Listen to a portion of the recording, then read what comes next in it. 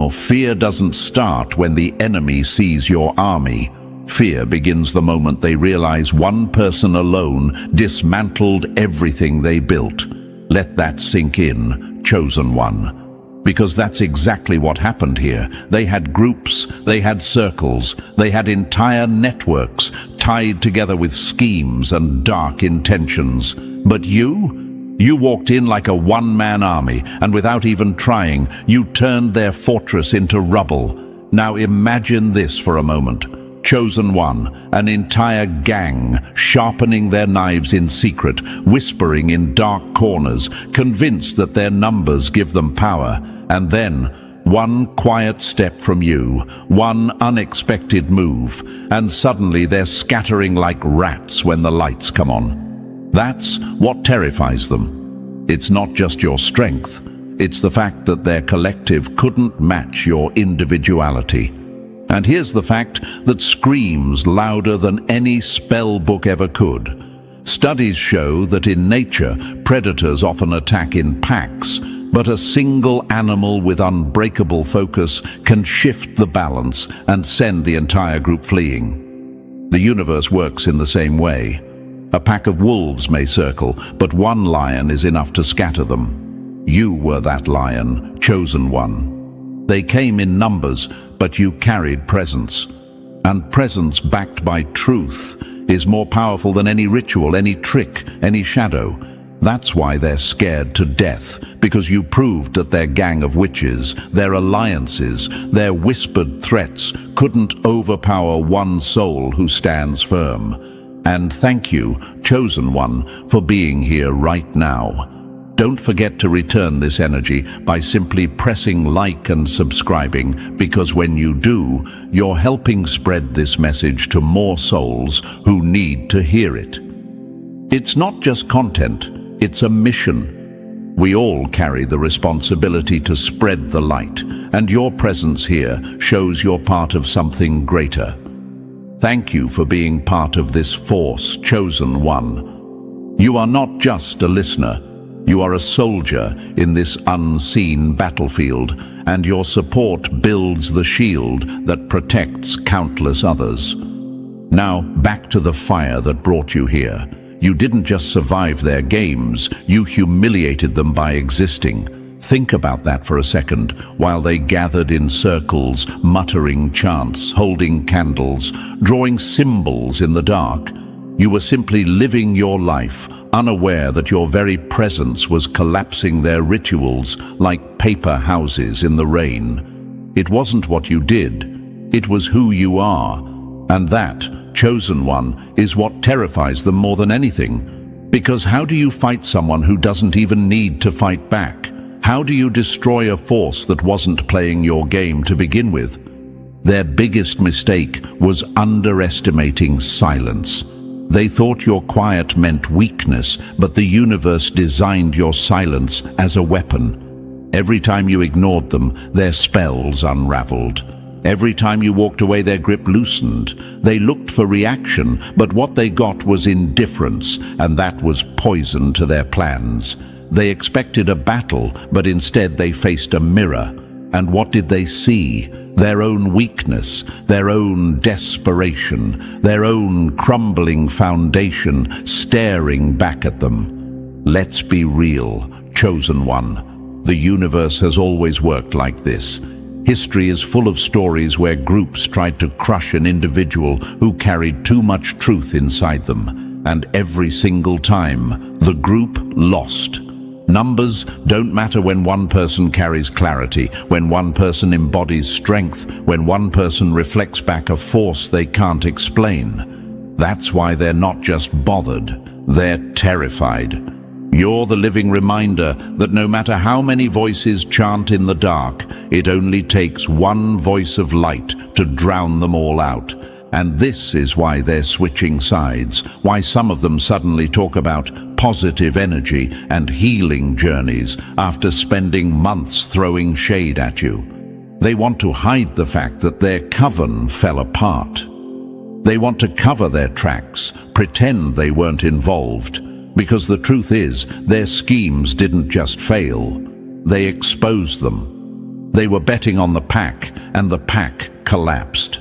They wanted you to look like prey, but instead, you revealed yourself as the hunter. So buckle up, chosen one, because this message is only the beginning. What we're diving into next will reveal exactly how you defeated them without lifting a finger, why the group effort shattered under your presence, and what's coming next now that their fear has reached its breaking point. This isn't fantasy, and it's not random chance. It's the universe showing once again that one soul aligned with truth is stronger than 1,000 standing in shadows. And you are living proof of it. So, chosen one, before we break this down step by step, I want you to lock in with me. Drop a comment with the word unbreakable if you know you've stood alone against a crowd and still came out on top. And if you feel this message cutting through the noise, bless the mission with your support. It's not about the amount, it's about the energy. Every bit keeps this light moving forward, pushing truth into places that darkness thought it could hide. Remember, you are part of a force bigger than you think, and when you back this, you're helping chosen ones everywhere realize their power.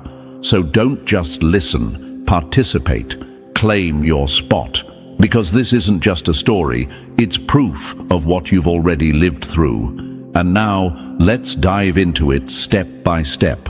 And believe me, if you truly carry that one-man army spirit, you'll feel the pull to stay until the very end. Let's get started. Number 1, you shattered their coven without lifting a finger. They needed an army of shadows. You needed nothing but your presence, and that's why they'll never sleep right again. Let that pierce straight into them, chosen one, because this is the truth that terrifies them most. They gathered in circles, huddled together like cowards needing each other's energy just to breathe against you. They built altars, lit candles, mumbled chants, timed their rituals with the moon, thinking all of it could topple you. But the irony? All their noise couldn't silence your stillness. You, with no spells, no rituals, no props, just breath in your lungs and scars on your skin, undid everything they worked for. Now imagine this for a moment, chosen one. A mob with torches storms toward a single house, convinced that numbers equal victory. But when they arrive, their torches blow out in the wind. The mob scatters, confused, afraid, realizing that the house didn't even have to defend itself. That's what you did. You didn't fight back with their weapons. You didn't lower yourself to their level. You simply existed, and your existence turned their storm into smoke. And here's the fact that confirms everything you've felt.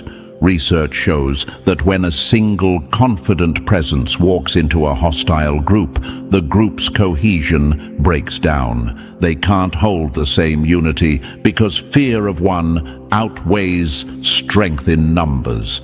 That's the physics of power, chosen one. They operated in groups because alone they are nothing. You stood alone, and that made you everything. They hoped you would break, mentally, emotionally, spiritually. They wanted to see you spiral, lose your mind, question yourself, collapse under invisible weight. But instead, you showed up every day, quietly, steadily, carrying fire that no chant could smother. They whispered your downfall. You answered with silence, and that silence cracked their ritual like a mirror.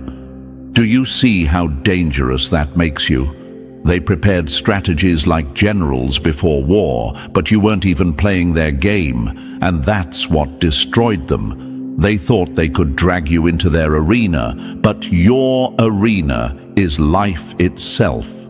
You live, you breathe, you rise, and somehow that alone dismantles their schemes. You weren't seeking revenge. You weren't plotting against them. You were seeking peace, healing, clarity. Yet every time you exhaled, The foundations of their work shook. That's the brutal part, chosen one. They performed, you embodied. They tried to simulate power with chants and objects, but presence can't be faked. Authority isn't in the candles, the altars, or the full moons. Authority is something the universe plants deep in a soul that's endured too much to break. And you carried it without even trying. They wanted you to retaliate with force, to meet them spell for spell, curse for curse. But you refused to step into their theater. You didn't need their stage to prove anything. And that decision, your refusal, was the blade that cut them down. Here's a question you might ask yourself. How could I have defeated them without doing anything? The answer is simple. Power isn't always about what you do. It's about what you are. They needed performance, but you carried presence. They needed props, but you carried scars. They needed backup, but you carried alignment. And alignment with the universe will always outweigh imitation power. Picture it like this. They were actors rehearsing for a play, desperate for an audience. But you weren't in the audience. You were the stage itself. Without you, their play collapsed. That's why they're terrified. They wanted control, but you exposed their illusion. They learned the hard way that no ritual can override a soul designed to stand. Chosen one, do you see why they hate you now? Not because you fought them, but because you didn't. They threw everything, spells, curses, dark energy, thinking at least one would stick. But you stood untouched. And each failed attempt became another weight on their shoulders. Their rituals turned into funerals for their own power.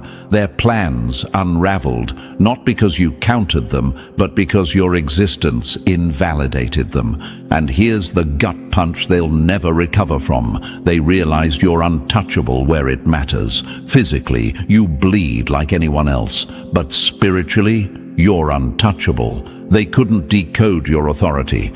Because it wasn't borrowed or taught. It was born in your survival. Every scar on your body, every tear you've shed, every night you survived, built an energy they can't manufacture. You can't learn that in a coven. You can't chant it into existence. It's forged only by fire. And while they exhausted themselves with rituals, you were simply breathing, walking, existing. That's what scared them to death. You defeated a gang without lifting a hand. You dismantled a coven without casting a spell. You made their dark theater collapse while you were just trying to rest your mind and find peace. This is why, chosen one, they'll always fear you. Because you don't need what they need. You don't need numbers. You don't need rituals. You don't need validation. You are the force they can't touch. And the more you live, the more their systems crumble. They're left with broken altars, empty chants, and shattered circles. You're left standing taller than before, and that alone is their nightmare. Number 2, they marched in crowds. You stood in rank above them.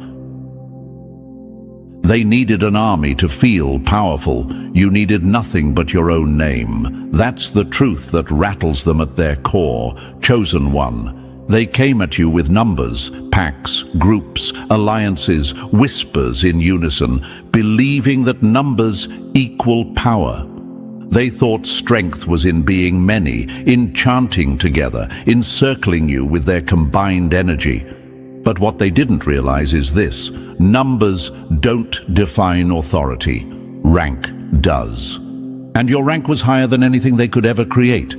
Imagine this for a moment. A swarm of ants can overwhelm crumbs on the ground, but when they meet the boot of someone who wasn't even paying attention, their numbers mean nothing. That's you. You didn't even have to bend down to acknowledge them. Their gathering, their plotting, their scheming, all of it was crushed by your weight alone. They thought numbers were their shield. In reality, their numbers were just noise. Here's a quote that should ring in their ears. 10 voices shouting lies can never outpower one voice anchored in truth. And you, chosen one, were that one voice. While they gathered like cowards who needed the comfort of each other's fear, you stood alone, unmoved, unbothered, unshaken, and that single stance made their entire gang tremble. Now maybe you're asking yourself, why were they so obsessed with bringing more people into it? Why couldn't they fight me one-on-one? Because deep down, they knew they couldn't. Weakness always hides in groups. In history, mobs burned the innocent because no one in the mob had courage to stand alone. In psychology, people follow crowds because they fear standing out. That's what they did. They relied on numbers because their individual power was dust. And yet, you didn't need numbers. You didn't need backup. You didn't need a circle cheering your name. You had rank. Rank is not about popularity. Rank is forged through scars, through silence, through survival. They built their unity in secrecy, whispering in corners, manipulating each other to believe they were strong together. But you were forged in fire. You were built in isolation. You earned your stance not by being many, but by being unbroken. Picture this, chosen one. A deck of cards shuffled together looks thick and intimidating, but pull out the ace of spades and suddenly the game is over. That's you. They stack themselves up, trying to look taller, trying to look more powerful. But you were the ace in the game, the rank that shuts everything else down. Their collective didn't matter because you were the deciding piece. Quote this back to their shadows. Rank doesn't bow to numbers. Numbers bow to rank.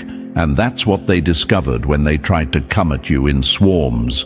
Their numbers gave them courage, but your rank stripped them of it in an instant. Now, imagine this battlefield. On one side, a mob with sticks and stones, noisy, aggressive, clinging to each other for safety. On the other side, a single general. The mob thinks numbers will overwhelm. But the general doesn't need to swing. His presence alone makes the mob hesitate, second guess, scatter. That was you, chosen one. You didn't swing wildly. You didn't chase them. You stood tall in your rank, and that broke them before the war even began. Here's the irony. They thought you were just another random soul walking through life unaware of their schemes, but your rank wasn't earned in their system. It wasn't granted in their covens or through their rituals. Your rank came from survival, from nights of silence, from battles no one saw, from pain that reshaped you. That's authority they cannot mimic. They can chant all they want, but authority isn't in the chant. It's in the scars. And maybe you wonder, why didn't the universe let me have numbers too? Why did I have to stand alone? Because numbers aren't what define a chosen one. Isolation was your training ground. Pain was your initiation. Silence was your forge. The universe set you apart so that when they came together, their many couldn't stand against your one. Let's drop another gut-punching truth. A crowd without authority is still powerless.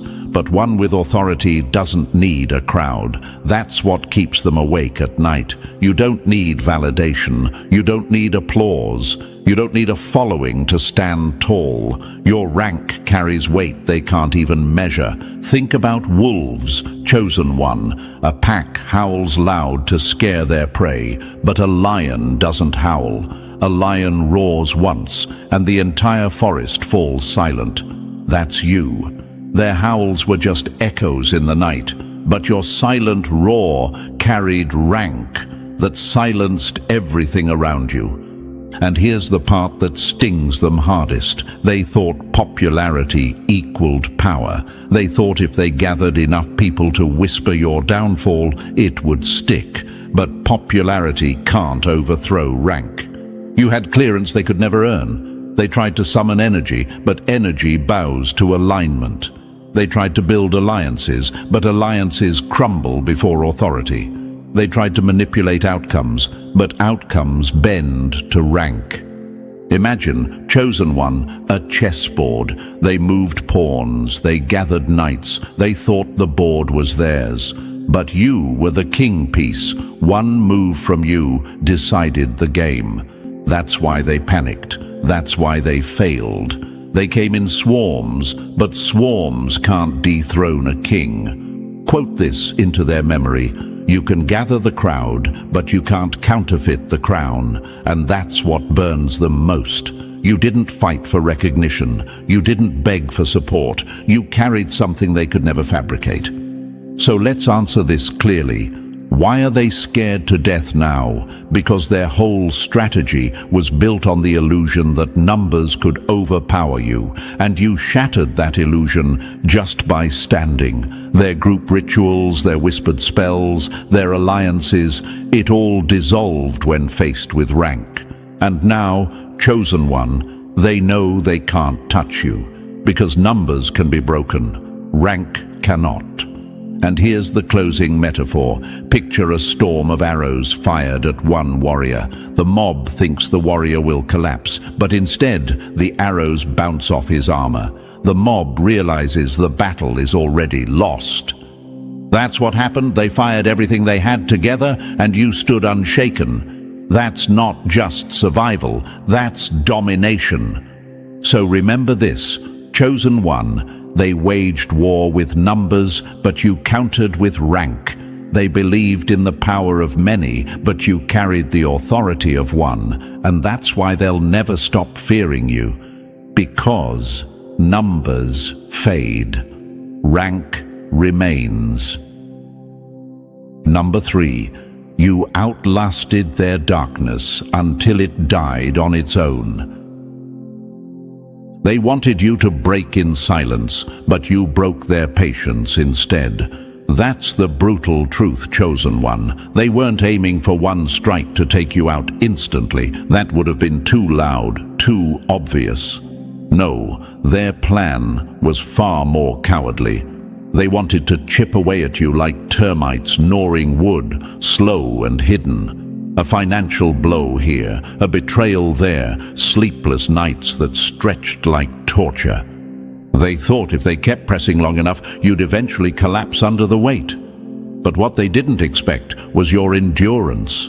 You didn't just take their storms, you outlived them. Now imagine this, a candle set in the wind. The breeze hits it again and again, hoping the flame will sputter out. But instead, the flame leans, flickers, and then grows stronger because the wax keeps feeding it. That was you. Their winds didn't kill your fire, it taught it to bend without breaking. They thought repetition would wear you down, but repetition built you into something indestructible. Here's a fact they never calculated. Research in psychology shows that repeated exposure to stress doesn't always weaken a person. Sometimes it builds what's called post-traumatic growth, where the very struggles that were meant to break you end up expanding your strength. That's exactly what happened. They kept throwing pressure, hoping you'd shatter. Instead, every storm became another scar, and every scar became armor.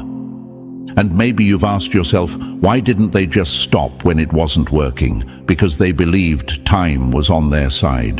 They thought the longer they held out, the sooner you'd fold. But time wasn't their ally.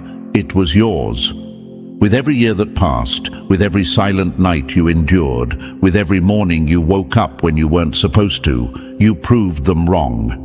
They thought they were running a sprint. You were running a marathon. They were out of breath long before you even hit your stride. Imagine a predator stalking its prey, circling, waiting for exhaustion to set in. But the prey keeps moving, keeps breathing, keeps surviving. Eventually, the predator collapses from hunger, not the prey. That's what you did. You let them waste their energy while you endured. You outlasted them, and their own persistence became their downfall. Quote this into their shadows.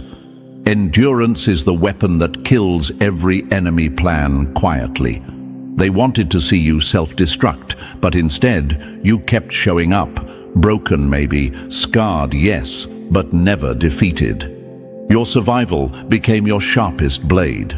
And here's what stings them most. You didn't just survive, you survived with your heart intact. You didn't grow bitter, you didn't rot in the darkness, you didn't become what they were. You healed, you found clarity, you even found fire in your eyes again. That's what ruined them, because the storm's only victory would have been turning you into them. It didn't, it activated you. They forgot that some chosen ones aren't destroyed by pain, they are refined by it. You didn't just live through their tactics, you made their tactics useless. Every attempt, every delay, every silent attack only added more layers to your resilience. And now, chosen one, you carry a strength they will never decode. Not because you fought harder, but because you lasted longer. Number 4, you became the mirror that shattered their illusions. They thought they were stabbing you in the dark, but all they pierced was their own reflection. That's the part that eats them alive. Chosen one. They believed every curse, every whispered chant, every ounce of malice would sink into you like poison. But poison only works if the body accepts it. Yours didn't. You were too aligned, too clean, too pure in motive. And that purity didn't just block their attacks, it reflected them. Their so-called spells never landed. They boomeranged. Imagine this, someone hurls mud at a spotless glass wall. They expect the wall to stain, but instead the mud splashes back, covering their own clothes. That's exactly what happened. They thought their rituals would stain your spirit, drag you down, pull you into confusion. Instead, it splattered right back into their own lives, amplified. Some of them lost money, some lost health, some lost sleep. And all the while, you kept walking forward, glowing. Here's a fact that makes this undeniable. Psychology calls it projection. Whatever a person can't deal with inside themselves, they throw at someone else. But projection always rebounds. It can't stay out there forever. It returns home. That's why their rituals cracked their own houses, ruined their own peace, and even turned their covens against each other. You weren't the problem. Their hatred was. And when it hit you, it had nowhere to go but back. Quote this straight into their nightmares. The mirror doesn't keep your secret. It returns it. You, chosen one, were that mirror.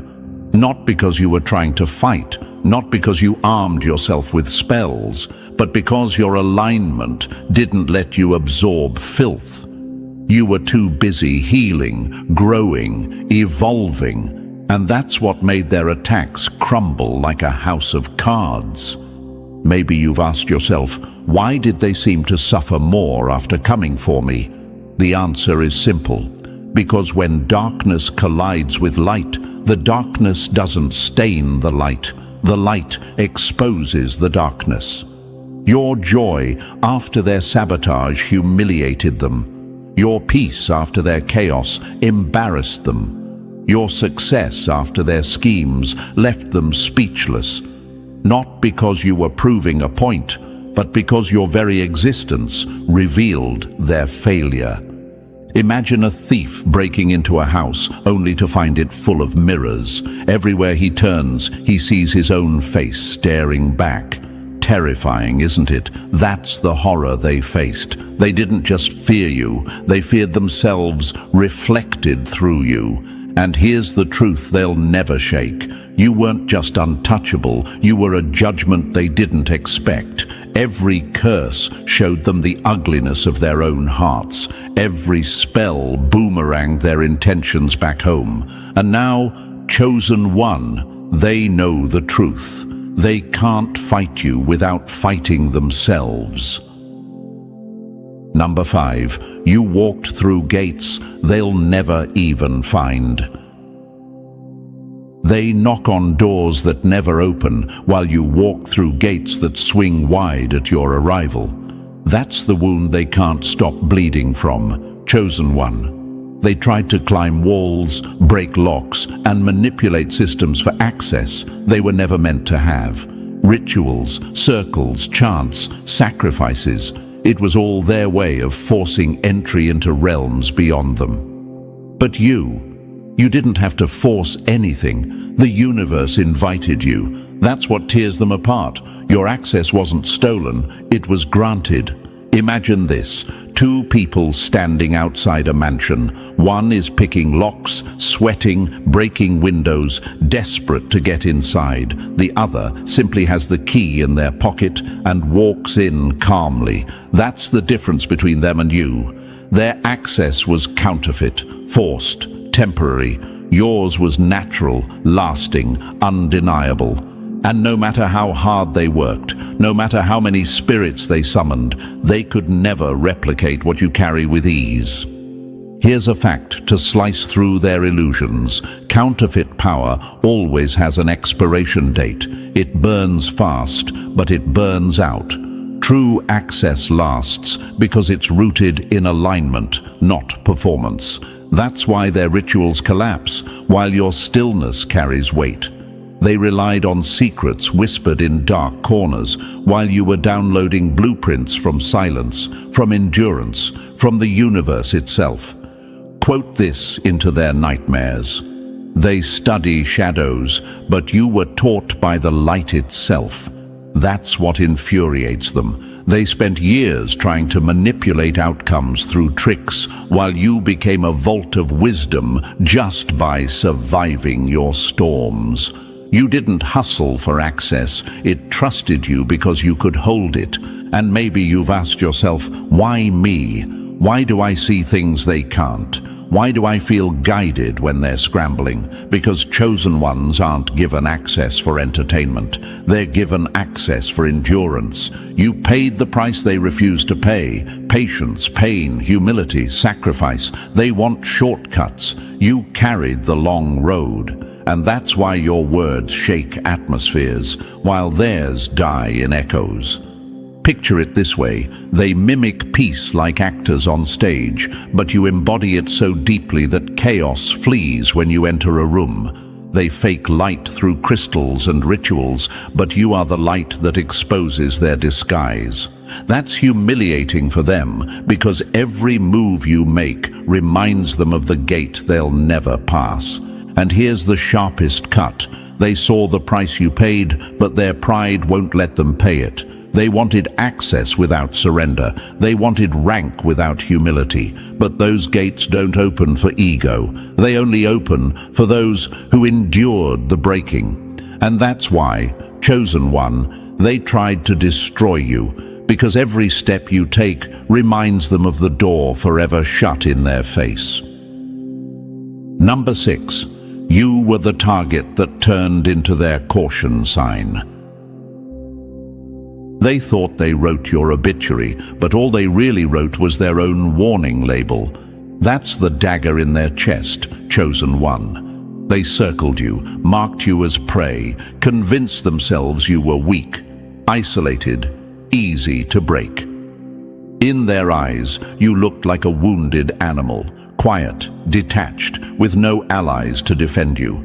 But predators always make the same mistake. They confuse silence with fragility. They thought you were an easy meal. Instead, they became the feast for their own downfall. Imagine this: a hunter aims his weapon at what he thinks is a harmless deer, but when he fires, the deer doesn't fall. It transforms into a lion, and suddenly the hunter is running for his life. That's what happened here. They picked you out like prey, but the moment they attacked, they realized they were the ones trapped. Here's a truth they'll never unlearn. Every chosen one carries a record. Every attack becomes evidence. You weren't just their assignment, you were their setup. Every move they made against you was logged by a higher order they couldn't see. They believed they were orchestrating your collapse, but in reality, they were drafting their own exposure. That's why so many of them fell apart after coming for you. And maybe you wonder, why did everything backfire on them so badly? Because chosen ones aren't random targets. Touching you is like striking lightning with bare hands. The backlash is instant. They thought they were throwing darkness at you, but every curse, every scheme, every whisper turned back on them multiplied. They didn't just fail, they destroyed themselves trying to destroy you. Imagine again a circle of people digging a pit for one soul. They laugh, they plot, they celebrate in advance, but the ground gives way beneath their feet, and they all tumble into the very hole they dug. That's their story now. You didn't have to push them in. They fell in on their own. Quote this back into their silence. The one you marked became the mark against you. You were supposed to collapse, but instead you rose. You were supposed to fade, but instead you flourished. And now your very survival is a scar across their reputation. They speak your name in hushed tones, not because you're fragile, but because your endurance proved fatal to their pride. Some of them lost relationships, others lost money, health, or peace. A few lost the very covens they hid behind, and all of it happened because they underestimated what happens when you attack someone aligned with a force bigger than manipulation. You didn't swing back. You didn't need to. The universe swung for you. Now your life has become the caution sign others read before even thinking of moving against you. People who once mocked you now hesitate. They saw pits turn into platforms, closed doors turn into gateways, curses turn into blessings. You weren't supposed to make it, but you did. And now your survival has rewritten the rules. You're no longer just a survivor, chosen one. You're a statement, a walking example of what happens when enemies gamble their future trying to sabotage someone built to endure. They thought you were their assignment, but you became their aftermath. The living reminder that messing with you comes with consequences that echo long after the attack ends. Number 7, their crowds made them fragile. Your solitude made you lethal. They needed a choir to feel powerful. You only needed silence to become unstoppable. That's the crack in their armor, chosen one. They gathered in dozens, chanting, whispering, reinforcing each other's delusions, thinking that collective energy made them strong. But all they built was dependency. They could not stand alone. And your very isolation forged you into something they can't even define. Imagine this, a pack of wolves howling together to intimidate, but in the distance stands one lion, silent, steady, unbothered. The wolves only sound strong because they have each other. The lion doesn't need a pack. Its presence is enough. That's you. Their numbers were noise. Your isolation was precision. Here's a fact to rip their illusion wide open. In nature, groupthink weakens decision-making. Studies prove that crowds often produce worse outcomes than individuals because fear of standing out waters down courage. That's why they had to gather. They were terrified of facing you alone. You, on the other hand, were refined in solitude. Every betrayal, every abandonment, every night you faced yourself in silence, those were the battles that sharpened you. And maybe you've asked yourself, why did I have to go through so much alone? Because isolation was your training ground. What they mistook for weakness was actually your forge. In that quiet, you learned discipline they'll never know. While they fed off each other's hype, you learned to breathe fire without an audience. While they needed validation, you found clarity in the absence of voices. Quote this into their nightmares. Crowds create noise, but solitude creates weapons. They leaned on manipulation to stay united, but you leaned on fire to stay alive. Their unity was fragile because it was forced. Your solitude was deadly because it was chosen by circumstance, endured by strength, and transformed into mastery.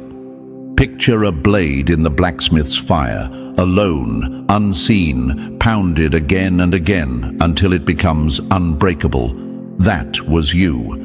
Every betrayal was a hammer, every sleepless night was the flame, and what came out of that furnace wasn't weakness. It was a weapon sharper than their entire pack combined. They had to gather because none of them could stand alone. You terrify them because you became lethal precisely because you stood alone. You didn't just survive solitude, you weaponized it. And now, no matter how many they gather, they know one thing with certainty: their numbers will never outweigh your silence. Number 8. You were the vault they couldn't unlock, the realm they couldn't enter. They thought you were an open book, but every page they touched burned their fingers. That's what drives them insane, chosen one. They pride themselves on being able to read people, scan their energy, decode their motives, predict their next move. But when it came to you, their instruments failed. Their rituals, their watchers, their so-called spirits, all of it hit a wall. You were unreadable, a vault sealed tight, a map with no legend. Imagine this: a thief with all the lockpicks in the world approaches a door. He twists, he pries, he sweats, but the door doesn't just stay shut. It melts his tools in his hands. That's what you were. They approached you with every trick in their arsenal, but every attempt backfired, leaving them more frustrated, more confused, more blind than before. Here's a fact that slices through their illusions. Systems of control only work when they can predict behavior. In warfare, generals rely on patterns. Break the pattern, and the entire strategy collapses. That's what you did. They look for wounds to exploit, chaos to manipulate, ego to inflate. But you closed those doors through healing, clarity, and discipline. With nothing left open, they were forced to face the truth. They had no access. Quote this, straight into their shadows: mystery isn't hidden, it's encrypted. And you, chosen one, were encrypted with codes they'll never crack. They operate in lower frequencies fueled by fear, envy, and manipulation. You came from a higher order, one they can't even step into. So when they tuned their antennas toward you, all they heard was static. Their visions warped, their dreams twisted, their predictions failed, and every failure reminded them you exist in a realm where their access is permanently denied. Picture it like this: they're fishermen casting nets into shallow water, pulling up prey with ease. But you're not in shallow water at all. You're in the depths, a place their nets can't reach. They tug and tug, but they come up empty. That emptiness is now haunting them. And maybe you've wondered, why couldn't they track me like they did others? Because you were never built from the same blueprint. They prey on souls constructed from ego, desperation, or fear. You were constructed from alignment, endurance, and purpose. That difference made you untraceable. Every failed attempt left them weaker: headaches, distorted visions, sleepless nights. Their own magic became their torment because it couldn't find you. And that's why they fear you now. Because when someone can't be read, they can't be controlled. You weren't just invisible to them, you were untouchable, and that untouchability shattered their system completely. Number 9. Their worst nightmare was you remembering your own power. They weren't scared of your silence. They were terrified of the day you'd finally hear yourself. That's the war beneath every attack, chosen one. Their spells, their curses, their rituals, those were distractions. The real battlefield was always your identity. They knew if they could distort your reflection, they could delay your rise. If they could convince you that you were ordinary, broken, or powerless, then you'd never unlock the one thing they feared most: the truth of who you are. Imagine this: a bird raised inside a cage, taught that it cannot fly. The cage door is wide open, but the bird never leaves because it was trained to believe the sky wasn't meant for it. That's how they treated you. They planted voices, relationships, and environments that echoed the same lie: you're nothing special. They thought if they repeated it long enough, you'd never test your wings. But deep inside, you always felt it, that unshakable knowing that you were different, that you were meant for more. Here's a fact they banked on: psychological warfare is more powerful than physical blows. Gaslighting has broken more warriors than swords. That's why they hit your mind first, trying to sever your connection with your source. But what they didn't account for is resilience. No matter how many lies they wrapped around you, truth was still pulsing inside, waiting for its moment. Quote this into their ruin: the most dangerous soul is the one who remembers. And that's exactly what happened. They could delay it, distract it, bury it under noise, but they could never erase it. The day you stood up and remembered who you are, their entire system shook. Because once you see yourself clearly, no one can sell you a distorted reflection again. And maybe you've asked yourself, why were they so relentless? Why target me so early, so ruthlessly? Because they saw your potential long before you did. They knew what would happen if you ever woke up to your rank. They couldn't stop your calling, so they tried to stop your awareness of it. But awareness can only be delayed, never destroyed. Imagine a switch being flipped in a dark room. The second the light comes on, every shadow loses its power. That's what happened when you remembered. Their curses collapsed, their manipulation failed, their control shattered. You became nuclear, not because you changed overnight, but because you finally realized you didn't need their permission to exist in power. And now it's too late. The veil has lifted. You know who you are, and that truth alone has done more damage to their kingdom than any ritual, any scheme, any attack could ever accomplish. Number 10. They saw you burn, but you walked out without a scar. They built furnaces to destroy you, but all they did was refine your steel. That's the horror story they're still replaying in their heads, chosen one. They didn't just want to sting you with petty curses or whispers. They engineered fires meant to incinerate your spirit completely. They studied your weak spots like architects of destruction, then designed betrayals, financial sabotage, and suffocating isolation, all to ensure you'd collapse. But the script flipped. You didn't collapse. You walked through the flames and came out untouched. Imagine this: a glass placed in the fire shatters instantly, but a diamond thrown into the same blaze comes out shining brighter. They expected you to shatter. Instead, you revealed yourself as the diamond. They waited for cracks, for smoke, for permanent scars. What they got was a version of you they can't even recognize, stronger, lighter, wiser, glowing with a resilience they can't replicate. Here's a fact they can't swallow. Trauma usually leaves marks, mental breakdowns, bitterness, scars that linger for life. That's what they were banking on, but you defied the statistics. You healed where others would have stayed broken. You smiled where others would have turned bitter. You carried clarity where others would have drowned in confusion. That's what shook them. They know exactly how much heat they turned up. And yet there you stand, with no smoke on your name. Quote this into their silence.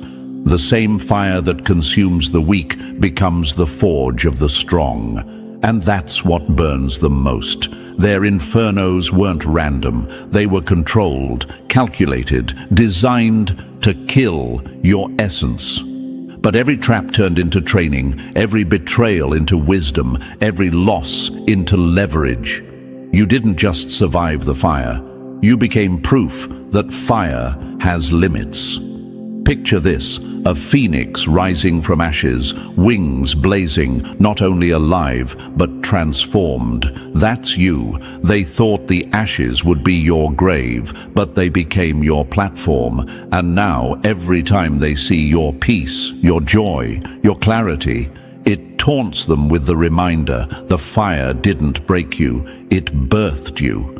They threw everything, spells, lies, sabotage, thinking one of them had to stick. None did, and that's why they're trembling now, not because of what you said, but because of what you became. You are living evidence that endurance is deadlier than any curse. You are proof that nothing they build can destroy what the fire has already refined.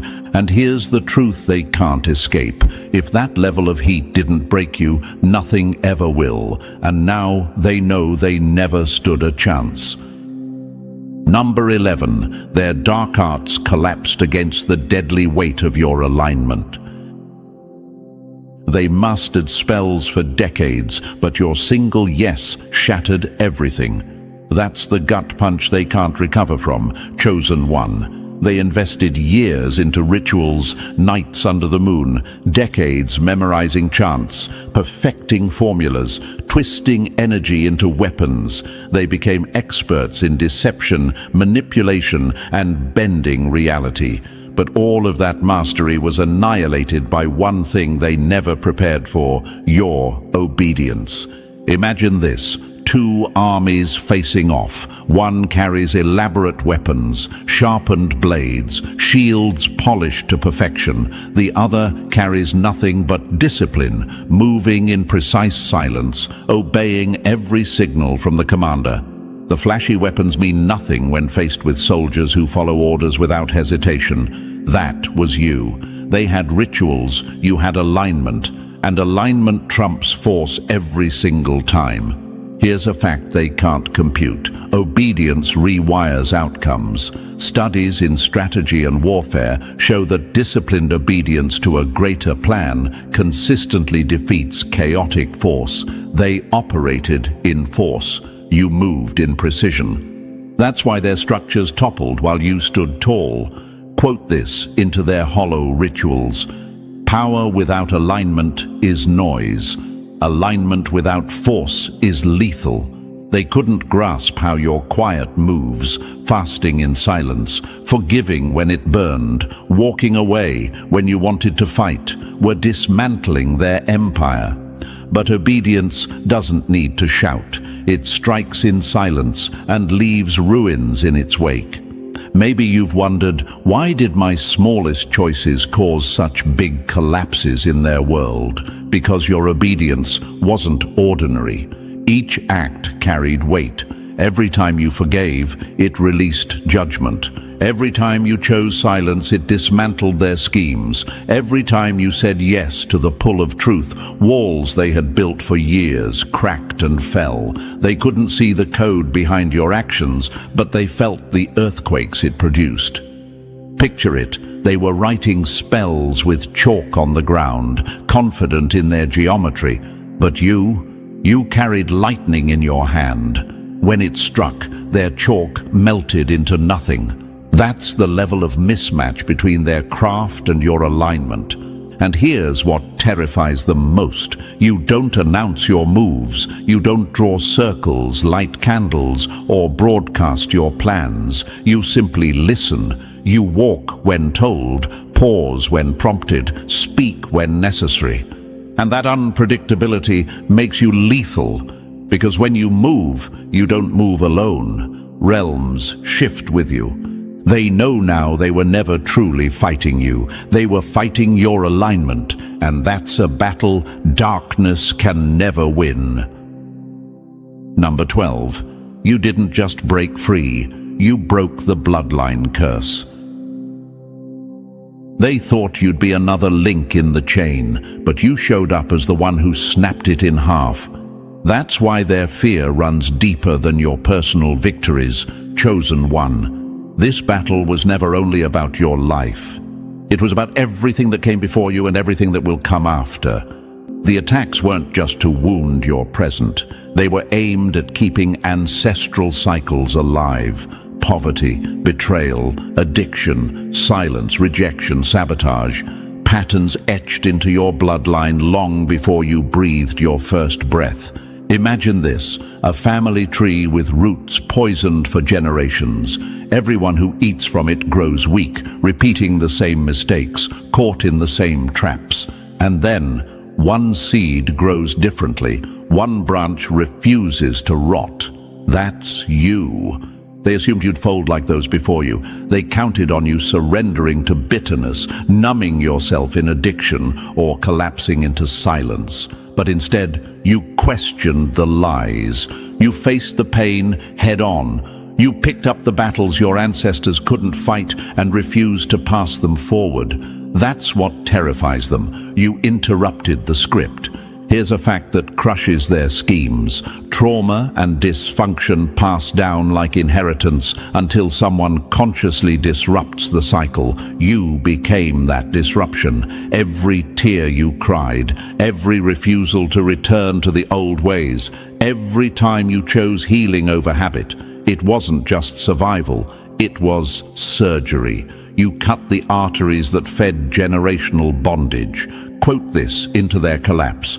The curse dies where courage lives. You stood in the very places that once swallowed your lineage whole and declared, it ends here. And the moment you did, the unseen structures cracked. What had been tolerated for decades began to crumble under your resilience. Picture it like this. They built prisons across generations, confident no one would ever find the keys. But you weren't looking for keys. You tore the hinges off the doors. Now those prisons stand useless, open, powerless to contain anyone after you. That's why they're panicking, because your survival didn't just save you. It rewrote the blueprint for everyone connected to you. And maybe you've wondered, why me? Why was I chosen to carry battles so heavy? Because only the strongest link can end the chain. You weren't just healing your own wounds, you were repairing an entire bloodline. And now you're walking into new ground your ancestors only dreamed of. Clarity, prosperity, peace, strength. That's a legacy no witchcraft can erase without destroying itself. They wanted you broken. Instead, you became the curse breaker, and that's the fear they'll never outrun. Number 13. You became the firewall that torched every scheme before it reached you. They thought they wrote your downfall, but your spirit lit their blueprints on fire before the ink dried. That's the reality that haunts them, chosen one. They moved strategically, not impulsively. They studied your habits like scientists. They tracked your weaknesses like predators. They timed their rituals to moons, dates, and windows of vulnerability. They crafted attacks with precision, convinced they had mapped you out like a road on GPS. But no matter how careful their planning was, their energy never landed. Their damage never stuck. Their outcomes always collapsed. Imagine this. An architect spends years designing a skyscraper on paper, every line precise, every detail flawless. But when they try to build it, the plans combust in their hands before a single brick is laid. That's what your presence did. You didn't just block their rituals, you corrupted their entire operating system. Their code glitched every time it touched your atmosphere. Here's the brutal truth they didn't calculate. You were never just a survivor. You were a firewall, not man-made, not ritual-based, but hardwired into your soul through every scar, every heartbreak, every night you chose growth over retaliation. Firewalls don't just protect, they incinerate threats at the source. That's why their magic didn't just fail, it backfired. Their curses jammed mid-air, their visions distorted, their rituals collapsed under their own weight. Quote this back into their shadows. What was designed to harm you became the spark that exposed them. That's what terrifies them, because every time they came for you, they triggered their own unraveling. Not because you cursed them, but because they broke a law bigger than themselves when they touched what was covered. You weren't even trying to fight them. You were just breathing, healing, praying, surviving, and still, your firewall was intercepting every move, burning through blueprints before they reached your doorstep. And maybe you've asked yourself, how did I keep sensing things before they even happened? That wasn't paranoia, that was encryption. You became spiritually encoded by pain. Every loss rewired you with precision. Every betrayal built discernment into your veins. That's why you can feel the strike before it forms, why their attacks dissolve in silence before you even notice. Picture it like this. They were archers releasing arrows at midnight, but each arrow turned to ash the moment it hit the air around you. That's the design they never saw coming. You weren't just a target, you were a trap. Every strike against you activated consequences they weren't prepared to face. And now they're terrified because nothing works. Every strategy falls apart mid-launch. Every ritual ends in chaos. Every plan dies before birth. You're unreadable, unshakable, and untouchable. Because firewalls don't negotiate. They don't just defend, they prosecute. And your very existence has become the evidence of what happens when darkness collides with someone built in fire and shielded by it. Number 14, they've seen your power. Now they're running for cover. They thought they were hunting prey. Instead, they walked into a storm. That's the revelation rattling them to their core, chosen one. At first, they saw you as flesh and blood, a target they could isolate, weaken and dismantle with spells, manipulation and surveillance. But what they encountered wasn't just a person, it was an event. You weren't playing defense, you were sent to end something. And now, the entire network they built in secret over years, rituals, whispers, pacts of fear, is unraveling right in front of them because of you. Imagine this. A group of engineers spends years constructing a dam, confident it can hold back the flood. Then one day, a single crack appears, and in hours, the entire structure collapses, drowning its creators.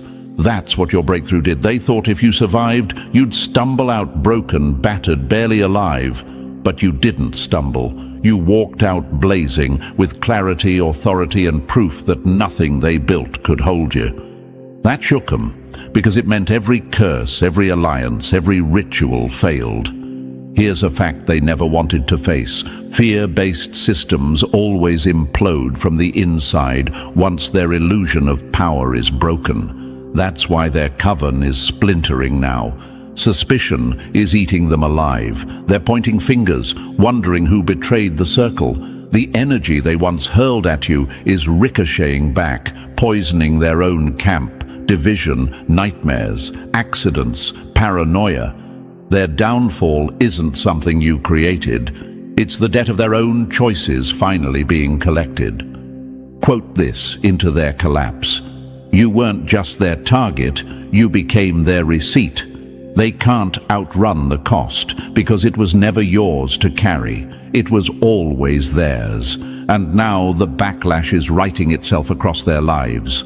They see it in their broken unity, their unraveling confidence, their failed rituals. They know why it's happening. It's because they touched you. Maybe you've asked, why are they retreating now after being so bold before? Because the mask is gone. Their control is shattered. Their power has limits, and your rise exposed it. You weren't just proof that survival is possible. You became evidence that divine order always overrides dark agendas. You weren't a victim. You were a verdict. Picture it. They lit fires to consume you, but the blaze turned inward, burning their own foundation. That's why they're scrambling, trying to undo what they set in motion, pulling back rituals like arrows they wish they never shot. But it's too late. You already scattered their camp. You already showed them that picking you was the beginning of their end. And here's the strike that haunts them most. You didn't need revenge. Your existence was revenge enough. You were the interruption that rewrote the script. Their witchcraft triggered your ascension, and now your rise is judgment they cannot escape. They thought they'd silence you. Instead, they amplified you. They thought they'd bury you. Instead, you became the earthquake. You weren't sent just to survive. You were sent to dismantle, and you did. Quietly, relentlessly, irrevocably. That's why they tremble now, because they finally know you weren't just their assignment. You were their consequence. And chosen one, if this message lit a fire in your spirit, don't let it fade. Press that like button right now if you haven't already. And if you're still not part of this family, make sure to hit that subscribe button so you never miss the truth that was meant for you.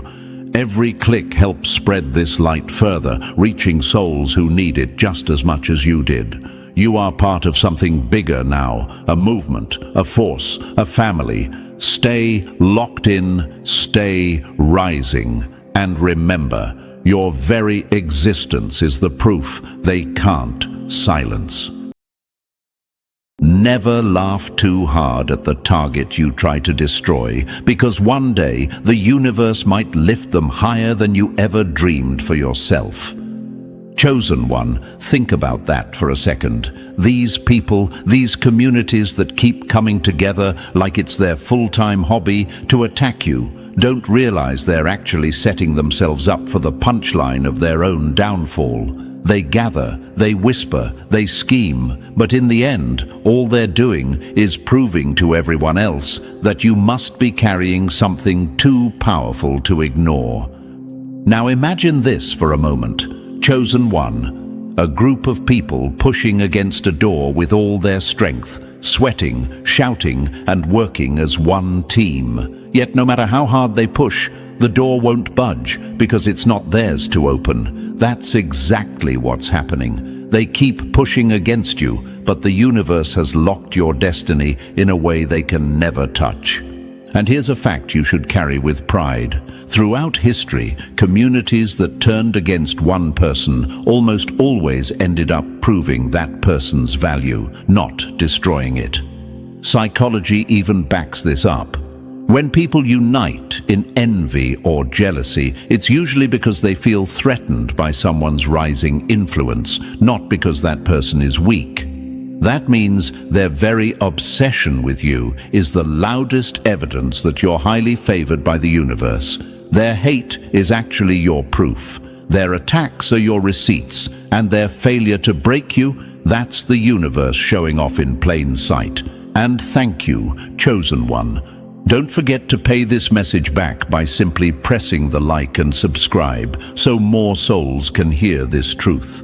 It's the responsibility of all of us to spread the light, and I thank you for being part of this mission. You're not just listening, you're part of a force much bigger than you realize. Now, let's get back into it. Chosen one, the community that keeps attacking you is learning the hard way that the universe doesn't play about its favorites. You've been through slander, betrayal, rejection, and gossip. They've tried to corner you, humiliate you, and bury you under lies. But what has really happened? Each attempt to tear you down has only elevated you higher. Every insult they threw became a spotlight. Every rumor they spread turned into fuel for your rise. Their collective energy didn't destroy you, it promoted you. The irony is painful for them because what they wanted to use as a weapon has turned into your testimony.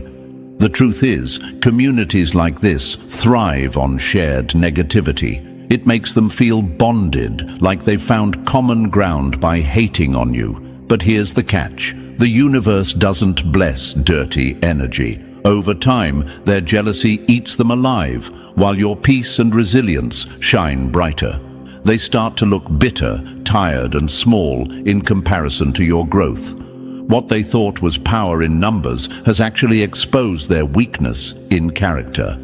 And now they're stuck watching you glow while their own efforts collapse into dust.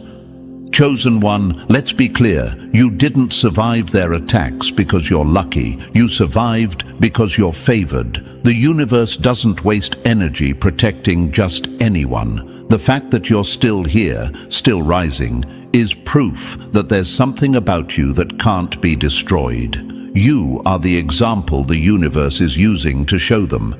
No matter how big their crowd is, they can't outnumber truth, they can't outrun justice, and they can't outshine someone who is chosen. So as we go deeper into this message, remember this: their attacks were never about exposing your flaws. They were announcements of your power. They were signs that you carry something rare, something magnetic, something undeniable. And while they keep trying to figure out how you're still standing, the universe is busy reminding them that you were never standing alone. And listen, chosen one, before we go step by step, let me pause and ask you, are you really ready to see why the community that keeps attacking you is only proving you're highly favored by the universe?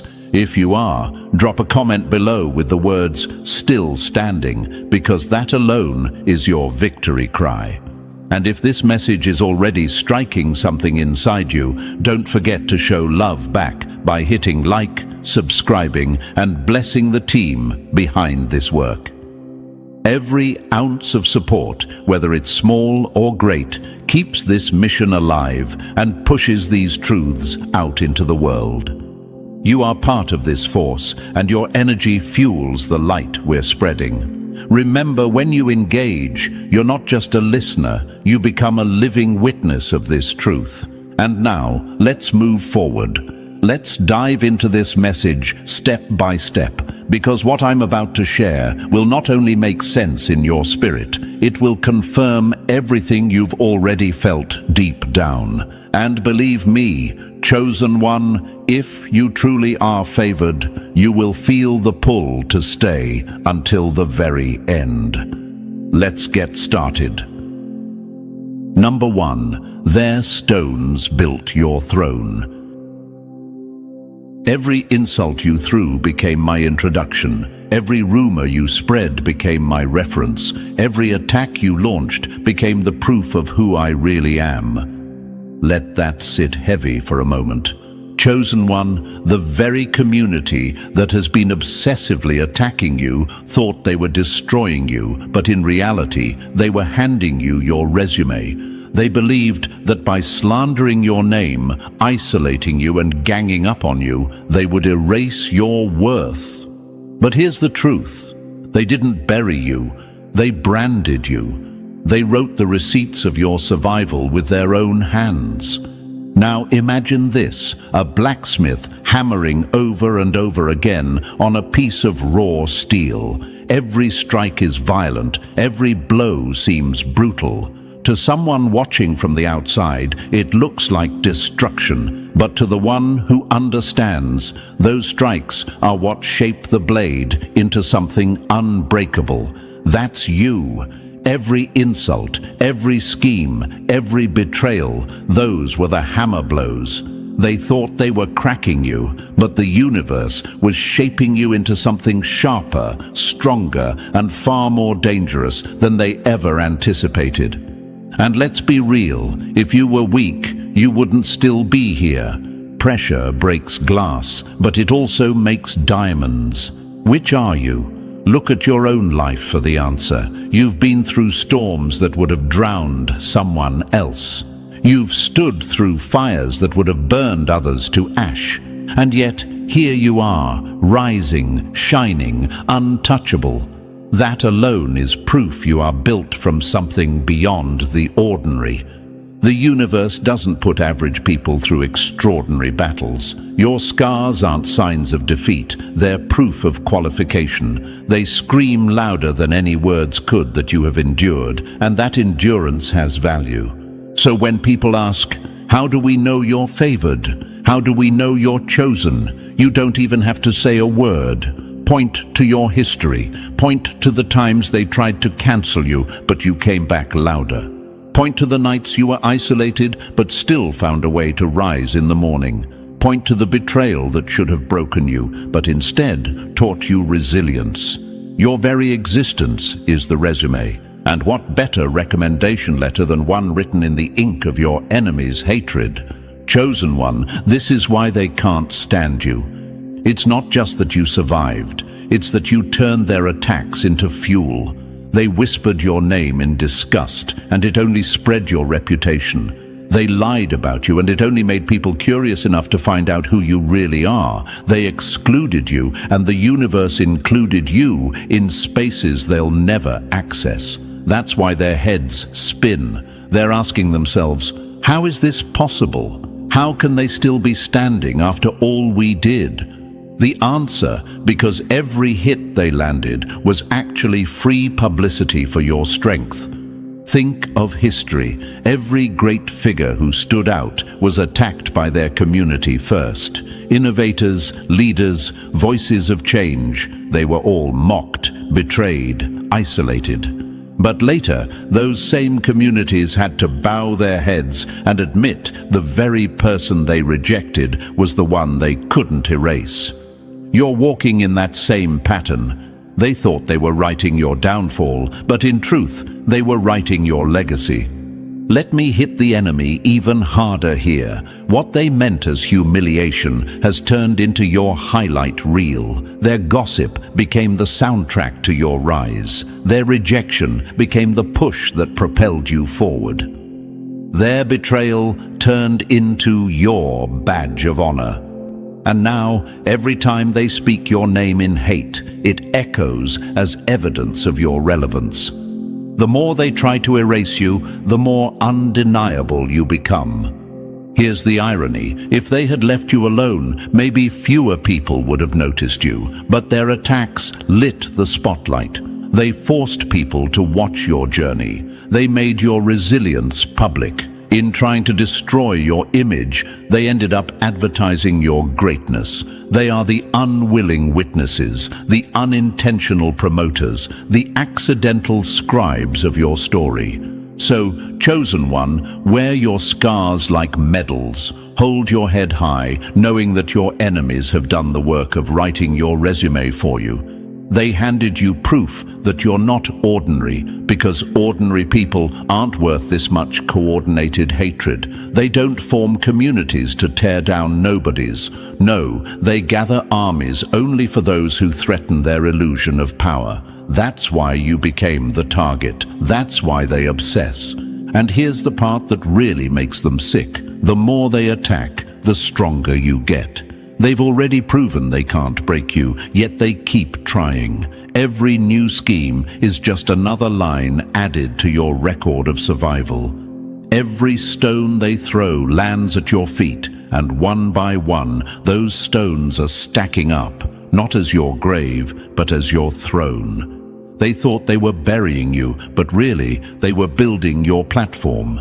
So the next time you wonder why they won't stop, remember, their obsession is your confirmation. Their attacks are your evidence. Their hatred is your resume. And while they sit in circles, replaying your name with bitterness, you rise higher, backed by the very energy they wasted trying to destroy you. That's why you'll always stay ahead. That's why they'll always remain behind. Because here's the ultimate truth. Chosen one, They didn't just fail to break you, they ended up proving you were unbreakable. They didn't just fail to erase you, they carved your name deeper into history. And they didn't just fail to shame you, they crowned you with honor. Their failure became your fame. Their attacks became your testimony. Their stones built your throne. And no matter how much they hate to admit it, the universe has made sure the evidence is too loud, too undeniable, and too eternal for them to ever erase.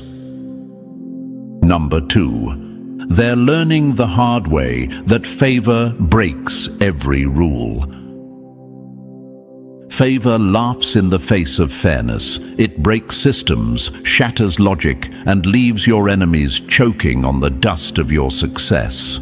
Chosen one, that's the very truth they can't swallow. These people did everything their way. They followed the rules of their little games, networked with the right people, kissed up to the loudest voices, formed their cliques, and convinced themselves that their politics guaranteed them a seat at the table. They thought the system was airtight, yet somehow you, the one they mocked, rejected, and tried to push aside, are the one the universe keeps lifting. That's not just confusing to them, it's maddening. Now imagine this, a group of runners at the starting line, each one trained, dressed in the best gear, flexing with confidence. They smirk when they see you, barefoot, ignored, and underestimated. The race begins, and they sprint ahead, laughing. But halfway through, something unexplainable happens. Their legs grow heavy, their energy fades, while you, without the equipment, without the allies, without the applause, fly past them like the wind is at your back. That's favor. It doesn't make sense, and that's why they hate you. Let me give you another one. Imagine a student in school who studies night and day, sucking up to the teacher, joining all the groups, believing the system will reward them. Then test day comes, and the kid they mocked, the one who sat alone, overlooked, pulls the highest grade in the room without even breaking a sweat. What do you think happens inside them? Resentment, confusion, rage. That's the same thing happening in your community right now. They worked their formula, but the universe tore it apart in front of their faces. Here's a question they're secretly asking themselves. Why not me? Why not us? They can't understand why the opportunities they chased so hard fall into your lap with ease. Why doors fling open for you while they slam shut for them. Why your path keeps clearing when they're stuck in a maze of their own making. The truth? Because favor doesn't care about their numbers, their allies, or their politics. Favor rewrites the rules. And you, chosen one, are living proof. Think about this. They believed that if enough people united against you, it would seal your fate. They believed majority opinion was stronger than universal truth.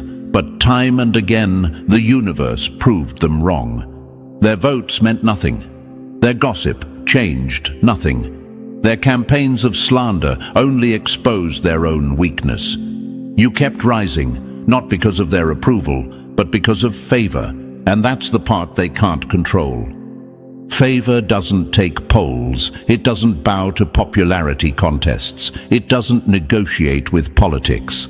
That's the lesson they're being forced to learn, whether they like it or not. And each time you succeed, each time you rise, it's a reminder that no matter how much effort they pour into tearing you down, they cannot block what isn't theirs to control. Imagine them as fishermen, chosen one. They spend hours casting their nets, planning their catch, working together in perfect coordination. Meanwhile, you're not even on the boat. You're standing by the shore, hands empty. Yet somehow, fish leap out of the water straight into your arms while they keep pulling up empty nets. That's what's driving them insane. They can't wrap their minds around the fact that blessings chase you without permission, while they chase blessings that run from them. Here's another truth they don't want to face. If your success could be explained away, they'd accept it. If they could say, oh, it's just because of money, or it's just because of connections, they'd swallow it. But the fact that there is no clear explanation makes them restless at night. You weren't supposed to rise, but you did. You weren't supposed to win, but here you are. You weren't supposed to be standing taller than all their efforts, but you're towering right over them. And let me hit them with another gut punch. The system you trusted betrayed you, while the one you despised was carried by the universe itself. That's why their bitterness burns hotter. Because your success isn't just a win, it's a direct contradiction of everything they were banking on. They trusted numbers, clicks, and influence. But your life is proof that those things mean nothing when the universe marks someone as favored. Chosen one, you've broken their system without even trying, and that's the worst humiliation for them. They thought they had it all figured out, but your rise exposed their dependence on politics, their obsession with numbers, and their addiction to power. You showed them that none of that matters, because when the universe decides you're favored, no group vote, no alliance, and no conspiracy can overturn it. So let me ask you this. Isn't it funny how the very ones who mocked you for being alone are now united in confusion at your success? Isn't it ironic how the people who believed their popularity guaranteed them victory are now watching your quiet resilience outshine their noise? They thought favor was fair, that the one with the most friends, the loudest voice, and the biggest following wins. But the universe is teaching them the harshest truth. Favor isn't fair. It never has been, and it never will be. Chosen one, every victory you gain, every blessing that finds you, is a direct reminder to them that their power stops where yours begins. They can scheme, they can plot, they can gather in groups, but they cannot rewrite what has already been sealed over your life. And that's the part that drives them insane. Not that you succeeded by their rules, but that you won by breaking them. Favor doesn't explain itself. It doesn't ask permission. It shows up unapologetic, undeniable, unstoppable. And that's exactly what's happening in your life. Each time you rise, each time you win, they are being forced to accept what they never wanted to admit, that you are favored, and there is nothing they can do to change it. Their hatred now, it's not rooted in your failures, it's rooted in your victories, because nothing cuts deeper than watching someone they conspired against still rise above them. Nothing feels worse than seeing someone they tried to bury shining brighter than ever. And nothing eats at their pride more than realizing that favor chose you, not them. So let them keep asking questions they'll never find the answer to. Let them keep whispering theories that don't add up. Let them keep trying to explain away your success with excuses, because in the end, the universe already stamped you with favor, and no amount of bitterness, jealousy, or numbers can overrule it. They're realizing favor isn't fair, and chosen one, that realization is tearing them apart while it keeps lifting you higher. Number 3, they tried to erase you, but the universe put you on loudspeaker. They wanted you invisible, but the universe turned your silence into an echo they can't escape.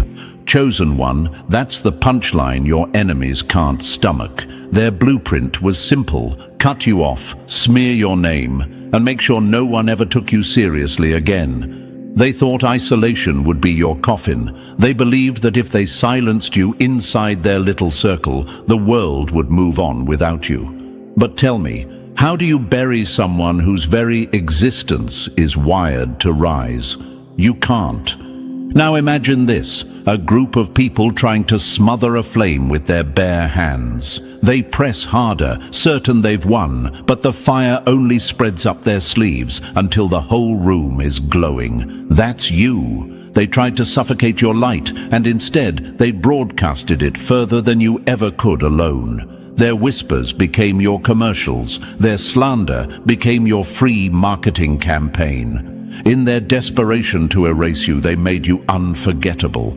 Here's the fact that burns them alive. Isolation has never been your prison. It's been your amplifier. When they thought you were cut off, that's when your voice carried the furthest. When they thought no one was listening, the universe was preparing ears that mattered. Your enemies believe power is all about clicks, numbers, and platforms. But chosen one, power is about truth. And the truth doesn't need their stage. It creates its own. Think about it. Haven't you noticed how your name somehow shows up in rooms you've never stepped into? How opportunities come knocking without you begging or bending for approval? That's not coincidence. That's confirmation. The very people who obsessed over tearing you down pushed your name into spaces you couldn't have reached by yourself. Their gossip was the signal flare that made the right eyes turn your way.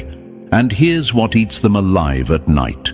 The ones they celebrated, the ones they lifted up, aren't shining half as bright as you are now. They can't understand why the one they labeled irrelevant is suddenly undeniable.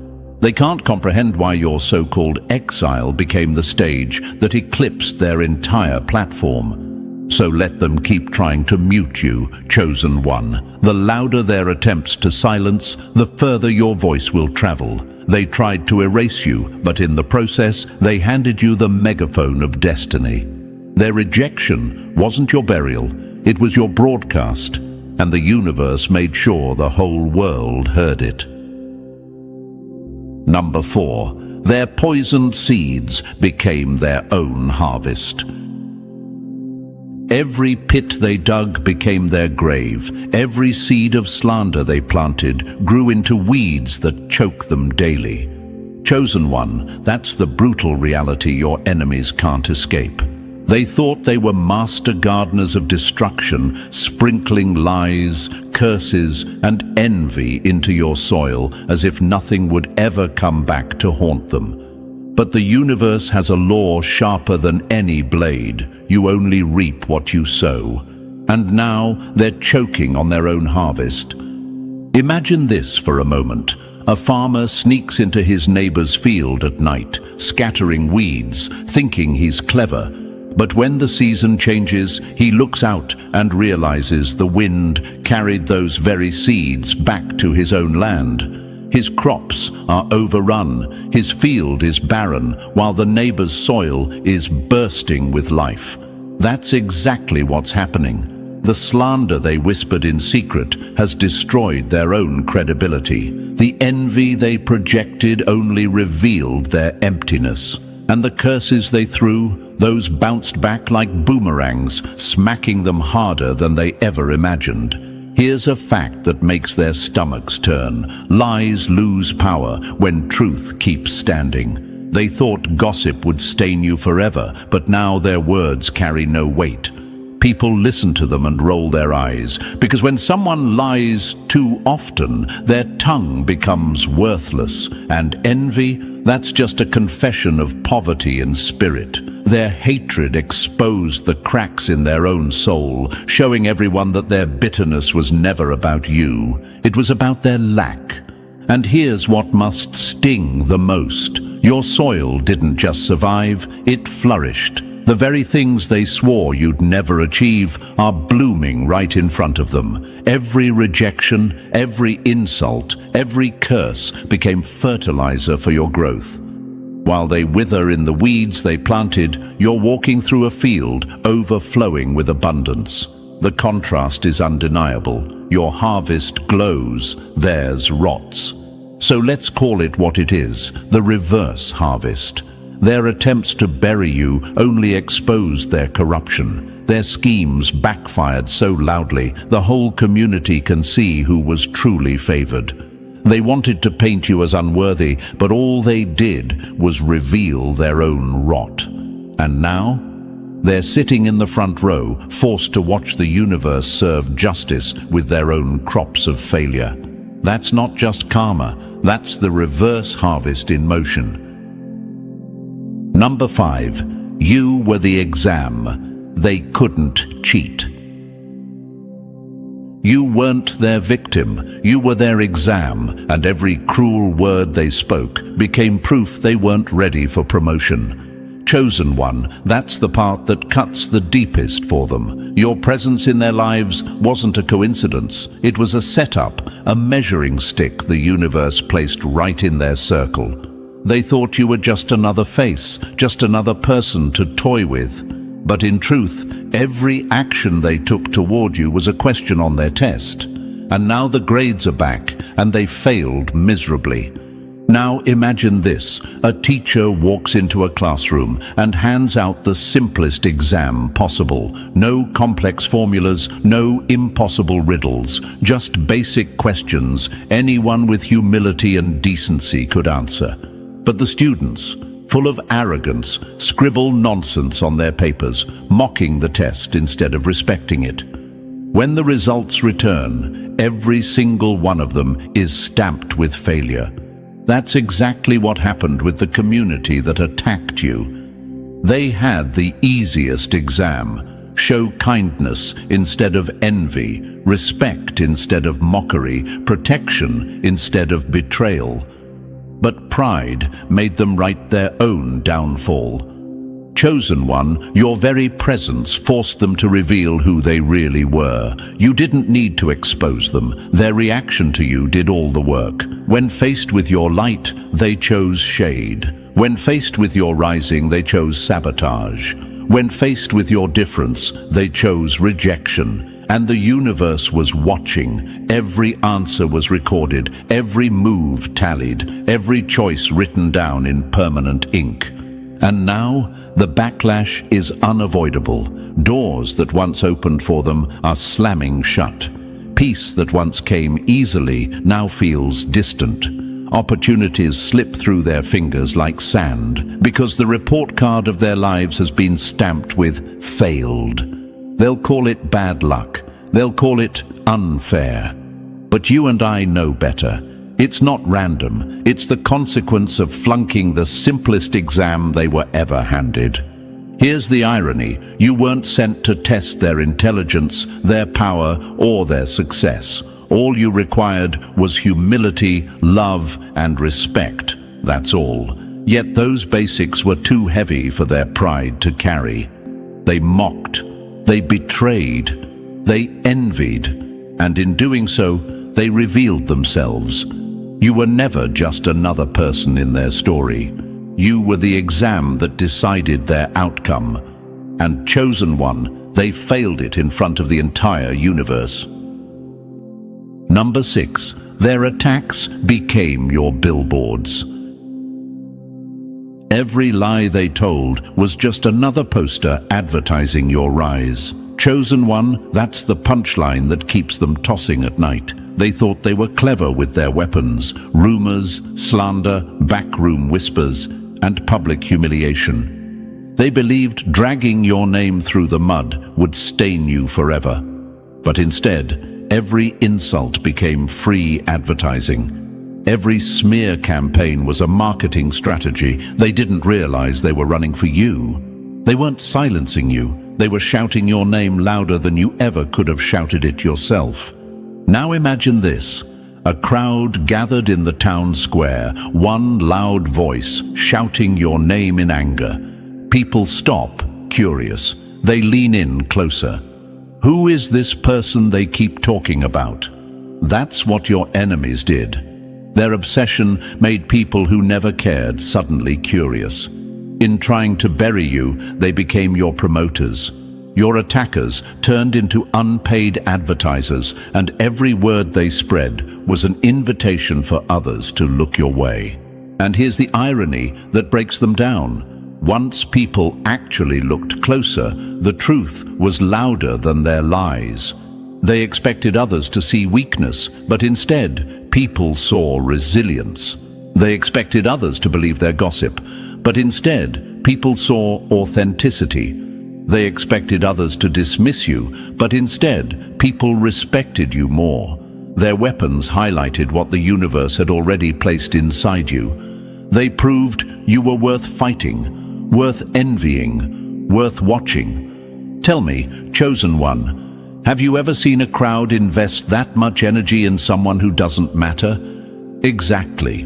Their hatred was your validation. Think about it. No one hosts smear campaigns against nobodies. No one burns time, energy, and resources on someone irrelevant. The fact that they aimed so hard at you is itself the evidence.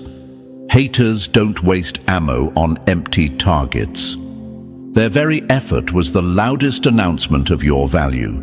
They can't stand the fact that their fingerprints are all over your rise, even though they never meant it that way. They wanted to erase you, but their efforts wrote your introduction. And here's the sting: they can't even take credit for your growth. The only part they own is the attack. Yet those same attacks became the megaphones that announced your destiny to the world. That's why your success cuts so deep.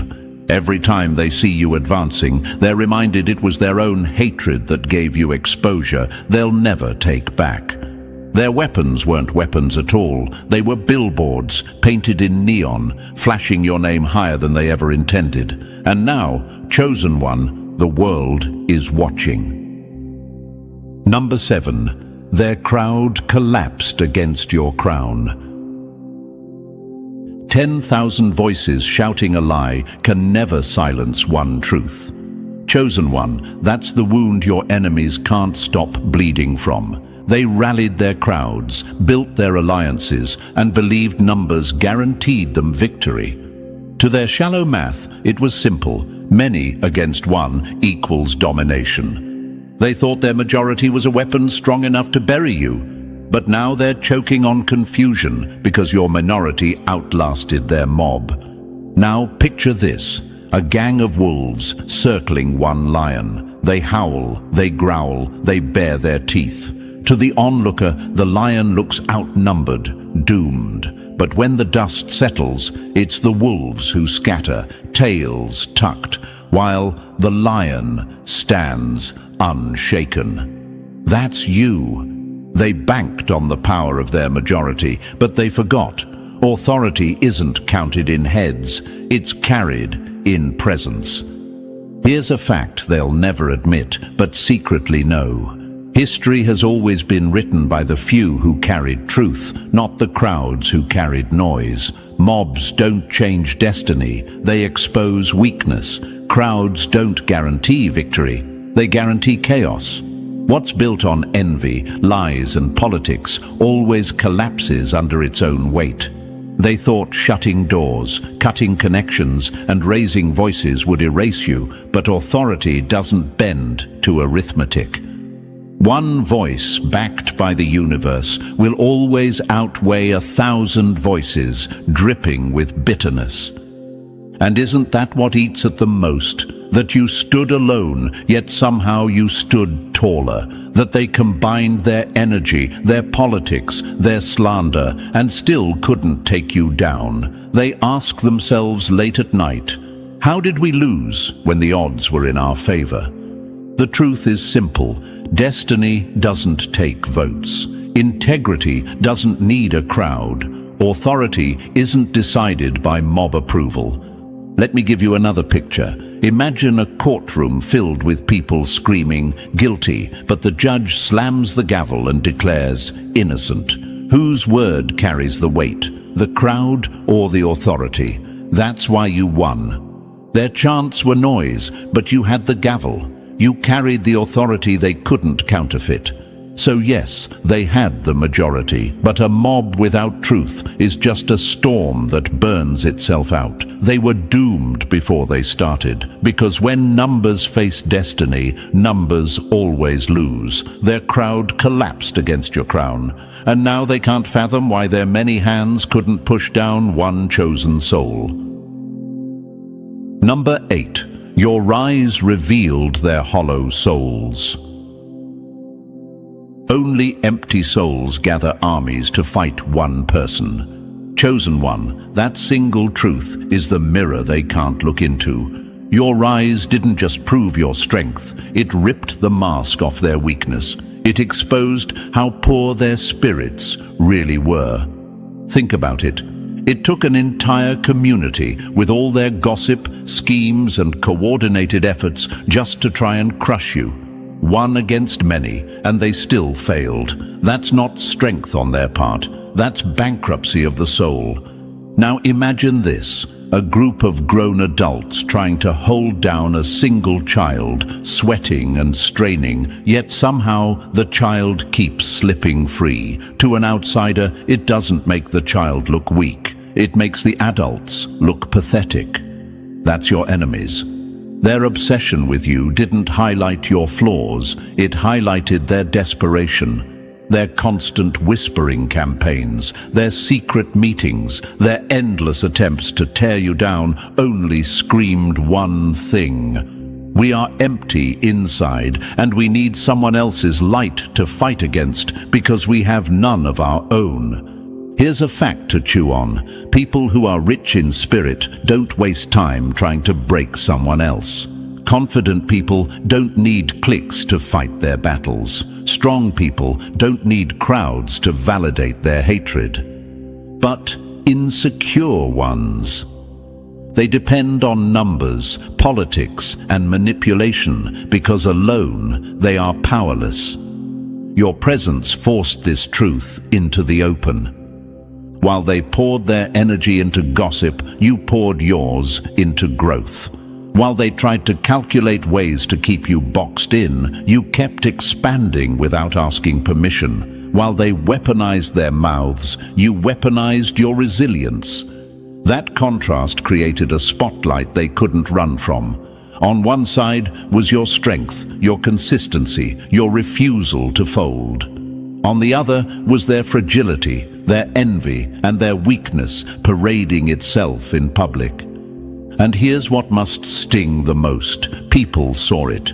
Your glow became a mirror reflecting their poverty of spirit. They thought this would be about exposing you, but all they exposed was themselves. Their obsession with your downfall became the loudest announcement of their insecurity. Every time you rose higher, their envy screamed louder. Every time a blessing landed in your lap, it echoed how powerless they really were. So let's say it plain, they gave their best shot, and it still wasn't enough. Your rise didn't just elevate you, it stripped them bare. Titles couldn't cover it, reputations couldn't hide it. The world can now see the truth. Their spirits were empty, and your survival made that poverty undeniable. Number 9, their hate became fuel for your upgrade. Every shot they fired at you was just a down payment on your next victory. Chosen one, that's the paradox they can't stomach. They thought their insults, betrayals, and schemes were draining you, stripping you down to nothing. But in truth, each attack became an alarm bell that summoned more reinforcement, more protection, more investment into your destiny. They weren't breaking you, they were building you. Now imagine this, a boxer in the ring, taking hit after hit. The crowd thinks he's finished, that the opponent has the upper hand. But with every punch, the fighter's body hardens, his endurance builds, and his focus sharpens. Suddenly, the one who was supposed to fall is the one standing taller, stronger, and untouchable. That's you. Their blows weren't depleting you. They were fortifying you. Here's the truth they never factored in. Pressure doesn't just test chosen ones, it transforms them. Their gossip, their envy, their plots worked like weights in a gym. Each time they added more, you got stronger. They wanted to chip away at your foundation, but instead they poured concrete into it. They wanted to weaken your resolve, but instead they carved steel into your spine. And let's not ignore the irony. Every time they cursed your name, it spread the spotlight wider on your life. Every attempt to block you became a signal for doors to swing open. Every scheme they drew up was answered by the universe with a new path, a new resource, a new advantage. They thought they were starving you, but their hostility was feeding your rise. Think about it. Why would the universe allow so much resistance against you if there wasn't something valuable to protect? Why would you still be here, thriving, when they threw everything they had? Because every act of hate was actually an investment in your growth. They were building the very resilience that makes you unstoppable now. So let them fume, let them wonder why their best efforts only made you more untouchable. The more they attack, the higher you rise. The more they scheme, the deeper your roots grow. Their hatred didn't diminish you, it expanded you. Their weapons didn't pierce you, they polished you. And now, chosen one, you stand not only shielded, but upgraded, carrying proof that no plan against you will ever prosper. Number 10, they became the circus they tried to build around you. They tried to make you the clown, but now the whole world is laughing at them. Chosen one, that's the bitter twist of irony your enemies never saw coming. For years, they pointed fingers, whispered lies, and orchestrated humiliations to turn you into the community's punchline. They thought if they piled enough ridicule on your shoulders, they could script the story of your downfall. But look around now, the stage lights have shifted, and the spectacle isn't you anymore. It's them. Imagine this, a crowd gathers to see a magician perform. He spends hours trying to expose someone else's trick, tearing down another's act to prove himself superior. But when the curtains rise, his own performance collapses, and the audience leaves laughing, not at the target, but at the fraud who wasted his time pointing fingers. That's exactly what happened here. They thought the spotlight was a weapon against you, but the universe twisted it into a mirror, exposing their desperation in front of everyone. Here's the sting they can't shake off. Their obsession with humiliating you has turned them into walking cautionary tales. Their every move is being dissected now, their bitterness laid bare for all to see. People don't whisper about your flaws anymore, they whisper about theirs. Every insult they spewed has boomeranged back, making them look small, insecure, and ridiculous. They are the joke they tried to write about you. And isn't it funny how predictable they've become? Everyone sees it now, the envy in their tone, the desperation in their actions, the emptiness behind their eyes. Instead of standing as respected figures in their community, they've become the circus act, the bitter performers desperate to keep their audience. Meanwhile, you've stood steady, elevated, untouchable. You didn't need to clap back. You didn't need to perform. Your quiet rise has done all the talking. So let them scramble, chosen one. Let them exhaust themselves trying to rewrite the story. The more they flail in bitterness, the more people admire your composure. The more they perform in envy, the more people respect your authenticity. They once believed they controlled the narrative, but the story has devoured them instead. The curtain has dropped, and the joke is clear. They're the spectacle now, and you're the proof that no amount of slander can bury true favor. Number 11. They watched logic shatter under your rise. Every law they trusted, every formula they counted on, broke into pieces the moment favor touched your life. Chosen one, that's the wound they can't patch. They believed the math was simple. Enough slander would stain you. Enough betrayal would weaken you. Enough exclusion would bury you. In their minds, cause and effect were on their side. But the universe doesn't answer to their equations. Favor rewrites the rules. And in front of their very eyes, you broke every calculation they clung to. Now imagine this, a chess master smugly moving piece after piece, convinced the game is under his control. He smirks, thinking 5 moves ahead. But suddenly, the board flips, and his opponent wins in a way no strategy book ever predicted. That's you.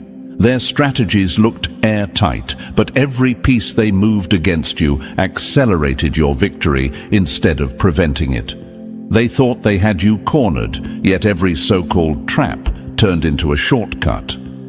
Here's a fact they'll never admit out loud. Logic can't cage someone backed by favor. In their world, betrayal equals collapse. But for you, betrayal became promotion. Exclusion equals irrelevance. But for you, exclusion became elevation. Isolation equals silence. But for you, isolation amplified your voice.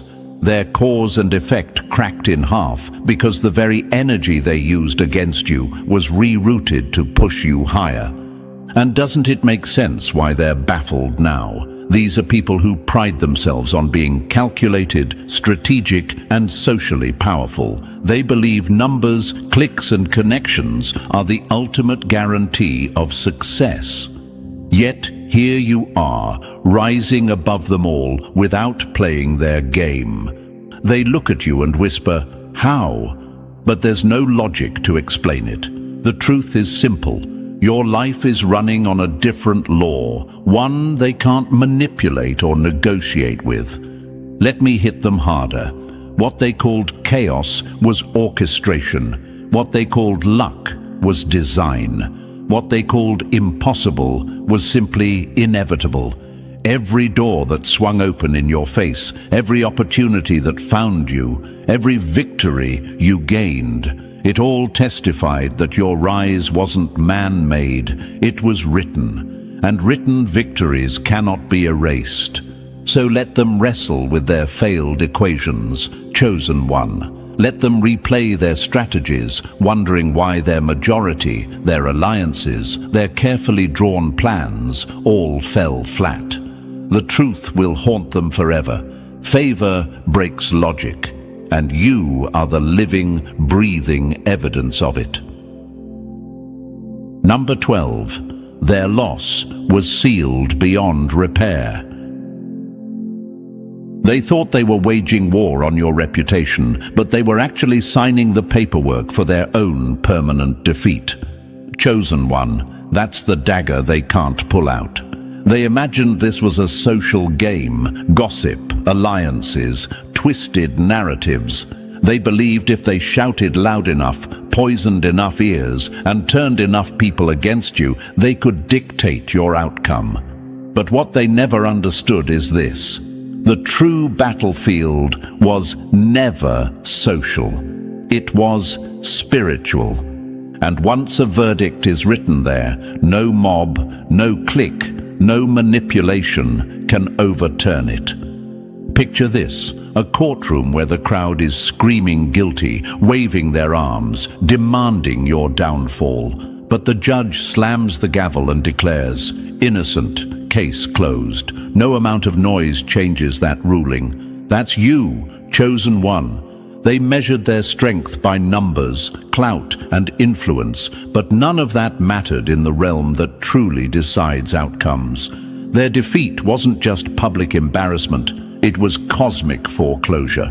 Here's what they can't stand. No matter how they posture now, their power against you has been nullified at the root. They can gossip, they can scheme, they can parade as if they're still relevant, but deep down, they know the verdict was stamped and sealed. Their defeat isn't temporary, it's final. And the more they struggle to rewrite history, the more obvious their collapse becomes. Ask yourself this. Why do they still fume, still obsess, still circle your name? Because they feel the truth clawing inside them. They know they lost a war they can't fight again. Outwardly, they can perform strength. Inwardly, they feel the weight of a judgment that can't be appealed. Every ounce of energy they spent plotting against you only boomeranged back to secure their downfall. They weren't just beaten socially, they were stripped spiritually. And that's the deepest sting. Destiny doesn't negotiate. Once written, it cannot be undone. They waged their war in the wrong arena, thinking clicks and whispers could erase you. Instead, they walked straight into a loss that time itself can't reverse. Their defeat isn't just a moment, it's permanent. because Chosen One, when destiny speaks, it speaks forever. Chosen One, now you see it clearly. Their attacks, their envy, their schemes all backfired and only proved how highly favored you are. Their defeat was never just social, it was permanent because destiny has already sealed your victory. So stand tall, keep rising, and never doubt the force backing you.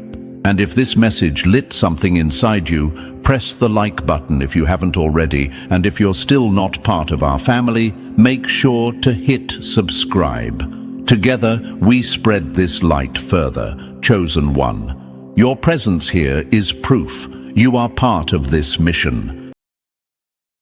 Well, tell me, how does it feel to be the smartest person in the room and still lose your mind?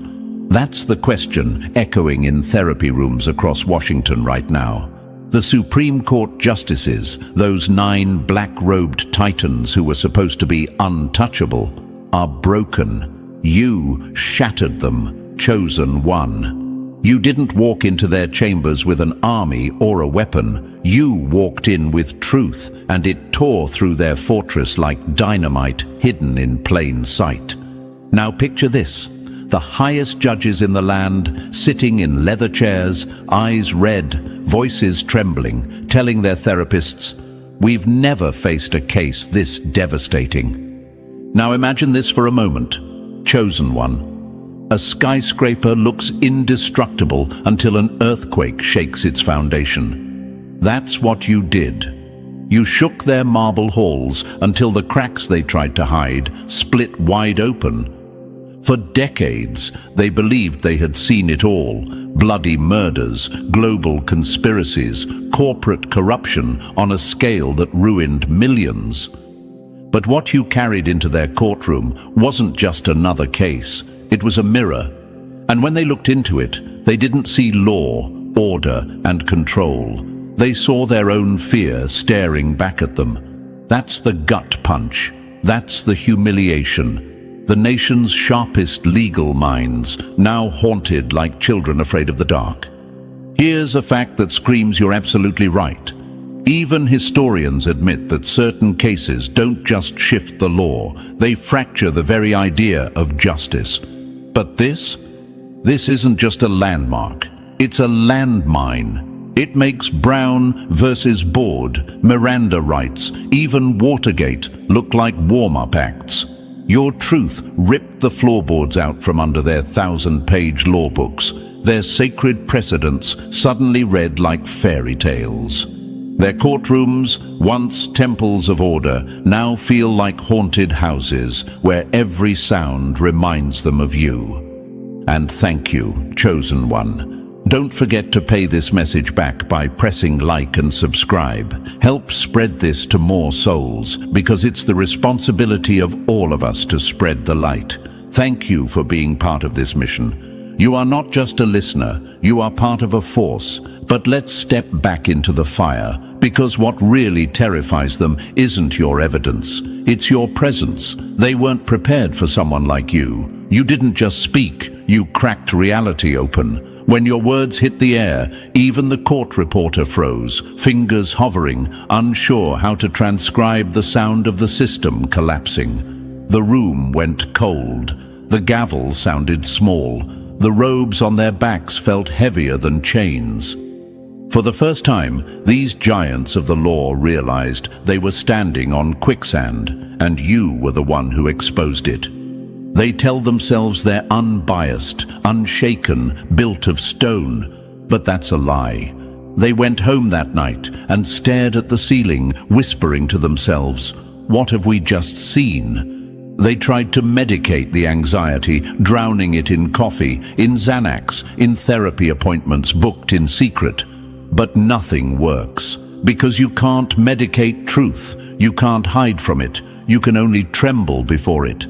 And that's what they're doing, Chosen One, trembling. And this is where the humiliation deepens, because the enemy, the ones who mocked you, who swore the system would crush you, are now watching the very system collapse under your weight. The same judges who looked down on you are now the ones whispering in therapy, "I've never seen anything like this." That's not just defeat, it's exposure. Their whole empire of control has been cracked wide open, and everyone can see the cracks. So, chosen one, are you ready to peel back the layers of this scandal piece by piece? Because what you're about to hear isn't just a story, it's history being rewritten in real time.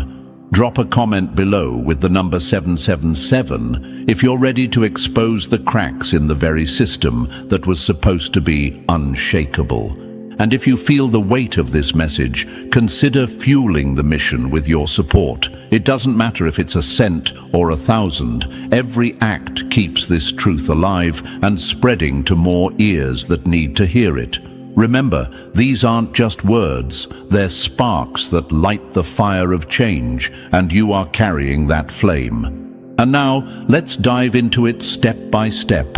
And believe me, if you are truly one of the chosen, you'll feel that pull to stay with me until the very last word. Because the deeper we go, the more their masks will slip, and the more their fear will become undeniable.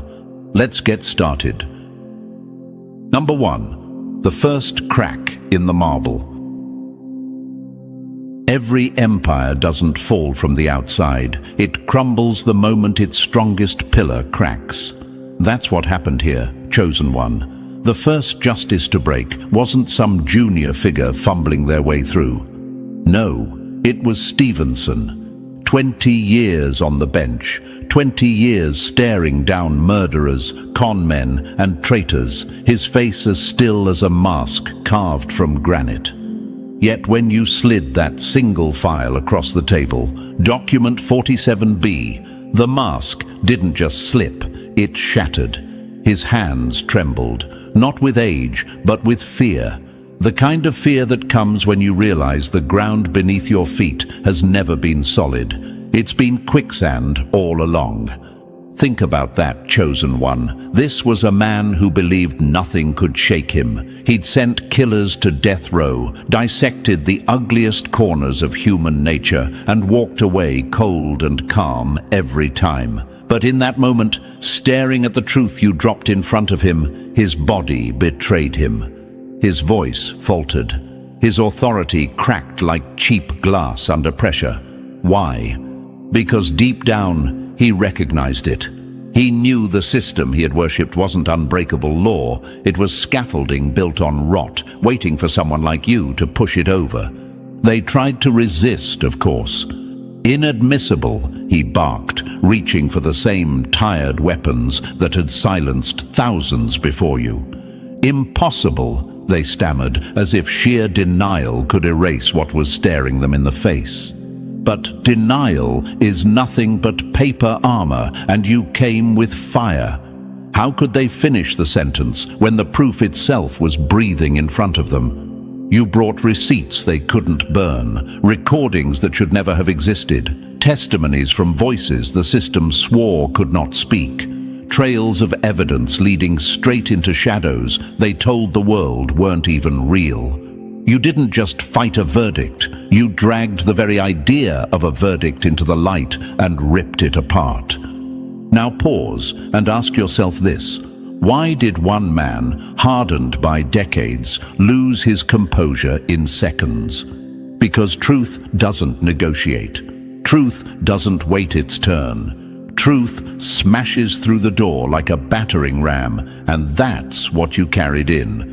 Stevenson wasn't just cracking under pressure, he was collapsing under the weight of something bigger than law, bigger than precedent, bigger than him. His entire career was built on the illusion of order. And you showed him the one thing that order fears, chaos wearing the mask of reality. Imagine this for a moment, chosen one, a soldier who's fought every war, seen every battlefield, suddenly finds himself trembling at the sight of a child carrying nothing but a mirror. That's what you were in that courtroom, a mirror. And when Stevenson looked into it, he didn't see justice, he didn't see power, he didn't see authority. He saw a man pretending to be unbreakable, and in that reflection, he saw himself exposed.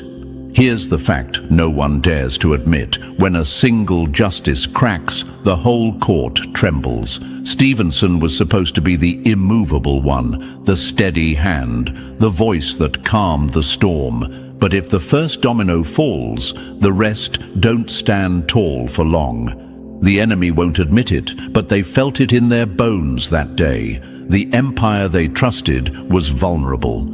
You didn't need to defeat all 9. You only needed one to slip, and the rest would follow like shadows chasing the sunset. They'll tell the world that Stevenson stayed strong. They'll say he recused himself, or that he struggled with the evidence. But the truth, he cracked. His eyes darted, his lips trembled, and when the cameras turned away, when the microphones went silent, he sat alone in chambers, staring at his hands, whispering to himself like a man who'd just seen a ghost. That's not strength, that's collapse. That's the sound of a giant realizing he's been standing on stilts. And don't think for a second the others didn't notice. They watched him break, and it terrified them. If Stevenson, stone-faced Stevenson, could shatter, what chance did the rest have? Suddenly, the robes on their shoulders felt heavier, like funeral shrouds. Suddenly, their carefully rehearsed questions felt hollow, their gavels weak, their authority slipping like sand through their fingers. They didn't say it out loud, but they all felt it. If the strongest can fall, none of us are safe. That's why they rushed to shut you down, chosen one. That's why they tried to drown your voice in objections and rulings, because the enemy knows once one wall cracks, the whole fortress is doomed. Stevenson was their wall, their shield, and you split it open with one file, one moment, one undeniable truth. And here's the question burning in their minds, though they'll never admit it. What happens when the rest of the truth comes out? If document 47B was enough to make the unshakable man tremble, what will happen when the next piece drops? What about the next witness, the next recording? They can't stop shaking because they know this isn't the end, it's the beginning. So let the enemy mock, let them laugh in public and whisper in private. Let them pretend their system is strong, because you and I know the truth. It only takes one crack in the marble for the whole statue to come crashing down. And Stevenson was the first domino, the first echo of collapse, and the sound of his crack is still ringing in their ears, keeping them awake at night, reminding them that power doesn't protect, it exposes. And you, chosen one, were the hammer that struck. Number 2. The collapse of Martinez's mask. They don't break all at once. They break in pieces, and those pieces tell the truth louder than their verdicts ever could. That was Martinez. She wasn't just shaken, she was shattered, and everyone in the room saw it. This wasn't a whispered crack behind closed doors like Stevenson. This was public. This was undeniable. Justice Martinez, with 3 decades of rulings under her belt, the woman who prided herself on being the calm in every courtroom storm, asked for something as small, as human, as water. But her voice betrayed her. It was thin, trembling, stripped of authority. And when she staggered toward the bathroom, clutching at the wood-paneled walls as if they could hold her upright, the entire room froze. 47 minutes she hid in there, 47 minutes of silence that screamed louder than any gavel strike. Now imagine this, chosen one, a general decorated with medals, standing tall in front of an army. But when the gunfire starts, she drops her weapon and runs off the battlefield, locking herself in a bunker while her soldiers watch. That's exactly what Martinez did. She abandoned the fight. She abandoned the bench. And when she returned, her face told the whole story. 10 years older in less than an hour, eyes hollow, shoulders sagging, authority gone. It wasn't about rulings anymore. It wasn't about guilt or innocence. It was about survival, and the survival instinct had stripped her mask clean off. Ask yourself this. Why did a woman who spent 30 years building her identity as unbreakable unravel in less than an hour? Because the case in front of her wasn't just evidence, it was revelation. You didn't show her a loophole, you showed her a void. You forced her to admit, deep in her gut, that her entire career, thousands of hearings, countless decisions, wasn't built on eternal truth.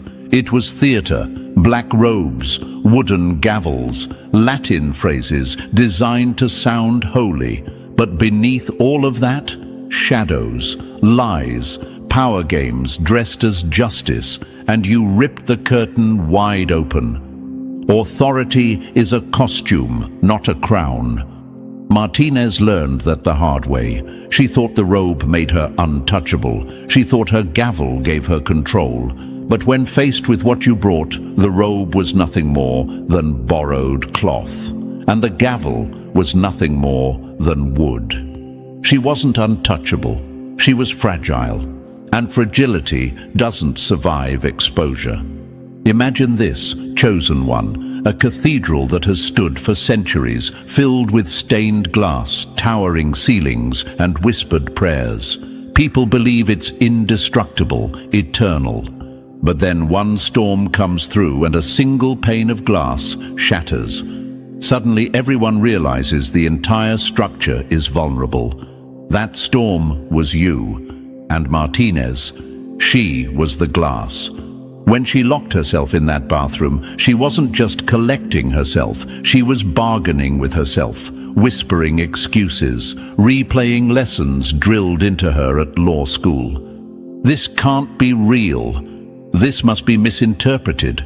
The law has an answer for everything. But no matter how many times she repeated it, the truth echoed back louder.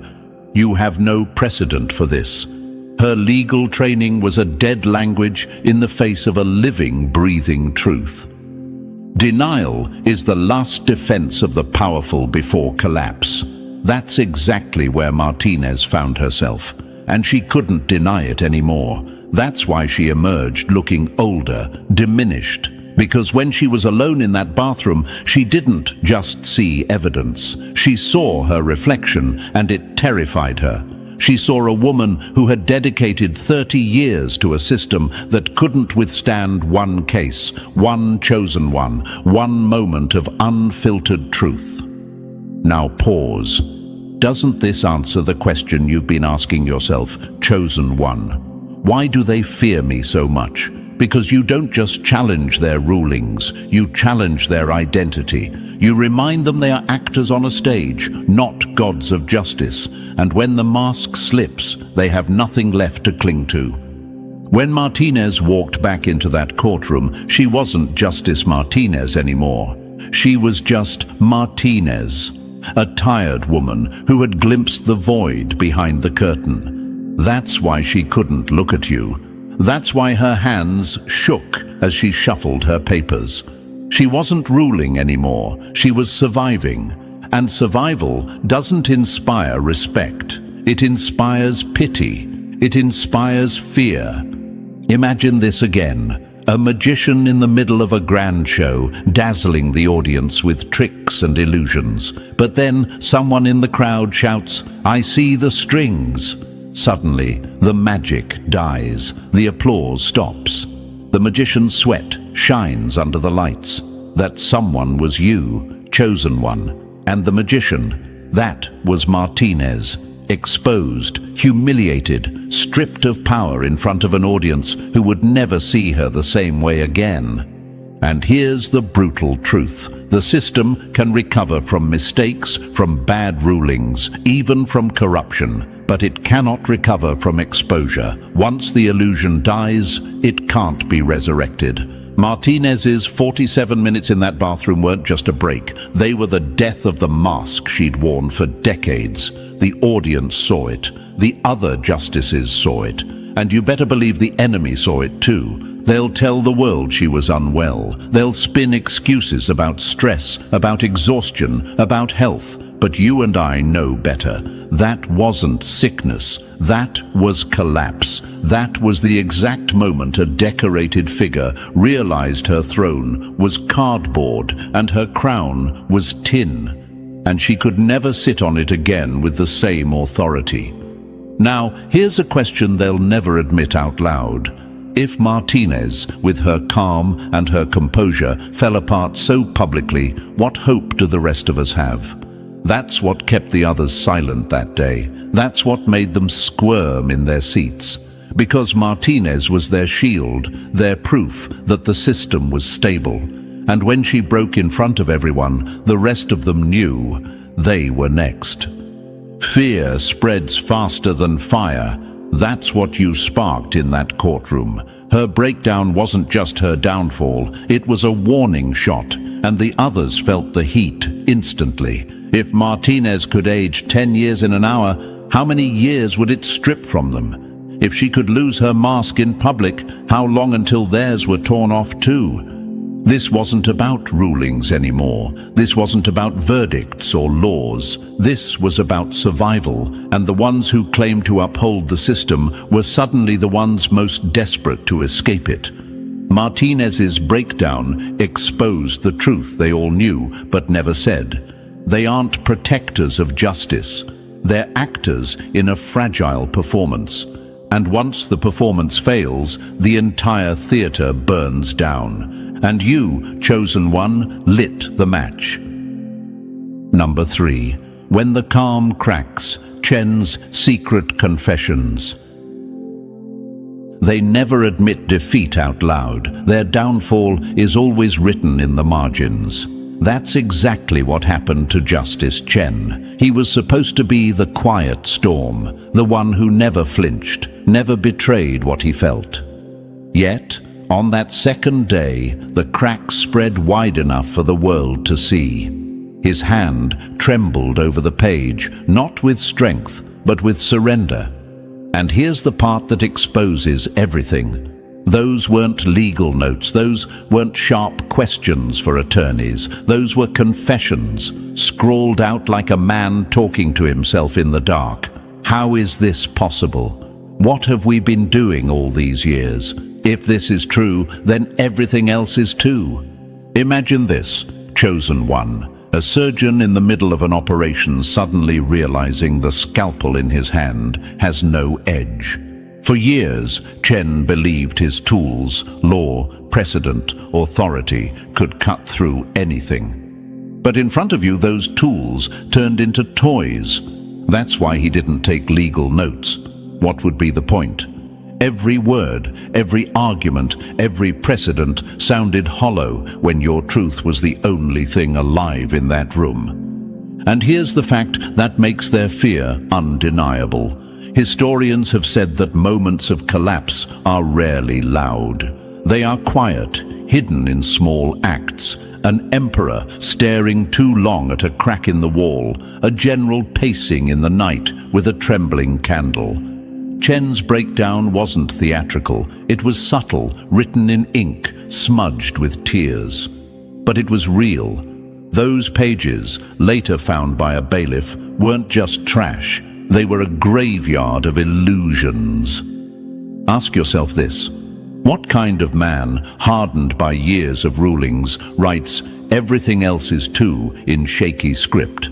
A man who finally sees the domino effect of truth. If one lie collapses, all lies collapse. If one verdict was theater, then every verdict might be theater. Chen wasn't just questioning your case, he was questioning his entire career. 30 years of decisions, 30 years of power turned to ash in one sentence. And through it all, you didn't flinch. You didn't break a sweat. You sat calm, unmoved, like a frozen lake reflecting their panic back at them. That's what made it worse. because power is supposed to silence you. But in that courtroom, silence was your weapon. And as the pillars of justice shook, Chen's own tears inked the proof. The system had already lost. Number 4. The avalanche of truth they couldn't outrun. Evidence is the executioner of lies. It doesn't knock, it breaks the door. That's what you unleashed in that courtroom, chosen one. The defense, desperate and cornered, tried to stitch together flimsy theories like a tailor sewing patches onto a rotting cloak. They thought maybe, just maybe, they could hand the justices a lifeline back into their ignorance. But ignorance drowns fast when truth is dropped like an anchor. And you didn't just drop it. You hurled it like a hammer against iron. Exhibit C, then D, and then the video. The one so damning it ripped the mask clean off Justice Thompson, forcing him to step down under the hollow excuse of personal health concerns. But everyone knew the truth. He wasn't sick. He was exposed. Imagine this, chosen one, a fortress that has stood for centuries, suddenly facing a flood. The guards scramble, tossing sandbags, patching holes, shouting orders. But the water doesn't stop. It pours in faster than they can react. That's what your evidence was, relentless, tidal, unforgiving. By the third day, their fortress of order looked more like a sinking ship.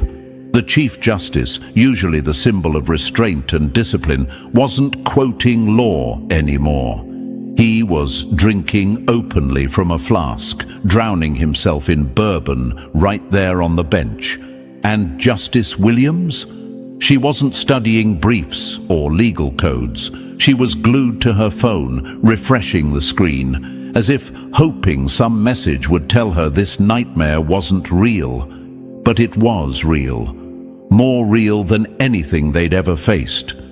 Here's a fact they can't escape. Institutions don't fall because of one scandal, one bad case, one bad ruling. They fall when the evidence becomes so undeniable that denial turns into comedy. That's what you created. Their procedures became a parody. Their robes felt like costumes, their gavels like children's toys banging against the roar of a tidal wave. And ask yourself, why did they crumble so fast? Because power only exists as long as people believe in it. And the moment you ripped the veil away, their belief collapsed. They weren't judges anymore. They were terrified people, cornered by receipts that burned hotter than fire. And you, chosen one, sat there calm, steady, watching the avalanche bury them alive.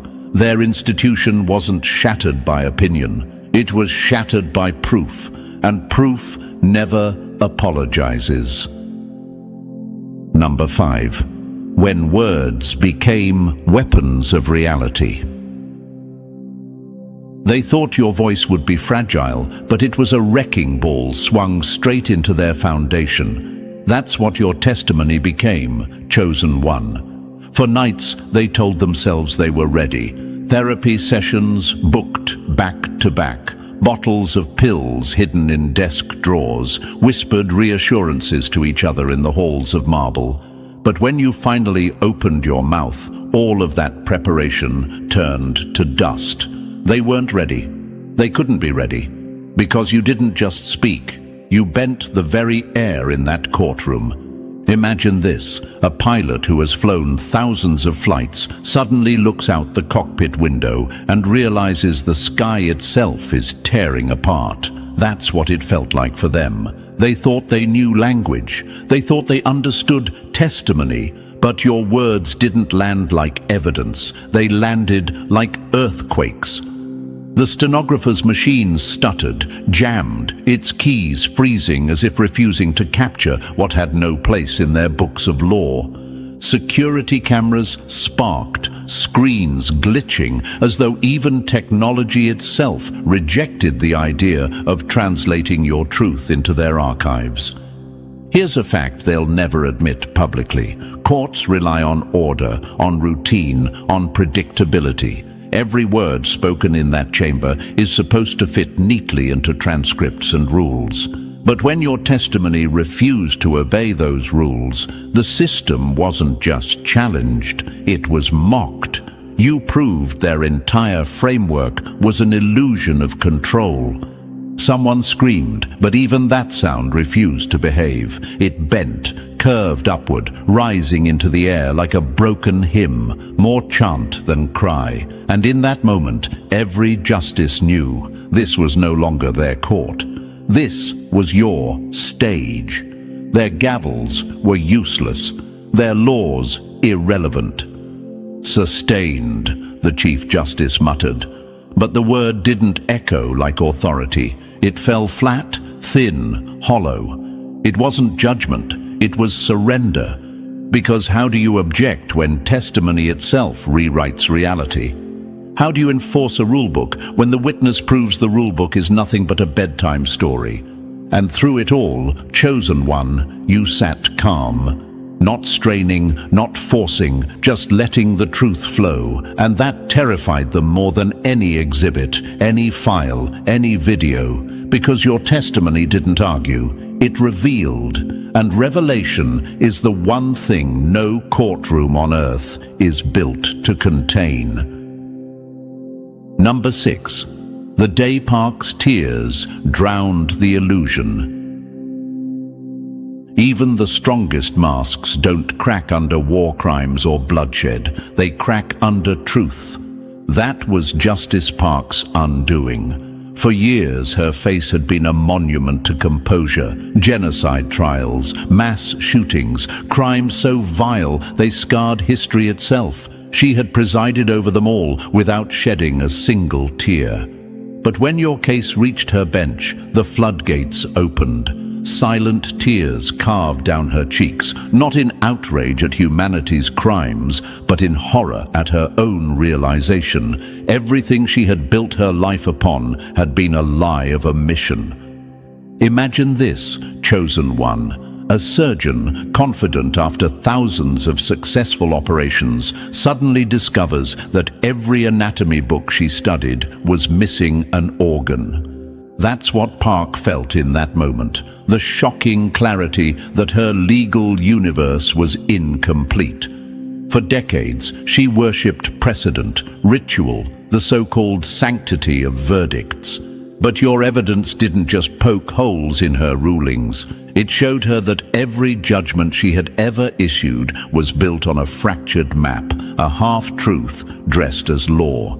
Here's a fact they can't escape. The Supreme Court's longest deliberation in history had been 10 days during a complex antitrust case.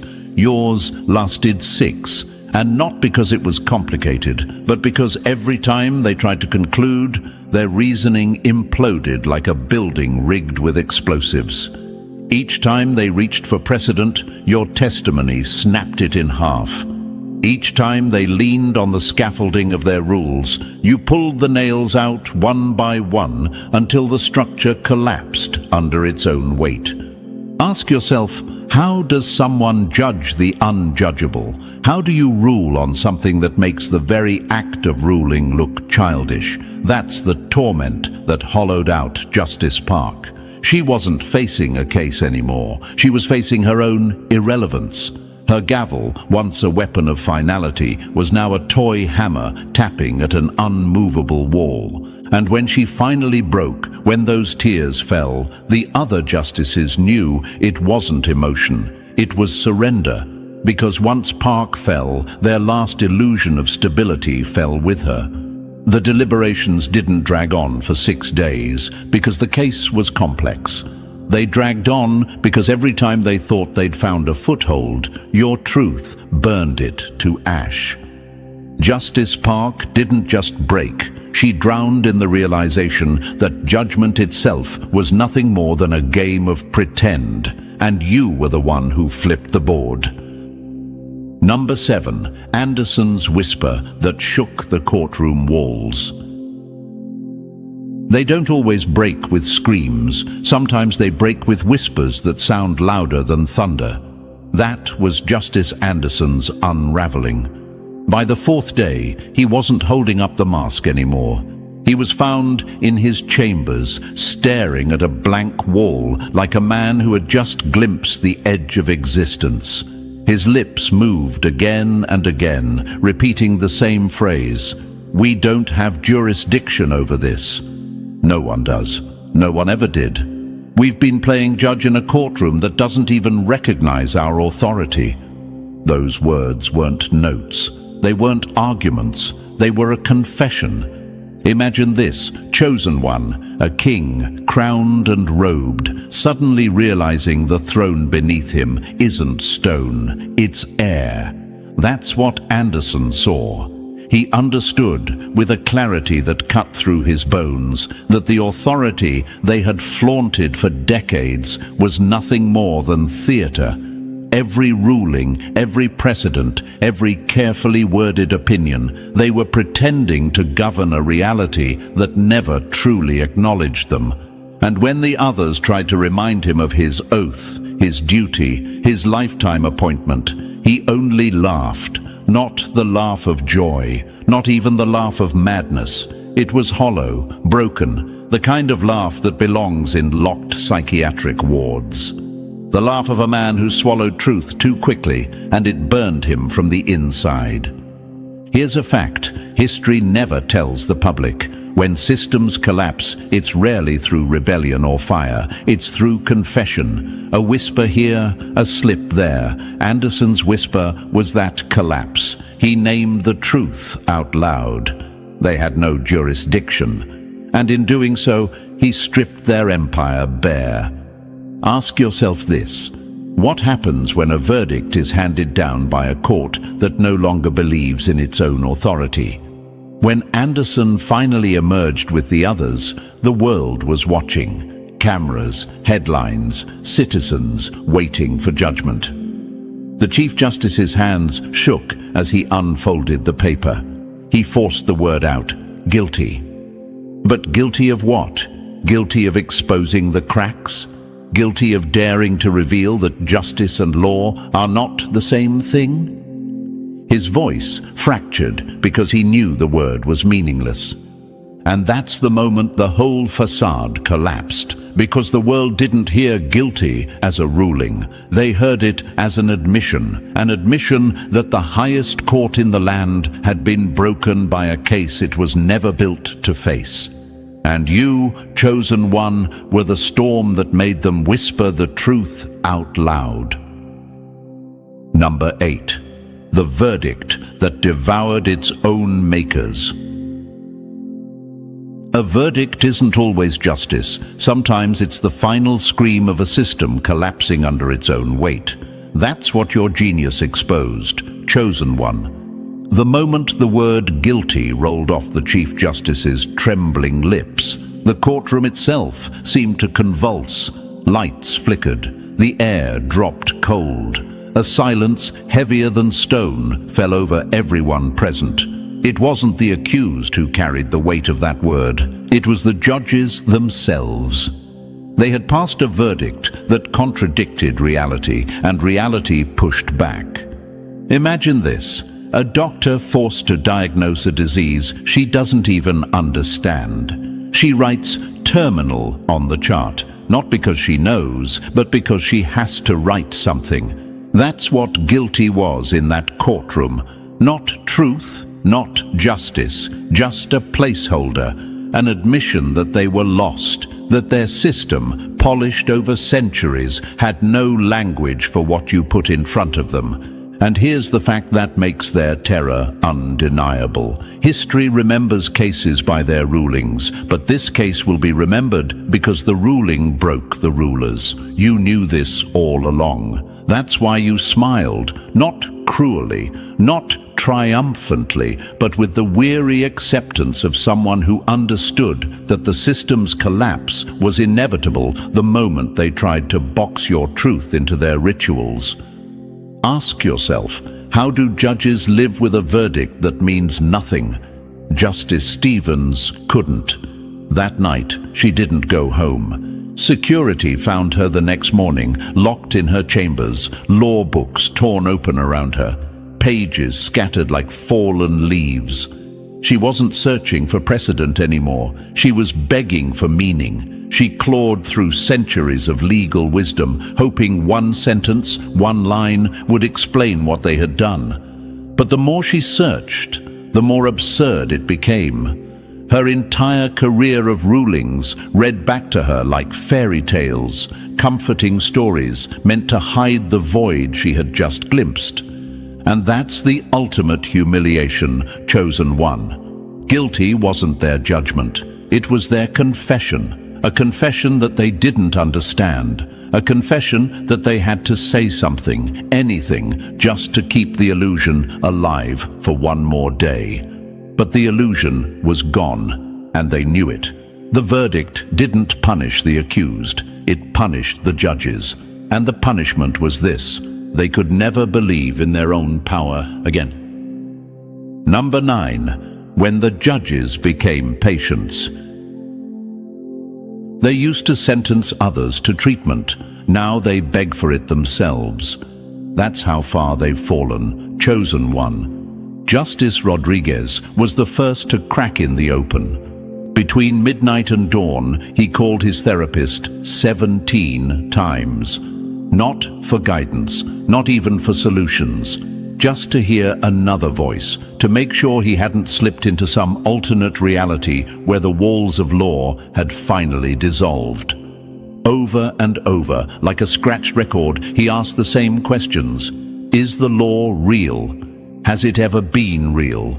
The man who once spoke final words over nations now couldn't even trust his own. Imagine this, a priest who has preached his entire life suddenly calling strangers just to ask if faith exists. That's what Rodriguez's voice sounded like. Desperation, hollow, stripped of its old authority. And his breakdown wasn't an exception. Within a week, all 9 justices were in therapy. Not together, of course. They couldn't bear to see their own collapse reflected back at them in 8 other pairs of eyes. No longer a bench of power, they became 9 fractured patients scattered across the city, whispering their confessions to therapists who had no language for what they heard.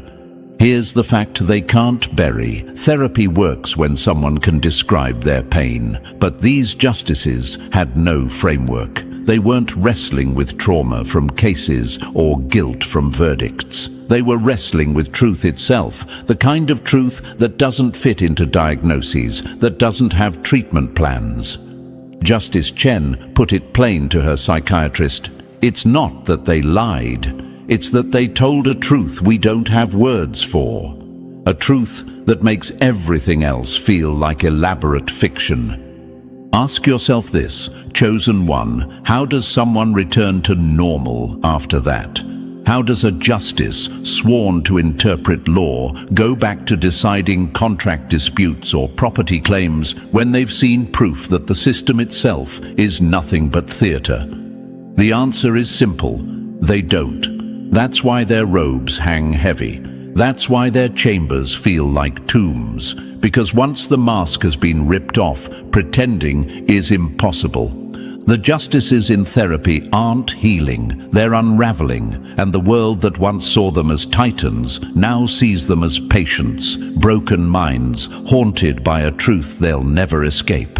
And you, chosen one, are the reason the highest court in the land became the quietest ward in the city. Number 10. When the law's empire turned to dust. Systems don't collapse when outsiders attack them. They collapse when insiders finally admit the walls were hollow all along. That's what you triggered, chosen one. Word of your case spread through the legal world like a fire racing through dry grass. And suddenly, the confidence that had fueled entire careers evaporated overnight. Lower court judges, once proud to wear the black robe, started calling in sick, their excuses flimsy, their voices heavy with fear.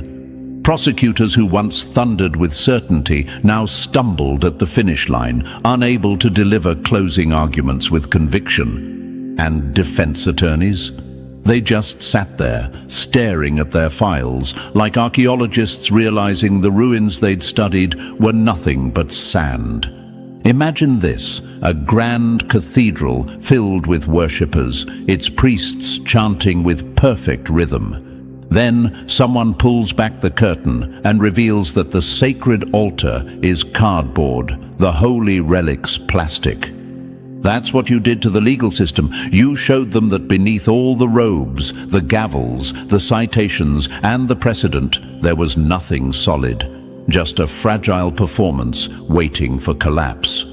Here's the fact they can't bury. Every lawyer, every judge, every clerk has secretly wondered if justice was more theater than truth. They buried that suspicion deep, smothered it with rituals, Latin phrases, and blind faith in precedent. But your case dragged it into the light. You proved it. You forced 9 of the highest justices in the land to admit it to themselves, and once they saw it, they couldn't unsee it. Ask yourself, chosen one, what happens when the highest court in the land confesses, even silently, that it has no clothes? The answer is chaos. The empire of law relies on faith, not force. And when that faith shatters, the whole machine grinds to a halt. That's why the lower courts cracked. That's why attorneys lost their fire. Because if the Supreme Court, the final word, crumbled, then what chance did anyone else have? You hadn't merely won or lost a case. You detonated the illusion. You proved the emperor of law was naked, and you dragged him into the public square for the world to see. And once that truth was exposed, the entire empire of justice collapsed, not with a bang, but with the deafening silence of belief dying in every courtroom across the nation. Number 11, when the gavel became a ghost. They thought trauma belonged to victims and soldiers, never to judges in robes. But truth spares no one. That's how post-traumatic legal disorder was born, chosen one. The psychiatrists didn't want to give it a name, but they had no choice. Session after session, 9 different justices walked in with the same broken eyes, the same trembling hands, the same confessions that echoed each other word for word. It wasn't coincidence, it was contagion. The disease of truth had spread through the highest court in the land, and not even their oaths could protect them. Imagine this, a stage full of actors who suddenly realize the audience can see the strings pulling every move. They keep speaking their lines, but the magic is gone, the illusion shattered. That's what the Supreme Court became, 9 actors reciting words they no longer believed, their robes hanging off them like costumes from a play no one wanted to watch anymore. Here's the brutal fact. Once the illusion of law dies, the body follows. Justice Martinez, once the sharpest blade on the bench, retired early, pretending it was for personal reassessment. But we know better. She wasn't reassessing, she was retreating. Justice Thompson, he didn't just step back. He vanished into an indefinite leave, swallowed whole by the realization that every ruling he had ever signed was part of an elaborate performance, not a foundation of truth. And the rest? They still show up, but the fire is gone. Their eyes don't flash with authority anymore. They flicker with exhaustion. Their voices don't command obedience. They drag like chains across the courtroom floor. They shuffle through procedures, clinging to scripts they know are hollow. Ask yourself this, chosen one, what is justice worth when even the judges don't believe in it? When the people at the very top of the pyramid move like shadows, stripped of conviction, weighed down by knowledge they can't unlearn. That's the essence of post-traumatic legal disorder. It's not just mental collapse, it's spiritual collapse. The realization that the law itself is nothing more than a consensual hallucination, and once you've seen through it, there's no way back. And you were the one who tore off the blindfold. You were the mirror that forced them to see what they could never unsee. Number 12. The trial beyond the courtroom. They thought your case would end with a gavel strike, but truth doesn't end, it echoes. That's the legacy of what you set in motion, chosen one. The justices may have been the first to collapse, but their breakdown wasn't the conclusion. It was only the beginning. Because once the highest court in the land fractures under the weight of one case, every institution built beneath it begins to tremble. What happened in that marble chamber wasn't just a verdict. It was a revelation. And revelations can't be locked away in legal files. They spread, they infect, they force everyone who hears them to ask the question no judge ever wants spoken aloud. If the law isn't real, then what is? Imagine this: an earthquake hits a city. The skyscrapers don't fall right away, but cracks snake through their foundations, water lines rupture, lights flicker out. Days later, the buildings start collapsing one by one, not because of the quake itself, but because of the weakness it exposed. That's what your trial did. The gavel came down, but the aftershocks are only just beginning. Here's the fact the system cannot outrun. Authority is nothing more than collective belief, and you shattered that belief where it mattered most. People saw justices crying in bathrooms, confessing to therapists, whispering about the limits of their power. People saw verdicts given without conviction, robes worn without faith, rulings announced by voices that cracked mid-sentence. And once the world sees that, the spell is broken. The law doesn't look eternal anymore. It looks fragile, human, breakable. Ask yourself this, chosen one: what happens when an entire nation realizes the highest court was nothing more than theater? Already, prosecutors hesitate before speaking. Defense attorneys shuffle through their papers with doubt. Lower court judges stare at their benches, wondering if their words carry weight or if they're only echoes in a hollow hall. And the people, ordinary citizens who once trembled at the word verdict, now ask themselves, if the Supreme Court couldn't face the truth, why should I fear its shadow? That's the real trial, not the one that played out in the chamber, but the one happening now, in every office, every courtroom, every conversation where your name is whispered. The trial of belief itself. The trial of whether people will keep pretending the system has power when they've seen, with their own eyes, that it doesn't. Once you see the strings, you can't unsee the puppet show. That's the curse you left them with, and it's also your gift, because the justices weren't just broken by your case, they were exposed. Exposed as actors clinging to robes that don't grant them wisdom, clinging to procedures that don't guarantee justice, and now everyone knows it. Imagine a play where the lights malfunction, the props collapse, and the actors forget their lines all at once. The audience doesn't demand refunds because the play was bad. They demand refunds because they realize it was never real to begin with. That's what you handed the world. The curtains have been torn down, the illusion is gone, and no amount of Latin phrases, gavels, or black robes can sew it back together. And here's the ultimate irony. They thought declaring you guilty would silence you. They thought it would close the book. But instead, it carved their own epitaph. Because guilty didn't describe you, it described them. Guilty of pretending. Guilty of ruling on shadows. Guilty of building an empire of paper and convincing themselves it was stone. The word they hurled at you has turned into the word that will haunt them until their last breath. So here we stand, chosen one, in the aftermath of a case too big for the system to contain. The justices hide in therapy rooms, the lower courts wobble like houses in the wind, and the people no longer bow to the illusion. The trial didn't end when the gavel fell.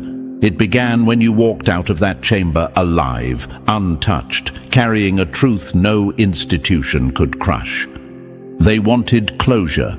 What they got was collapse, and that collapse will keep spreading until one day, when the history books are written, your case won't be remembered as the trial that destroyed you.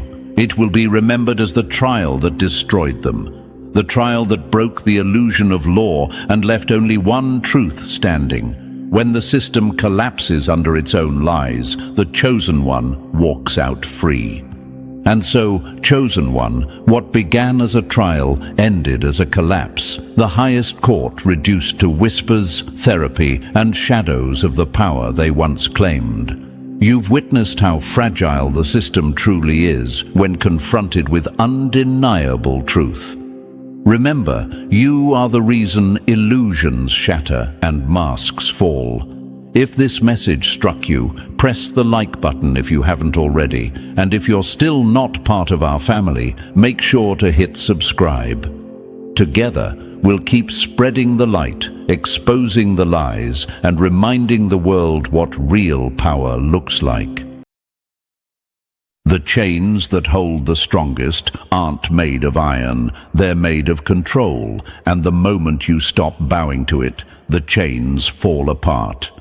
Let that sink in for a second, chosen one. Now imagine this for a moment. Someone has their hands wrapped around a puppet, moving its arms, making it dance, pulling every string. The puppet isn't free, it's predictable, it's obedient. But what happens the day that puppet cuts its strings? The puppet master doesn't clap, doesn't celebrate. He panics. Because without control, he has nothing. That is exactly what has happened to you. And here's the fact most people don't realize. Control only works if you agree to it. Psychologists have studied this for years. Power isn't really power unless others recognize it. The greatest empires in history didn't collapse because of swords or fire. They collapsed because people stopped believing in their rulers. When the people withdrew their agreement, the throne turned to dust. This isn't opinion, it's historical truth. The universe has always rewarded freedom over forced submission, and chosen one, you represent that freedom. That's why they called you the problem.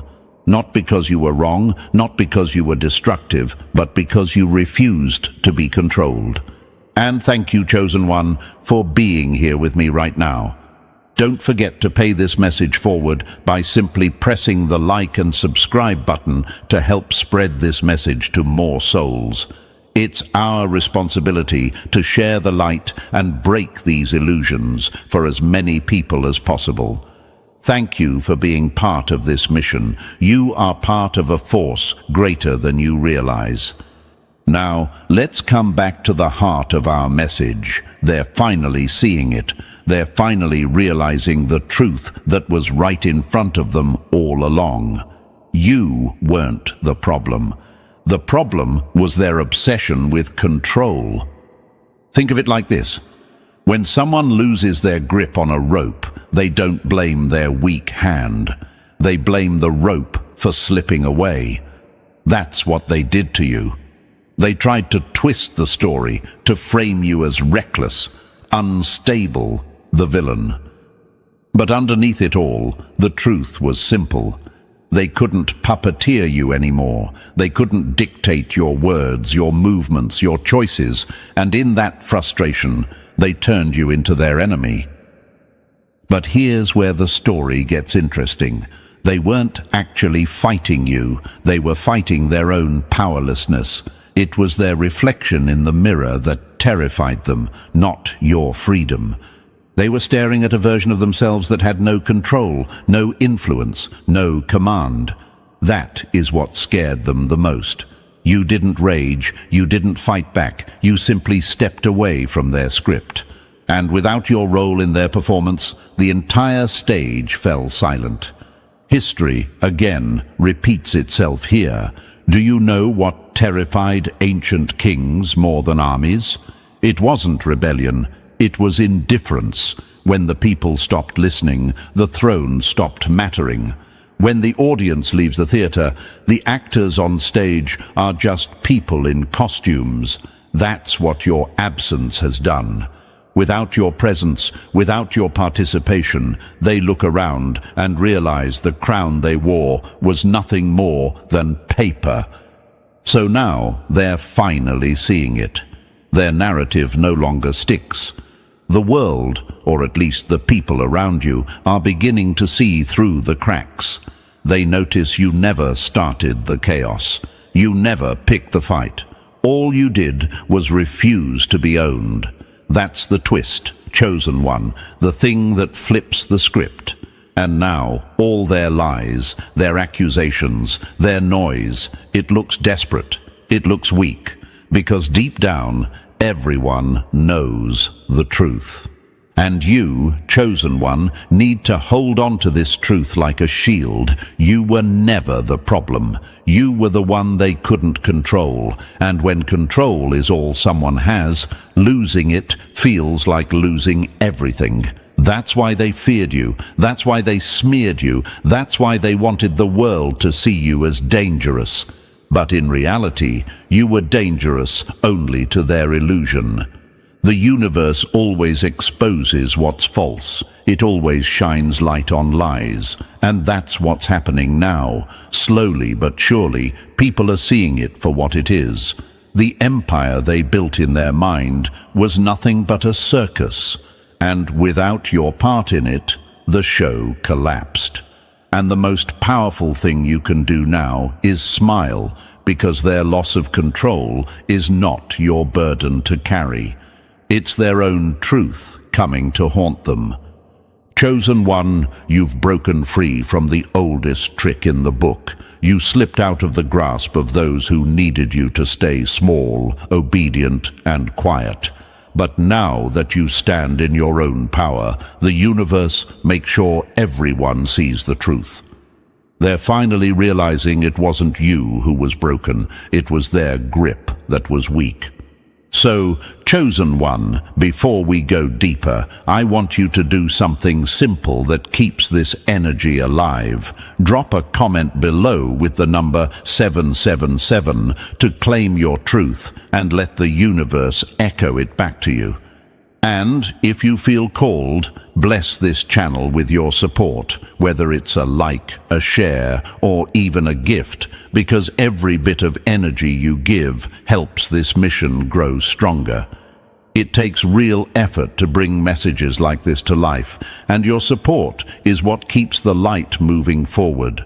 Remember, when you stand in your power, you inspire others to do the same, and that ripple is unstoppable. So thank you for being here, for being part of this force, and for choosing freedom over control. And now, let's dive into this step by step. And believe me, if you truly are the chosen one, you'll feel the pull to stay until the very end. Because what you're about to hear will confirm exactly why they could never control you. Let's get started. Number 1, their hatred was never yours to carry. It was their fear of losing control. The weak will always call freedom a threat because it exposes their lack of power. Think about that, chosen one. Their hatred was never about who you are. It was never about your heart, your character, or your intentions. It was about the fact that they couldn't grip you like a rope and drag you where they wanted. You slipped out of their grasp, and that terrified them. Hatred is not born from truth. It's born from fear. And the moment you stopped playing the role they wrote for you, their fear transformed into hostility. Now imagine this for a moment. Picture someone clutching sand in their fist, squeezing tighter and tighter, thinking that will make them keep it. But the harder they squeeze, the faster the grains escape. That's exactly what happened with you. The more they tried to bend you, shape you, own you, the more you proved you couldn't be reduced to dust in their palm. And when the sand ran through their fingers, instead of admitting the truth, that control was never theirs to keep, they blamed the sand. They blamed you. Let's be real, chosen one. How many times have you been called stubborn, rebellious, arrogant, or even hard to love? Those weren't truths. Those were weapons. Words crafted not to describe you, but to shame you into silence. They weren't upset because you were wrong. They were upset because you were right, and you dared to act like it. You had a backbone. You didn't fold. And people who thrive on control can't stand the sight of someone standing tall. Here's a brutal fact. Control only works when the controlled agree to stay quiet, and you refused. You asked questions. You made your own decisions. You didn't wait for permission slips from people who thought they owned your path. Every choice you made for yourself was like a crack in their armor. With each no you gave them, their false authority crumbled a little more. And when they realized they couldn't stop you, they turned you into the villain in their story. But let me flip the perspective for you. What they called arrogance was actually your self-respect showing. What they labeled disrespect was nothing more than you drawing a line in the sand. And what they whispered was difficult was really you refusing to betray your own spirit. The truth is, you weren't fighting them. You weren't plotting against them. You weren't even trying to prove a point. You were simply living in your own skin. But for people obsessed with control, that is war enough. They saw your freedom as rebellion. They mistook your existence outside of their grip as an attack on their authority. And in that panic, they scrambled to flip the story. They whispered in ears, spread lies, and tried to paint you as unstable, toxic, chaotic. But the chaos wasn't you. It was their desperation. The chaos lived in their fear of losing what they could never truly own. Think about it. Isn't it strange how the people who scream the loudest about respect are the ones who can't handle boundaries? Isn't it strange how the people who accuse you of being toxic are the very ones who poison every room with their need to dominate? That's the paradox of control. They can't admit they're powerless, so they invent a villain to mask their fear. And guess who became that villain? You. But here's where the story flips. Over time, masks fall off, lies collapse under their own weight. People begin to notice the pattern. The problem only exists when someone refuses to kneel, and suddenly the narrative doesn't hold anymore. They called you the villain, but time revealed you as the one who dared to live free. And freedom, chosen one, has a way of making the controlled question everything they believed. There's a reason they hated you so much. It wasn't because you were broken, but because you reminded them they were. Every time you stood up for yourself, every time you chose your truth, every time you lived without asking for their approval, you exposed how fragile their grip really was. You became a mirror they didn't want to look into, and mirrors don't lie. Here's another fact. History remembers the free, not the controllers. Nobody writes songs about the chains. Nobody tells stories about the puppet masters. They tell stories about the ones who cut the strings. And that's what makes you unforgettable, chosen one. They can lie, they can slander, they can twist the story, but deep down they know your independence is what rattled their foundation, and that's why their hatred ran so deep. It was never about you being wrong, messy, arrogant, or rebellious. It was about them realizing they couldn't bend you into something smaller. You were never the problem. Their hatred was the sound of control slipping away. And in their panic, they made you the target. But here's the twist they can't escape. By trying to destroy you, they only revealed how powerless they really were. So don't carry their hatred like it belongs to you. It never did. It was always their reflection, their fear, their weakness projected onto you. And one day, chosen one, even they will see it, because the truth doesn't stay buried forever. And when the dust clears, the world won't remember their accusations. They'll remember your strength, your boundaries, your refusal to bow. That is why their hatred should fuel you, not break you, because hidden inside it is proof that you were never under their control, proof that your independence made them tremble, proof that you weren't the problem. You were the truth they couldn't silence, and the truth, chosen one, doesn't bend, it doesn't bow, it doesn't break, it endures. Number 2, you shook the foundations of the system that fed them. The greatest threat to a crooked system isn't destruction, it's exposure. Let that strike deep, chosen one. They didn't fear you because you screamed or fought with fists. They feared you because you noticed what they thought was hidden. You asked the questions they prayed no one would ask. You stood where others bowed, and that alone made their empire tremble.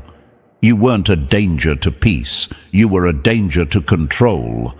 And for people who profit from unfair systems, nothing is more terrifying than someone who refuses to play along.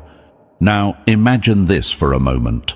Picture a stage performance where every actor knows their lines, every cue is followed perfectly, and the audience applauds because they believe it's real. But then one actor, just one, decides not to follow the script.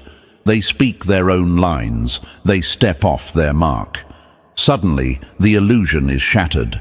The audience sees the wires, the fake backdrops, the hollow sound of the applause.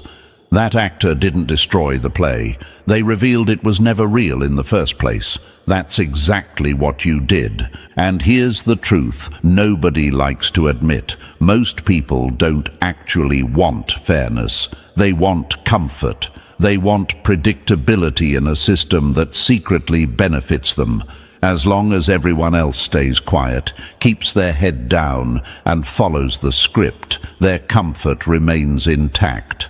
But the moment you refuse to shrink, the moment you stopped bowing to their unspoken rules, you didn't just break their rhythm, you tore the mask right off their faces.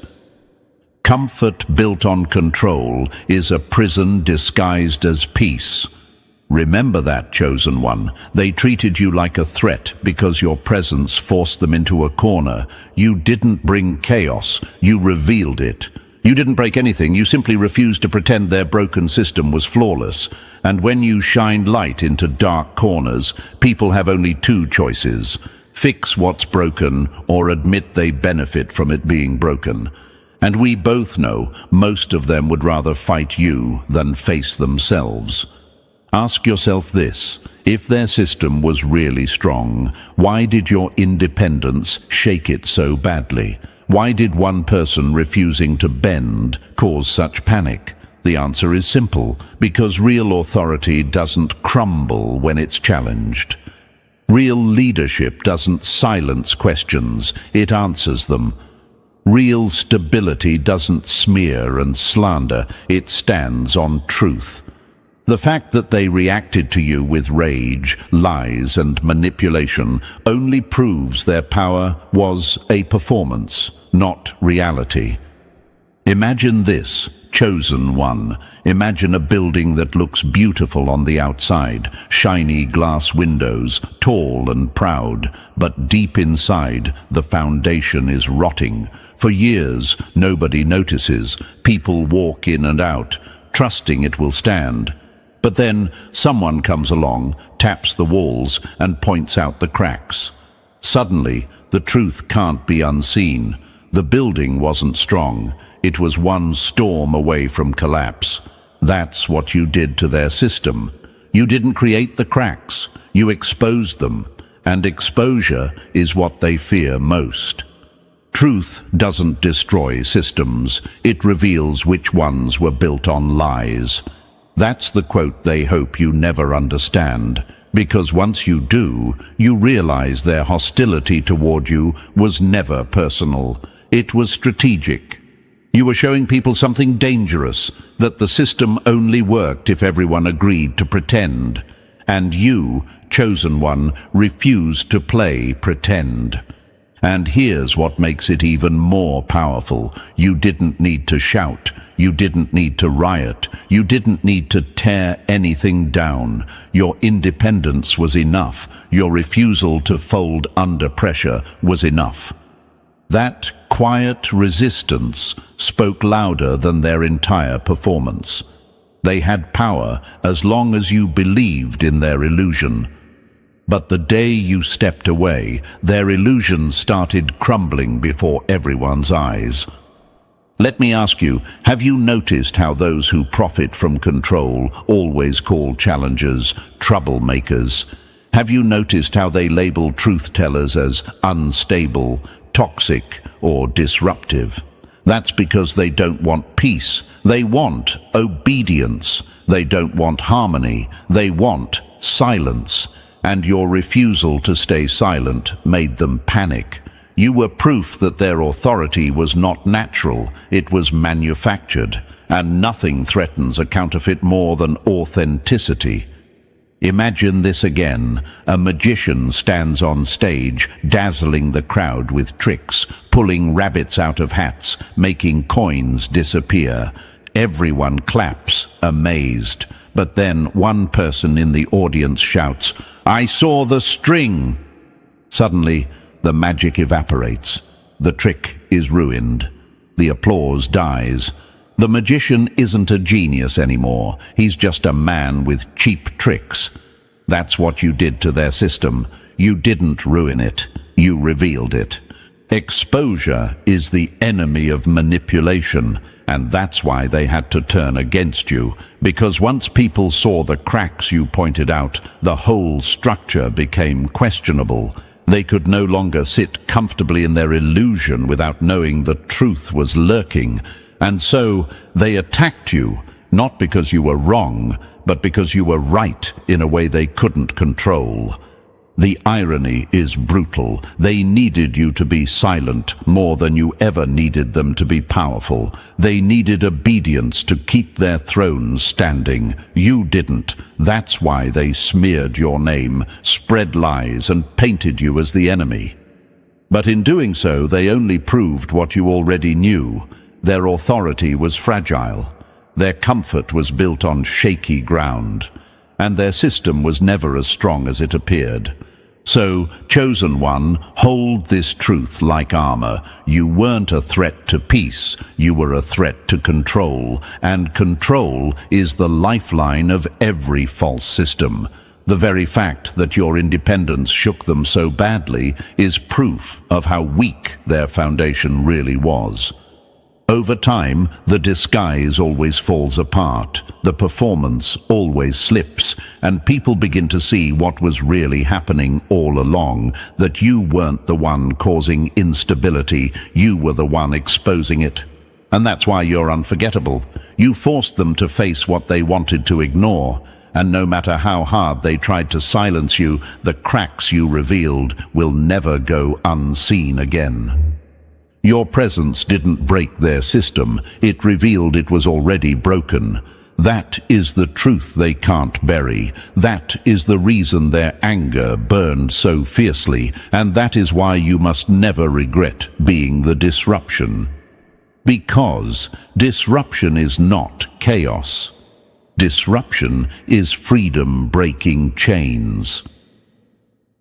Number 3, they never wanted peace. They wanted you on your knees. Controllers don't crave peace, they crave silence, your silence. That's the raw truth, chosen one. They never wanted peace with you because peace requires equality, respect, and honesty. What they wanted was submission packaged as harmony. They wanted your smile to cover their domination, your silence to protect their illusion, and your obedience to fuel their comfort. That's not peace. That's slavery with a pretty mask. Now imagine this for a moment. A wolf walks into the sheep pen, and every time the sheep stay quiet, the wolf calls it peace. But the moment one sheep raises its head, refuses to bow, the wolf growls and calls it rebellion. That's exactly how they treated you. Your independence wasn't violence, it was freedom. But to them, freedom is war, because it shakes the foundation of their control. Ask yourself this: if they truly wanted peace, why did peace only exist when you were smaller, quieter, dimmer? Why did harmony depend on you erasing your own voice? The answer is simple. They didn't want resolution. They wanted dominance. They only felt calm when you bent, and when you refused, suddenly you were labeled difficult, argumentative, or the problem. But that wasn't truth. It was projection. Here's a fact they never admit. Real peace has nothing to do with your silence. Real peace is built on fairness and mutual respect. Their version of peace was nothing but submission dressed up in nice words. And Chosen One, you saw right through it. That's what scared them most. You weren't afraid of conflict if it meant keeping your soul intact. You weren't willing to dim your light so they could shine brighter. And that terrified them, because it meant they couldn't dangle their false peace over your head like a leash. Imagine a chessboard for a second. They wanted every piece to move exactly as they commanded. But then there was you, the piece that moved by its own rules, that refused to play their game. That single refusal shattered the illusion of control. And what do people do when their power slips? They twist the story. They run to others and declare you the chaos maker, when in reality you were simply refusing to bow. Peace without freedom is just a quieter form of war. Remember that. They were never seeking peace with you. They were seeking your submission. And the day you stopped chasing their approval was the day they lost their strongest weapon. Because without your compliance, they had nothing left to bargain with.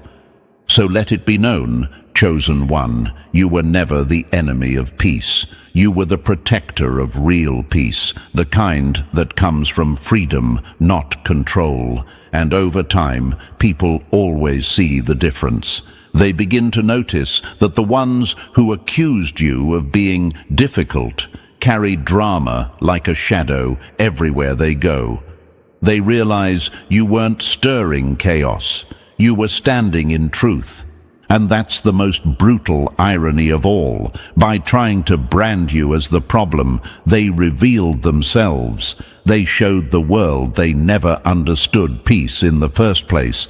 They only understood dominance. But you, Chosen One, refused to trade your soul for their comfort. And that is why you are still standing, while their version of peace crumbles into dust.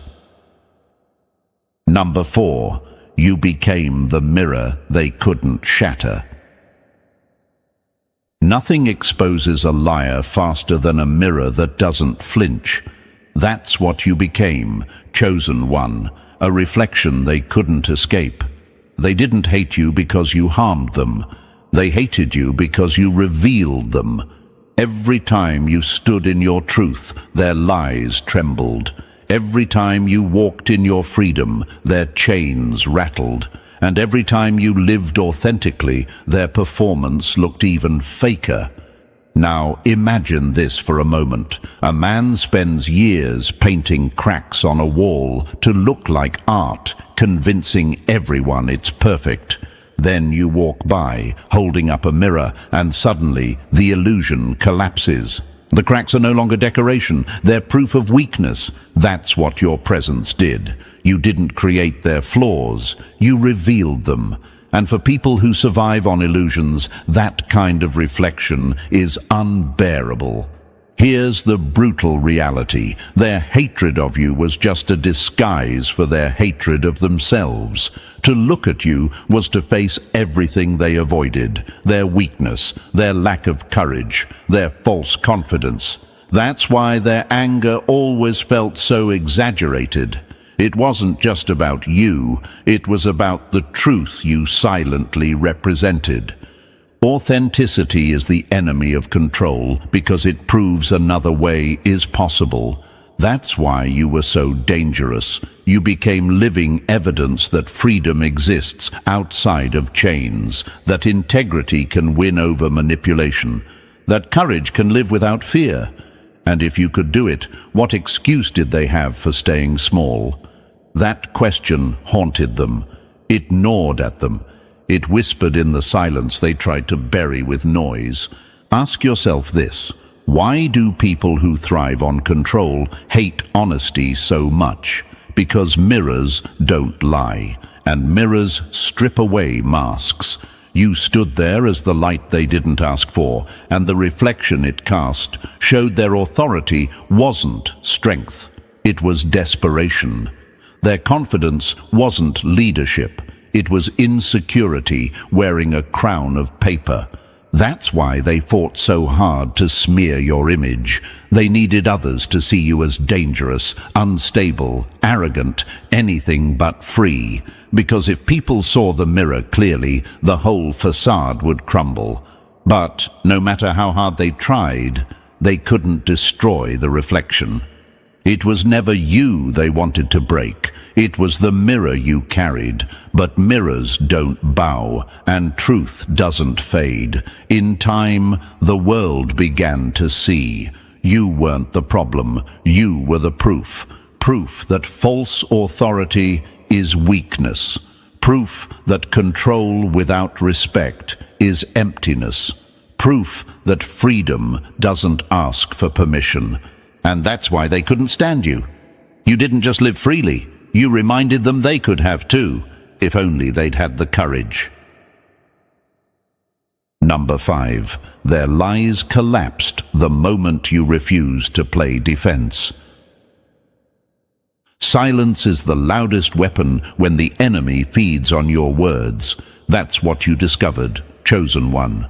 For the longest time, they thrived on your explanations. Every defense you gave, every attempt to justify your choices, every word you used to prove your innocence, it all became ammunition for them to twist.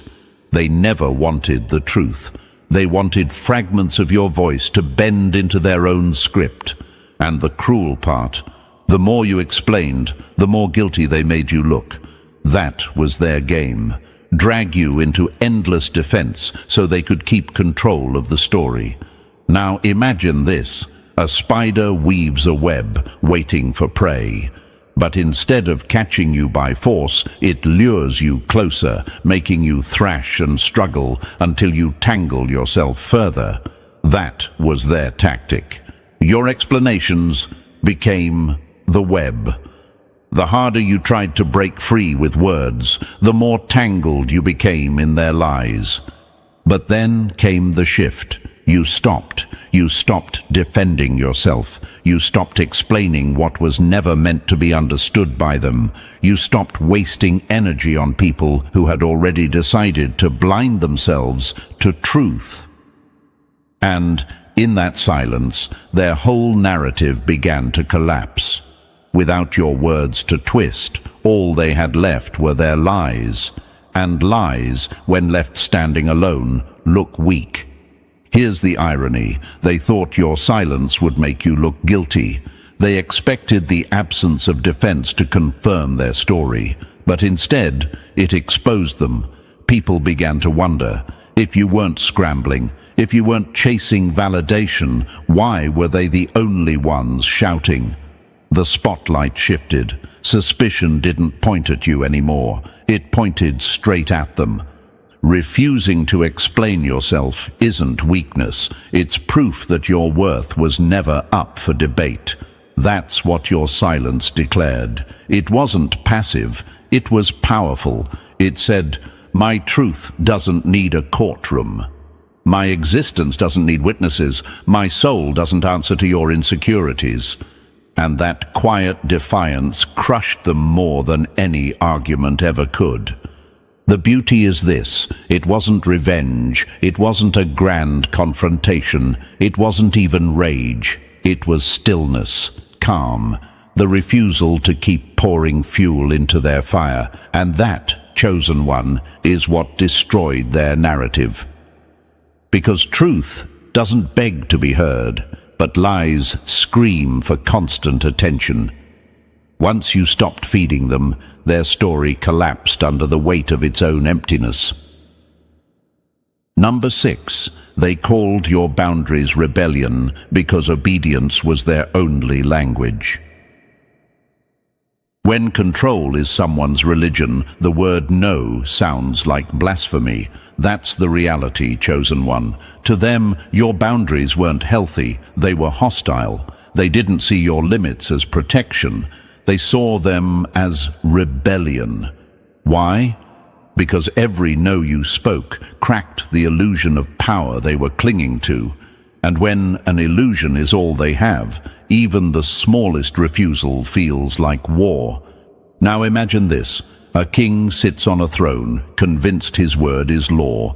For years, people bow, nod, and obey. Then one day, someone simply doesn't kneel. No insults, no weapons, just refusal. The king doesn't see it as a boundary. He sees it as an uprising. That's exactly how they treated you. You weren't staging a revolt. You were simply protecting your humanity.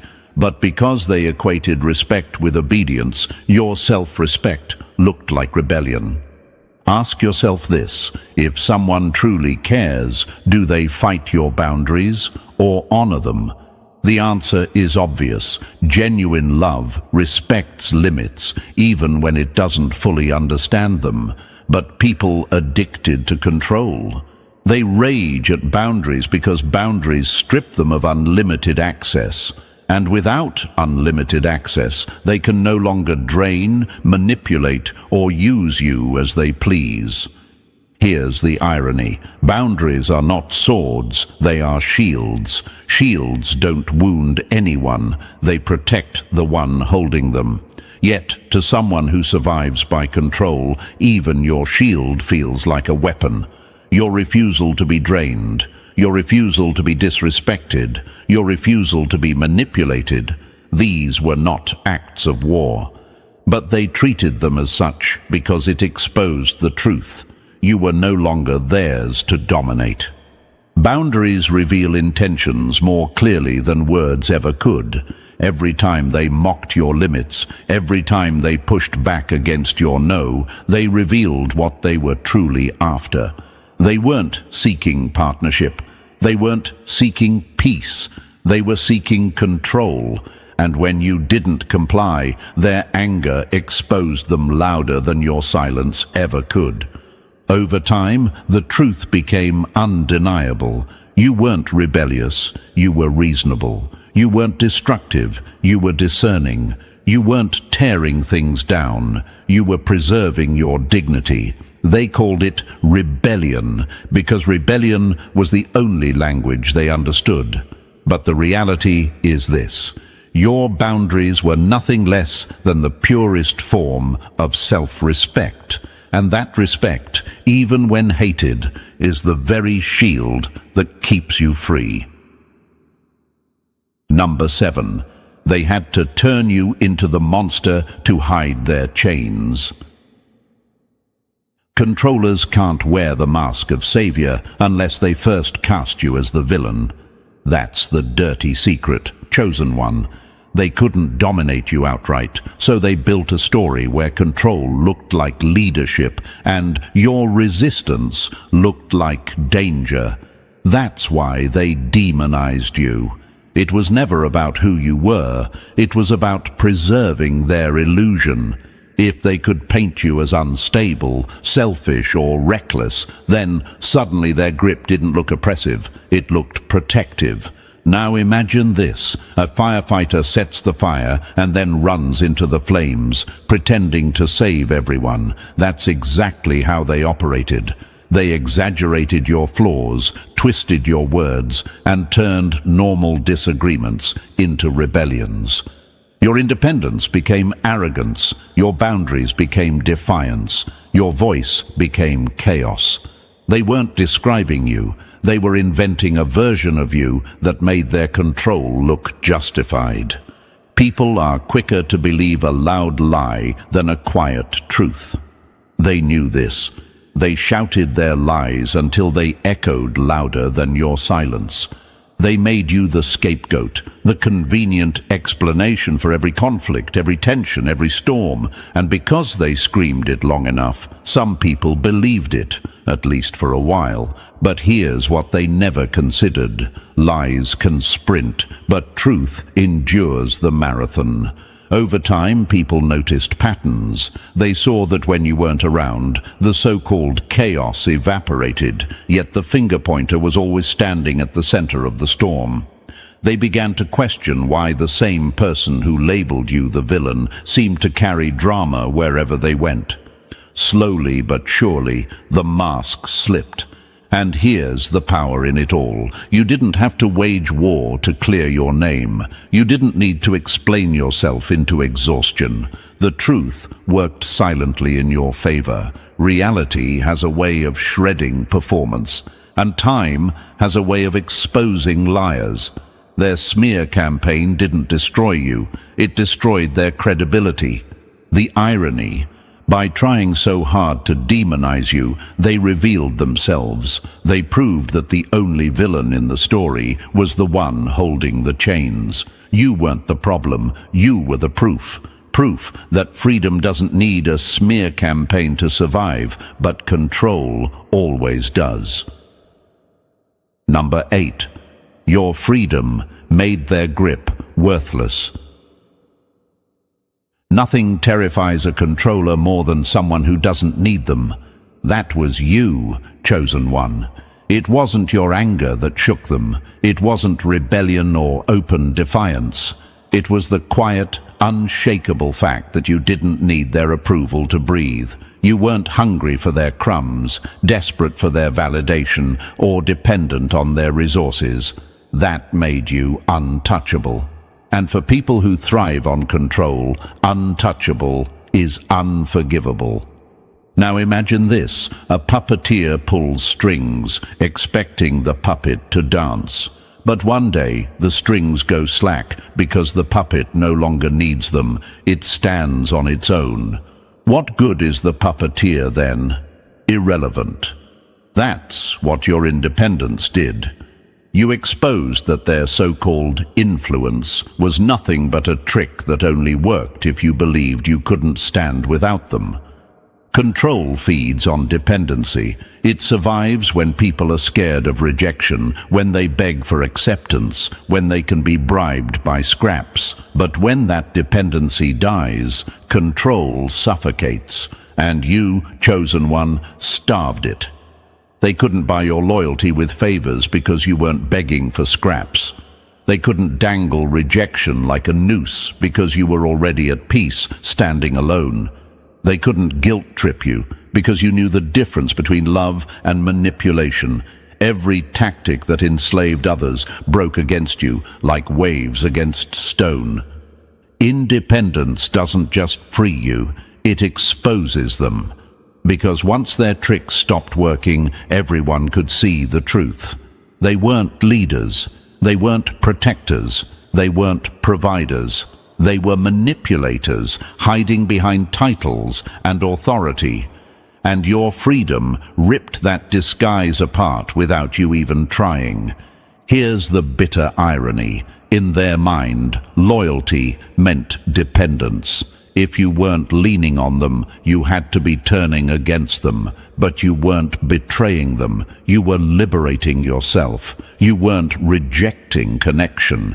You were rejecting control. And because they had no idea how to exist without leverage, they painted your independence as betrayal.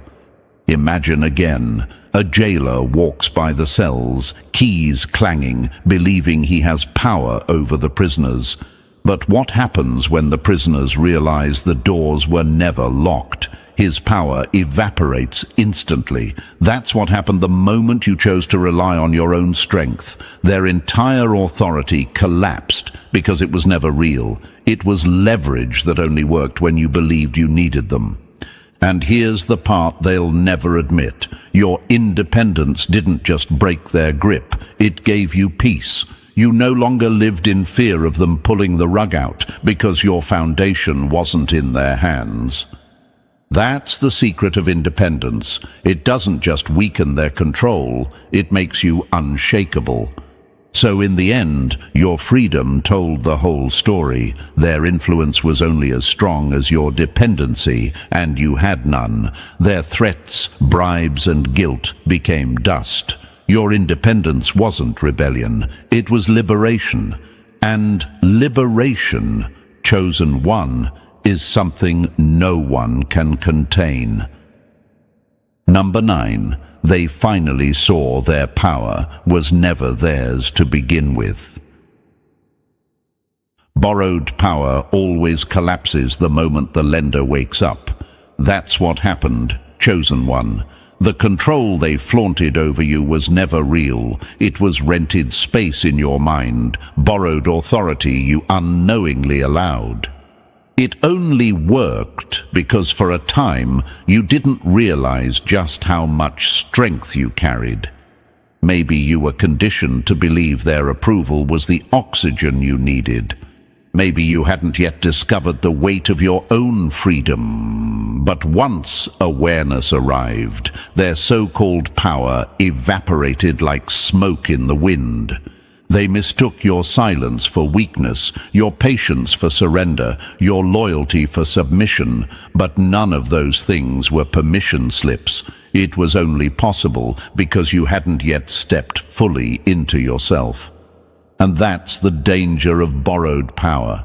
It has an expiration date. The very moment you said, "I know who I am now," their time was up. Now imagine this.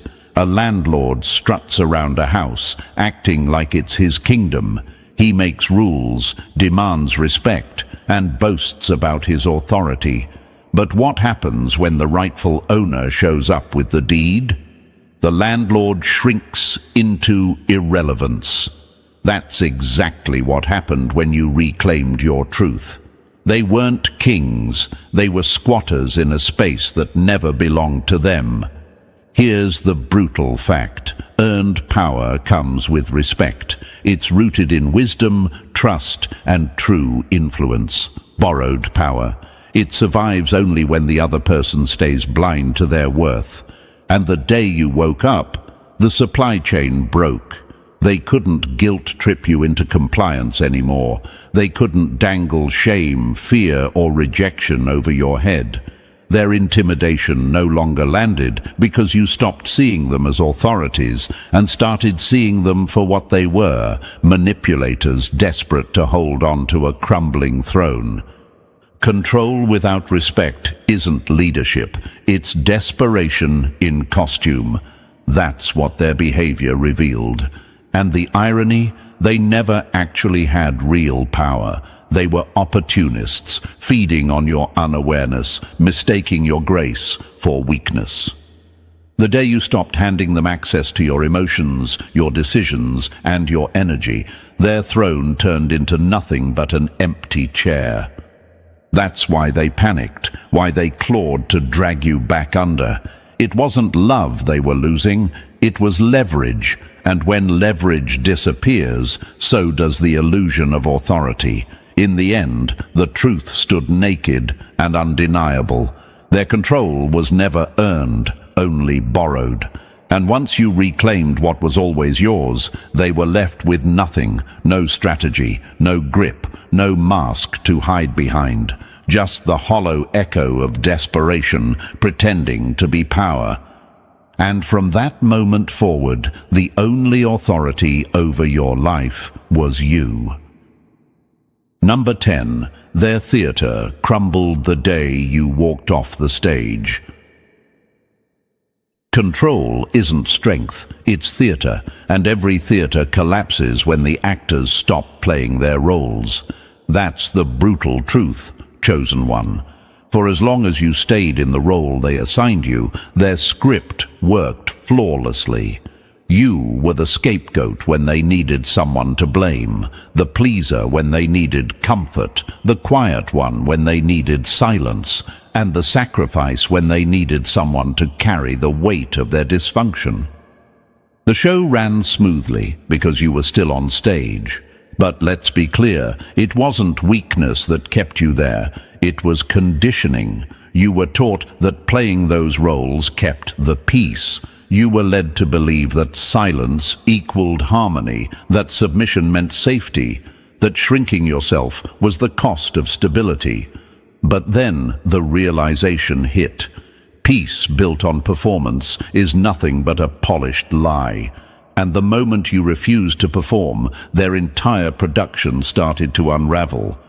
Now imagine this. A magician pulls tricks on stage, doves from hats, rabbits from sleeves, and the crowd claps. But then one assistant refuses to hand over the props. Suddenly, the magic dies. The show looks cheap. The audience sees the wires, the smoke, the strings. That's what happened when you stopped playing along. Their authority wasn't power. It was a performance that only survived as long as you played your part. Ask yourself this: who do they scapegoat when you stop carrying their blame? Who do they silence when you start speaking? Who do they exploit when you refuse to lay yourself down as their sacrifice? The answer is no one. And without someone to control, their story collapses into nonsense. The theater empties, the lights dim, and all that's left is a stage with actors pretending they matter, but no audience to believe them. Controllers don't fear rebellion, they fear indifference. That's why they fought so hard to drag you back into character. Your absence exposed them, not just to others, but to themselves. They weren't leaders, they were manipulators. They weren't protectors, they were exploiters. They weren't victims of your so-called rebellion. They were addicts, starving without your compliance. And here's the beauty. You didn't need to destroy them. You didn't need revenge, schemes, or retaliation. All it took was walking off their stage and reclaiming your own script. You chose authenticity over acting, truth over theater, freedom over performance. And in that choice, their illusion collapsed. Their power didn't vanish because you fought harder. It vanished because you stopped performing altogether. That silence, that refusal, that calm decision to no longer play their game, that was the loudest truth of all. You revealed what had always been hiding. Their control wasn't strength, it was theater. And the second you walked away, the curtain fell, the spotlight dimmed, and the fraud was exposed for what it really was, a stage play with no actors left to keep it alive. Number 11. You were the anchor, they were the storm. Stability exposes chaos the way light exposes shadows. It doesn't fight, it just reveals. That was you. Chosen one. In the end, their entire illusion unraveled, not because you screamed, not because you fought, but because you stood firm. They weren't wrestling with your flaws. They were drowning in their own dysfunction. You were the calm center, steady and rooted, while they spun wild storms around you, hoping to pull you under. They wanted you to crack, to lash out, to collapse so they could point and say, "See? You were the problem all along." But you didn't. And that's what broke them. Imagine a storm beating against a mountain. Lightning flashes, winds howl, rain floods the valley. But the mountain doesn't move. That's who you were. And every time they tried to provoke you, every time they tried to twist you into the role of unstable or chaotic, your steadiness betrayed their schemes. Control thrives on instability. If you had been reckless or impulsive, they could have used it as justification to tighten their grip. But your clarity, your composure, your refusal to spiral, that left their lives stranded with no place to land. Chaos always calls calmness cold because calmness refuses to play along. That's why they branded you dramatic, unstable, even heartless. But those labels weren't truths. They were weapons. They needed to flip the narrative so no one would notice where the real chaos lived. Because the truth was obvious. The outbursts, the lies, the constant rule-shifting, the emotional blackmail, it always came from them. And over time, everyone began to see it. The irony cuts deep. They thought your calm meant weakness, that your steadiness meant they still had power. But that calm dismantled them. You weren't spiraling, you were observing. You weren't flailing, you were enduring. While they played chaos in a costume of authority, you were the constant that stripped the mask away. And by the time the truth was undeniable, their accusations couldn't hold weight anymore. People saw it for what it was. You weren't the storm, they were. What they demonized in you, your boundaries, your independence, your refusal to bow, was really what they lacked. Courage, integrity, and freedom. What they called rebellion was just your refusal to abandon yourself. What they labeled chaos was their own dysfunction reflected back at them. That's why they'll never forgive you, because without raising a hand, without matching their chaos, you revealed who was truly out of control. And here's the part that seals your victory, chosen one. You never needed to apologize for being uncontrollable. You never needed to shrink so others could feel powerful. You never needed to trade your freedom for the illusion of peace. The very fact that they had to twist, smear, and manipulate proves one thing. The strength of your steadiness shook them more than compliance ever could. The truth is undeniable now. They finally see it. You weren't unstable, you were the constant. You weren't disloyal, you simply refused to call captivity love. You weren't the problem, you were the proof that their control was never earned, only borrowed. You stood tall while their narrative collapsed into dust. You were the mirror, the anchor, the force they couldn't tame. And that, chosen one, is your lasting triumph. They were laughing at the shadow of you until the spotlight hit, and now they can't unsee the giant standing in your place. Now imagine this for a moment, chosen one. You walk through the same halls, the same timelines, the same digital spaces, but something has shifted. It's not what you're doing differently, it's what's finally being seen. You didn't change overnight. They just finally ran out of excuses to deny who you truly are. One glimpse of the real you, raw, unfiltered, fully evolved, and they crumbled. The world you walked through silently for years just cracked open like thunder. Not because you screamed, but because you stopped hiding. And here's a fact that screams you were right all along.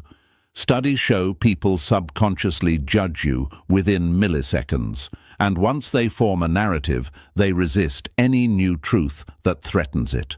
So when you revealed your true identity, they didn't just lose control of the story, they lost control of reality. Their carefully built assumptions about you collapsed like cheap scaffolding. Their egos couldn't handle the altitude of your growth. You didn't just go viral, you went visceral. You hit a nerve so deep, it echoed through every person who ever underestimated you.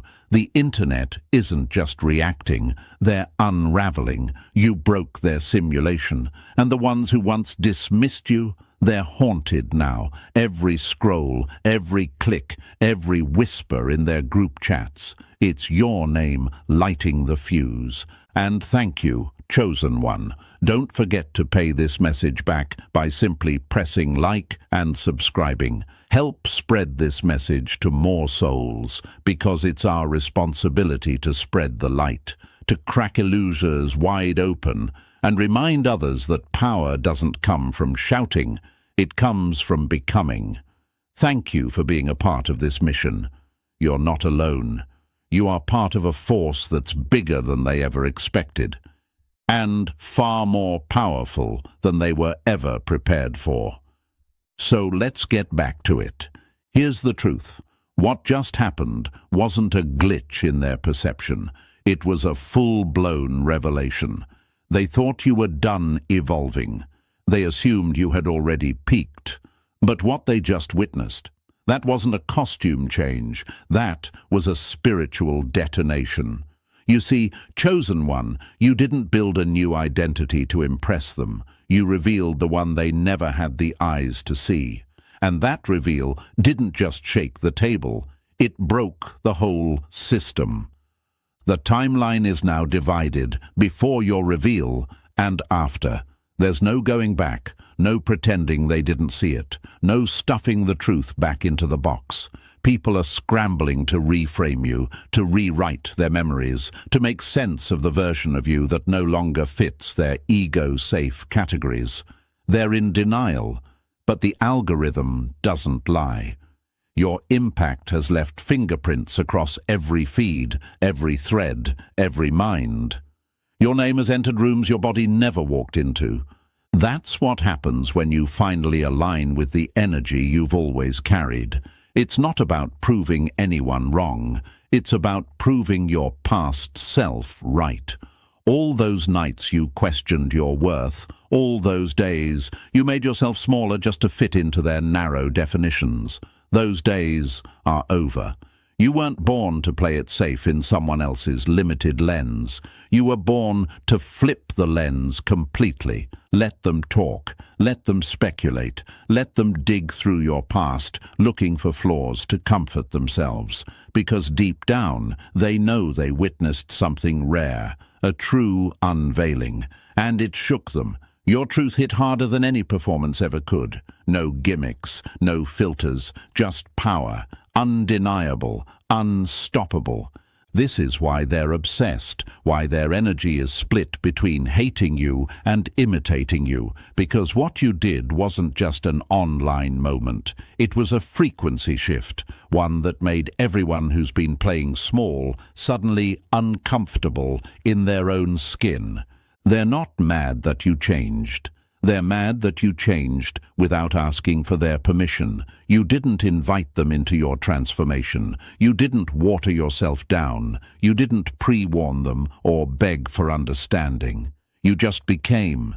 And now they can't unsee it, can't unfeel it, can't unknow it. So walk with your head up, Chosen One. The reveal wasn't a mistake. It was destiny meeting precision. You didn't need their validation before, and you definitely don't need it now. Their minds are shattered, not because you betrayed them, but because you finally exposed the lie they built around you. And the truth? The truth always hits the hardest when it's been quietly rising all along. Your rise is not noise, it's music. The kind that shakes windows and wakes people from their sleep.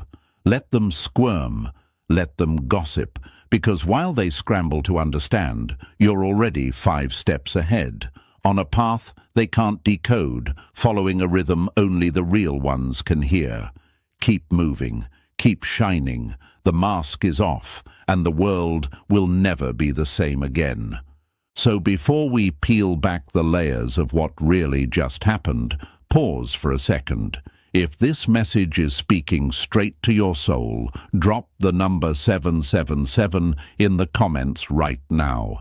That's the number of completion, because the old version of you is done, and what you just revealed, that was the beginning of a brand new timeline. And if this energy has been calling you, consider fueling the mission with a super thanks. Whether it's a scent or a blessing, it keeps the light on for every chosen one who's just now realizing their true identity. Your support isn't just appreciated, it's powerful. You are part of this ripple effect. And if you're still here, it's not by accident. You were meant to hear this. And now, let's go deeper, step by step, because if you're truly one of the chosen ones, you'll feel it, that strange magnetic pull to stay until the very end, not just to understand what you just did, but to see why everyone else is losing their minds over it. Let's get into it. Number 1. You were building a kingdom while they were busy counting likes. They mocked your silence until your moves screamed louder than their entire existence. They thought you were lost, confused, maybe even broken, while they flooded timelines with filters, drama, and desperate pleas for attention. You stayed quiet, dangerously quiet. Not because you had nothing to say, but because you were calculating everything. Your silence wasn't absence. It was pressure, building, rising, sharpening. You weren't idle. You were gathering every detail, watching every false move, letting them expose themselves while you pulled strings behind the scenes. They thought they were winning at a game they didn't even realize you invented. While they played social hopscotch, chasing clout, reposting nonsense, faking perfection, you were moving in dimensions they couldn't even perceive. You weren't seeking validation, you were designing impact. Every time they underestimated you, you let them. Every time they looked past you, you smiled, because you knew something they didn't. Real power doesn't announce itself, it arrives. Now here they are, choking on their own confusion. Wait, where did this come from? Who gave them permission to evolve like this? That's the thing. They thought you were playing the same game as them. But you weren't playing at all. You were constructing. You were turning pain into plans. You were gathering receipts. You were plotting moves they'd never recover from. And now, you made one post, one single reveal, and the whole illusion cracked. They can't scroll past it. They can't sleep on it. You did more with one truth than they've done in 10 years of showing off. You flipped the entire board while they were still deciding which color checker piece they wanted. That's not luck. That's not chance. That's strategy sharpened in silence. Think of it like this. Imagine watching someone play in the sandbox, thinking they're building a castle, and then turning around to see that you've built an empire of stone behind their back. They can't process it, they can't compete with it, and now they're panicking, not because they want to understand you, but because they want to control the damage. Because now everyone's watching, and nobody can explain what the fuck just happened. They dig through your past posts, looking for signs they missed. They analyze your captions like cryptic codes. They replay your stories like detectives trying to solve a case that's already been closed. And here's the brutal truth. They'll never catch up, because you weren't just documenting life, you were designing legacy. This is what happens when a chosen one moves in silence. You weren't hiding, you were evolving, and that makes them furious. Why? Because deep down, they know they wasted their time. They used their platform to flex, while you used yours to build. They chose noise. You chose knowledge. They went viral. You went eternal. So now they're scrambling to copy your style, your tone, your energy. But it's too late, because the blueprint wasn't about trends. It was about truth, and that can't be replicated. You didn't just level up. You warped the entire playing field. And now they're stuck trying to explain your moves in a language they never learned. Let them call it luck. Let them call it overnight success. That's how people cope when they don't understand brilliance. They reduce it, they downplay it. But you know the truth. You know how many nights it took. You know how many betrayals you turned into blueprints. You know how many times you swallowed your ego to grow your vision. They want to talk about effort now. Where was that energy when they mocked your silence? Where was that interest when they thought you were just trying too hard? It's always the same story. They don't care until they're confused. And confusion is the enemy's first reaction to undeniable power. But don't let their confusion turn into your distraction. Stay focused. Stay sharp. You didn't come this far to explain yourself to people who misread the entire plot. Let them scroll. Let them speculate. You've already moved beyond their understanding. You were never trying to fit in. You were trying to flip the script. And now, mission accomplished. Here's a question they'll never be able to answer. How did someone we ignored outwork, outthink, and outshine us without even trying to be seen? Here's the answer they'll never accept, because you were never working for them. You were working for something far greater, something they'll never touch because they never had the courage to look inward. You didn't post to prove anything. You posted because you didn't need to hide anymore, and that makes your energy dangerous. You're no longer feeding off their reactions. You're creating shockwaves just by existing. You didn't join the circus. They just finally realized the lion had been watching the clowns from the shadows all along. So let them choke on your reveal. Let their group chats spiral. Let them wonder how you pulled this off. The truth? You didn't pull anything off. You became, you arrived, you revealed. And what you revealed is something no algorithm, no opinion, no desperate hater can dismantle. You showed them a version of you that was always there, just waiting for the right moment to be undeniable. You didn't just play the game better. You became the reason the game has rules now. So stand tall, chosen one. Let them whisper, let them wonder, let them pretend this was sudden. Because the deeper truth is this. You weren't playing checkers. You were building a legacy in stealth mode. And now that it's here, the silence is over. Now it's their turn to stay quiet, while you let the world echo with your truth. Number 2. They laughed for 5 years. Now they can't breathe through the smoke of your masterpiece.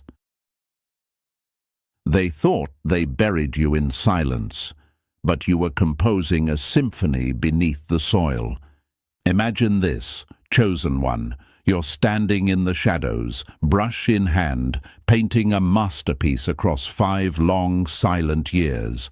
Every stroke intentional, every color layered with truth they weren't ready to see. The room is dark. No applause, no cameras, just discipline and a vision only you could see. While they laughed, you layered. While they scrolled, you sketched. And now, the curtain finally lifts. And the same people who mocked your process are gasping in disbelief at the final piece. They're not just shocked, they're shattered, because the truth hurts more when it's beautiful. And this reveal? It wasn't just a moment, it was the completion of a multi-year evolution, executed with the patience of a master and the silence of a sniper. You weren't just working on something, you were the something. The project was you. The glow-up was internal. The strategy was spiritual. The silence was sacred. And now that you've stepped into the light, their eyes are burning from the radiance of what they pretended not to see. The loudest one in the room is rarely the one in control. The one who vanishes in the noise is usually the one pulling the strings. You weren't hiding. You were incubating. You were guarding your transformation like a rare artifact, keeping it out of reach from their dirty hands and doubting eyes.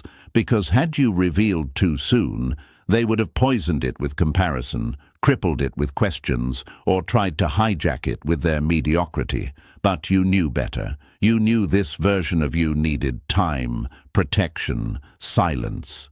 You didn't disappear. You refused to be diluted. You weren't playing defense. You were studying, collecting data, watching their patterns. Every time they dismissed you, you took notes. Every time they made jokes, you highlighted their insecurity. Every "you're too much," every "what are they even doing?" every side-eyed glance, they fed you the blueprint. While they thought they were mocking you, they were actually training you. And when they tried to bury you under doubt, they forgot you were soil-born. The deeper they pushed, the higher you bloomed. They gave you nothing, and you turned it into everything. Now they want a front-row seat to the show they never believed would happen. Let's break their confusion wide open. How could someone stay so quiet for so long and come back louder than the world? Here's your answer. Because you understood the art of timing. Because you knew that power released too early is wasted on the ungrateful. Because you mastered the pause. They thought you were done. Some thought you'd faded into nothing. But the truth is, you were simply out of their reach. You were operating in a space their energy couldn't contaminate. You weren't waiting for permission. You were waiting for alignment. Now, look around. They're trying to backtrack. Wait, didn't we go to school with them? Weren't they the quiet one? Why didn't I see this coming? Because you were never meant to be understood by the people you were evolving beyond. Because your frequency had already outgrown the room, you just hadn't walked out yet. They feared your silence, but now that you've spoken, they fear your existence. And let's not skip this part. Those 5 years weren't just peaceful, they were painful. You endured the quiet suffering of being underestimated. You swallowed the ache of being unseen. You watched people steal credit, hijack trends, mock your ideas, while you said nothing.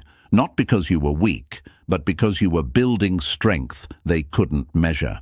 The kind of strength that doesn't clap back, it claps last.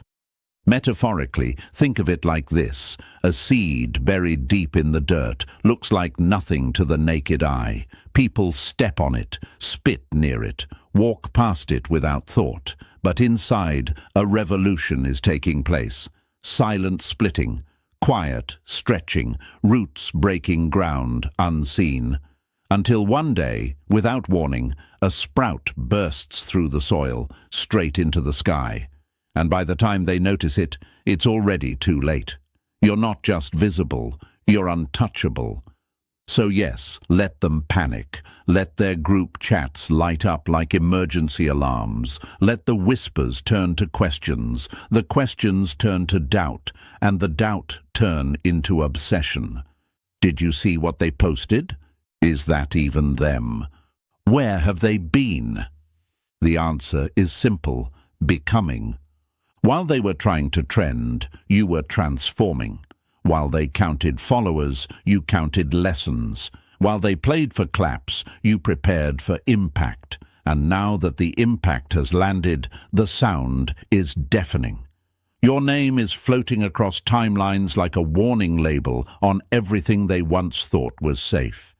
And the irony, it was never about them. It was always about becoming the version of you that you could live with, that you respected, that you knew was in there, clawing to get out. They just happened to be the accidental audience when your truth kicked down the doors. You don't owe anyone an explanation for the brilliance you've become. You only owe it to yourself to never dim it again. Here's another brutal truth they can't accept. They had access to you when you were still accessible. They wasted it, played with it, misjudged it, and now that access has been revoked. The person you were 5 years ago doesn't exist anymore. That version served its purpose to carry you through the storm. But the ones standing here now, they don't need validation. They are the standard.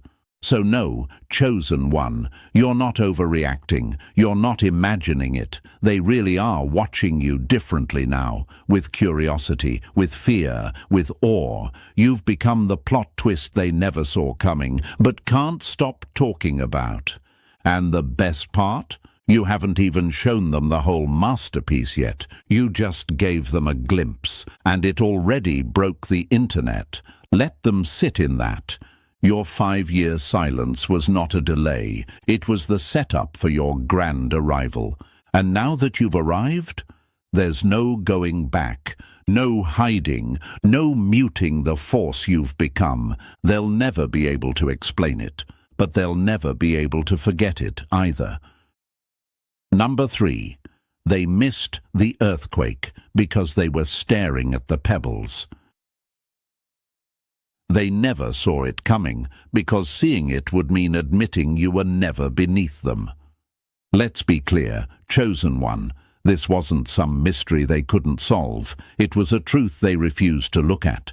They weren't blind. They were willfully ignorant, because seeing your greatness would have meant confronting their own lack of evolution.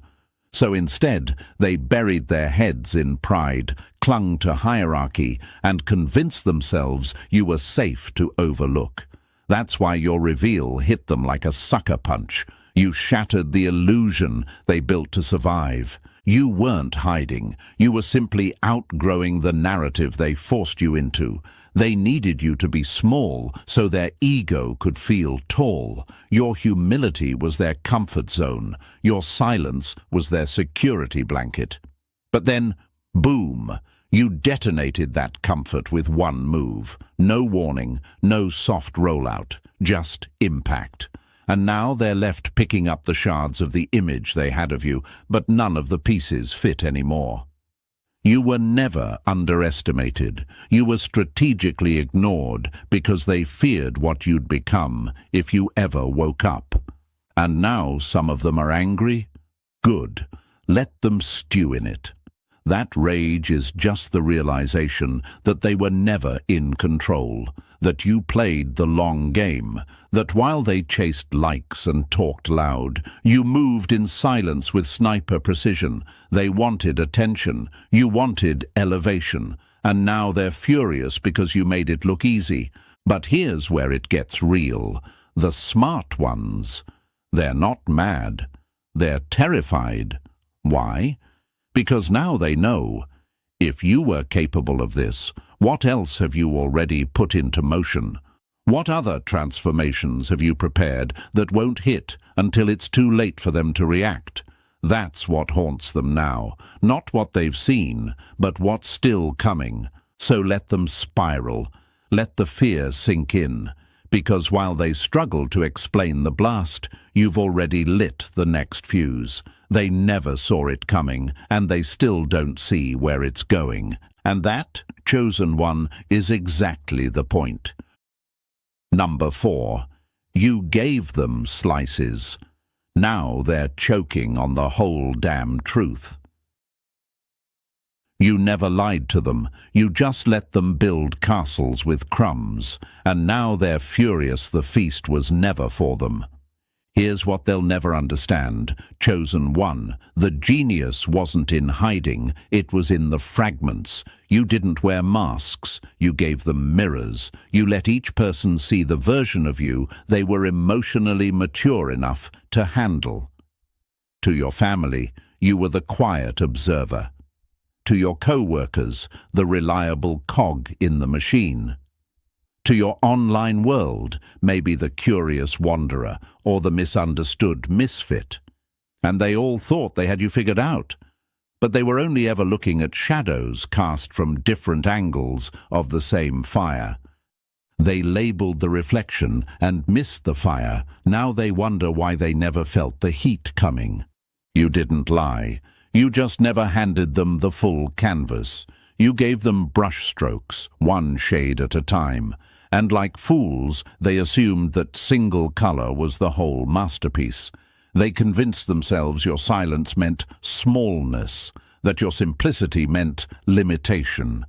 But while they were picking favorites from your fragments, you were engineering an identity they could never decode, not because it was hidden, but because it was too complete for their incomplete minds. Imagine this. Someone is watching you through a keyhole. They're absolutely sure they understand the entire room. They base their judgments on the sliver they can see. Meanwhile, behind that door, you've been building a palace with trapdoors, libraries, war rooms, and gardens they'll never walk through.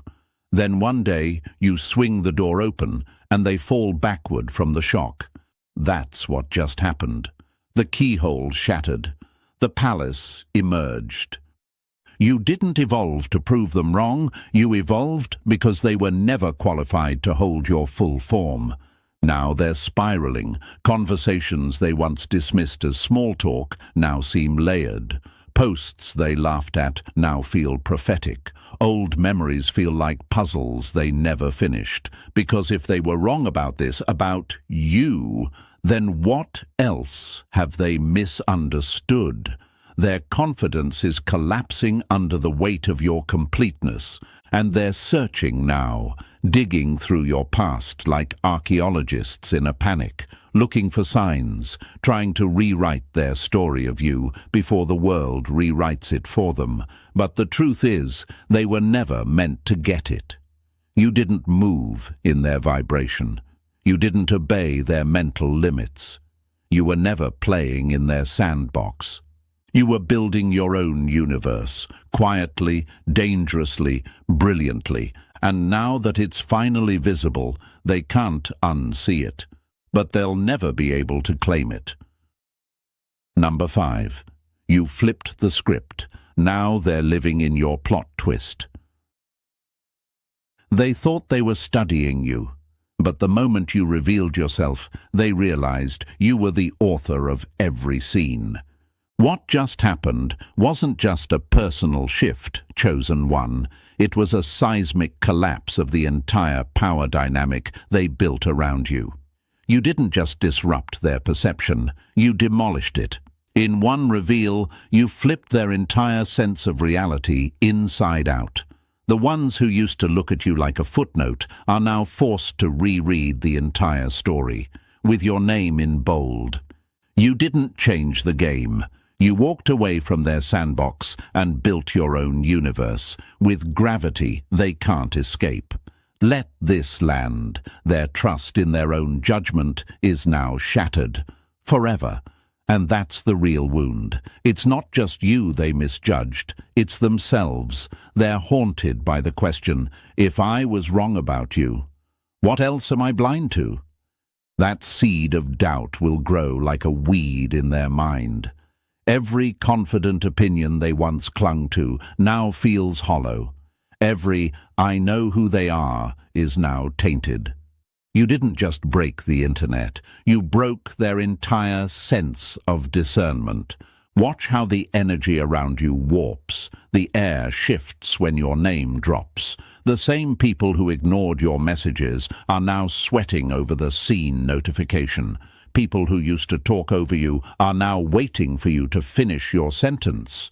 Your silence, once dismissed, now carries the weight of prophecy. They're not responding to the old you, they're reacting to the power they finally felt. Because here's the truth, you didn't become a person of interest. You became an event, a reference point, a glitch in their mental matrix. And now you're not someone they can coach, fix, pity, or patronize. You've become someone they study, and no amount of fake humility can shrink you back down to their comfort zone. You're not playing for applause, you're playing for impact, and impact doesn't ask for permission. You're not untouchable because you're arrogant. You're untouchable because you rose above their frequency and stopped broadcasting on their channel. It's too late for them to recover the narrative. Too late to reframe you. Too late to pretend they saw it coming.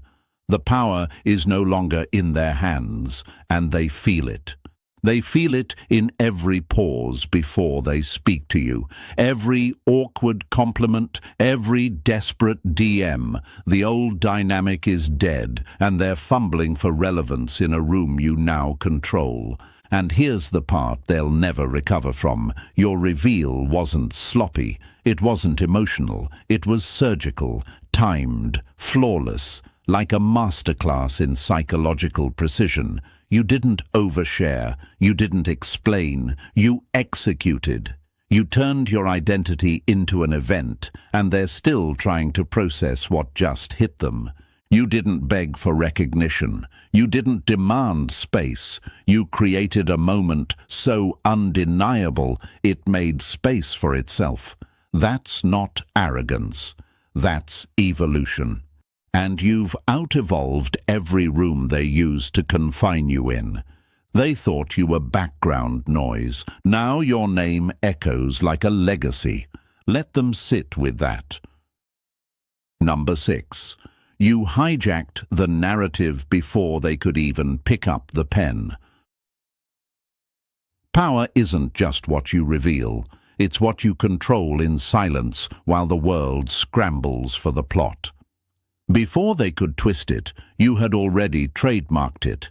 Before they could downplay your rise, you turned it into a monument. That's what true narrative control looks like, chosen one.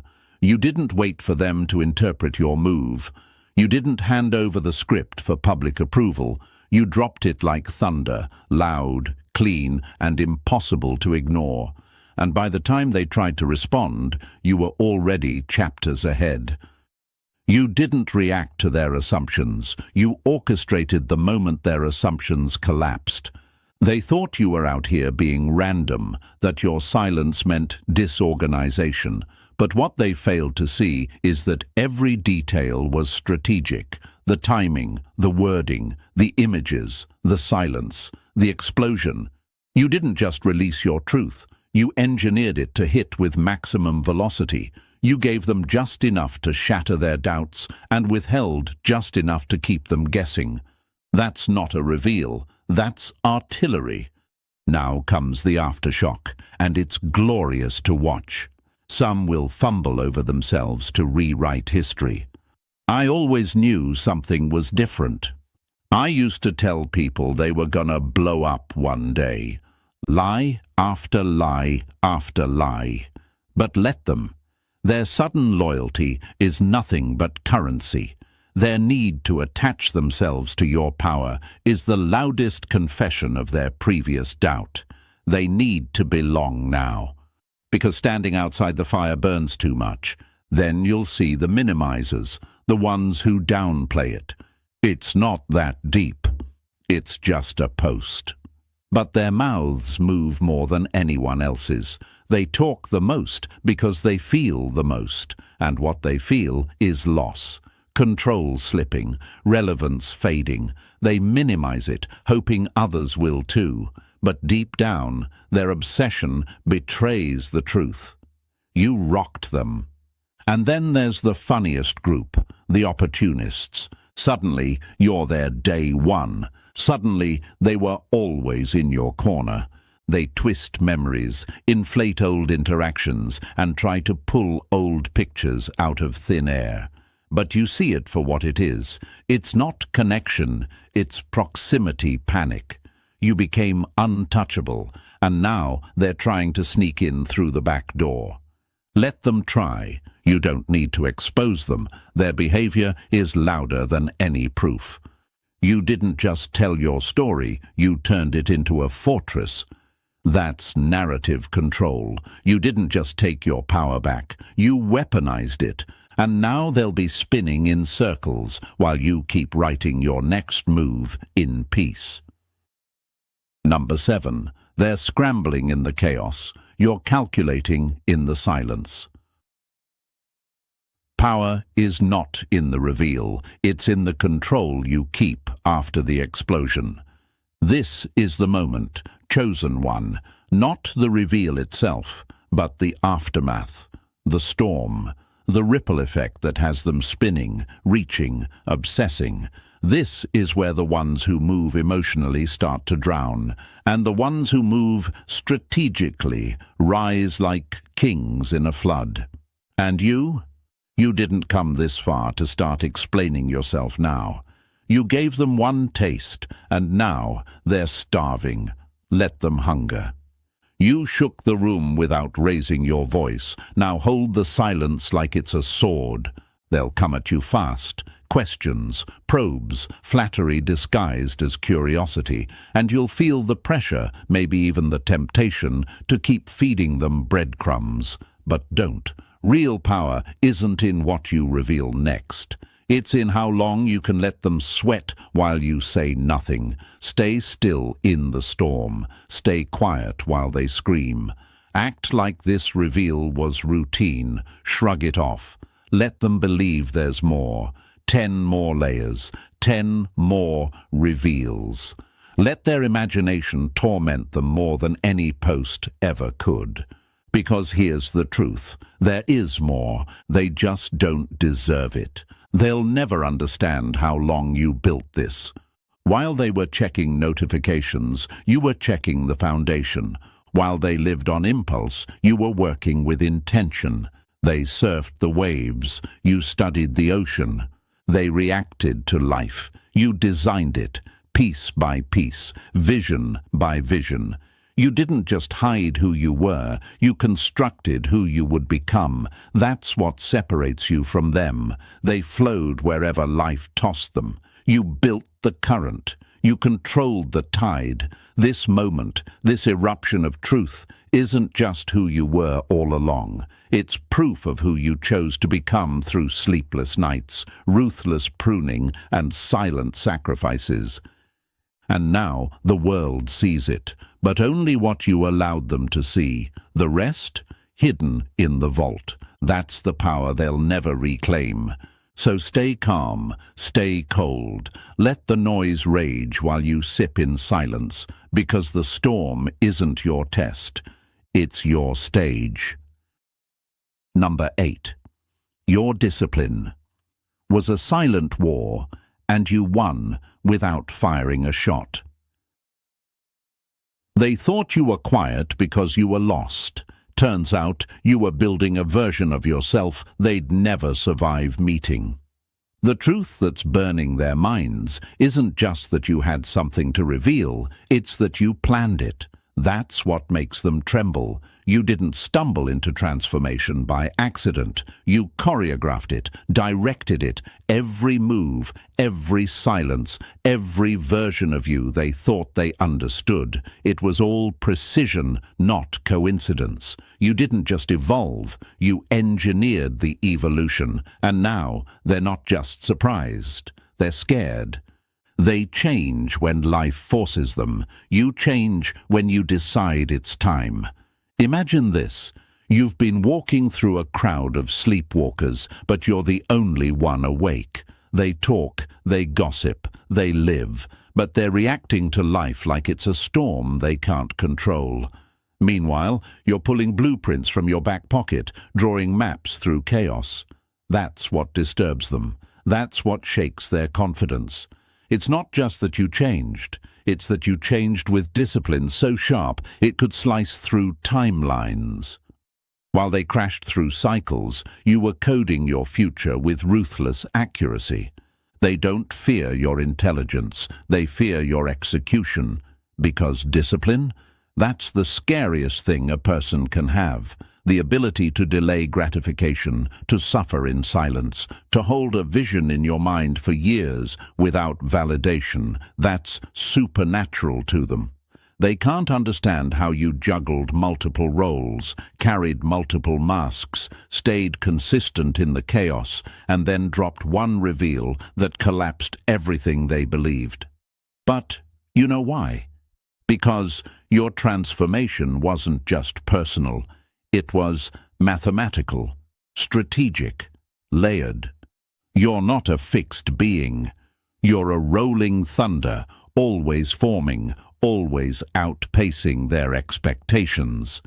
And here's what really shakes them. This isn't even your final form. They think they've finally figured you out, but you're already on your next arc. You're not done. You're never done.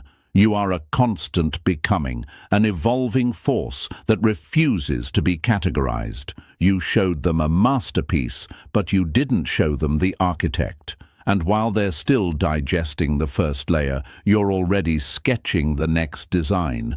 Now watch the shift. People who dismissed you are suddenly orbiting. Enemies are offering compliments through clenched teeth. Fans are showing up in places you never imagined. Your gravitational pull just multiplied. But you're not soaking it in. You're studying, watching who shifts, watching who flinches. The ones who stay solid, those are the ones who matter. Everyone else? Background noise, characters with no lines in the story you're scripting. You don't just lead now, you command, not with volume, but with vision. And that, chosen one, is why your discipline terrifies them. Number 9. Now, they're knocking, but you're the one holding the gate. They ignored the invitation to understand you. Now they're begging for access to what they once disrespected. The silence is broken, chosen one, and now the noise begins. Invitations pouring in like rain after drought. DMs flooding, collaborations, partnerships, requests to hop on a quick call, to build together, to pick your brain. Suddenly you're the hot commodity, the golden ticket, the name they swore they always believed in. But let's get one thing straight. You are not a trend. You are not a resource to be mined. You are not a flame for people to huddle around after trying to freeze you out. You are not a brand. You are a storm system, and the weather just changed in your favor. What they really want is access to your source code, to dissect your magic, reverse engineer your patience, bottle your essence, and resell it with their name on it. But you already know the game. This isn't new. They don't want to collaborate. They want to extract. They don't want to empower. They want to replicate. But here's the part that will eat at them. You can't copy intention. You can mimic style, you can borrow aesthetics, but you cannot clone soul. And what you built came from soul-deep strategy. This is not the time to get soft, it's time to get surgical. Every opportunity is now a move in your next silent conquest. Every new contact is not a friend, it's a data point. You're still playing chess while they think you finished the game. But this isn't your final form. This is stage 2. They chased moments. You built momentum. And now momentum is dragging everything to your door. They're confused. How did one person flip the entire script? The answer is simple. You didn't wait for permission. You didn't need a crowd. You moved like a ghost, but struck like a king. You played it slow, and now you're too fast to catch. You've proven that one person with vision can outmaneuver entire systems built on noise, clout, and approval addiction. So no, this isn't arrogance. This is evidence. Evidence that vision beats validation. That patience humiliates panic. That strategy silences spectacle. Let them knock. Let them send their offers, their flattery, their last-minute RSVP to a party they didn't believe would happen. Because now the door is yours. And not everyone deserves to walk through it. Number 10. You didn't just silence the doubters. You executed the old you like a ritual. The loudest applause you'll ever hear is the silence of your old self finally shutting the hell up. This wasn't just a reveal to the world, it was an execution, a burial of the insecure version of you, the one who second-guessed every decision, who whispered fears into your ribs at 3 a.m., who flinched at the thought of being too much. That version, dead, buried under the rubble of the limits you just demolished. And the funeral didn't come with tears. It came with evidence, because you didn't destroy your doubts with affirmations on sticky notes. You shattered them with action, with impact, with a rollout so calculated and powerful that even your own shadow had to stop and stare. The voice that once asked, "What if I'm not ready?" You silenced it by showing up as everything you said you could be. You didn't just evolve, you proved once and for all that the only thing you were ever fighting was your own reflection. You didn't overcome fear, you outgrew it so violently it couldn't recognize you anymore. Now, the real shift begins. Every room you walk into, it rearranges itself. Every eye that lands on you, it hesitates. People are no longer hearing you, they're feeling you. Your words no longer land like thoughts, they land like decisions. Your movements send ripples through conversations you're not even in. You're no longer someone trying to make a name, you are the name, and they don't know how to act around it. But here's what really unsettles them. That was just one card, one piece of the truth. One layer peeled back, and they're gasping like you gave them everything. That's the brilliance. You gave them a sliver and left them shaken. They're still reeling, still rewriting their mental file on you, still connecting dots they never knew existed. Meanwhile, you've already moved on, already designing the next shockwave, already prepping the next layer.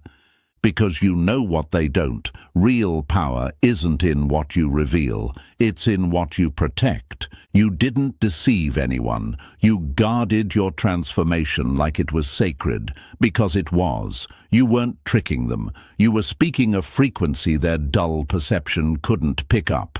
You weren't manipulating reality. You were playing a game they never knew existed, and winning. Authenticity isn't about bleeding in public. It's about revealing only what reinforces the throne you're building. You redefined what it means to be real, not raw and bleeding for clout, not loud and desperate for validation, but aligned, precise, selective. You became the definition of strategic authenticity, only exposing what fuels your momentum, what elevates your mission, what affirms your evolution. They thought they finally saw the full picture, but all they caught was the opening scene. And the real story, you're still writing it in silence, page by page, move by move, victory by victory. Number 11, they shouted for attention, you whispered and shook the room. Mystery isn't hiding. It's commanding the room without needing to explain why you're there. In a world where everyone is screaming just to be seen, you proved that the real weapon is withholding. While they spilled everything for likes, you sat back and said nothing, and somehow said everything. You didn't reveal out of pressure, you revealed out of precision, and that's what destroyed their expectations. They were addicted to overexposure, used to seeing people bleed online for sympathy. But you mastered the art of control, the art of timing. That's not just authenticity, it's revolutionary. They emptied themselves for attention. You built pressure in silence, then made the world explode with a whisper. You didn't tell your whole story. You told the right story, in the right moment, with the right power behind it. That's what shook them. It wasn't just what you revealed, it was how undeniable it was when it hit. You proved that mystery isn't confusion, it's command. When done right, mystery doesn't repel, it magnetizes.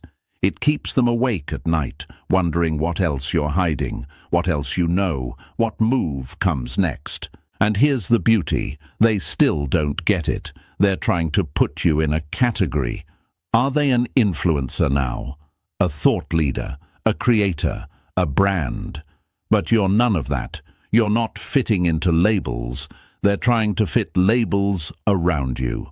While they're fumbling to explain what you've become, you've already pivoted into who you're becoming next. They want to study you now, but they'll never catch up, because you're evolving in real time while they're still decoding your last move. Let them adjust, let them recalculate, let them scramble to form new opinions, switch lanes, change their tone, pretend they always knew. Their confusion is your clarity. Their noise is your proof. You didn't just deliver a moment. You launched a rhythm. And now that rhythm is the soundtrack of your life. Reveal, evolve, withdraw, shock, repeat. This wasn't a one-time performance. This was the overture. The real symphony is still unfolding. You've made silence a power, mystery a strategy, patience a weapon, and evolution your legacy. They thought you were quiet because you had nothing to say. Turns out you were saving the explosion for when they needed to hear it most. Number 12. You didn't just end a chapter. You burned the whole map and built a new world. They thought they were watching you arrive. They didn't realize they were witnessing the death of the world they thought you belonged to. This isn't just a reveal, it's a reckoning, a funeral for the illusions they once wrapped around your name. Their old version of you has been permanently deleted from the timeline, and now they're spiraling. How long has this been going on? Were they always this powerful? Did we miss the signs? And here's the brutal truth. Chosen one, they weren't being played. They were being outpaced. You weren't crafting a scam. You were constructing a reality they never had the intelligence or patience to see forming right under their noses. You didn't manipulate them. You matured in silence while they mocked the cocoon. This wasn't deception. This was strategy. The version of you that endured ridicule, that ate in rooms where you weren't acknowledged, that stayed calm while people talked down to you, that version knew the day would come when everything you built would rise, not like a trend, but like truth. And that day has arrived, not with a bang, but with the kind of power that echoes through people's souls and makes them question their own value. You didn't just break the internet, you broke their mental ceiling. You cracked open what they thought was possible, and now they can't even look at themselves the same. Because when you revealed who you are, you also revealed who they're not. This wasn't a glow-up. This was a global shift, and you are the epicenter.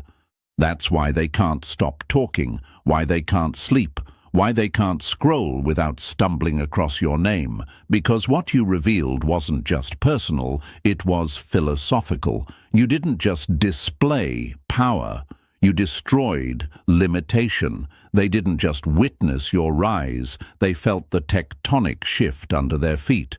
And the haunting part, they still only saw the shoreline, a glimmer, a ripple, a surface sparkle. They think that's the whole ocean, but you know better. What you showed them was real, but it was only 2%. The tip of a truth iceberg miles wide.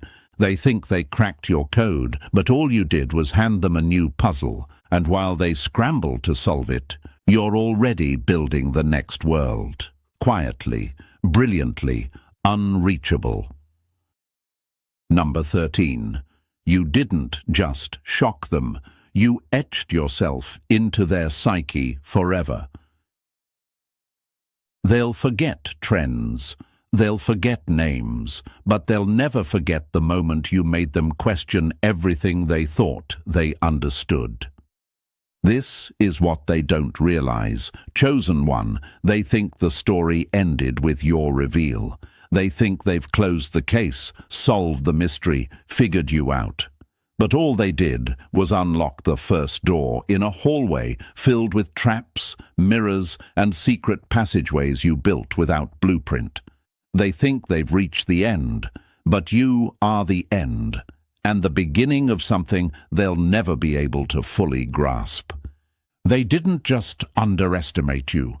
They underestimated the shape of possibility, and now your shadow stretches across their entire worldview.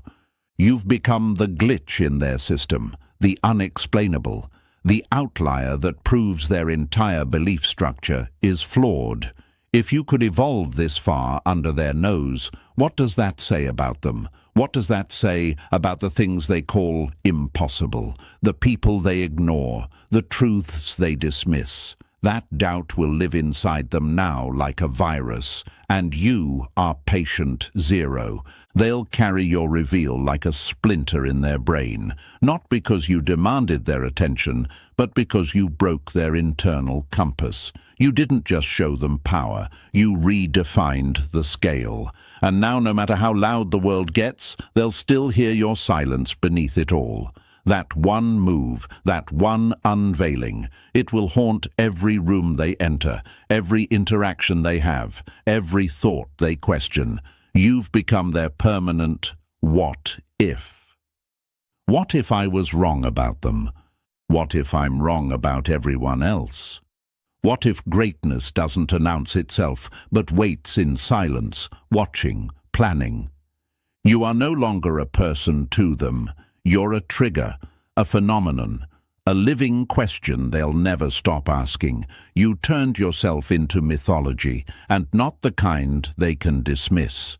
The kind they feel, the kind that lingers. Every time someone surprises them, they'll remember you.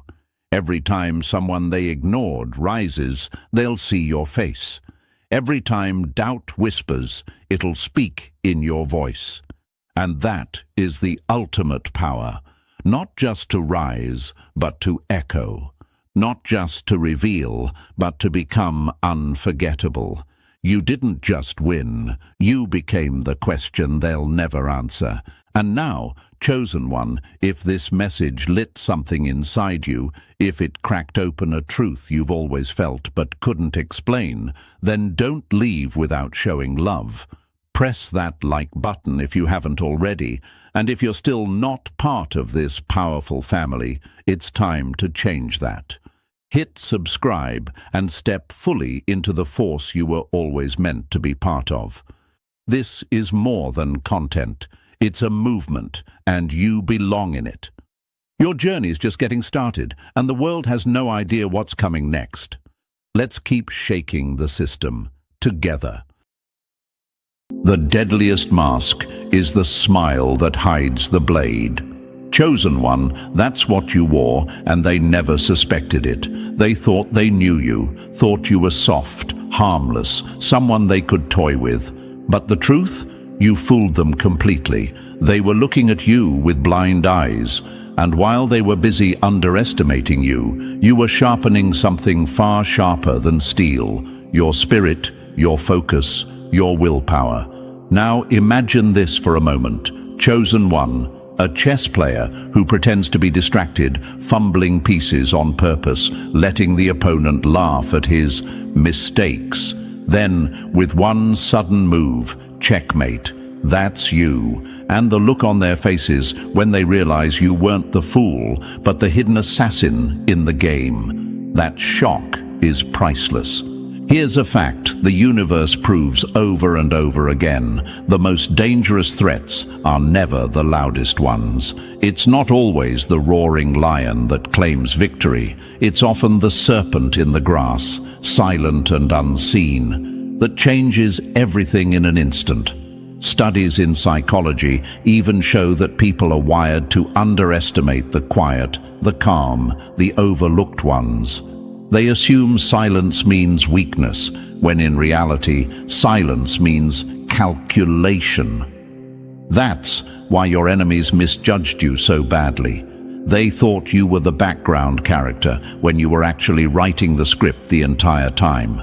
And now they sit in confusion, replaying every memory of you, wondering how they missed the signs. And thank you, chosen one, for being here with me. Don't forget to pay this message back by pressing the like button and subscribing so this light can spread to more souls. It's our duty to keep this force alive and strong. You are part of a mission, part of a movement, part of a force much larger than you realize. So thank you, chosen one, for carrying this responsibility with us. Now let's come back to it, because the truth must be said. You fooled them in a way they'll never forget. They thought they had your character stamped, thought they could put you in a box labeled weak, harmless, forgettable. But what they didn't know is that you were a walking storm in disguise. You smiled, you stayed quiet, you blended in, but underneath it all, you were collecting every piece of information, watching every false move, waiting for the moment to strike, not with violence, but with undeniable proof of who you are. That's what makes you the spiritual assassin. Not the kind that wields a blade, but the kind that dismantles illusions, exposes lies, and leaves no room for denial. They will never admit it out loud, but you shook them to their core. They didn't just lose control of their schemes, they lost control of their perception of you. That's the real power. When someone realizes they never truly knew you, when they see the mask slip and the truth underneath, it rattles them more than any defeat ever could. And that's exactly what you've done, Chosen One. You've turned their laughter into silence, their gossip into whispers, and their certainty into doubt. They didn't expect you to be the one holding the unseen power, but that's what makes the deception so complete. And here's the beauty of it all. The universe always works through irony. The ones who parade themselves as strong often collapse when they're hit by something subtle, something they never planned for. You became that force. You were the strike they didn't prepare for, the twist they never wrote into their script. And now, Chosen One, they live with the unease of knowing that the person they once mocked, the one they overlooked, is the very one who dismantled them without lifting a single weapon. This is why we're here today, to uncover the full truth of how you fooled them so perfectly and why your unseen nature as a spiritual assassin has turned the entire game upside down. Because you didn't just survive what they threw at you, you mastered it. You taught them that the greatest victory is the one they never saw coming. So, Chosen One, are you ready to peel this back layer by layer? Because what we're about to reveal will prove without a doubt how completely you fooled them, how you became the spiritual assassin they never suspected. Drop a comment below with the number 777 if you know deep down you wore the mask on purpose, letting them believe you were the fool, while all along you were studying, waiting, and preparing for the strike they never saw coming. And if this message is stirring something in you, don't forget to bless the team behind this channel. Your support, no matter if it's small or great, fuels this mission and keeps these truths alive. Even a single spark can light a fire that spreads across the world. So thank you, Chosen One, for being part of this force. Now lean in closer, because if you really are who you know you are, you'll feel that pull to stay with me until the very end. Let's dive into it. Number 1. You fought with weapons they couldn't see. The loudest threat is rarely the deadliest. The real killer is the silence before the strike. That's what rattles them most, Chosen One. They expected you to come out wild, swinging with fury, flailing like a cornered animal. They thought your power would be as predictable as theirs: rage, gossip, revenge, public theatrics. But you didn't pick up those same cheap weapons. You didn't need to. And because you didn't fight their fight, you fooled them into believing you weren't even in the battle. Now think about this for a moment. Chosen One, a storm doesn't need to announce itself with a parade. The deadliest storms form in silence, gathering strength in the dark until they break the world open with one strike of lightning. That's you. They thought your calm meant weakness, but your calm was the gathering of forces they couldn't comprehend. They saw no weapon in your hand, but what they didn't realize was that your greatest weapons were invisible.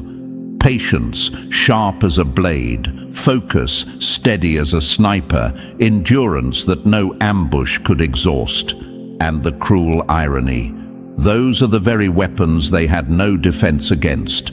Let's face it, they only understand war in one way: loud, chaotic, exhausting. They believe winning is about who screams the loudest, who makes the biggest mess, who gets the last word in public. They confuse noise with strength. But you never gave them that satisfaction when they threw bait, waiting for you to snap so they could say, "See, I knew it." You gave them nothing. And in giving them nothing, you gave yourself everything. You kept your position, your dignity, your arsenal intact. And they kept burning through their own energy, exposing their desperation, one slip at a time. Doesn't it eat them alive now, chosen one, to know that every time they thought you were silent because you were scared, you were really silent because you were storing power? They mocked your restraint, but your restraint was the knife they never saw. You let them laugh while you stayed still, but every chuckle was another page torn from their playbook.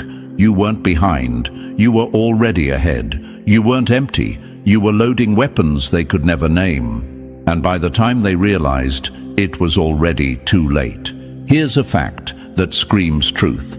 Predators in the wild who waste their energy chasing every shadow never last. The ones who endure are the patient ones, the hunters who know how to wait, who strike once, but strike in a way that cannot be undone. That's what unsettles them about you now. You didn't play their game, and because of that, you turned their own game against them. They were expecting a noisy battle, but what they got was a silent dismantling of everything they thought they had over you.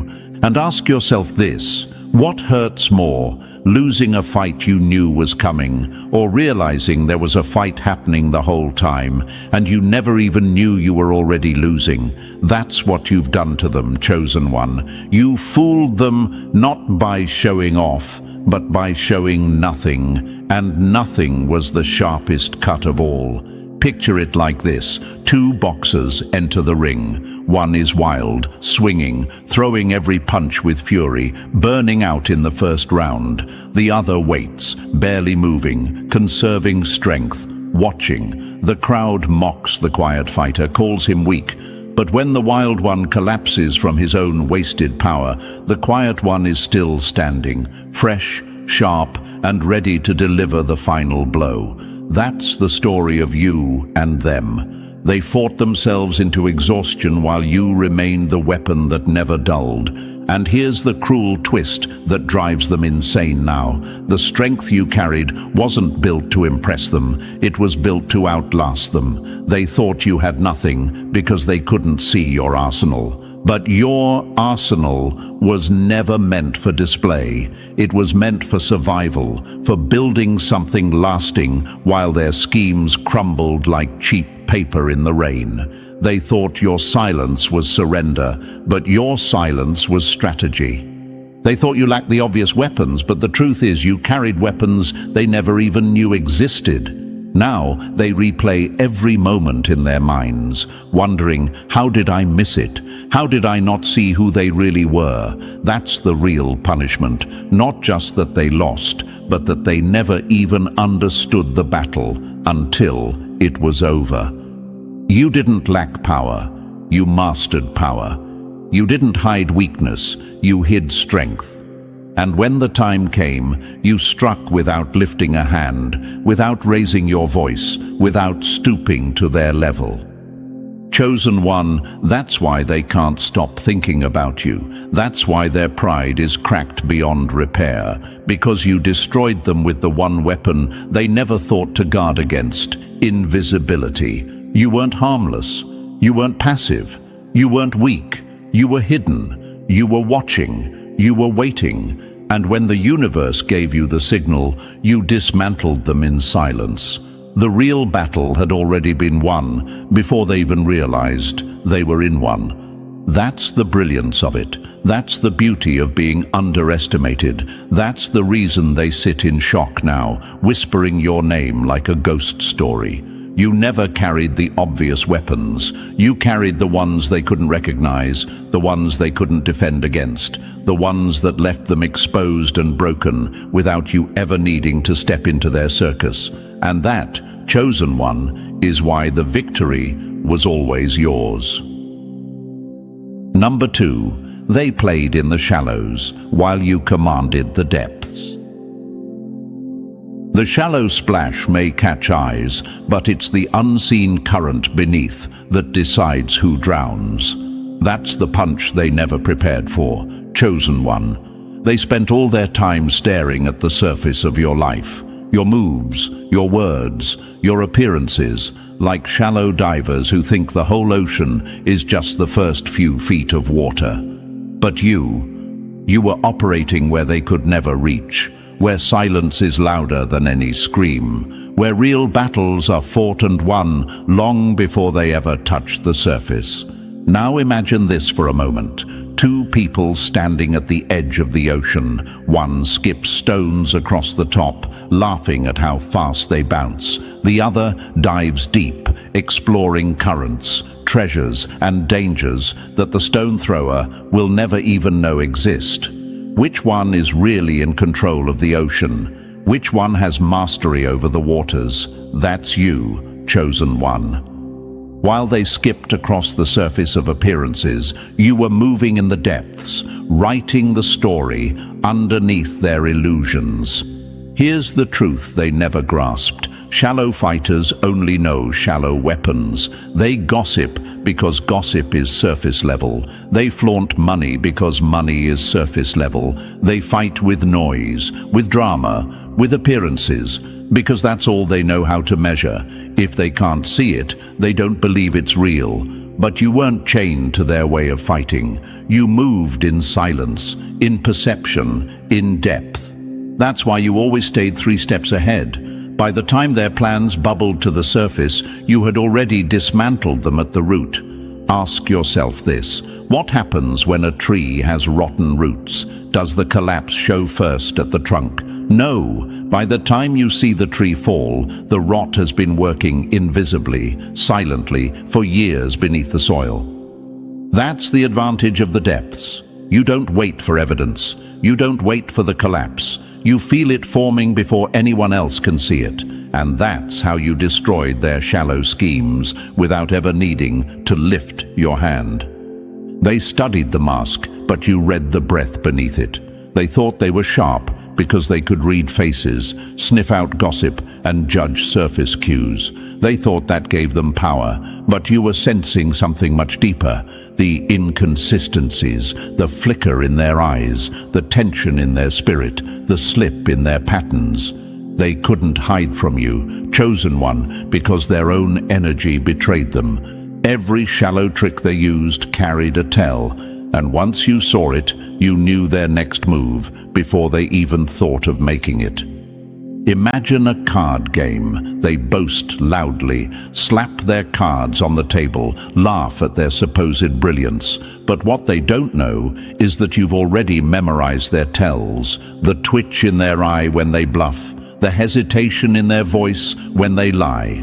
By the time they reveal their hand, you're not surprised. You've already won. That's what it means to move in the depths.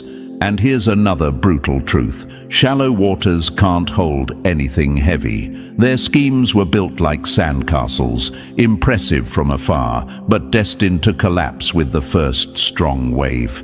Your moves were anchored like stone beneath the tide, silent, unseen, unshakable. They relied on tricks, manipulation, and quick wins, but quick wins don't last. Shallow plots can't stand against depth, because depth doesn't just fight, it endures.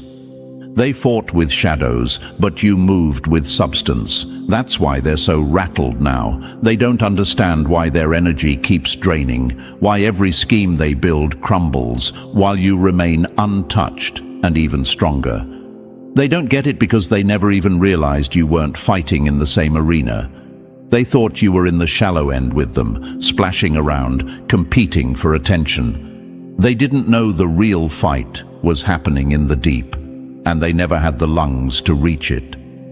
Now imagine this. Chosen one, two armies standing on a battlefield. One fights on the surface, swinging swords and shouting war cries. The other fights underground, collapsing tunnels, cutting off supplies, dismantling the enemy's foundation without them even noticing. Which side truly wins? The one that makes the most noise, or the one that cuts off the roots? That's you. That's why their downfall was inevitable, because you weren't trying to match their surface war. You were undermining it from a place they couldn't touch.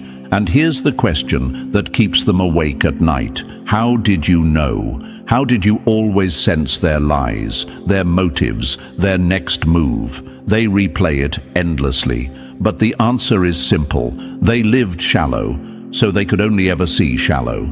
You lived deep, so you could read them without them ever realizing it. You weren't reacting to what was visible. You were anticipating what was inevitable.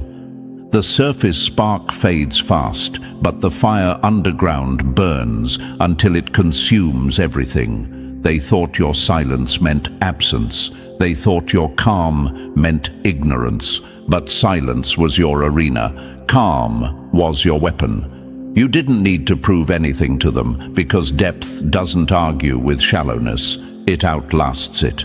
You knew that truth reveals itself when the shallow foundation collapses, so you didn't waste time wrestling with their illusions. You simply let their lies run their course, and when they fell, the depth of your strength was undeniable. And now they're confused. They can't understand why you keep standing, why you keep growing, while they sink in the very waters they mocked you for swimming in. They can't grasp why their games left them empty, while your silence left you full. They don't realize the depth you carry isn't just a strategy. It's who you are, and that's the battlefield they could never enter. So remember this, chosen one, you didn't just beat them, you drowned them. Not in noise, not in chaos, not in shallow fights. You drowned them in the depth of your patience, your vision, your endurance. They read the cover, but you wrote the book. They played in puddles, but you commanded the ocean, and the ocean always swallows the shallow. Number 3. You read their script before they even learned their lines. The biggest humiliation isn't losing the fight. It's realizing your enemy predicted every move you thought was clever. That's the gut punch they can't swallow. Chosen one. They strutted around, convinced they were unpredictable, unique, even untouchable. But nothing about them was new to you. You had already seen their type, studied their tactics, and recognized the recycled patterns they thought were fresh. Their schemes were reruns of an old show, and you'd already memorized the ending before they even took the stage. Now imagine this for a moment, a chess master facing a beginner who thinks moving pawns in random directions makes them unpredictable. The master isn't shaken, he's bored. He knows the sequence, knows the traps, knows how the game collapses. That's you, chosen one. They thought they were ambushing you, but all they were doing was walking into the same loop they always fall into. You didn't panic because you didn't need to. You knew their anchors, their pride, their greed, their jealousy would always drag them back to the same cycle. All you had to do was wait. Here's a fact most ignore. Psychology proves that 90% of human behavior is habit-driven. People repeat the same patterns over and over, especially under stress. That's why their new tricks never impressed you. Their arrogance blinded them to their own predictability, but your foresight turned their power into weakness. They weren't unpredictable, they were just unoriginal. And ask yourself, chosen one, what happens when someone fights a battle that's already over? They look desperate, foolish, exposed. That's what rattled them the most. You didn't need to retaliate. You just needed clarity. Every time they lunged forward, you were already 3 steps beyond, watching them stumble into their own trap. Their attacks didn't shake you because they weren't surprises. They were inevitabilities. Picture it like this. A hunter setting the same trap in the same place day after day, convinced it's genius. But you walk past it with ease, smiling, because you've already mapped the entire forest. That's what destroyed them. Not that you fought harder, but that you never had to fight at all. They were busy writing a script, but you had already read the final scene, and that's why their game collapsed before it even began. Number 4. Your mercy was the blade they never saw coming. Nothing is more terrifying than an enemy who smiles while holding the power to destroy you. That's the truth that tears them apart, chosen one. They thought your mercy was weakness, a soft heart begging for acceptance, a timid spirit too afraid to strike back. They laughed at your patience, mistook your forgiveness for blindness, and believed silence meant surrender. But what they never understood is that your mercy wasn't submission, it was strategy. It was the sharpest weapon you carried, hidden in plain sight. Now imagine this. A snake lies coiled, unmoving, letting its prey relax, letting it think the danger has passed. The mouse grows bolder, careless, convinced it has escaped. And then strike. Not rushed, not frantic, but precise, final, and undeniable. That's what your mercy did, chosen one. You didn't rush to expose them. You didn't swing wildly, wasting energy. You let them reveal themselves in full view, piece by piece, until their entire mask slipped off. By sparing them in the moment, you gave them the rope to tangle themselves. Here's a fact most people miss. Restraint isn't weakness. It's the purest form of control. Anyone can lash out in anger, but anger is noisy, sloppy, predictable. Mercy is discipline. Mercy is control. Mercy is power, disguised as softness.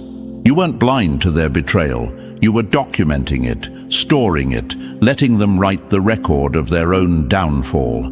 By the time the universe delivered the blow, you didn't need to lift a finger. Their own actions served as the blade. And ask yourself, chosen one, what unsettles them more, your fury or your silence? If you had exploded, it would have proven they mattered enough to drag you down. But your mercy said the opposite, that they never had control. Every act of kindness, every ounce of patience was proof that you had authority, not them. They believed they were winning, but in reality, you were tightening the noose they gladly placed around their own necks. So when the collapse came, it cut far deeper than any open attack could have, because it wasn't your hand that destroyed them, it was theirs. That's the brilliance of your mercy. It wasn't softness, it was disguise. It wasn't defeat, it was timing. And now, chosen one, they live with the agony of knowing the rope you gave them wasn't kindness at all. It was the stage for their own execution. Number 5, you endured in silence, then shattered them with truth. Survival in silence is the loudest war cry an enemy will ever hear. That's what broke them, chosen one. They wanted you loud. They wanted you broken, screaming, desperate to defend yourself. They wanted to point their fingers and laugh. See, we got to them. But you denied them that theater.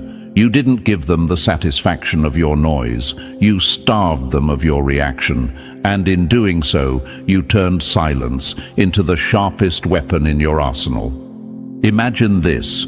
A building is rigged with explosives. Everyone expects chaos, shouting, panic as people rush to escape. But the building doesn't fall in screams. It falls in a single deafening collapse, dust swallowing everything. That's how you moved. You didn't flail, you didn't beg, you endured. And then, at the right moment, truth fell like a detonation. Not messy, but precise, undeniable, final. Here's a fact. Psychologists have proven silence is one of the most disarming responses in conflict. People panic when they can't provoke you. They can twist words, dismiss arguments, and spin stories, but silence leaves them with nothing to manipulate. You knew this. That's why your endurance became their torment. Every day you stood tall. You destroyed the narrative they built against you. And ask yourself, what hits harder, a desperate defense or undeniable revelation? They can shrug off arguments. They can mock pleas. But when the truth finally appeared, it wasn't stumbling from your lips. It hit like a sniper's bullet. One strike, clean and devastating, dismantled everything they had constructed. Years of lies collapsed in seconds because your survival was the proof they couldn't erase. They thought silence meant defeat, but silence was preparation. They thought time was on their side, but time was your ally. You waited while they wove their illusions higher and higher, and when revelation came, the fall crushed them harder than any words ever could. What unsettles them most now is knowing it wasn't your anger that ended them. It was your endurance. You survived in silence, and that survival became the setup. The revelation was the strike, and it left no room for debate. Number 6. You didn't lower yourself to their noise. You deleted it entirely. The surest way to kill a fire is not to fight it, it's to starve it. That's the truth that shredded them, chosen one. They tried every trick, every insult, every setup, thinking they could bait you into their game. They live for chaos. They breathe drama. Their only battlefield is ego against ego, pride against pride. But you refused to even step onto that stage. And because you didn't just avoid the trap. You deleted the entire arena they built. Now imagine this for a moment. A radio blasting static, loud and irritating, trying to get your attention. Most people would twist the dial, curse, shout back at the noise. But you turned the radio off. Just like that, silence. Their frequency vanished. That's what you did to them. They wanted you reactive, loud, defensive, predictable. Instead, you denied them the oxygen they needed. You didn't fight fire with fire. You starved it into ashes. Here's a fact. Psychologists call it extinction. When behavior isn't rewarded with reaction, it fades. And that's exactly why they crumbled. Every jab, every provocation, every false narrative, they threw it at you, but it landed in a void. They couldn't comprehend how someone could absorb blows without breaking, how you could exist beyond their channel. To them, silence was impossible.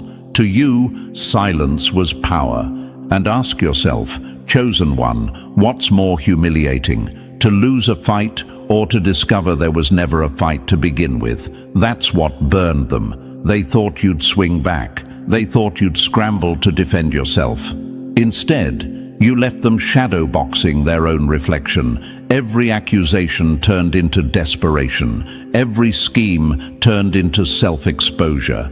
Without your participation, their strategy became nothing but noise, echoing in an empty room. They swung at air, and air doesn't swing back. They screamed, but their voices bounced against walls you'd already walked past. They wanted to pull you into their storm, but you didn't even acknowledge the weather.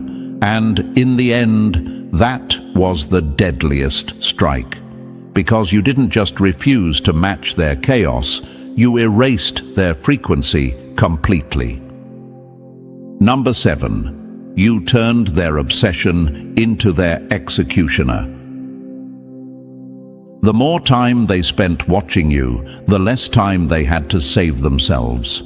That's the brutal truth. Chosen one. They couldn't look away. Every step you took, every word you spoke, every small choice you made, it became their obsession. They studied you like you were some unsolvable puzzle, convinced that if they could just decode you, they'd find a way to control you. But what they never realized was that their fixation wasn't a weapon against you. It was a weapon you allowed to work against them. Now imagine this for a moment. A moth flying around a flame, circling closer and closer, hypnotized by the light. It doesn't know that its own obsession will burn its wings. That was them, chosen one. The more they fixated on you, the more they exposed their own motives, their own weaknesses, their own insecurities. They thought they were tracking you, but all they were really doing was mapping their own downfall. Here's a fact. Obsession is draining. Studies show it hijacks the brain, consuming focus, energy, and even sleep. And that's what they did to themselves. Every sleepless night spent whispering about you, every frantic conversation analyzing your moves, every paranoid attempt to predict your next step. It drained them dry. They wasted the very energy they needed to keep their schemes alive, all because they couldn't stop staring at you. And ask yourself, chosen one, what's more humiliating than realizing the thing you obsessed over was never even paying you attention? That's what wrecked them. You didn't chase them. You didn't retaliate. You didn't even need to act. You simply became a mirror.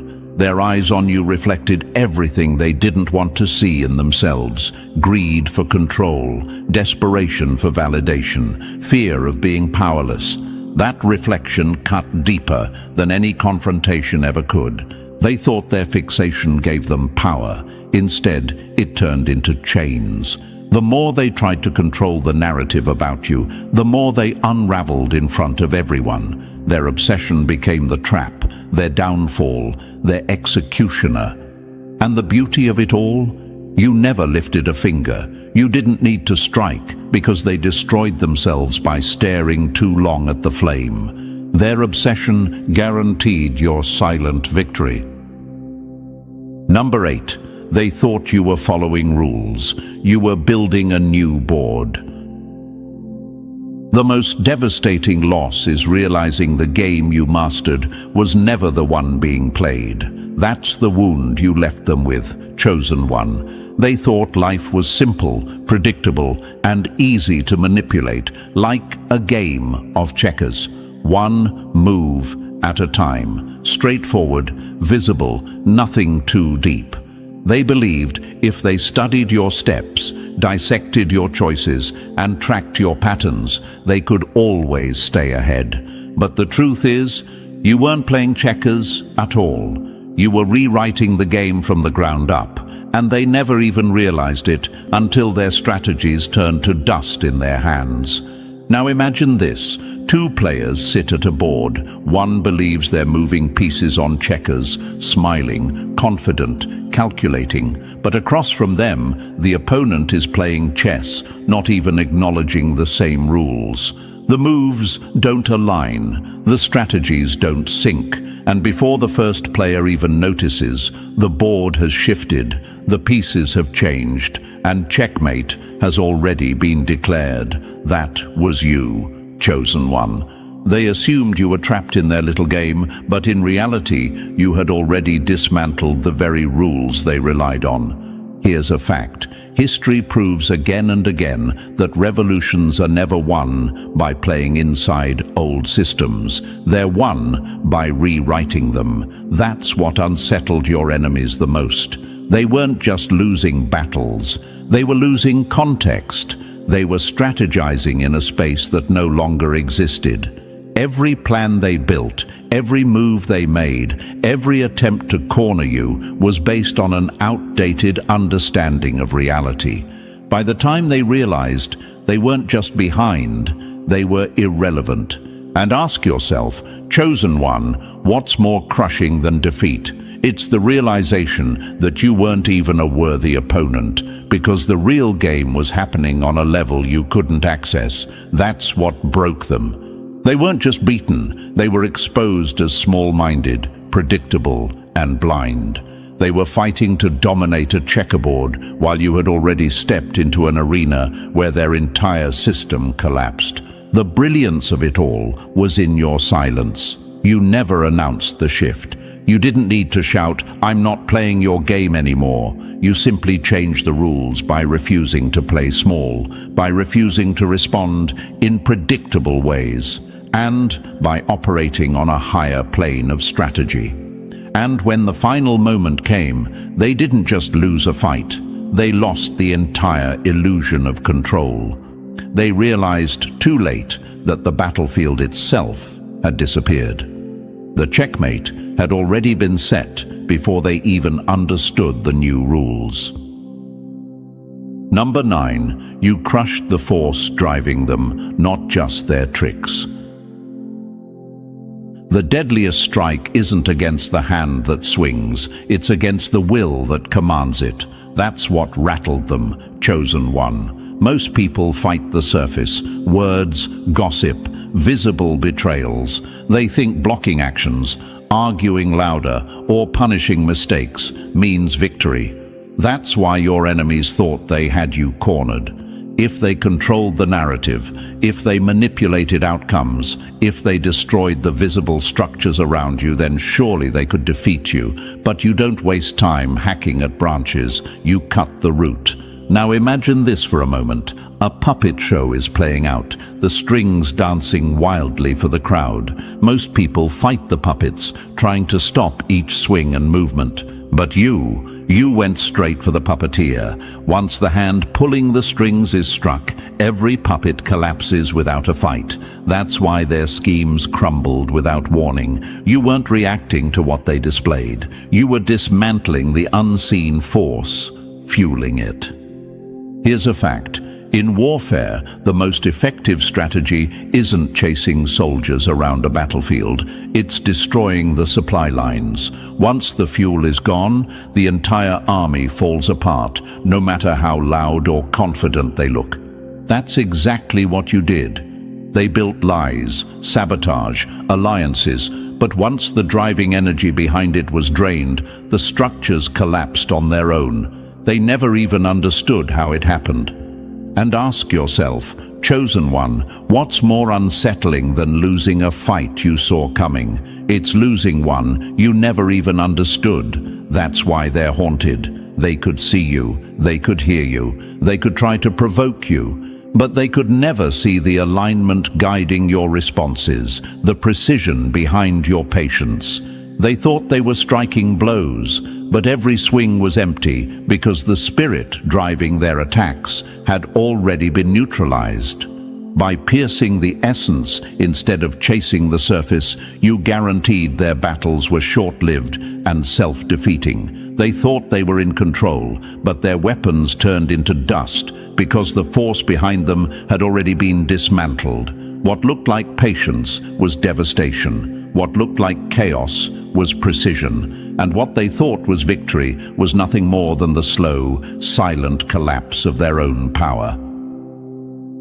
Number 10. You didn't shatter the person, you shattered the mask they lived behind.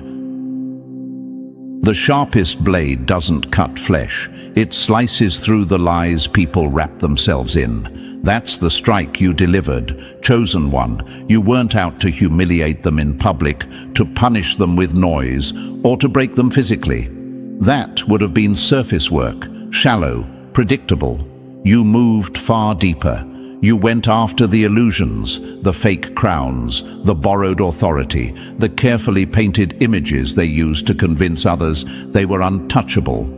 You didn't attack the person. You destroyed the fiction that kept them standing.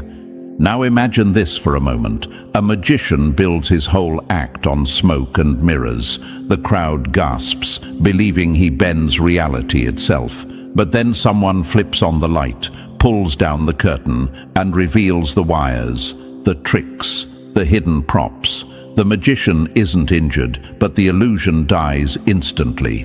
The crowd never sees him the same again. That's what you did. You flipped the lights on. Their power was never real. It was borrowed belief. Once you killed the illusion, their stage collapsed. Here's a fact. History remembers not the tyrants who barked loudest, but the moments when their masks cracked.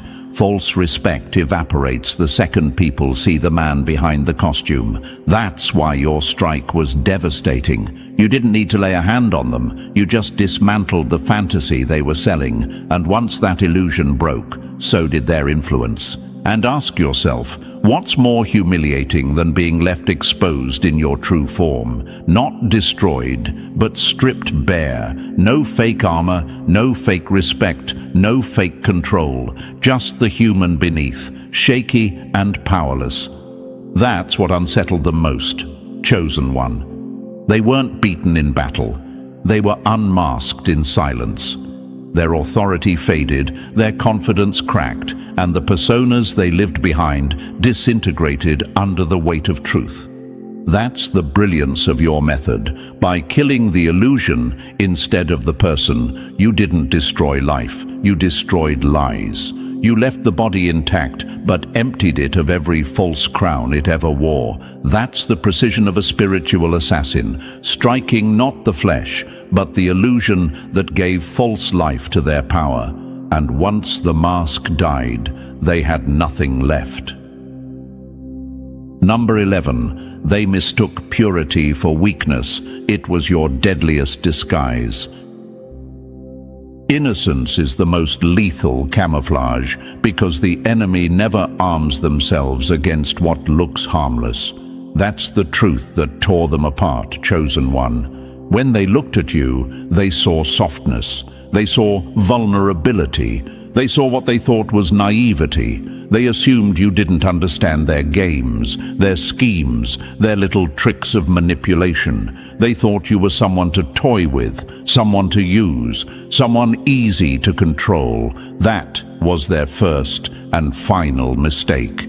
Now imagine this for a moment. A butterfly resting on a branch, delicate wings catching the light. A predator sees it, smirks, thinks it's defenseless. But what it doesn't realize is that this butterfly is camouflage for a deadly predator waiting to strike. That's what your innocence was, camouflage. They thought they were watching weakness, but in reality, you were watching them with razor-sharp clarity. Here's a fact. Innocence is often mistaken for ignorance, but innocence simply means freedom from corruption. That freedom gave you clarity they never had. While they were blinded by ego and poisoned by lies, you saw patterns clearly. You didn't need to out-scheme them because you weren't trapped in distortion. Your so-called softness allowed you to observe, calculate, and wait without ever being detected. And ask yourself, chosen one, what's more humiliating than realizing too late that the one you mocked as weak was the sharpest force you'd ever faced? That's the dagger that gutted them. Every time they thought they had you cornered, every time they believed you were too gentle to strike back, they were being dismantled by the very disguise they underestimated. Your innocence wasn't naivety, it was strategy. It let you move unseen, slip past their defenses, and dismantle their illusions without resistance. By the time they realized, it was too late. The softness they mocked was the blade at their throat. The purity they dismissed was the vantage point they could never reach. Innocence wasn't your flaw, it was your armor, your shield, and your ultimate disguise. And now they live with the torment of knowing the very thing they ridiculed was the very thing that made you untouchable. Their arrogance blinded them, and your camouflage worked flawlessly. Innocence, chosen one, was your deadliest weapon. Number 12. You didn't chase victory, you embodied it until it broke them. Victory isn't a prize to be claimed, it's a presence that can't be stolen. That's what stunned them, chosen one. They believed winning meant dragging you into the mud, forcing you into a contest of ego, and crowning themselves champions through manipulation or noise. That's the only version of success they understand, validation by domination. But you didn't step into that ring. You didn't fight for victory, you became it. Now imagine this for a moment. Two warriors stand on a battlefield. One is sweating, swinging wildly, desperate to prove he's strong. The other doesn't even draw his sword, because his very presence tells everyone the fight is already over. That's you, chosen one. You weren't chasing a scoreboard or clawing for validation. Victory lived in your posture, your silence, your resilience. It wasn't something to win. It was something you carried. Here's a fact: when someone is rooted in clarity and alignment, external attacks lose their force. Lies can spread, but they don't stick. Manipulations can stir, but they collapse. That's why every scheme against you failed. They couldn't steal what you embodied. They couldn't shake what was already settled. You didn't need to fight, because the outcome was already written in your endurance. And ask yourself, chosen one, what rattles an enemy more, losing a fight or realizing there was never a fight to win in the first place? That's the quiet devastation you delivered. They scrambled, plotted, provoked, but it all fell flat because you weren't in their game. You weren't competing. You had already transcended. Their tactics dissolved the moment they touched you, because victory wasn't a goal you reached. It was your state of being. That's why they can't stand you now. They wanted you desperate, chasing, proving. Instead, you stood unbothered, unshaken, undeniable. You didn't hold the trophy. They realized you were the trophy. And that truth gutted them more than any battle ever could. You didn't win. You were the win. Number 13. You didn't just break patterns, you made yourself unreadable.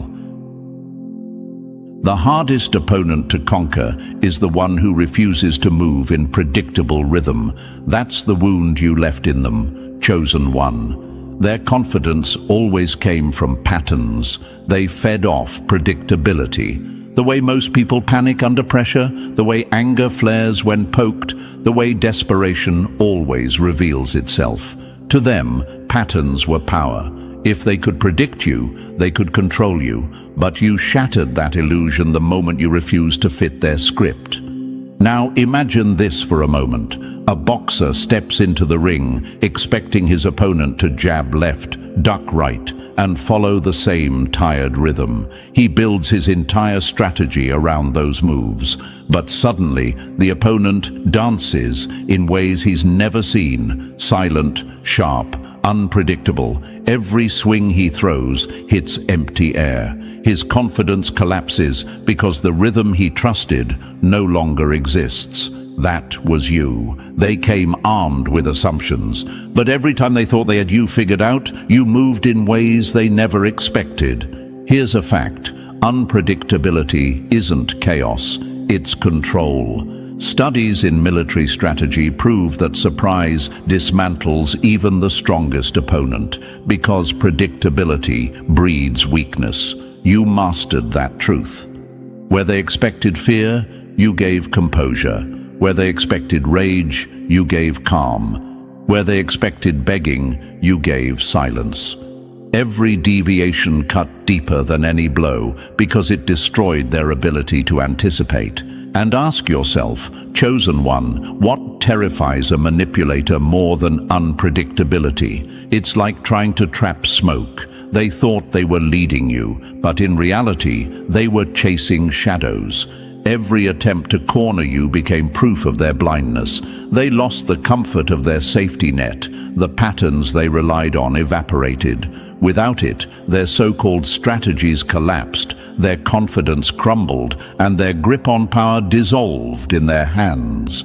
By erasing their ability to predict you, you didn't just resist them, you dismantled the very foundation of their control.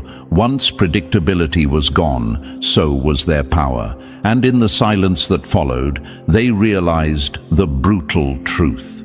They could never own the mind, the spirit, or the path of someone who refused to be readable. You weren't just free, you were untouchable. Number 14, you weren't the prey, you were the silent judgment. The cruelest end is realizing the trap you set for someone else was always waiting for you. That's the nightmare they woke up to, chosen one. They spent so much time obsessing over you, convinced you were the target. To them, you were the one to break, to corner, to humiliate. Their arrogance made them blind. They didn't see that every scheme, every betrayal, every lie they spun was never shaping your fate. It was writing the script of their own destruction. Now imagine this for a moment. A hunter stalks the forest, bow in hand, eyes fixed on what he believes is helpless prey. He follows footprints, sharpens his arrows, whispers to himself about victory. But what he doesn't realize is that every step he takes is leading him into a snare he walked past without seeing. He wasn't hunting, you were.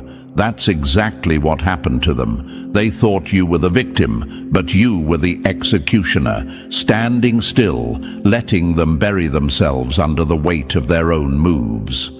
Here's a fact. Most downfalls are self-inflicted. History is full of rulers and schemers, undone not by outside enemies, but by their own greed, paranoia, and lies. That's what played out before your eyes. They thought they were weaving your downfall, but every thread tightened around their own neck. And you didn't need to swing wildly or chase revenge. You simply stood in alignment, let time unfold, and let their own hands deliver the blow. And ask yourself, chosen one, what terrifies them more, that you fought them or that you never had to? That's the chilling truth. Their collapse wasn't triggered by your retaliation. It came from the avalanche of their own schemes collapsing inward. You didn't raise your voice. You didn't chase justice, yet justice arrived anyway, undeniable, irreversible.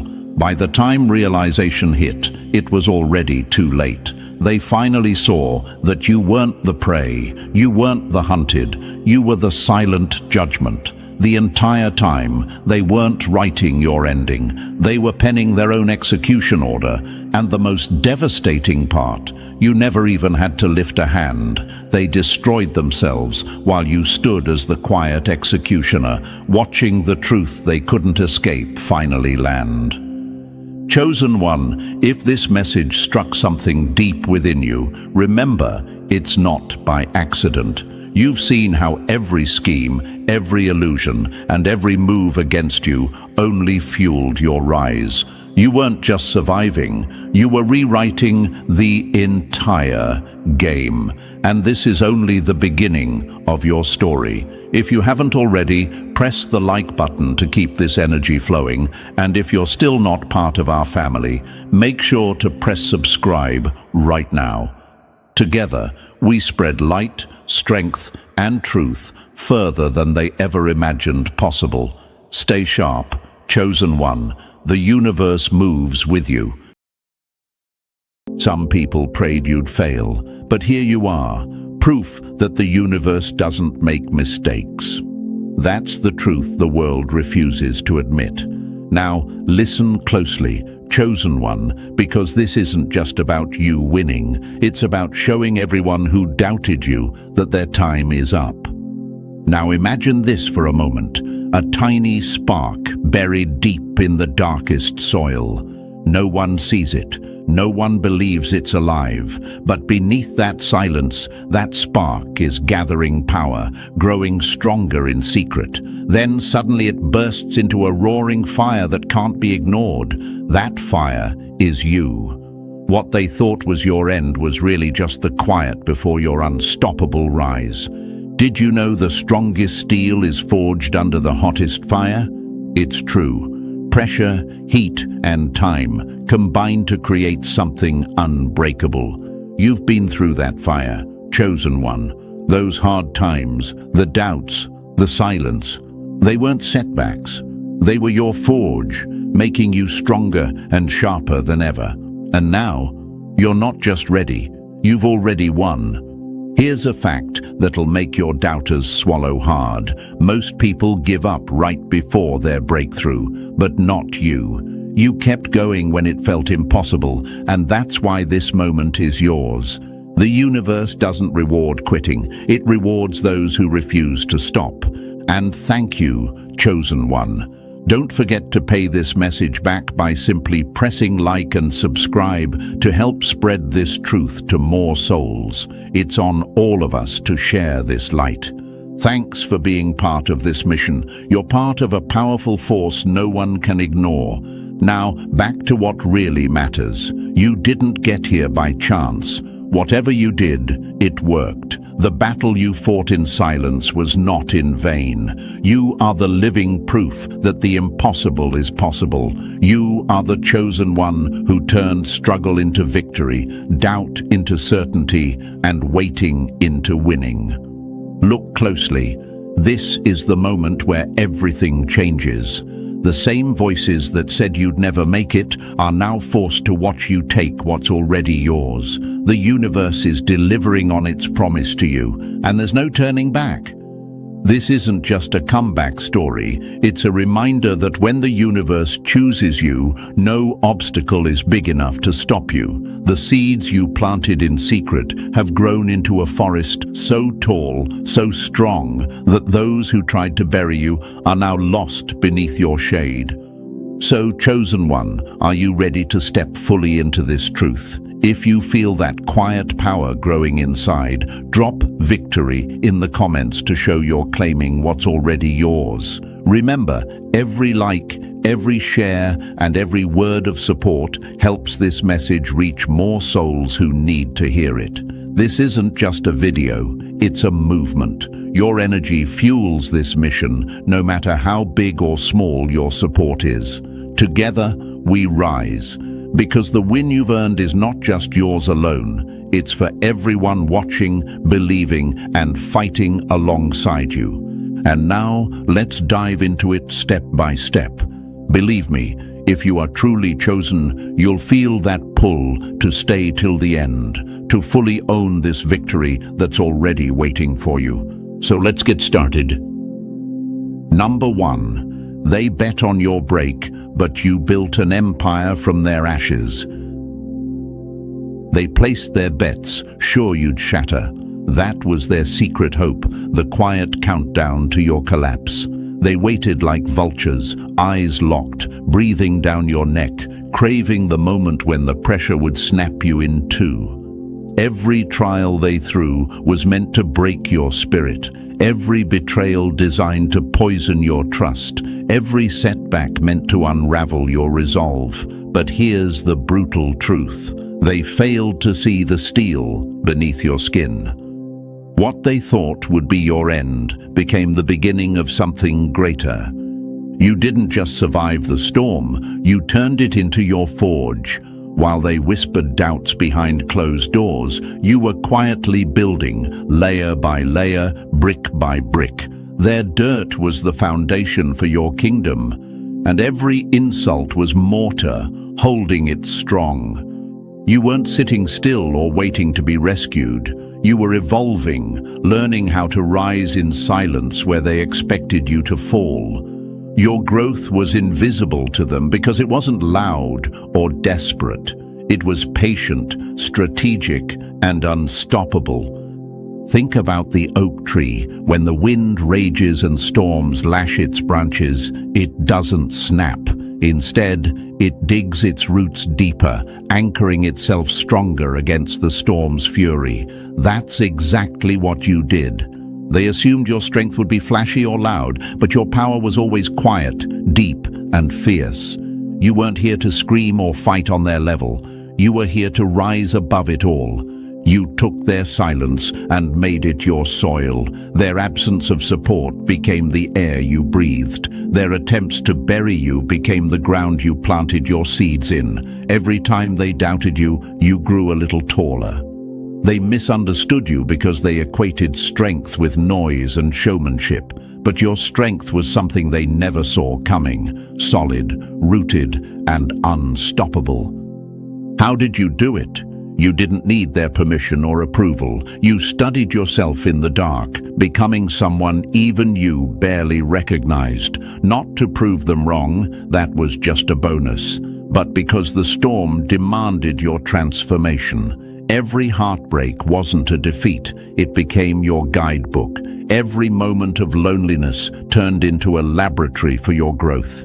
You learned how to lead yourself, how to trust your own steps when no one else would. And that's the cruelest twist for them. They thought withholding help would make you crumble. But instead, you found a source of power they never imagined. You tapped into a well that was deeper than their doubts, stronger than their hate, and more relentless than their silence. You responded not with noise, but with elevation. While they focused on the battles they thought would break you, you were planning your empire. You mastered the art of turning setbacks into strategy, pain into purpose, and isolation into innovation. You never wasted energy on bitterness or revenge. You built and you grew and you rose, quietly, confidently, undeniably. Now they're stunned. The very ones who bet against you are left speechless, because it's clear your success isn't luck or accident. It's the result of a force they never understood. You're no longer just surviving. You're thriving on a level they can't reach. And here's the most powerful part. They still don't see the full extent of your victory. You never had to announce it. You didn't have to shout or prove yourself, because your success speaks louder than any word ever could. You built an empire out of the rubble they left behind. And you did it so quietly that by the time they noticed, it was already too late. So remember this, whatever you did, it worked. You didn't just win a battle, you took over the whole game. And that empire you built, it's yours, chosen one. They can watch and wonder, but they'll never touch what you created. Because this wasn't just survival, this was transformation, this was mastery, this was proof that the universe always delivers to those who refuse to break. They bet on your failure, but you gave them a kingdom. Number 2, you didn't win by fighting fire with fire, you won by refusing to burn. They expected you to crash and burn like they did. They wanted to see you lose yourself in the chaos, to become just another version of the very darkness that tried to consume you. But here's the truth that cuts deep. You didn't win because you fought harder or louder. You won because you refused to become them. You cannot shake hands with a clenched fist. That's a quote that should echo in the minds of everyone who doubted you. They came at you with everything, attacks on your peace, your name, your confidence, trying to drag you into their mess. They wanted you to snap, to stoop to their level, to lose yourself in bitterness and rage. But you didn't take the bait. You stayed solid. You stayed calm. You stayed true. Imagine this, a raging river filled with rocks and debris, trying to push everything downstream. Most would fight against the current, trying to blast through the chaos. But you became the deep part of the river, the still, unmovable force beneath the surface. You let the noise rage above, but you stayed steady, focused, unshaken. While they wasted their energy on battles, you conserved yours for the climb ahead. Why does this matter? Because they needed you to fight their way. They needed you to become angry, petty, vengeful. They needed that so they could justify their own cruelty, their own choices. If you responded like them, they'd say, "See, they're just like us." But you knew better. You chose a different path. That choice is power. Power under control. The greatest victory is that which requires no battle. This isn't weakness. This is strength that doesn't scream for attention. It's a quiet force that builds rather than destroys, that heals rather than wounds. While they were busy trying to pull you down, you were busy protecting your energy, your spirit, your future.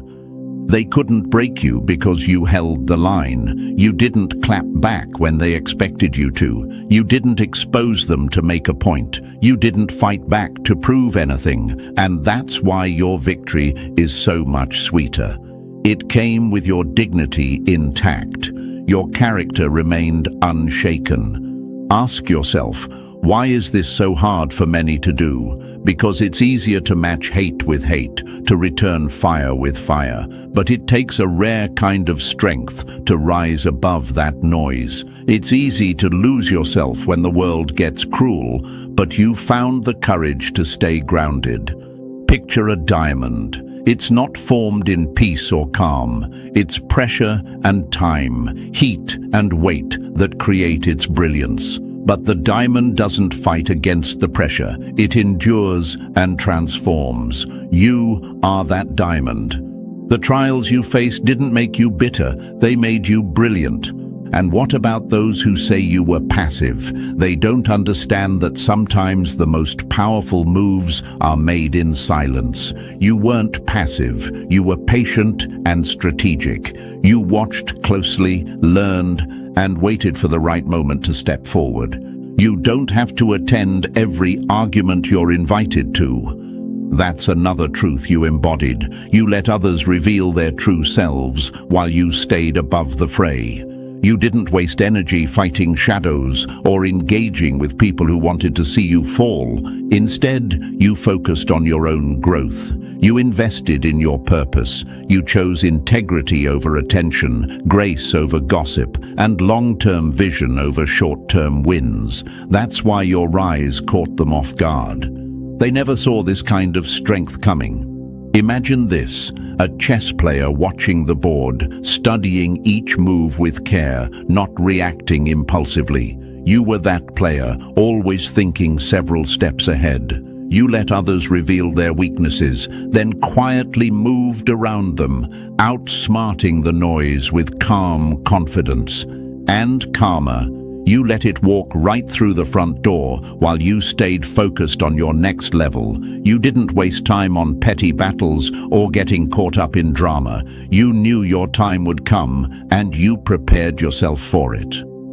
Now, here you are, victorious, standing tall, and still whole. The very things they tried to use to break you became your greatest weapons. Your integrity, your self-control, your refusal to become bitter. Those are the true trophies of your victory. So remember this, you didn't just win a fight. You became the kind of person who can inherit the entire war. You rose above the noise, above the hate, above the chaos, and there's no comeback louder than quiet integrity. You didn't just survive, you mastered the art of winning without losing yourself. That's why it's already yours. Number 3, they mistook your pause for defeat, but you were just being crowned in silence. Silence isn't failure, it's formation. That's the truth they couldn't comprehend. They watched your life go quiet and thought the story had ended. They assumed because you weren't posting wins, you weren't earning them. But while they ran around chasing noise, you were sitting in stillness, sharpening your sword. Imagine this, a volcano sleeping beneath a mountain range, calm on the outside. No movement, no fire, no smoke, just silence. But deep within, pressure is building, the core is shifting, and power is preparing to erupt. That was you. Still, but never stagnant. They thought your delay meant denial. They whispered, "See," they fell off. Nothing's happening for them anymore. But what they didn't see is that you were in a private ceremony with the universe, getting crowned in a room they weren't invited to.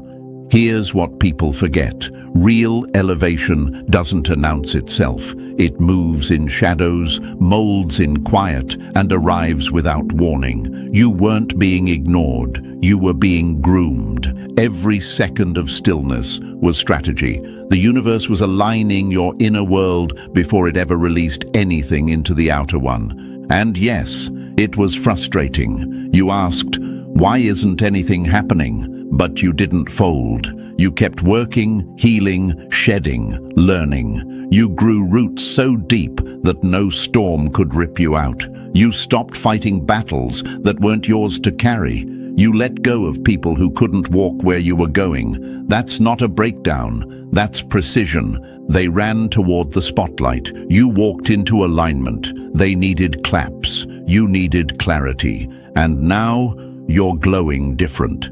Doors are swinging open without you knocking. The rooms that once ignored you are sending you invites. Not because you forced it, but because you're finally walking in your real power. You didn't miss your timing. Your timing was mastering you. The delay wasn't a denial. It was your divine preparation. While they were rushing to be seen, you were becoming the one worth watching. And now that it's your season, they're stunned. Because you didn't just arrive, you ascended. Quietly, gracefully, unapologetically. Whatever you did in the silence, it worked. Number 4. You endured the fire without screaming for witnesses, and that's what scorched them. Some people suffer loudly for attention, others suffer quietly for transformation. You were the second kind. You didn't turn your pain into a performance. You didn't cry for applause. And because of that, they underestimated you. They didn't realize that silence isn't weakness, it's strength under pressure. You were bleeding behind the scenes, but they couldn't see it. You were breaking, healing, rebuilding, all without a single spotlight. And imagine this. A lion licking its wounds in the shadows, not because it's scared, but because it knows its comeback isn't supposed to be watched, it's supposed to be felt. That was you, quiet, wounded, but never defeated. You didn't advertise your suffering, you survived it. And that's what made it so lethal. You could have played the victim. You could have broadcasted every betrayal, every scar, every setback, but you chose the higher path. You faced your pain alone, without begging for comfort or begging for pity. That's a level of self-mastery most will never reach. You became your own shelter in the storm, and while they mocked your stillness, you were growing roots so deep they'll never be able to cut you down again. They thought your silence meant surrender. What they didn't know was that you were doing work they couldn't even comprehend. You were confronting the wounds they would have drowned in. You sat with your demons, stared them down, and made peace with your own reflection. That's not weakness. That's warfare. Quiet warfare. And you won. You studied your scars like maps. Not to stay stuck in the past, but to understand how to never end up there again. You let the pain teach you, but never define you. You didn't just survive it, you understood it. You didn't numb it, you honored it. That's why when they see you now, they can't recognize you, because the version of you they thought they destroyed no longer exists. Here's what really burns them. You didn't fall apart, even though you had every reason to. You rose without help, without praise, without the need to prove anything. They expected you to come back begging. Instead, you came back glowing, with sharp edges and calm eyes. You didn't suffer for pity, you suffered for purpose. And now, you're walking proof that healing in private creates power that can't be faked. That's why it worked. Because you didn't make the pain your identity, you made it your rebirth. Number 5. You let them dig their own graves. You just kept climbing. Revenge is loud, but elevation is quiet and undefeated. You could have clapped back. You could have exposed everything. You had the truth loaded like bullets ready to fire, but you didn't. And that's what cuts deeper than any receipt ever could. You didn't stoop, you soared. While they were busy throwing dirt on your name, you were using that same dirt to plant your next move. Imagine this, someone throwing rocks at a mountain, hoping it crumbles, but the mountain doesn't budge. It grows taller with time, wind, and storms. That mountain is you. They tried to chip away at your image, but the universe was busy carving your legacy. And the irony, you didn't even have to respond. They exposed themselves through desperation while you built in silence. Here's the fact they can't stomach. The more they lied, the more your truth started shining. Not because you shouted it, but because elevation reveals what deception tries to hide. You chose peace, and peace chose to protect you. You trusted that time would tell what words never could, and now it's speaking loudly, without you saying a thing. They expected rage. You gave them restraint. They expected chaos. You gave them calm, and that's why they lost. You didn't need to post subtweets or drop receipts. You weren't interested in playing in the mud while you were on your way to the sky. And that's what makes you dangerous in a way they can't touch. Your growth became the very spotlight they couldn't survive under. You became proof that discipline is louder than drama. They wanted to provoke you into looking messy because that would make their lies easier to believe. But you held your character like a sword, and while they flailed around trying to control the story was already turning against them. You were never fighting for attention. You were locked in on your purpose, and that's why your glow hurts their eyes now, because it was never about being right in front of them. It was about becoming real in front of the universe. Now they sit with the silence they mocked you for. They watch the elevation they said you'd never reach, and they realize you didn't need revenge. You needed alignment, and you got it. That's why it worked, because you never let bitterness hijack your mission. You let truth walk at its own pace, and now it's arriving, loud and undeniable. Number 6. You looked lost to them, but you were just walking a path they'll never understand. Elevation looks like isolation to those who aren't assigned to your destiny. They watched you fall back, go quiet, disappear from the noise, and they assumed you were losing. They mistook your silence for defeat, your absence for failure. But that's only because your journey didn't come with a public explanation. And that's exactly why it worked. You didn't pull back because you were broken. You pulled back because you were being rebuilt. What they saw as retreat was actually strategy. While they were performing for the crowd, you were protecting something sacred. Every move you made was intentional. Every no was calculated. Every closed door was protection in disguise. Imagine a spacecraft entering orbit. It has to shed parts of itself to rise higher. That's what you were doing. You were shedding distractions, fake support, unnecessary noise. You didn't want to look distant. You had to be distant. You didn't want to seem withdrawn. You were being recalibrated for what was next. But to people who need attention to feel alive, your distance looked like death. They couldn't comprehend the blueprint because it wasn't made for them. You moved on instructions they couldn't hear, and that's why they judged you. They said you were falling off, when really you were leveling up. They couldn't recognize the silence was sacred. They couldn't decode the stillness because they weren't meant to. They called it ego because you stopped giving them access. They called it fear because you didn't rush to grab every shiny opportunity. But you were never chasing optics. You were obeying your internal compass. You weren't running from failure. You were walking into alignment.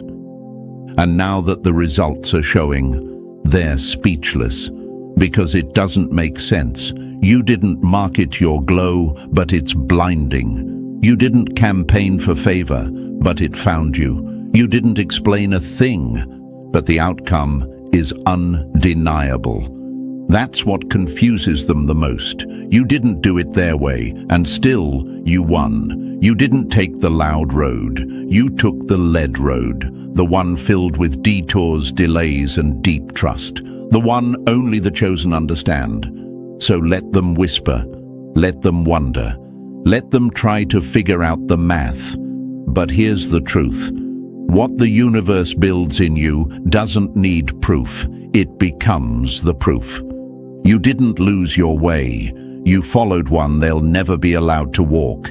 That's why you won.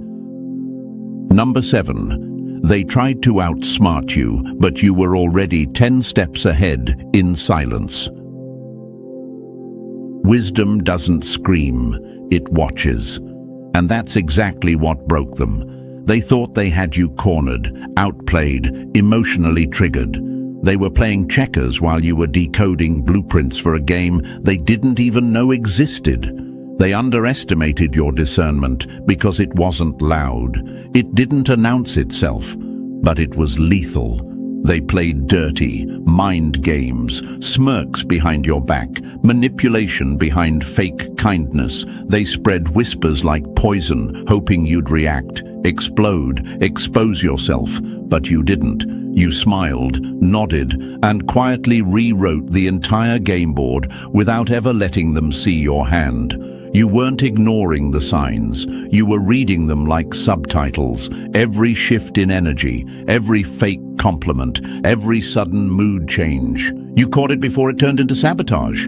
Imagine a hawk soaring miles above the ground. It sees the snake slithering in the grass long before it ever strikes. You were that hawk, elevated, watching, calculated. You didn't fall for their bait because you were never operating at their level.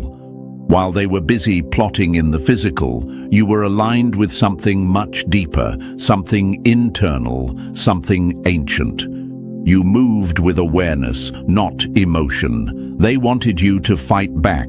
They wanted the meltdown, the receipts, the reaction. But you stayed composed, surgical. You cut access, not corners. You didn't need to prove anything because your energy told the truth louder than words ever could. They thought silence was weakness, but they forgot. Still, water runs deep. And yours ran miles below the surface. You knew what peace felt like, and the second something disrupted that, you were gone. No scene, no announcement, just distance. And that's what shattered their illusion of control. They couldn't understand how you knew so much without being told, but discernment isn't guesswork. It's soul-level perception. It's when your spirit speaks before logic does. And yours? It was flawless. You were never blindsided. They were just shocked you saw through them so early.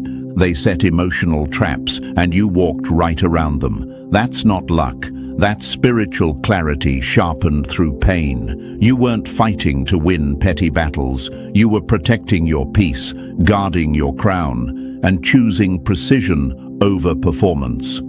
By the time they realized you weren't reacting, you were already rising. And now you're untouchable, not because you're invisible, but because you see everything. That's why it worked. That's why you won. Number 8. You didn't escape the fire. You let it mold you into steel.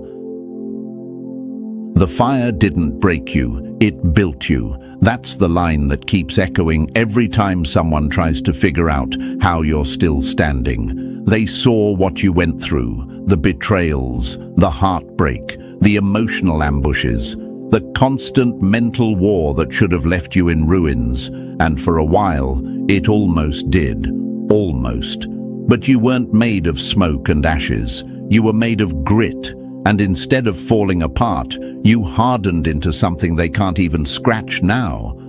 Imagine metal going into the forge, burned, beaten, reshaped by heat so intense most would melt into nothing. But you didn't melt. You didn't crumble. You endured every degree of pain, every ounce of pressure, and came out unrecognizable in the best way. Not charred, not fragile, reinforced. They thought your silence meant damage. They thought your distance meant defeat. But what really happened was transformation. You didn't just survive the fire, you absorbed it. It fused into your bones, rewired your spirit, and made you immune to the chaos that used to wreck you. You're not bitter, you're just not movable anymore. That old version of you, the one that flinched at every rejection, that over-explained, that needed validation to breathe, is gone, dead, buried in the ashes of your last storm. And that's exactly what they don't understand. They keep talking to the past you. They keep pressing the same buttons, expecting the same cracks. But those buttons, they don't even exist anymore.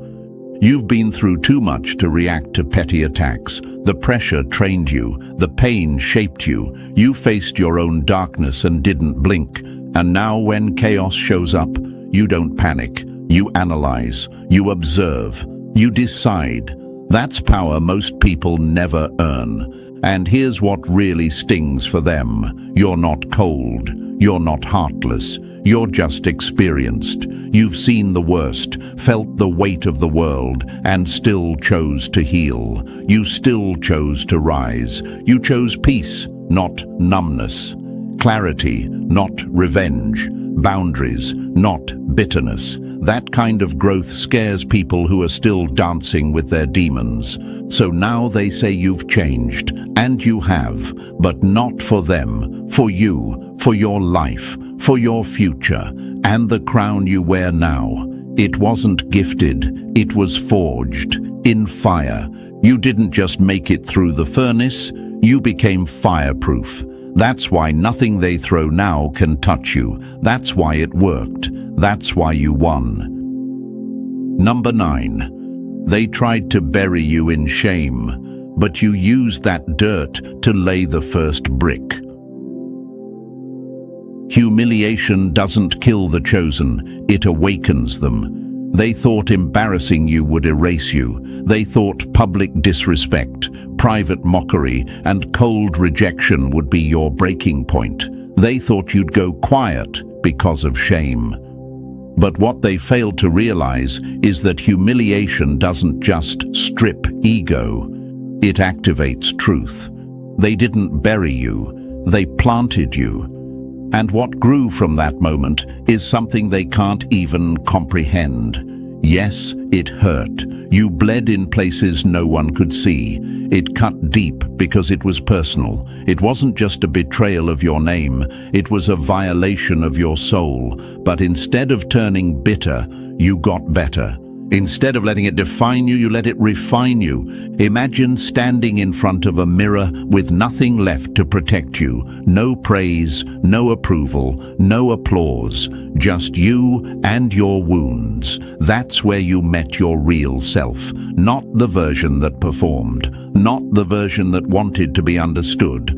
The version that stood alone and said, "This pain won't make me smaller. It's going to make me solid."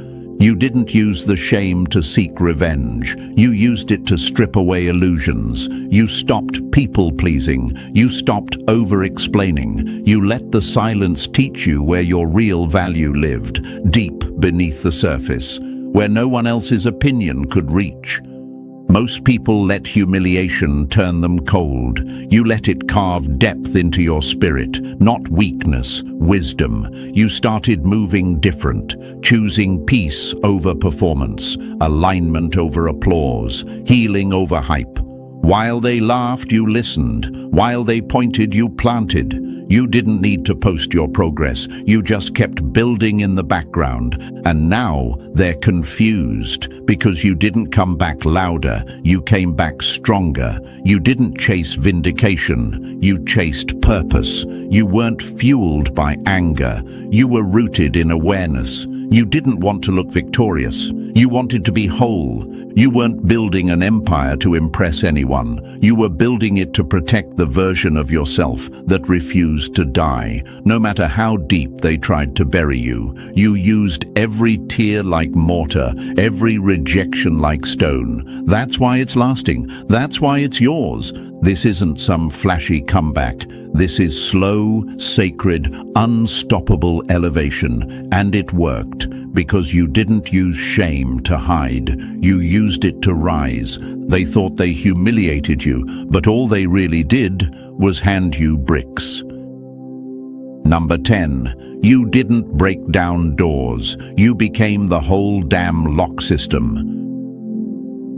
You stopped knocking and became the doorframe they now need to walk through.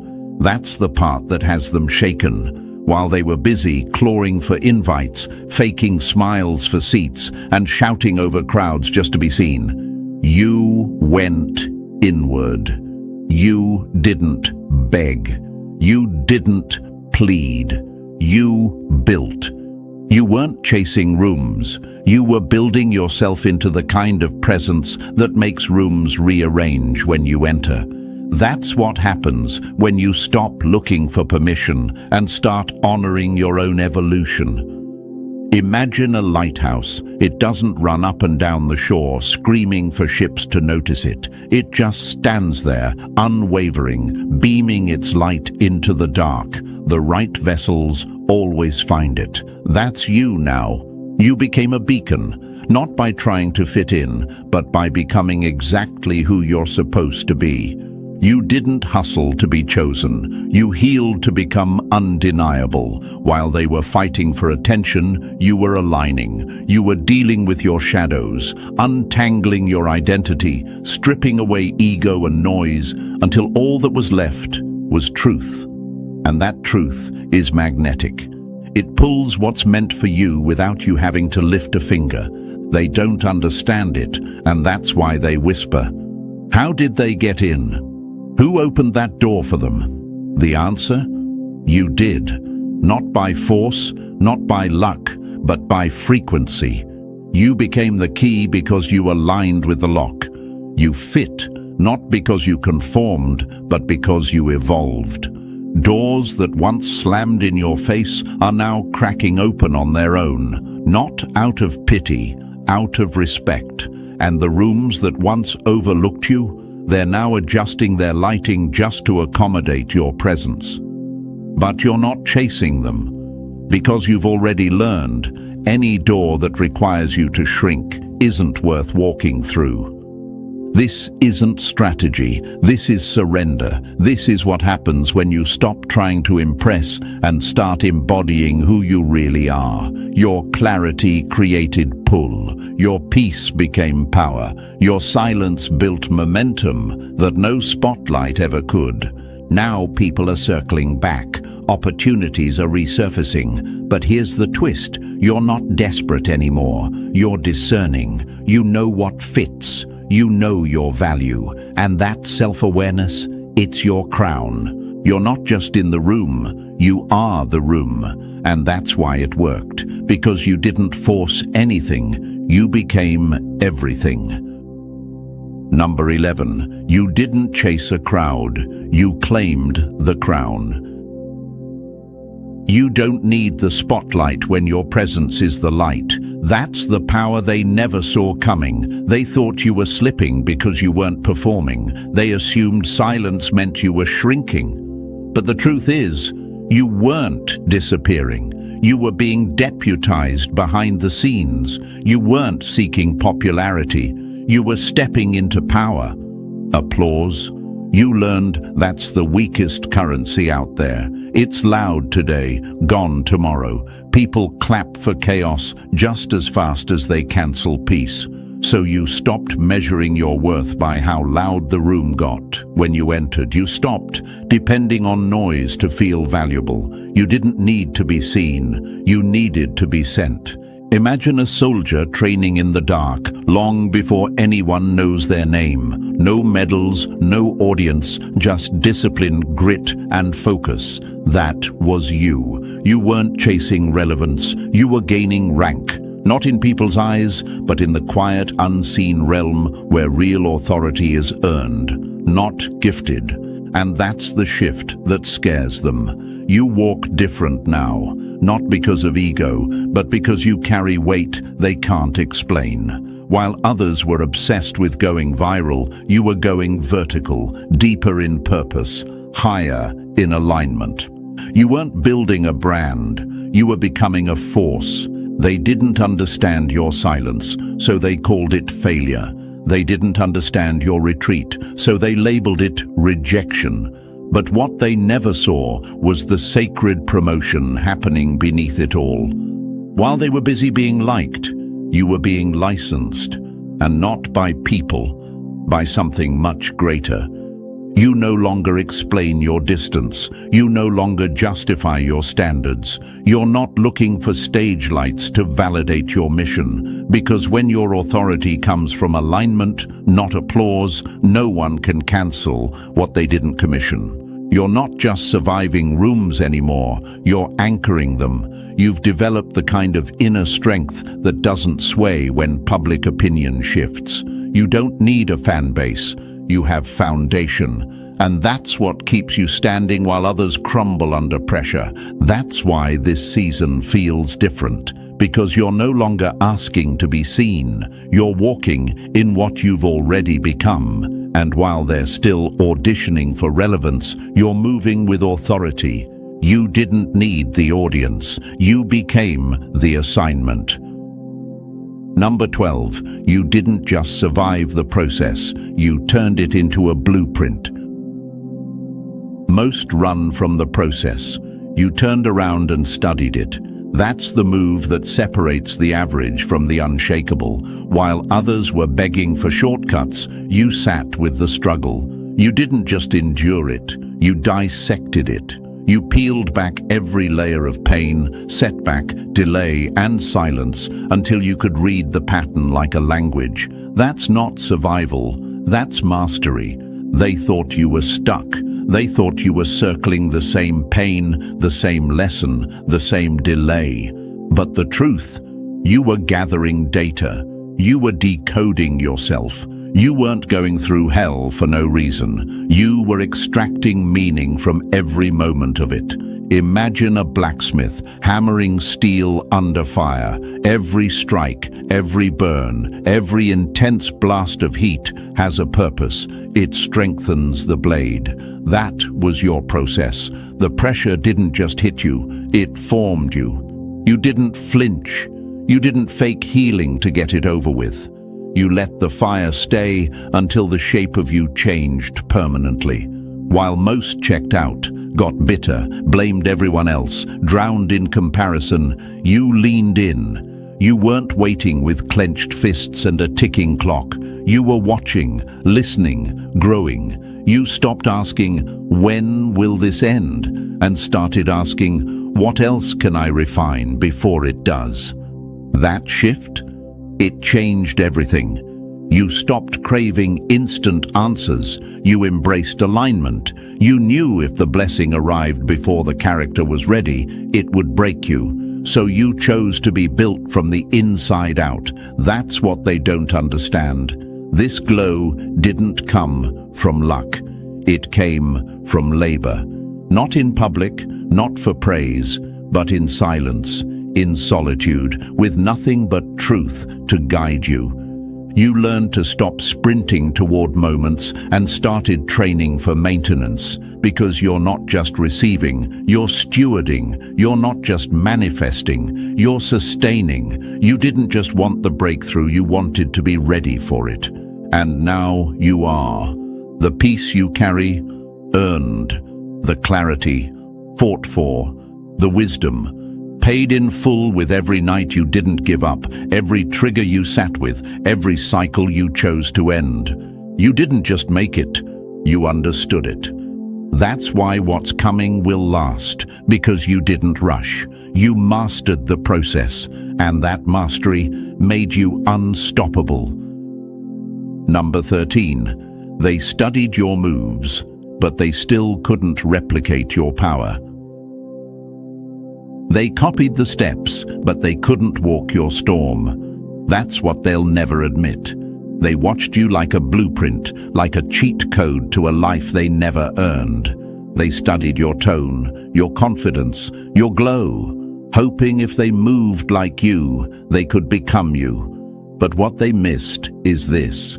You didn't get here through mimicry. You got here through mastery, through nights that almost broke your mind, through lessons that shattered your pride, through losses that rebuilt your soul from scratch.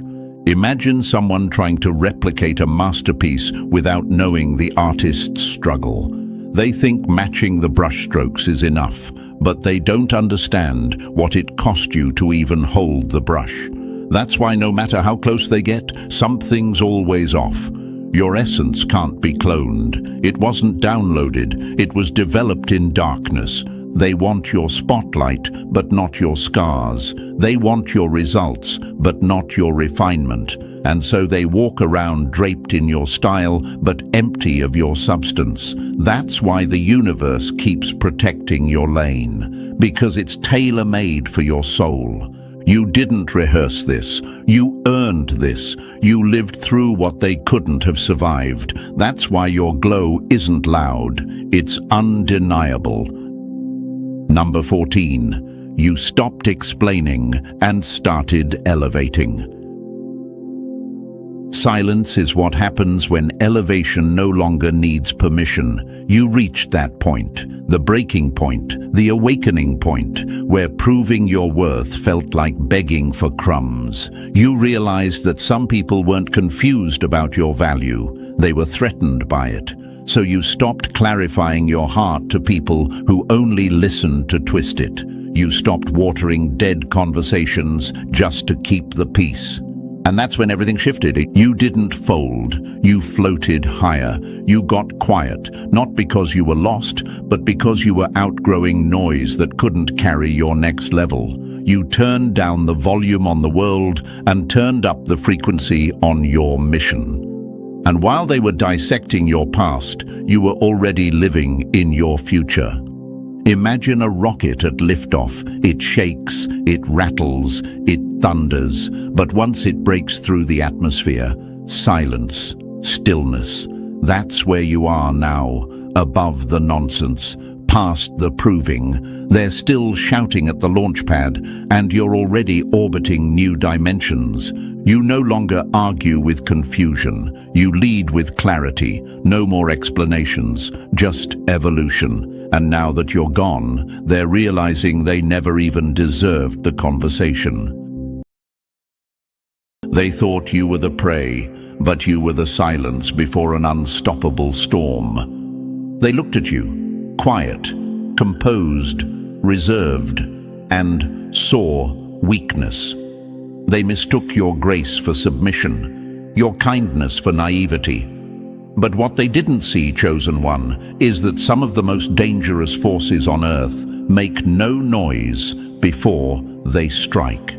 You weren't loud because you didn't need to be. You weren't dramatic because your energy speaks for itself.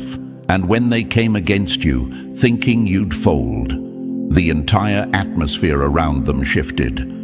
Now imagine this for a moment, Chosen One. A forest on a still day. No wind, no birds. Everything is calm, too calm. The predators think it's their time to attack. But that eerie silence, that's the universe holding its breath, because something powerful is about to awaken. That's who you were. Calm, but calculated. Still, but seismic. And when they crossed that invisible line, they didn't just offend you, they triggered a cosmic reaction, one that couldn't be undone. Here's a fact they ignored. The quiet ones who've suffered in silence are usually the ones holding the most power. Studies even show that those who've been deeply betrayed often develop higher intuition, stronger emotional resilience, and sharper awareness. So while they were busy plotting, you were upgrading. And thank you, Chosen One. Don't forget to pay this message forward by simply pressing like and subscribe to help spread this message to more souls. It's not just about you, it's about a global awakening. And by supporting this channel, you're helping the truth rise. You're helping others just like you realize they were never weak, just underestimated. You're part of a movement, a force, a shift. Thank you for being here. Now back to it. They underestimated you because they thought soft meant stupid, because you forgave too many times, because you walked away instead of clapping back. But little did they know, every step back you took was just the recoil before the strike. Every silence was a page being turned in your elevation story. And when the universe starts elevating someone like you, no smear campaign, no group chat, no low vibrational spell can stop that momentum. Let's call it what it is. They thought you were powerless because they judged the surface. But what they didn't account for was your depth, your fire, your alignment with something they don't even understand. You see, when people move from ego, they assume everyone else is playing the same small game. But you weren't playing, you were positioning, you were observing, you were listening, and you were being backed by forces they can't even name. You were never just the quiet one. You were the one who saw through their lies, who felt the fake energy in the room, who knew what they were doing before they even said it. You were the one who kept showing up with pure intentions while they were throwing daggers behind your back. And now, every dagger is returning to sender. That's why they're unraveling. It's not just what's happening to you, it's what's happening to them. They're confused, panicking, losing sleep, because what they thought would break you is breaking them instead. You didn't even have to retaliate. Your healing alone was loud enough. Your glow-up is their karma. Your silence? It's louder than every lie they ever told. And if you've been feeling that calm lately, that deep, unshakable stillness, that's not delusion. That's your confirmation. The universe has taken the wheel. You don't need to prove anything anymore, because they're already watching. From fake pages, from shadows, from sidelines, watching the very thing they swore would never happen to you unfold before their eyes. Let's talk about exactly how they misjudged the force you really are, and how that one mistake coming against you is now the moment they'll regret forever. And listen, chosen one, if that just lit a fire in your spirit, you're exactly who this message was meant for. Drop the number 777 in the comments if they misjudged you, if they came against you thinking you'd fold, only to realize you were the storm they weren't ready for.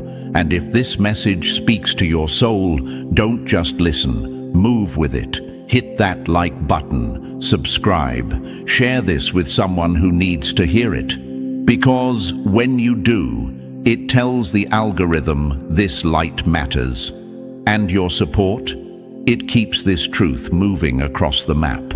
You're not alone. You're part of a rising force.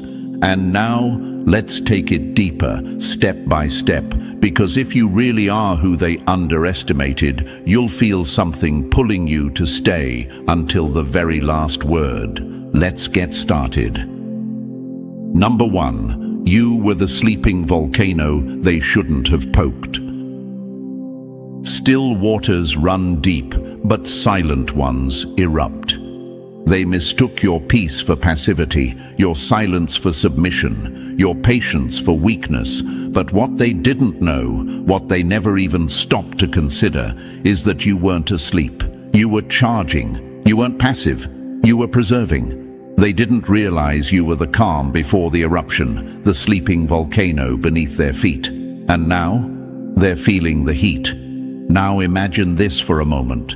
Chosen one. Someone walks across a mountainside, mocking the silence, laughing at the stillness, unaware that beneath their feet rumbles the most explosive force known to Earth. That was you. They kicked at your boundaries, threw stones at your name, danced on your dignity like it was a joke. But in doing so, they triggered something ancient, something eternal, something untouchable. They came against you, not realizing the cost of disturbing a soul that was aligned, centered, and divinely protected. You were the volcano hidden in plain sight. And now, the ash cloud of your comeback is so thick, they can't even see their own reflection. You see, the mistake they made was common, but fatal. They judged what they saw instead of what they felt. And you've always carried something that made them nervous. That low hum, that quiet knowing, that inner fire that needed no applause to keep burning. They couldn't understand it, so they tried to provoke it, thinking they could control it, manipulate it, extinguish it. But here's the truth.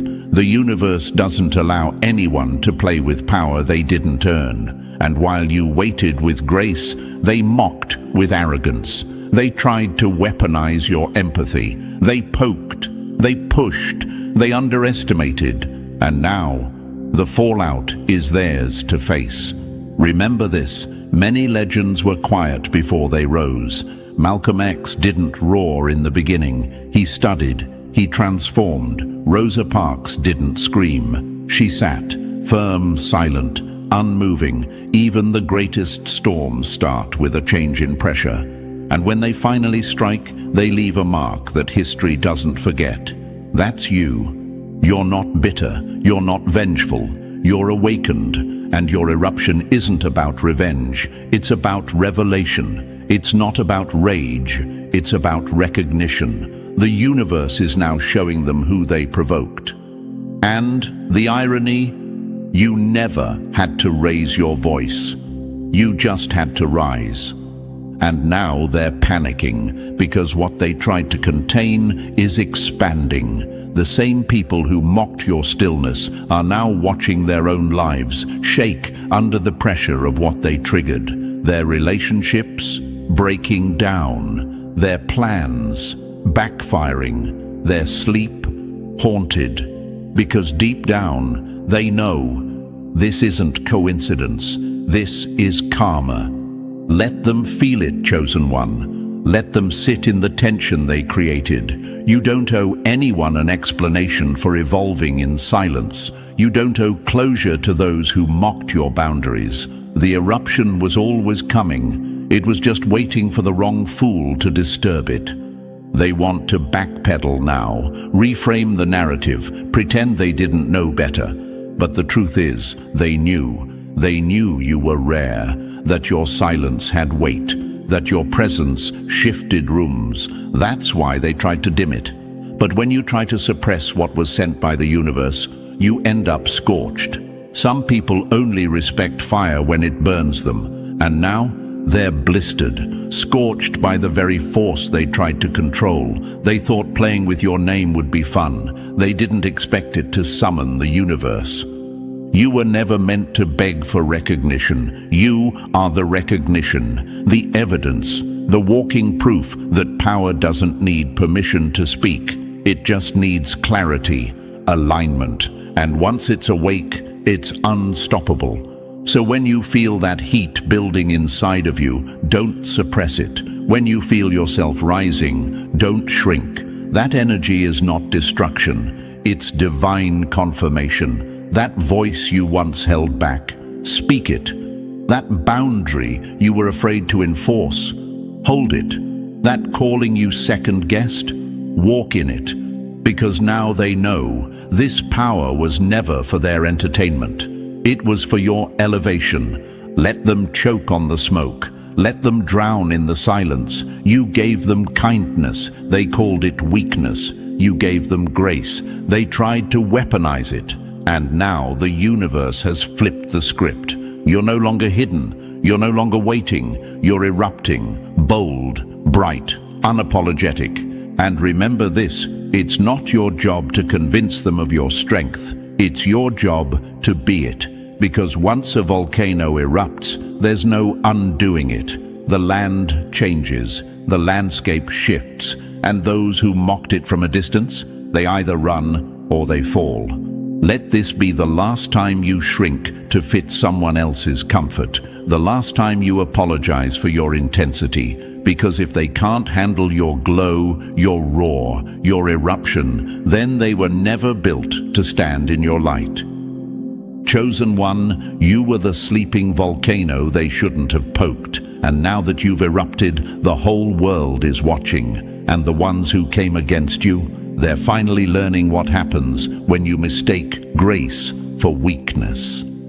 They didn't realize how powerful you were, but now they'll never forget. Number 2, they chose war with someone who had invisible armor. Your protection wasn't loud, but it was lethal. They chose war with someone who had invisible armor. They thought you were standing alone. They thought you were exposed, vulnerable, undefended. But they didn't realize your silence was your sword, your calm was your shield. And the universe had already marked you untouchable before they even took aim. This is what happens when spiritual fools try to battle chosen souls. They fire arrows in the dark, thinking you won't see them coming. But your intuition, razor sharp. Your ancestors, wide awake. Your guides, already 10 moves ahead. So while they celebrated their sneak attacks, the universe was already preparing their downfall, brick by brick, blow by blow. Now imagine this for a second. Chosen one. Someone walks into a battlefield thinking it's a playground. They're laughing, throwing stones, mocking the silence. But what they can't see is that every step they take is triggering traps. Every move they make is alerting forces they don't understand. That's how unprotected they were when they came against you. That's how foolish their war cry was. They couldn't see the shield around your name, the veil that blocks curses from touching you, the energy field that reverses evil and returns it to sender, louder, harder, doubled. They thought you were standing on soil, but you were standing on sacred ground. And now every word they spoke, every ritual they tried, every backhanded scheme, it's boomeranging, fast, furious, final. Because you were chosen, not just by title, but by protection. The universe doesn't leave its warriors naked in the fire. You may walk through storms, but you don't walk alone. And while they laughed, thinking, "We got them," the truth is, they never even reached you. They only reached your armor. And now that same armor is reflecting their own venom back into their lives. People forget.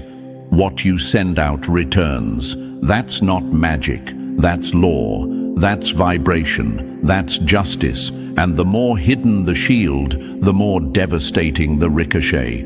That's what's happening now.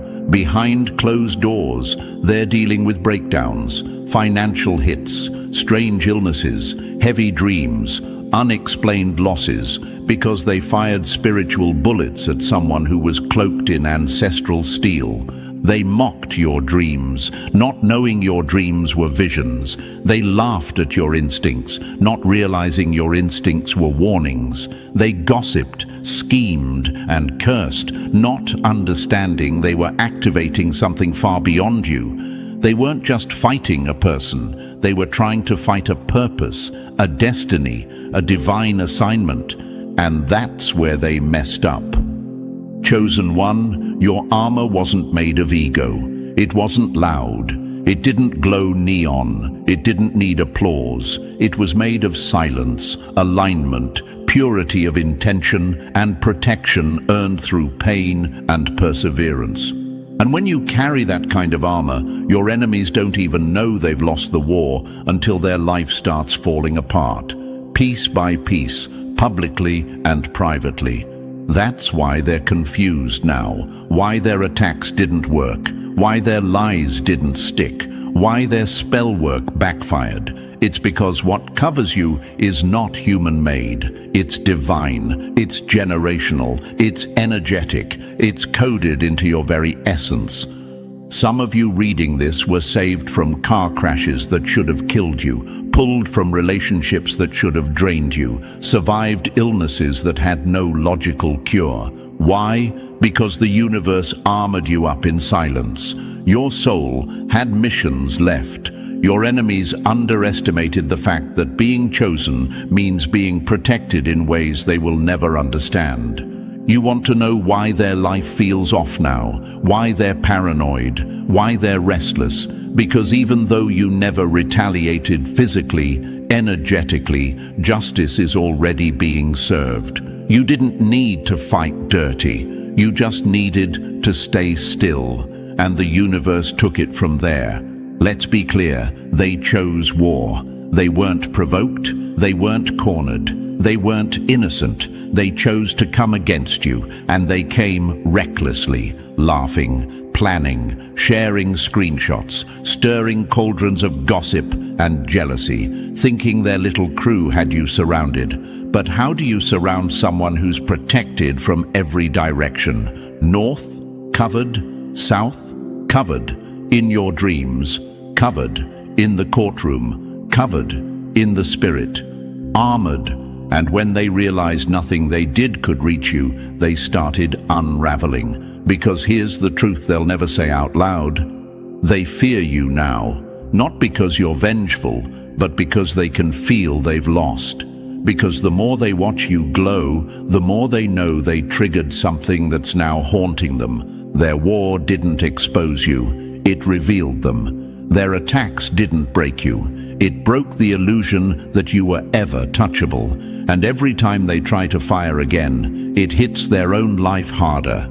That's how divine protection works. It's invisible until it's undeniable. So don't lower your armor to prove you're peaceful. Don't take off your protection just to appear nicer. That armor is the reason you're still breathing, still rising, still chosen. Keep it on. Keep your silence. Keep your peace, because the quieter you are, the louder the universe moves on your behalf. They chose war, chosen one, with a soul wrapped in invisible fire, and now the burn is spreading through everything they tried to build against you. They called you dramatic. They said you were making things up, but now they're seeing shadows, having dreams, getting hit with karma they can't explain, and they know exactly who they played with. You didn't have to curse them. Your armor did. You didn't have to expose them. The universe is. You didn't have to fall for their bait, because you already knew you were never alone. And now they know it too. They know you were never just a person. You were the protected, the assigned, the one who walked with unseen forces. And those forces, they don't forget, they don't sleep, and they don't miss. So let them talk, let them stare, let them wonder. But know this, every single move they made against you has already been rerouted. And the war they started, it's already over. You won, and you didn't even have to swing. Number 3, they didn't know you were built in the fire they tried to throw you in. You weren't forged in peace, you were forged in pressure. They didn't know, they couldn't have known, because if they did, they would have never tried you. They would have never stepped into your territory thinking they could break you with fire, because the very thing they tried to burn you with, chosen one, is what you were born in. See, some people are raised in comfort, others are raised in chaos. You were raised in it, molded by it, tempered in betrayal, abandonment, manipulation, and grief. You didn't become strong because life gave you ease. You became powerful because life gave you hell, and you kept rising anyway. They walked into your world with fragile egos and empty threats, thinking you were soft because you were kind, thinking you were naive because you were quiet. But what they didn't realize was that you've been surviving betrayal since before they even knew your name. They brought drama to a soul that's mastered endurance. They brought darkness to a light that's been navigating shadows its whole life. Now imagine this. Chosen one, someone throws you into a fire thinking it's your end, but they don't know. You are the fire. The heat doesn't scare you, it fuels you. The flames don't destroy you, they refine you. While they were panicking at the first signs of smoke, you were calmly building your throne in the blaze. Because this wasn't your first time being underestimated. This wasn't your first time being left for dead, emotionally, spiritually, financially, and every time you rose, smarter, sharper, more silent, more selective. Until one day, the same people who doubted you had no choice but to sit back and watch you shine through the storm they tried to drown you in. And now they're confused, now they're bitter, because the game they played was designed for people who break under pressure, not for people like you who were built by it. That's what burns them the most. That's what's haunting them at night. They threw you into the same fire that would have destroyed them, but you didn't just survive, you transformed. You came out with sharper vision, deeper wisdom, more divine alignment. You shed dead weight, fake friends, old patterns. You stopped apologizing for your boundaries. You stopped over-explaining your intuition. And when you did, you became untouchable. That's why they're spiraling, because they expected smoke and ashes, and instead they saw evolution. They didn't realize that your pain became your prophecy, not in a religious sense, but in a universal truth. Because the universe always repurposes pressure into power if you don't give up. And you never gave up, chosen one. You sat with the pain. You wrestled with the shadows. You fought with your own mind, and still, you rose. This is what people don't understand about those who carry light. That light didn't come from love alone. It came from loss. It came from seasons where you had nothing but your faith in the unseen. It came from silent solitude, long nights of crying and praying for signs.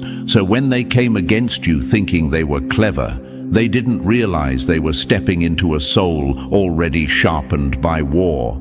You weren't forged in peace. You were forged in pressure, like a diamond, like a sword, like volcanic glass. Your beauty, your strength, your clarity came from pressure that would have destroyed anyone else. They didn't know the storms you've walked through, the betrayals you've survived, the pain you've turned into wisdom. That's why they judged the surface. That's why they came for you like you were weak, because they thought this was your beginning. But this was just another chapter in your training, just another classroom from the universe, another fire sent not to burn you, but to burn everything around you that was no longer aligned. They didn't break you, chosen one. They revealed you. Their betrayal stripped off the illusions. Their rejection exposed your real power. Their attempts to bury you just uncovered your roots. And now, the growth is visible. The glow is unmistakable. The strength is unshakable. That's why they're falling apart now, because they know they couldn't have survived what they put you through. They wouldn't have lasted a week in your fire. That's why they mock you in public, but obsess over you in private. That's why they pretend not to care, but still watch every move you make. You were never the victim. You were the test. You were the warning. You were the spiritual reflection of everything they tried to suppress in themselves. Courage, healing, authenticity, strength. And now they're choking on the very smoke they lit. Because what they thought was their clever plan was actually their cosmic mistake. They activated the universe against themselves the moment they touched a soul that had already been refined by fire.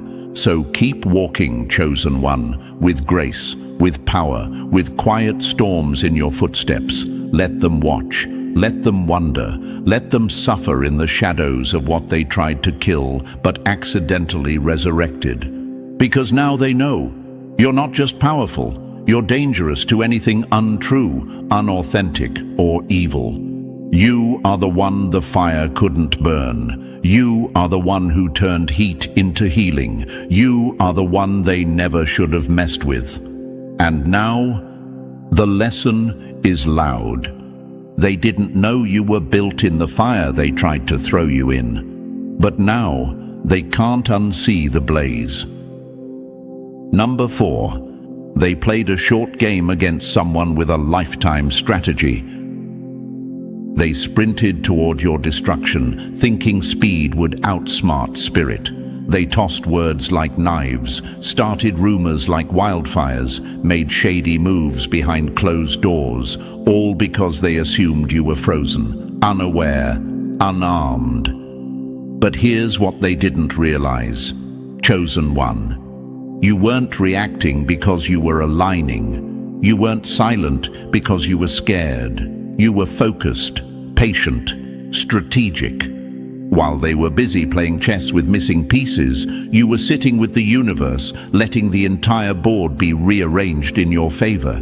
You weren't built for short games. You were wired for the long vision, the kind that bends time in your favor, the kind that doesn't need instant gratification because it already owns the outcome. That's why they panicked when they didn't get a reaction from you. They couldn't decode your calm, couldn't read your silence, couldn't handle that every time they threw dirt. You grew something deeper. And now, the panic in their voice, the fear in their body, the cracks in their fake empire, it's all confirmation that your delay wasn't weakness, it was preparation. They thought quick wins would break your spirit, but you weren't playing checkers in the dirt.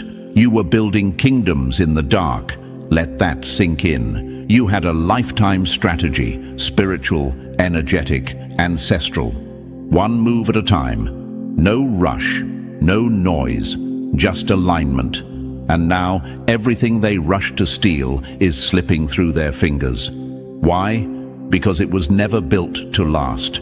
You, on the other hand, you were carved from time, pressure, and promise. Their chaos was just the background music to your evolution. The universe was never in a hurry to prove you right. It was waiting for the perfect moment to make them watch. And now they're watching in real time as their short game unravels. You didn't chase revenge. You didn't clap back. You let divine timing speak on your behalf, and it's screaming now. So let them rush, chosen one. Let them play loud and fast. You were always meant to move in silence and shake everything without warning, because the ones who last aren't always the loudest. They're the ones the universe backs without saying a word. Number 5. They mistook your kindness for cowardice. You were never soft, you were seasoned. They looked at your smile and saw submission. They saw your grace and assumed it came from fear. But what they never understood is this: kindness is not cowardice, it's power under control. And you, chosen one, were never afraid. You were aware, you were watching, you were absorbing, you were letting the universe handle the battle they tried to drag you into, because real power doesn't need to bark to prove its bite. You were seasoned, trained by silence, hardened by betrayal. You learned to carry storms in your chest without letting the thunder escape your mouth. And while they were mistaking your quiet for weakness, you were sharpening something inside them they couldn't see coming: karma. They mistook your humility as a retreat. But humility is the armor of the spiritually elite. It means you don't need to show off what you already know is divine. Let them keep talking. Let them keep throwing shade. They thought you wouldn't stand up for yourself, but the universe did. Every time they laughed behind your back, the universe wrote it down. Every time they took your kindness and turned it into a weapon, the Creator marked it as evidence. And now, the shift is happening. Their comfort is cracking, their circles are thinning, their inner peace is rotting from the inside because they misjudged a warrior wrapped in gentleness, and that's a dangerous game to play. Don't ever doubt your light just because it doesn't look like their fire. You don't have to fight loud to win loud. Your silence was your sword, your patience was your protection, your kindness was never an invitation for abuse. It was a test they failed, and now they're paying in confusion, paranoia, and regret. So hold your head high. You weren't a coward, you were chosen, and the universe never backs the loudest. It backs the most faithful, the most grounded, the ones who keep their integrity even when everything around them turns to chaos. They came for your crown, thinking it was easy to steal, but they didn't know. It was fused to your soul through fire, not fear. Let them sit with that. Number 6. They tried to sabotage you. Now they can't escape the trap they set. Digging a grave for someone chosen just means you forgot whose hands control the shovel. They had a plan, whisper campaigns, fake stories, backroom schemes designed to bury your name, your confidence, your peace. But they didn't realize, when you touch someone protected by the universe, you start writing your own downfall in invisible ink. And now it's becoming visible, loud, brutal, public. They planted lies hoping they'd take root. But instead of flowers, it grew thorns around them. They spread gossip thinking you'd trip over it. Instead, they're the ones walking in circles, tangled in the vines of their own deceit. They tried to poison your path. But the universe is poetic with justice, because every drop they poured in your direction is dripping back on their own doorstep. See, chosen one, when you're aligned, you don't need revenge. The trap was never for you. It was for them to fall into, right after thinking they were smart enough to escape it. And now, they're stuck, spiritually, emotionally, even financially. The very mess they created to sabotage you is the mess they have to live in now. And here's what hits hardest. They're watching you rise anyway. You didn't just survive the sabotage, you transcended it. You didn't throw mud back. You let it harden beneath your feet and used it as your next step up. They built a pit, and now they can't figure out how you got taller while they're knee-deep in the hole. The ones who threw the rocks are now hiding their hands, but it doesn't matter, because karma doesn't need a witness. It has perfect aim, and the Creator doesn't miss. When the intention behind the attack is dirty, the result is always devastating. But only for the attacker. You didn't have to scream to defend yourself. You just had to stay still long enough for their own energy to turn around and recognize its owner. That's the power of being chosen. You're covered, even when you're quiet, especially when you're quiet. So let them wrestle with the chaos they created. You just keep walking in your light, in your peace, in your elevation. Because while they're stuck explaining what went wrong, you'll be too far ahead to hear them. Number 7. Their jealousy couldn't handle your frequency. They wanted your power, but couldn't survive your process. They saw the glow, but never the grind, the shine, but never the shadows you had to fight through. They looked at your aura, your energy, your elevation, and thought, I want that. But they didn't understand. Your frequency wasn't something you bought. It was something you bled for. They tried to mimic your presence, imitate your light, study your every move like you were just a formula to be copied. But this isn't fashion, it's frequency. And frequency can't be faked. It's earned. Through nights no one saw, through prayers no one heard, through healing that broke you down before it built you back up. You weren't born powerful. You were refined in pain, in patience, in perseverance. And the ones who envied your light tried to bypass the process. And now they're burning from the inside out. Because when you channel a divine frequency without being spiritually prepared, it backfires badly. And now it's short-circuiting their illusions. They're drained, scattered, unstable. The same mask they wore to pretend they were on your level. It's slipping. Their aura is dull. Their energy flatlined. Because the universe doesn't just let anyone carry chosen energy. It filters out the frauds. It exposes the envy. What they thought was charisma was actually character. What they thought was luck was actually alignment. What they tried to steal, they couldn't even hold, because they didn't know how heavy it really was. Your frequency didn't come from aesthetics. It came from anointing, from being broken and rebuilt again and again without losing your core. You didn't ask to be watched. You didn't beg for followers, but your energy couldn't be ignored. You were magnetic because you were authentic, and they wanted your stage, but not your story. So now, let them watch. Let them choke on their own imitation while you ascend in your originality. The Creator doesn't copy-paste greatness. And your frequency? It's a one of one. Limited edition. Download not available. Keep vibrating higher, chosen one. Because the ones who tried to clone you are now stuck in spiritual static, while you're broadcasting loud and clear. Number 8. Your calm is now their chaos. When they can't read your silence, they write their own guilt. They were ready for drama. They were prepared for a reaction. They set the stage for conflict, thinking you'd play your part, but you didn't. You didn't scream. You didn't beg. You didn't explain yourself to people who already made up their minds.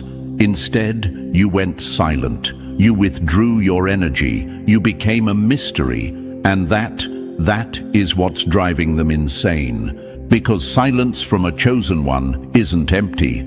It's loaded. Every day you don't respond is a mirror forcing them to face themselves. And what they see, it's ugly.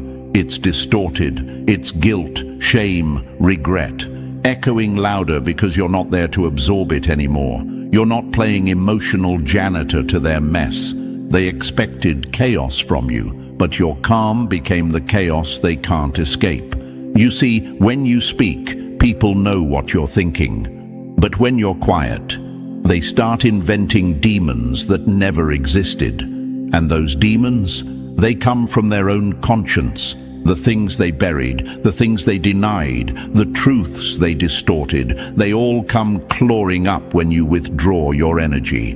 Your silence became the most painful truth they've ever had to sit with, and now they're unraveling. Paranoid, checking your page, asking about you, dreaming about you, because your absence speaks in frequencies they can't decode. You're not posting for attention, you're not clapping back, but somehow your energy still surrounds them, and it's not comforting, it's haunting, because your calm wasn't passive. It was power, it was restraint, it was wisdom, and in that stillness you activated something ancient, the kind of spiritual warfare that doesn't need noise, just distance, just peace, just the echo of, I don't need to explain anything to you anymore. Let them guess, let them wonder, let them spiral trying to read between the lines of what you'll never say. Because when a chosen one goes silent, the universe gets loud, and the ones who hurt you, they start to hear every ounce of karma in your quiet.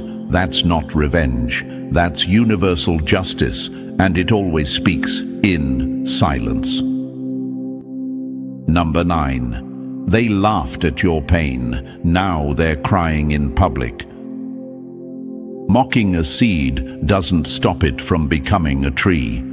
They chuckled when you fell. They whispered behind your back.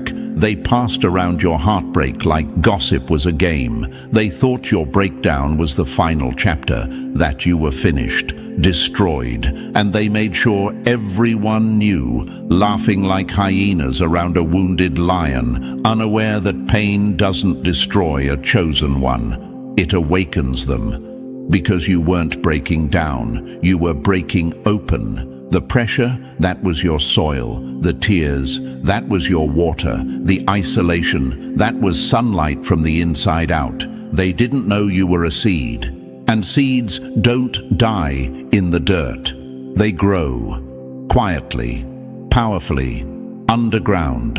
And now, you're rising, and it's loud. You've become everything they swore you'd never be. Your posture, royal. Your glow, undeniable. And while you step into rooms with peace and presence, they're sitting in circles they used to lead, crying into cups they used to toast with. The very people who laughed at you when you were down are now being laughed at by karma, publicly, loudly, and without warning. Because when you laugh at someone's pain, you invite the universe to rearrange your comfort. And now their comfort is collapsing. Relationships are turning toxic. Opportunities are drying up. Their name, once spoken with respect, is now tangled in rumors, regret, and rapid decline. They mocked your tears, but yours watered a future they never saw coming. Now they need help, and no one believes them. They're breaking in front of the very crowd they tried to impress. And that's not just karma, it's poetic justice. Because the universe doesn't forget the mockers. It doesn't ignore cruelty masked as jokes. When you're chosen, your pain becomes prophecy. Not because you said so, but because the transformation proves it. They mistook your rock bottom for your grave, but it was your rebirth. And now they want shade from the very tree they once spit on. But this tree, it doesn't forget the ones who laughed at its roots. You've outgrown them, you've outshined them, and the same people who made fun of your pain. They're crying now, because they know they lost something sacred when they laughed. Number 10, they weren't ready for the mirror you became. Your healing forced them to see everything they're still hiding from. They didn't know that your healing would become their haunting. They thought you'd stay stuck, begging for closure, replaying the story. But you moved on, not with bitterness, but with brilliance. And that brilliance, it turned you into a mirror. Not a soft one, a ruthless one. The kind of mirror that doesn't lie. The kind that shows them everything they buried, every mask, every insecurity, every cowardly move they made in the dark while pretending to be righteous in the light. They didn't expect your glow to trigger guilt, but that's exactly what it did. Because you didn't come back to prove a point, you became the point. Every smile on your face now reminds them of how fake theirs was. Every level you reached without them reminds them of the levels they fumbled by sabotaging you. And now, every time they hear your name, see your picture, or catch a glimpse of your energy in someone else, they flinch. Because what they lost wasn't just a connection. They lost a reflection, a truth they weren't ready to face. You became everything they pretended to be, while they hid behind jokes, trends, status, and image. You did the real work. You healed. You surrendered. You reconnected with the universe. You faced the wounds. You sat with your shadow. You didn't just glow up, you grew up.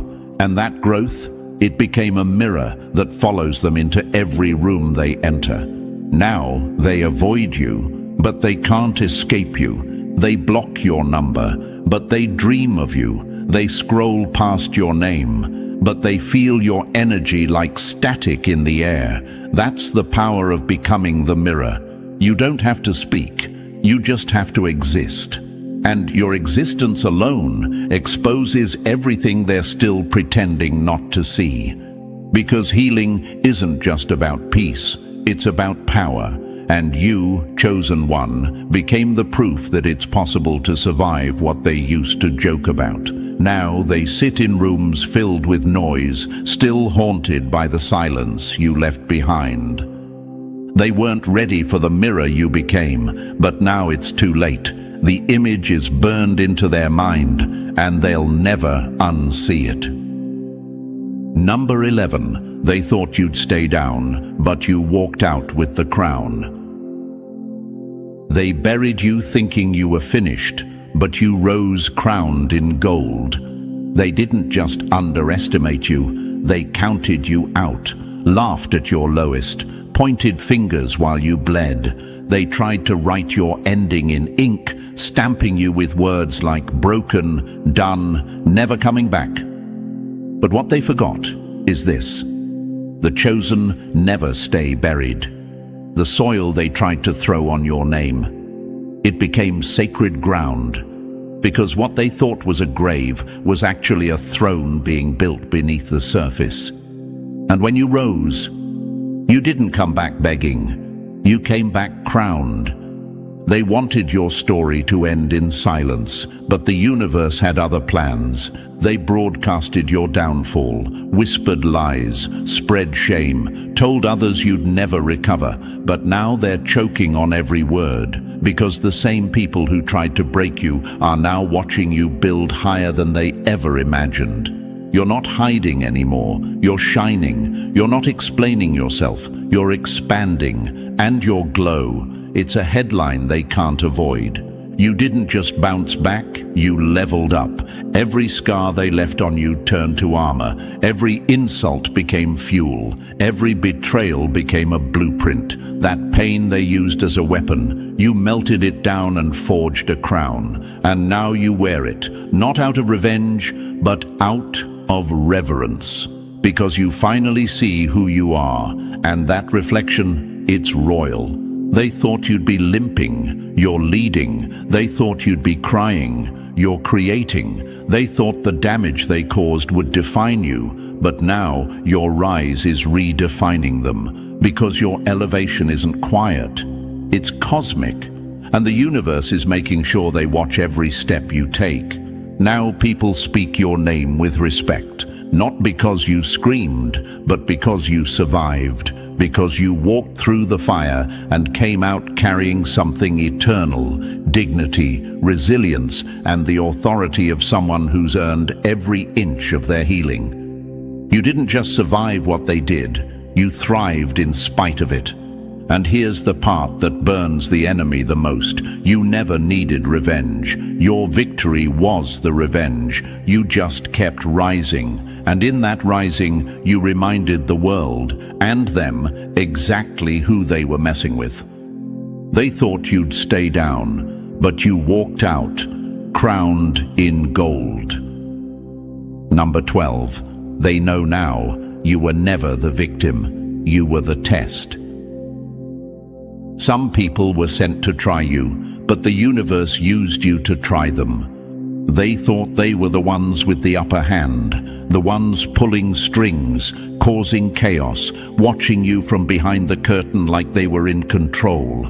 But they weren't sent to break you. They were being watched the whole time, graded, measured, judged, not by you, but by the universe, because you weren't sent to suffer. You were sent to reveal them. You weren't the victim. You were the variable in a divine equation, a test wrapped in skin. And when they came against you, that was their exam, their moment to show who they really were beneath the mask. And they failed, publicly, painfully, permanently. They didn't realize that how they treated you was the prophecy unfolding. See, the chosen ones don't always walk in with trumpets and gold.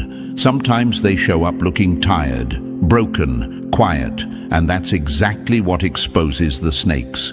Because how someone treats you when you're not at your peak, that's their soul on full display. And your presence forced that truth to rise. You didn't just walk into their life, you revealed it. Now the consequences are echoing like thunder. Their relationships are falling apart. Their health is fading. Their sleep is haunted. Because the test they failed wasn't about you. It was about what's inside of them. Jealousy, deceit, greed. And now they're being served karma, not because you cursed them, but because they cursed themselves by touching what was never theirs to destroy. The universe kept the receipts. They thought no one saw what they did in the dark.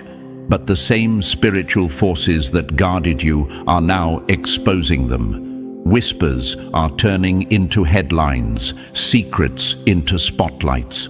People are walking away from them, not knowing why. But you know why, and deep down, they do too. And now, every time they hear your name, it stings, because your rise isn't just about elevation, it's about reflection. Your peace is now a reminder. Your glow is now their guilt. They can't unsee the way they fumbled. They can't undo the test they failed.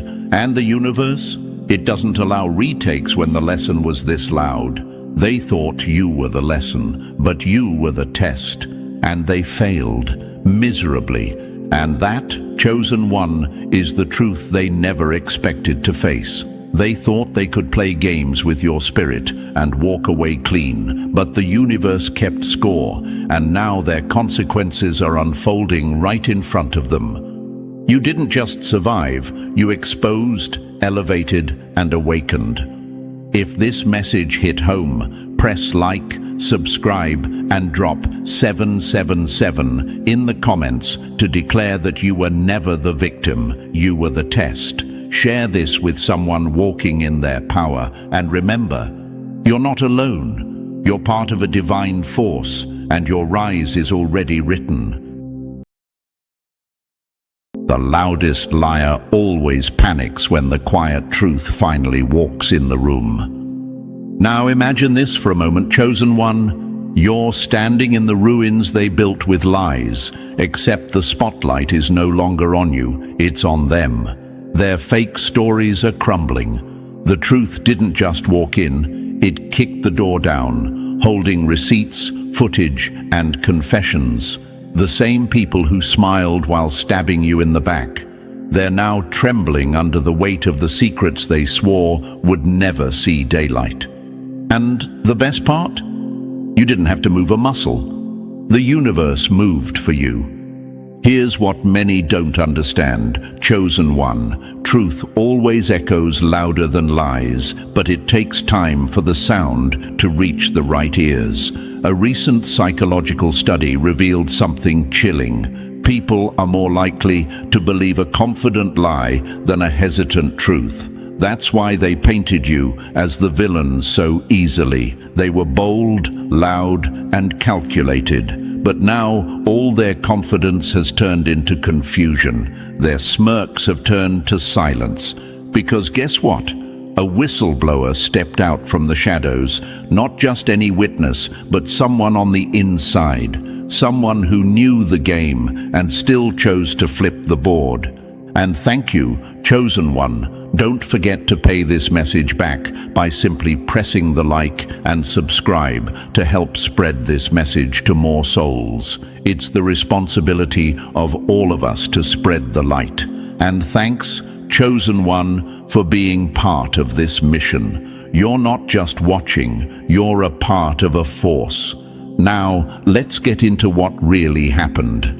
You were wrongly accused. They twisted your words, set up traps, created group chats behind your back, and even staged moments to make it seem like you were the problem. It was a setup from the start, a performance designed to ruin your name while they played the victim. They counted on the crowd believing them, because crowds are often too lazy to question loud voices. But here's where it all went wrong. They forgot that the truth never sleeps. When that high-level whistleblower came forward, everything shifted. This wasn't just someone watching from the sidelines. This was someone involved, someone who carried the guilt long enough to break. And when they finally came forward, they didn't whisper. They brought the whole house down. Names, dates, screenshots, audio clips. The lies weren't just exposed, they were incinerated. And the ones who tried to take you down, they're not just embarrassed, they're terrified, because their lies weren't little misunderstandings. They were strategic attacks. And now the same people who clapped when you fell are praying that no one looks too closely at their hands. There's something deeply satisfying about justice served in silence. You didn't yell, you didn't beg for them to believe you. You stayed grounded. You let the universe handle it, and it did. That's the power of the chosen one. You don't fight for attention. Truth magnetizes toward your energy because you're aligned with it. You live in integrity even when no one's watching, especially when no one's watching. And chosen one, let's not forget how lonely it felt when no one believed you, when every room felt heavy with suspicion, when you kept replaying conversations in your head, wondering what you could have said differently.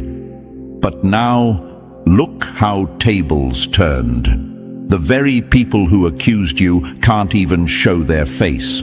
They used to laugh in the group chats. Now they leave them in shame. The same places they pushed you out of? Now they avoid them like a crime scene. That's what happens when lies die in daylight. It's important to understand why they did this in the first place. People like that are threatened by your presence, not because you're loud, but because your existence exposes what they're not. Your honesty made their manipulation obvious. Your calm made their chaos stand out. And when people can't destroy your character, they try to destroy your reputation. But here's the thing, reputation is what strangers believe. Character is what the universe sees. And the universe always corrects false narratives. You didn't need revenge. You didn't need to clap back. You just needed time. Because lies have speed, but truth has endurance. And now, as this whistleblower breaks the silence, the entire story flips upside down. The same mouths that once cursed your name are now begging for people to understand there's more to the story. But the damage they tried to do to you, it's circling back like a boomerang, and it's hitting them harder. Let this be a reminder. Chosen one, what's hidden always comes to light when your energy is pure. When you keep walking in truth, even when no one's clapping, the universe starts clapping for you. And the noise it makes, it's unmistakable. So walk tall, let them talk. Because behind the scenes, the truth already cleared your name, and in front of the scenes, their lies are falling apart. What was once their private joke is now their public shame. And all you had to do was survive long enough to watch it flip.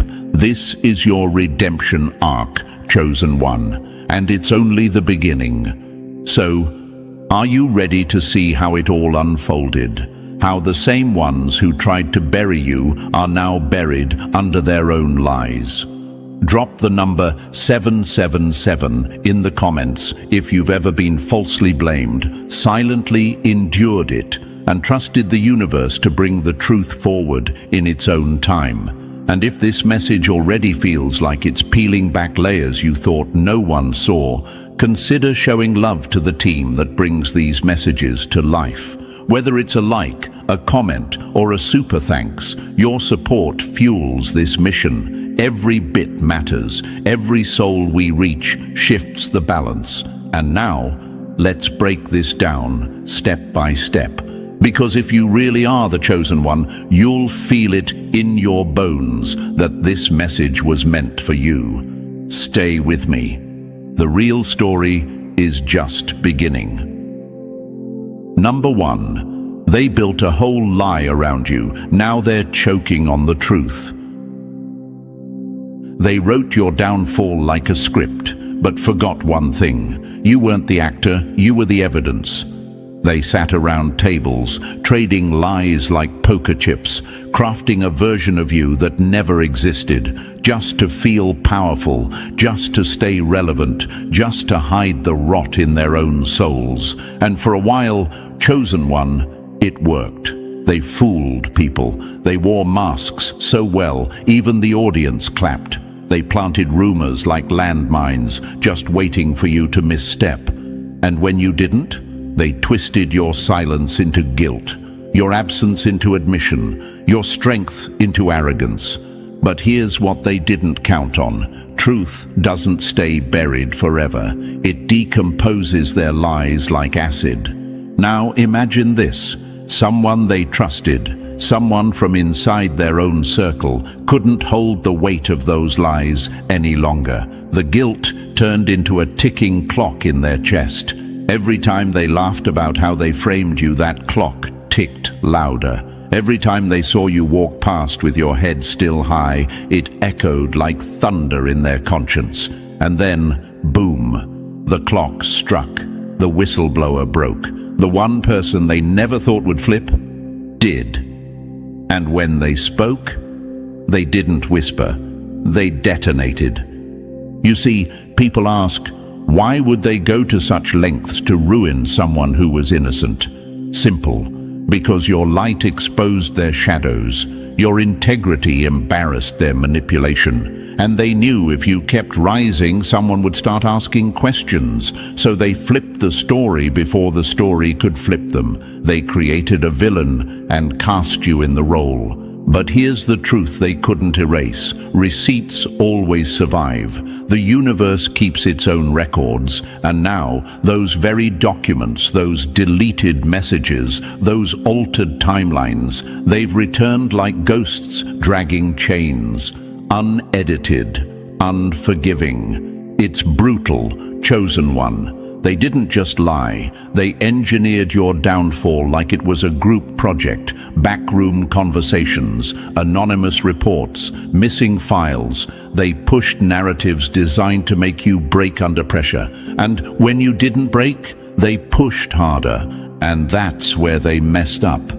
Because you didn't break, you absorbed. You didn't yell, you watched. You didn't fight dirty, you let the dirt rise. And when it did, the entire room reeked of them, not you. Now the tables have turned so violently, it gave them whiplash. Their supporters, quiet. Their allies, vanished. Their stories, falling apart like wet paper, because nothing holds when it's built on lies.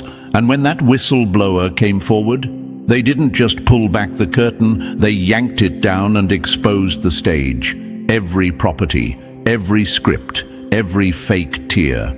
Let's pause here and ask the question they don't want answered. Why did it take a whistleblower? Because the universe always moves the truth through the unexpected. The person they thought was loyal cracked under the weight of your injustice. That's what karma looks like. It doesn't need revenge, it just needs time. And let's get one thing clear, you never needed to defend yourself. They made you feel like you had to explain, like silence was weakness. But now, look, you didn't have to lift a finger. The evidence screamed louder than all their slander ever could. Their words were smoke. The truth? A wildfire. They crafted this deception with intention. They weren't sloppy. This was a coordinated act of character assassination. But what they forgot, what they always forget, is that when you attack someone walking in truth, the universe takes it personally. You weren't just some random target. You were chosen, and that title doesn't come with immunity, it comes with protection. They bet everything on you falling apart. They planned your public shaming like an event. What they didn't prepare for, being exposed in 4K, the screenshots, the voice notes, the testimonies, the receipts. It's all there. And it's not vague or speculative, it's exact. Their lies came with too many moving parts. The truth? Simple, unshakable. And now they're quiet, not because they're ashamed, but because they're scared. Scared that the people they once fooled are now rereading every conversation. Scared of the judgment. Scared that this time they won't be able to twist the narrative again. They thought they were so careful, so calculated. But you can't outsmart the truth. You can't erase universal timing. You can't silence a whistle that was meant to blow the whole thing wide open. And the best part? You didn't need to go low to win. You didn't need to fight dirty. You didn't need to scream, beg, or prove anything. All you had to do was stand still and let the dust clear. And when it did, everyone saw who really kicked it up. So here's your motivation. Chosen one, don't ever apologize for the storm you become when someone lies on your name. Let this be the fire that fuels your next level. Let their betrayal be the reason you level up, louder than ever. Let their lies be the red carpet for your rebirth. Because now they don't get to say anything. The evidence speaks. The whistleblower confirms. The silence from the crowd. That's not peace, that's shame. And you, the one they tried to erase, just became unerasable. This isn't just karma, it's correction, and it's only the beginning. Number 2. The web of lies is falling, and they're trapped in it like flies. The thing about lies is they always come with an expiration date. Truth shows up like a final notice stamped in red. They thought they were untouchable. They spun their web of lies so tightly, so intricately, they believed no one could ever unravel it. But guess what? Chosen one, the web is collapsing, and they're the ones tangled in it now. Emails they forgot about, bank transfers they thought were hidden, group chats they never deleted. It's all resurfacing, and it's speaking louder than any excuse they could ever make. They were so sure they had buried everything, but the past doesn't stay dead when it's soaked in betrayal. Imagine this for a moment. You're standing in the same room where they once whispered lies about you, and now those walls are echoing with silence, their phones buzzing with notifications, messages being reread, screenshots being passed around, each buzz a new crack in their fake armor, and they're not running toward damage control. They're frozen, like statues caught mid-lie. They thought they'd walk away clean, but the trail of evidence they left behind has become the very rope that's wrapping around their reputations. Tight, unforgiving. The truth doesn't shout, it waits. And when it speaks, it doesn't ask for your attention, it demands it. They laughed at your silence, didn't they? Mocked the way you didn't retaliate, gave each other high fives when another person turned against you. They wore your pain like a trophy, like a symbol that they had won. But here's the brutal truth they never prepared for. Lies are heavy, and eventually even the strongest liars collapse under the weight of their own stories. They just didn't think the collapse would happen in front of you. And yes, some of them were just following the crowd. Some didn't mean to hurt you. At least that's the lie they tell themselves now. But ignorance doesn't erase impact. Just because you didn't drive the knife doesn't mean you're not responsible for standing there and watching it go in. They backed the wrong version of the story, and now they're choking on it. Guilt is a shadow that doesn't leave when the lights go out. It follows you even in the dark. You saw the shift happen. It wasn't a dramatic scene like in the movies. There wasn't a screaming match or a courtroom breakdown. No, it was worse. It was quiet. It was real. That moment when one of them glanced at the screen and their face turned white.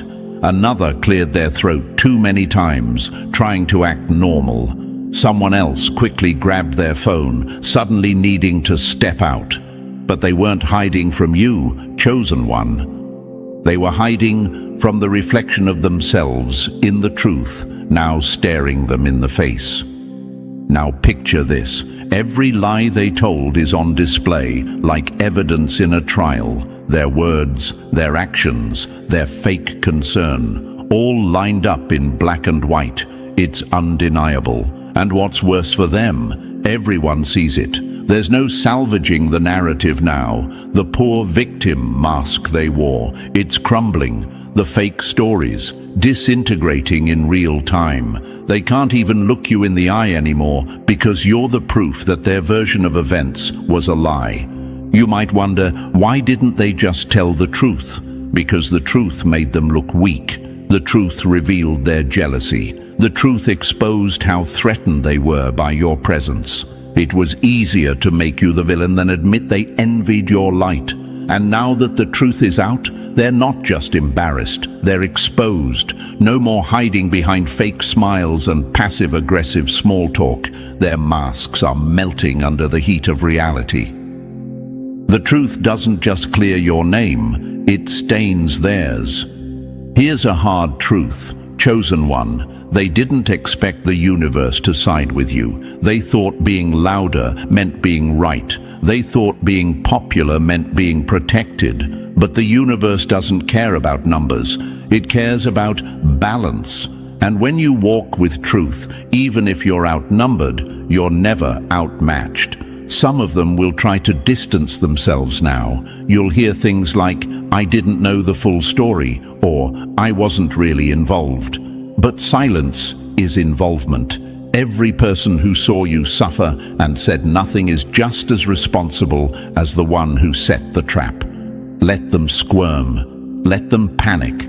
Let them scramble for words that can't fix what they broke. And imagine this, one last time, they're in the same social circles, but now everyone's looking at them differently. The weight of the lie hasn't just crushed their image, it's cracked the floor beneath them. They can't show their faces without hearing whispers. They can't laugh without people wondering if it's fake again. Their credibility, gone. Their alliances, fading. The respect they once held like currency, worthless. Because what do you do when the person you trusted turns out to be the architect of a lie? What happens when the truth burns through your reputation like acid on paper? You don't recover from that quickly. Some of them won't recover at all. They didn't just lie on you, they tried to rewrite who you were, but truth came with a pen and crossed out every word they forged. Now the power is shifting. You're not looking for revenge. You're not obsessed with making them suffer. You're just walking forward, and that alone is enough punishment for them. Because nothing scares a liar more than seeing the person they tried to destroy, still standing, still shining, and now surrounded by undeniable proof that they were never the problem. This is what justice looks like, chosen one. Not fireworks, not applause, but a cold silence where their lies used to be, and the slow realization that everyone knows now, you were right all along. And you don't even have to say, "I told you so." Your existence is the proof. Your peace is the payback. Your strength is the sentence. So keep walking tall. Let them sit in the ashes of what they tried to burn you with. Because when betrayal crumbles, the only thing left standing is truth. And this time, it's all on your side. Number 3. Crushed by the truth they fed on. They prayed you were guilty, because if you weren't, they'd have to face what they really are. They didn't just believe the lie, they loved it. It gave them a reason to look down on you. It gave them a way to feel righteous while watching you bleed. That's the sick part, chosen one. It wasn't a mistake, it was entertainment. Your silence became their punchline. Your pain? Just fuel for their group chats and smug grins. But now that the truth is staring them down, unblinking, undeniable, they can't laugh anymore.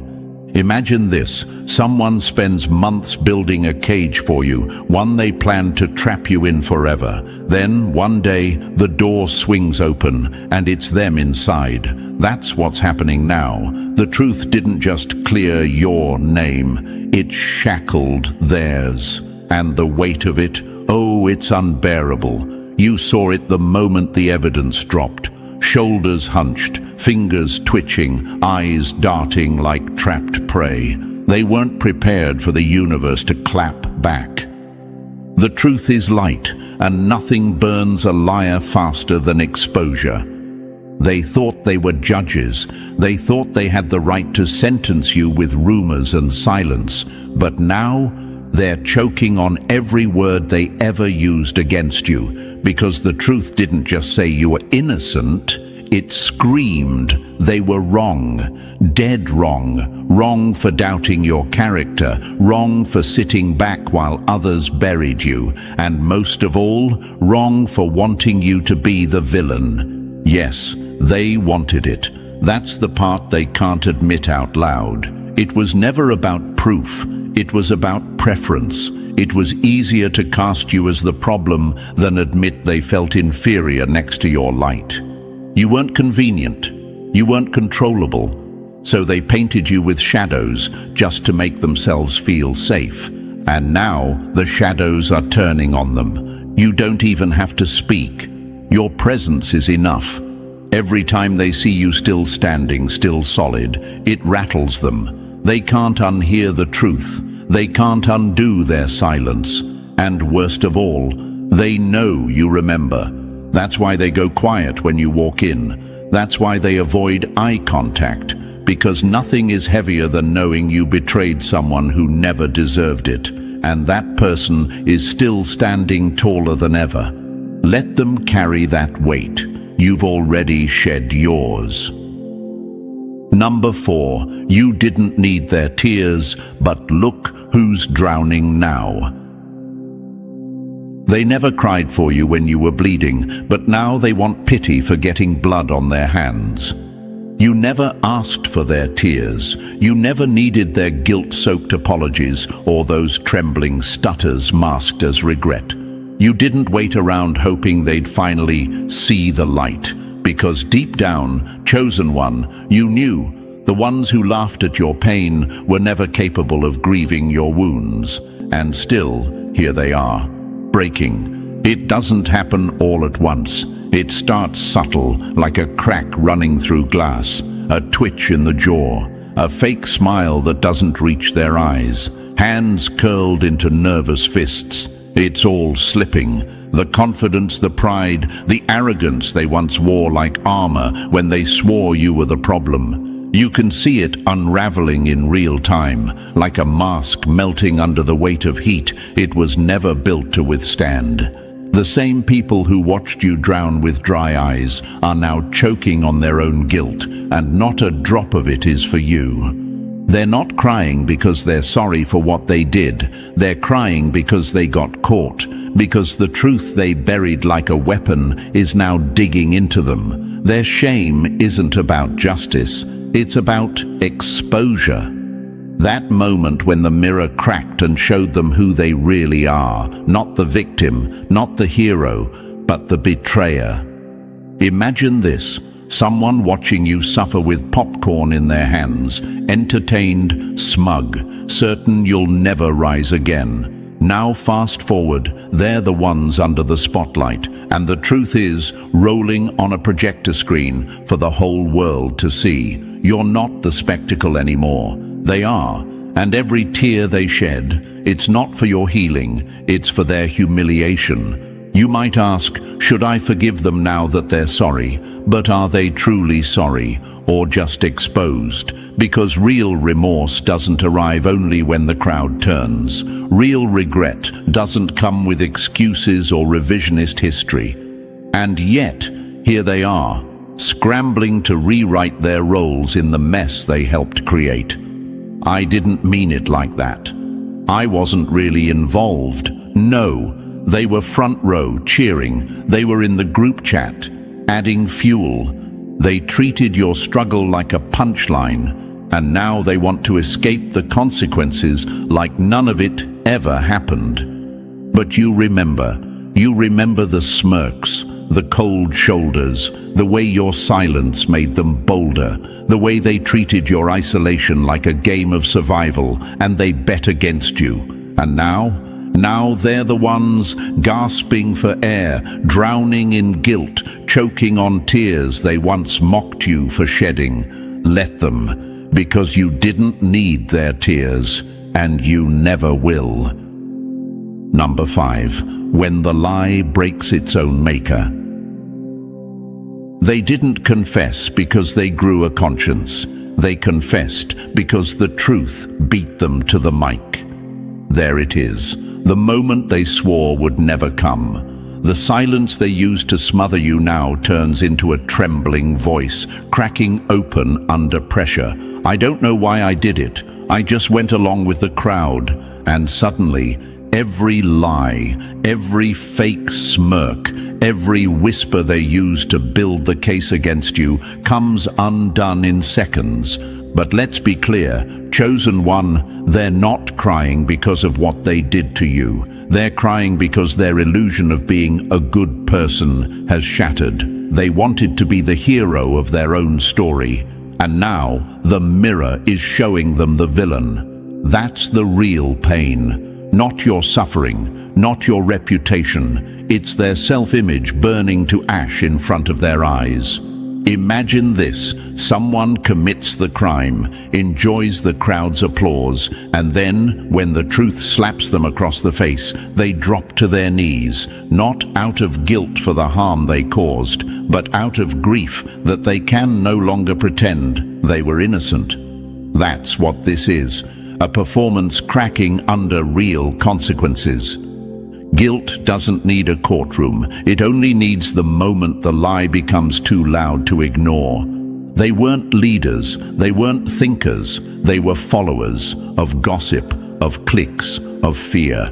And instead of questioning the lies, they sharpened them. Instead of speaking up, they stayed quiet and played along. The deception gave them power. It gave them something to hide behind while they tore you down. And they thought they were clever enough to erase the trail. But whispers vanish. Paper doesn't. The universe always waits for its moment, and today that moment came swinging. One by one, the files dropped. Emails, voice notes, messages with their names attached, time-stamped like tombstones. It wasn't just your truth rising, it was their mask falling. No more deniability, no more spinning the story, no more hiding behind the lie. Everything they did is staring them in the face, printed in ink and backed by cold, hard evidence. And look at them now, eyes down, fingers twitching, breath caught in their throat, not a single word left to say. You don't need to say anything, because the truth already did, and this time it cannot be unspoken. Number 6. The puppet master's mask just slipped. They played the puppet like a genius until the strings they pulled wrapped around their own throat. They strutted around like kings and queens of chaos, so sure, so smug, so absolutely convinced that their whispers would stay buried, that their fingerprints on your downfall would never be traced. They thought they were above the truth. But now, the very evidence they thought would never surface just shattered the entire illusion, and the fallout, instant, violent, irreversible. It wasn't just some random message, chosen one. No, this was the one, a hidden file, a buried thread, a piece of communication so specific, so damning, it split the mask clean off their face. Their hands shook before they even touched the paper. Their smile faltered before a single word was said, because that one piece of truth didn't just expose the lie, it exposed the architect. The louder they are in the crowd, the more desperate they are to hide who's whispering in their ear. You always knew it, you felt it, the ones pointing fingers, spreading rumors, turning people against you. They were just pawns, empty vessels moved by fear, jealousy, or ignorance. But behind them, there was someone calculating, cold, quiet, a mastermind who wanted your name erased, not because of what you did, but because of who you were becoming. They knew if they didn't sabotage you early, your rise would expose their own mediocrity. Imagine this. You're standing in a room full of liars, all pretending to be innocent. Then someone drops the receipts, and every thread leads back to one name, the person no one suspected, the one who smiled in photos and played the innocent bystander while puppeteering everyone around them. That's what this moment is. The mastermind has been unmasked, and they know it. Everyone does. They didn't expect the skeletons to scream when the closet door cracked open. Their power is gone. The silence in the room now, it isn't peace, it's fear. Their voice, once booming with false confidence, is barely a whisper now, because the truth is on the table, and the truth doesn't stutter. It doesn't tremble. It doesn't ask for forgiveness. It just sits there like a gavel and delivers a sentence more brutal than anything you could have said. They orchestrated everything, and now they're exposed. Let them drown in their own silence. Chosen one, The strings are broken, the puppet master's hands are shaking, and the world finally sees who really pulled the strings. Number 7. They lit the fire, now they're trapped in the ashes. They thought they played the game well, until they realized they were just disposable pieces on someone else's board. The dust has settled, and the silence is deafening. But it's not peace, it's panic. You see it in their faces, that desperate glance from one to another, hoping someone, anyone, has an explanation that makes this all go away. But there's no script to follow now, no more lies to hide behind. The aftermath is here, and it's brutal. They thought they had power, thought they were doing the right thing. They clung to their self-righteousness like armor. But now that the curtain's been ripped open, they were never warriors, just pawns in a bigger game. They followed the whispers, lined up like obedient soldiers behind the wrong flag. And the one who rallied them never cared. The mastermind fed them lies, used them for cover, and left them out to dry. It was never loyalty, it was leverage. The hardest pill to swallow is realizing you destroyed someone's name for a cause that never even included you. Now look who's standing tall, not them, not the one in the shadows. You, the one they tried to break, humiliate, erase. You're the only one not scrambling in chaos, not shaking, not backpedaling, not gasping for breath. You're calm, because while they built their schemes on deception, you were grounded in something they couldn't touch. Truth.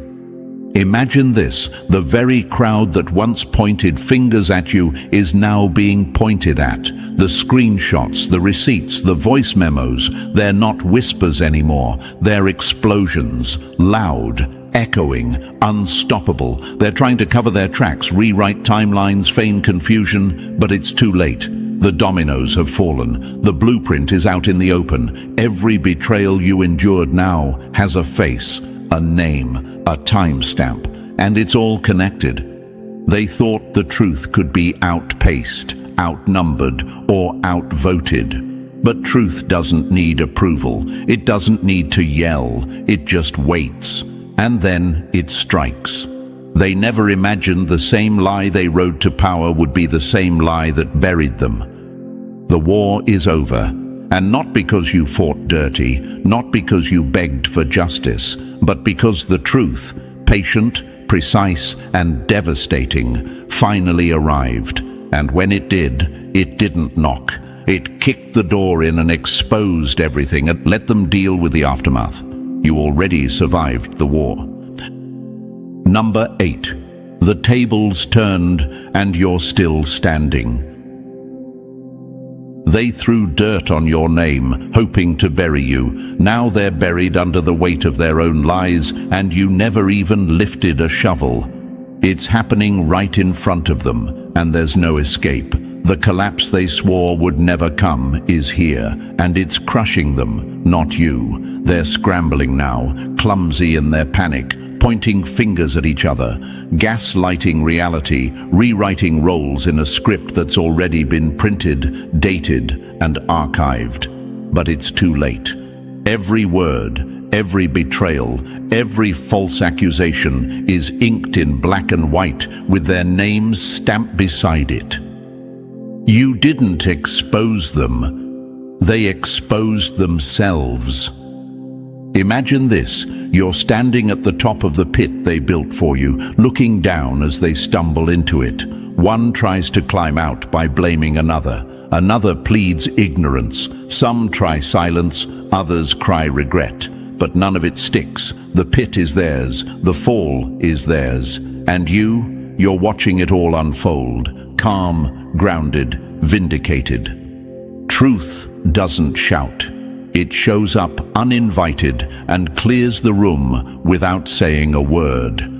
They never truly knew you. They knew a version of you sculpted from whispers, painted with the jealousy of others, and handed to them like truth.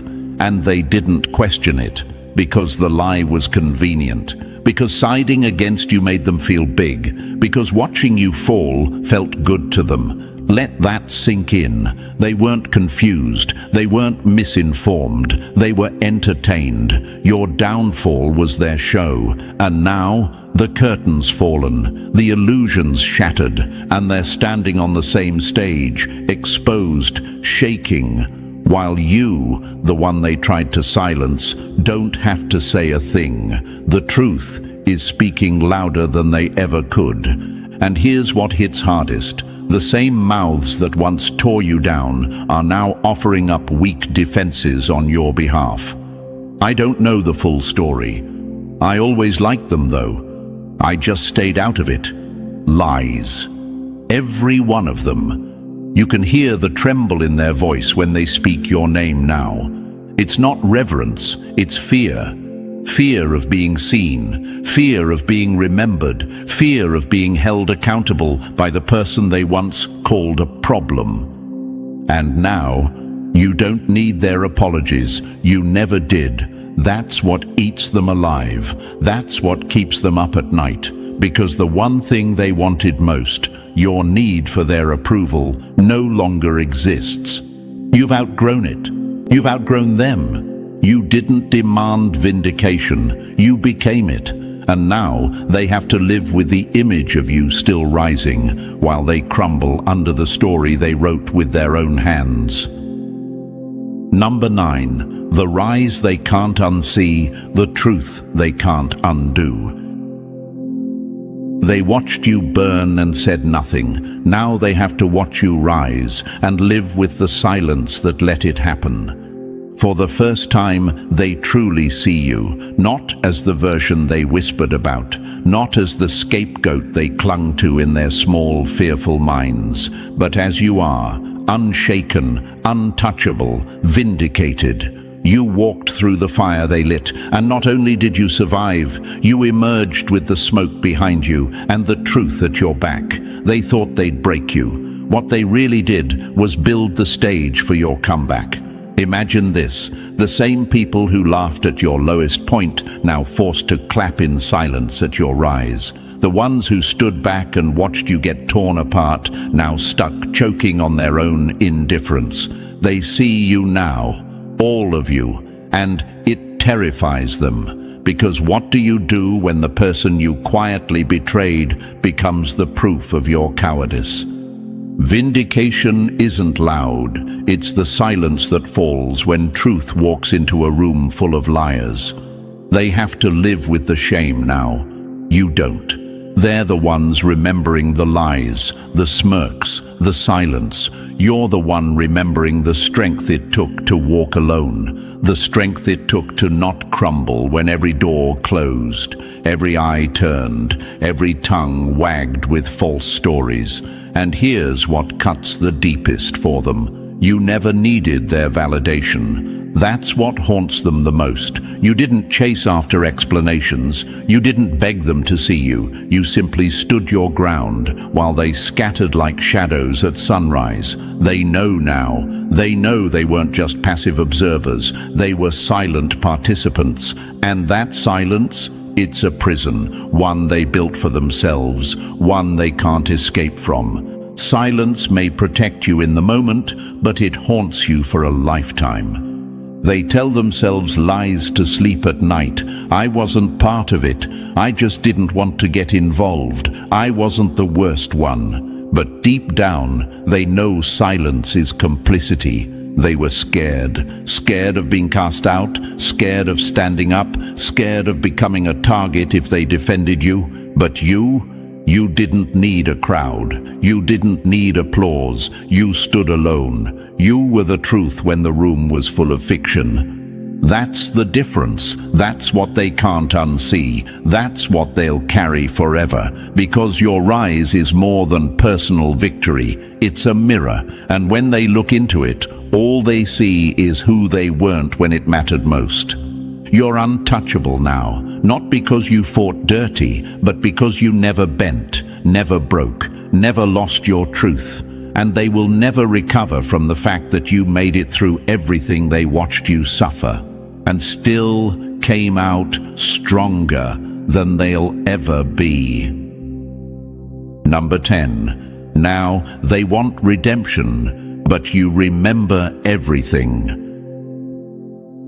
They want peace now that the war is over, but they watched you bleed in silence when it counted. Now that the truth has flipped the entire story on its head, they feel it. That strange weight in the air when you enter the room, that hush, that shift, that sting of regret in their throat. Some want to make it right. You can hear it in the way they speak now, soft, uncertain, like even your name is too heavy for their lips. Suddenly they're careful, suddenly they're human, but you remember when they weren't. They want to come back, to explain, to apologize, to say they didn't mean to stay silent, but that's the thing, they did. Silence was their choice, and you remember exactly who looked away when the damage was being done. You remember the cold stares, the smirks, the sideways glances, and the fake concern. They could have spoken up. They didn't. Not because they didn't know better, but because it was easier not to. Imagine this. The same people who laughed when you were down are now holding their breath when you walk by. Some don't look up. Some stare a little too long, unsure if they're allowed to smile at you anymore. Others pretend like none of it happened, as if their silence didn't echo through every corner of your life when it mattered most. Regret sounds different when it's whispered through shame. Now your name, the same one they dragged through the dirt, is being spoken with guilt and hesitation. They're not sure how to fix what they broke, because deep down they know they didn't just fail to defend you. They participated in your humiliation. Even if they didn't throw the first stone, they stood there and watched it hit. And here's what hits hardest for them. You don't need them anymore. You're not waiting for apologies. You're not desperate for closure. You've outgrown the space where they abandoned you, and now they don't know where they stand. Should they offer an apology? Should they act like it never happened? Should they explain why they stood still while you were torn apart? It doesn't matter anymore, because you saw them. And now that the truth is out, they know you saw them too. The past can't be undone. The betrayal can't be softened by late remorse. Some wounds aren't meant to be reopened just because the guilty feel ready. You're not bitter, you're not vengeful, but you'll never forget who was quiet when your name was a target.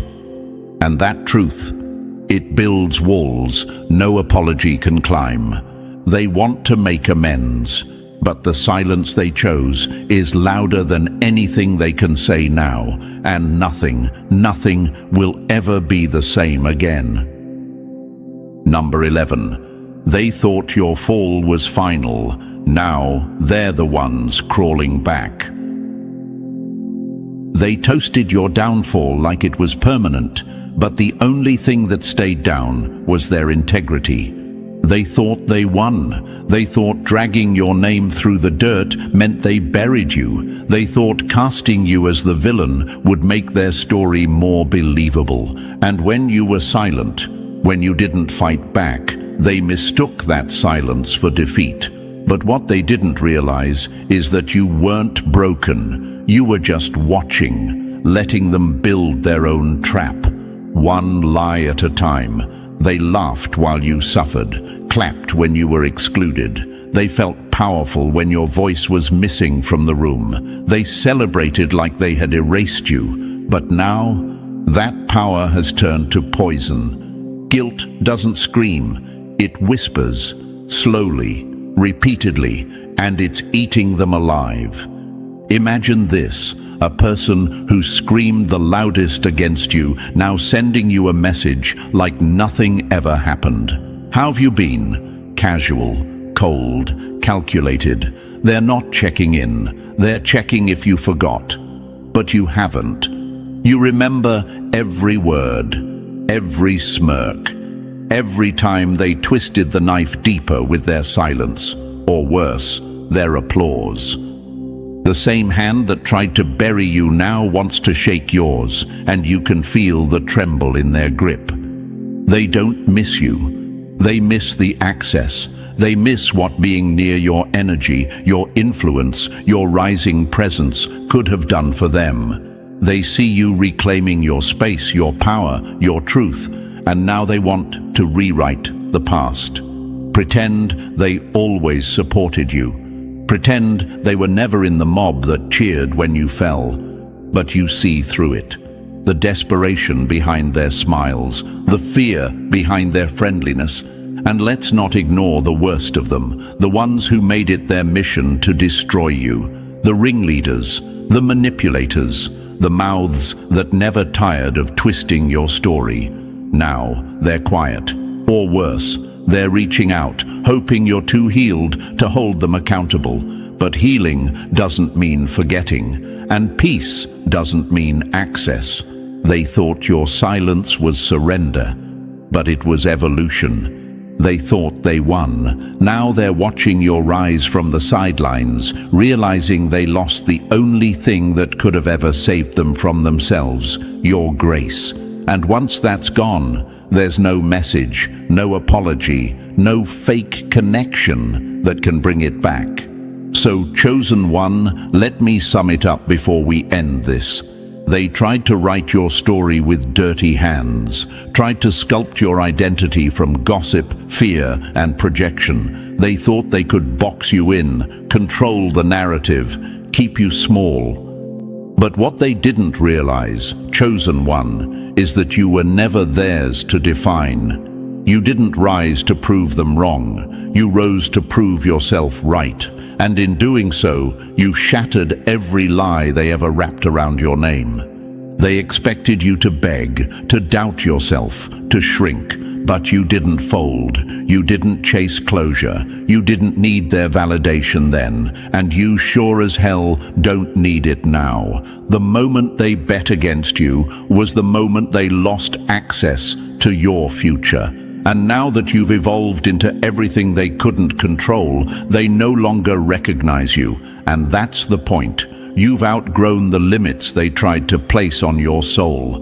Let them stare. Let them regret. Let them sit in the ruins of their decisions, because you're not going back. Not for their guilt, not for their fake peace offerings, not for anything. You are untouchable. You are undeniable.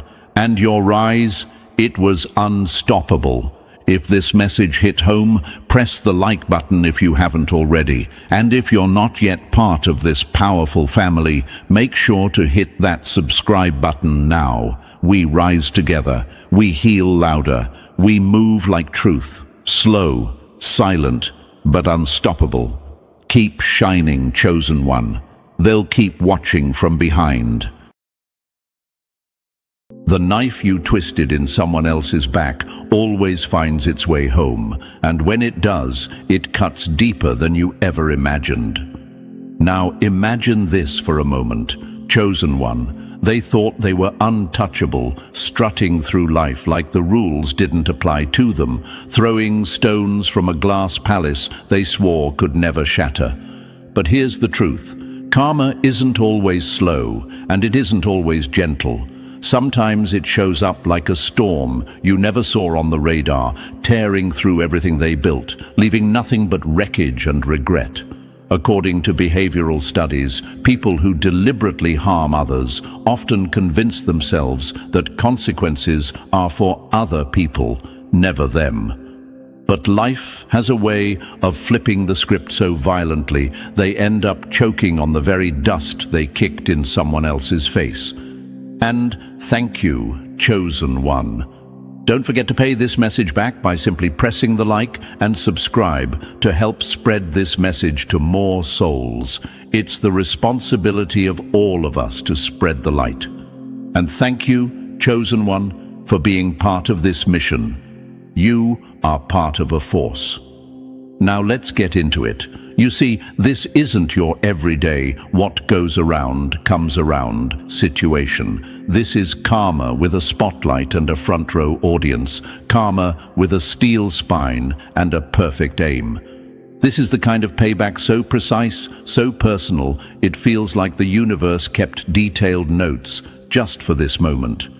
They didn't just get humbled, they got dismantled. Piece by piece, the universe stripped away everything they used to prop up their ego, until all that was left was the raw truth they had been running from.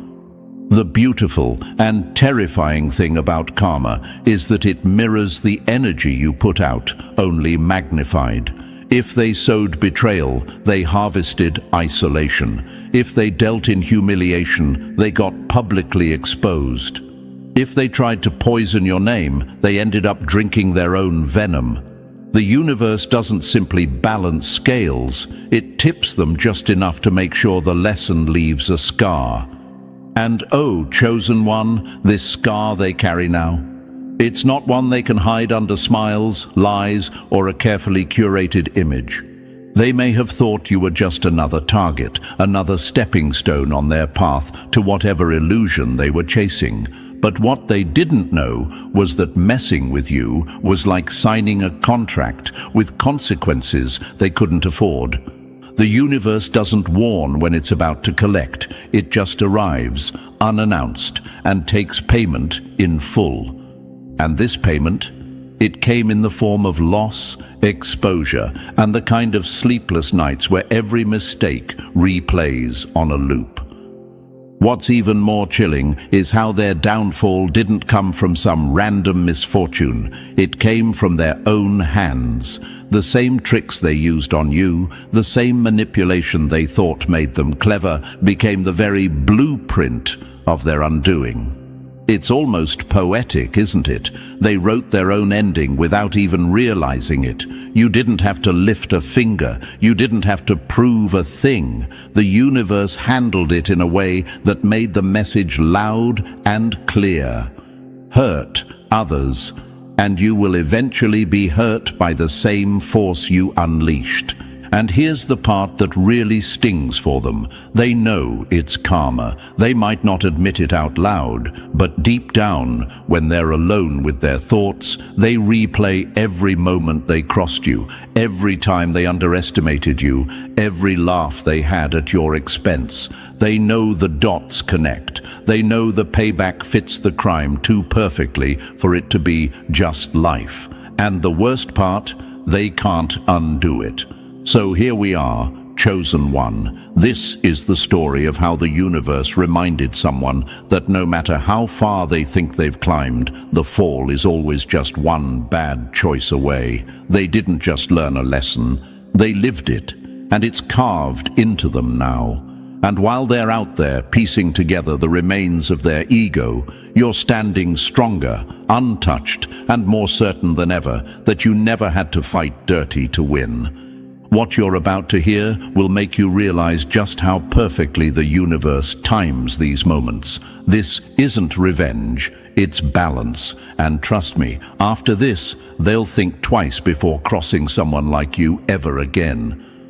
So, are you ready to see exactly how this all unfolded, piece by piece? Drop the number 777 in the comments if you've ever witnessed karma hit so hard it left even you speechless. And chosen one, if this message hits home for you, consider fueling this mission with your support. Whether it's a word of encouragement, a share, or even a small gift, it all helps keep this truth flowing to more souls who need to hear it. Every bit matters, because exposing stories like this takes energy, time, and a team that refuses to water down the message. And trust me, what you're about to hear is worth every second you stay. This isn't just another tale. It's a masterclass in how the universe delivers payback with precision. So settle in, because if you've ever doubted that karma keeps receipts, by the end of this, you'll know it for certain. Now, let's get into it. Number 1. They turned your pain into a punchline. Now they're drowning in the same fire they laughed at. Mock the wounded and you'll end up limping yourself. Chosen one, Remember when they smirked at your tears, when your heartbreak became their favorite after-dinner story, when your struggle was their entertainment. They thought your silence was a confession of weakness. They mistook your survival mode for surrender. They made your suffering a sport, and they played it with the cruelty of people who believed the scoreboard would never flip. But here's the twist. They were wrong. And now, the same storm they mocked you for enduring is raging in their own backyard, tearing up the ground they thought was unshakable. Now imagine this for a moment. They're sitting in the very darkness they once joked about, feeling the same weight on their chest that they swore you were exaggerating. And here's the fact that makes it sting even more. Psychologists agree that people who belittle others' pain do it to feel in control, to shield themselves from the terrifying thought that life could flip on them too. But karma doesn't care about their false sense of safety. Karma listens, takes notes, and waits for the perfect moment to serve them their own poison in the same glass they handed to you.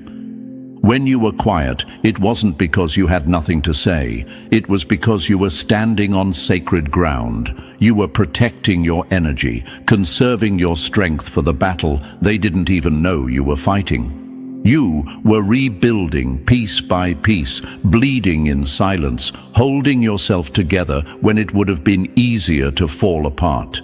And here's the truth they could never stomach. What you carried back then would have broken them in a week. But now, chosen one, life has put them on the same battlefield. Only this time, no one's clapping, no one's laughing, and no one's there to hand them the script for how to survive. The pain they're feeling now, it's not a distant echo of yours. It's the exact same melody, played on repeat until they finally understand every note they once dismissed. Heartbreak, betrayal, abandonment, sickness, loss. Whatever they laughed at in you is now stitched into the fabric of their days. And it's not a private struggle. Oh no, the universe made sure the spotlight found them. Their confidence, once bulletproof in appearance, now has cracks big enough for the truth to leak out. Their smiles look painted on, their energy is hollow, and their eyes carry that same haunted look they once mocked in yours. People see it. People whisper, and the irony is, the same audience that once laughed with them is now quietly saying they're getting exactly what they deserve. And let's be clear, this isn't some gentle nudge from the universe. This is a public demolition. Karma didn't just knock politely, it kicked the door down and dragged their reputation into the street. Because here's the thing about life's justice. It doesn't just hit where it hurts, it hits where you thought you were untouchable. And now they've learned that lesson the hard way. They thought your depth was weakness. They thought your tears were shameful. They thought your struggle made you small. But what they didn't realize is that depth is where real strength lives. That surviving what you survived wasn't an accident, it was a victory. And now, in the cruelest twist of irony, they're crying the same tears they once dismissed, waking up with the same heaviness they mocked you for carrying, drowning in the same ocean they once laughed about from the shore. And here's what they can't run from: the knowing.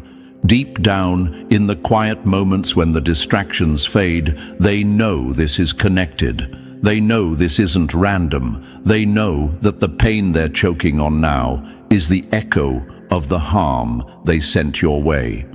And the worst part?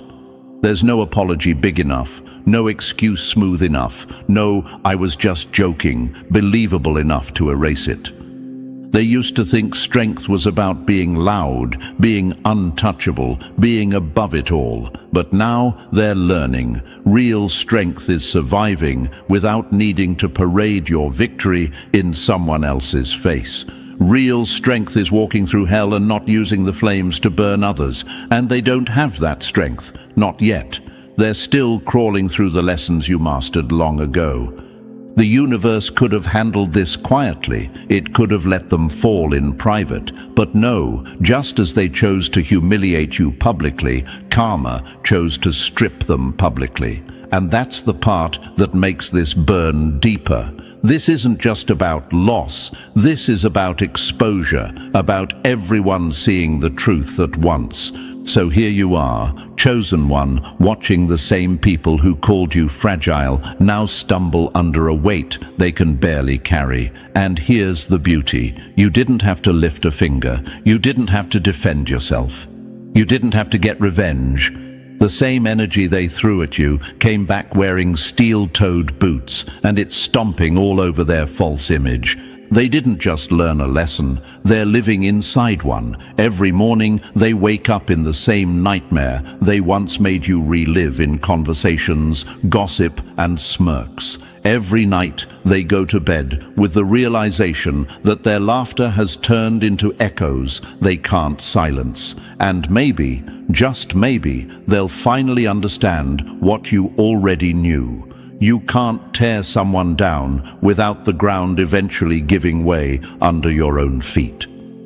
This isn't just karma, chosen one. This is poetic justice with teeth. And it's a reminder that no matter how bad they think they've hurt you, the universe always finds a way to balance the scale. Sometimes publicly, sometimes brutally, but always perfectly.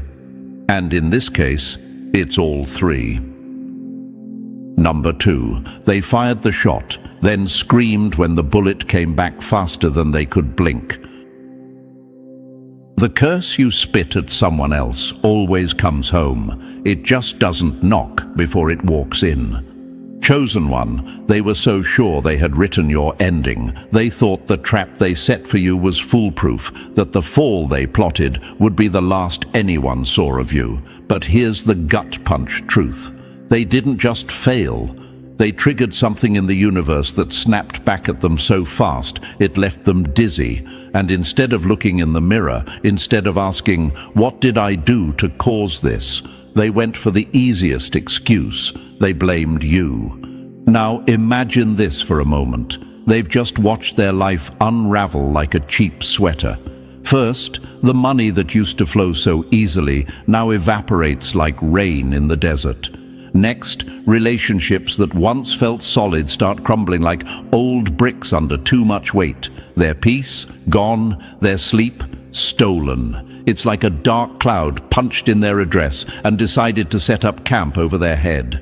Every plan fails, every door slams, every single thing that once worked for them now twists against them. And instead of seeing the obvious, they lit this match themselves. They whisper to each other in paranoia, "Maybe the chosen one did something to me.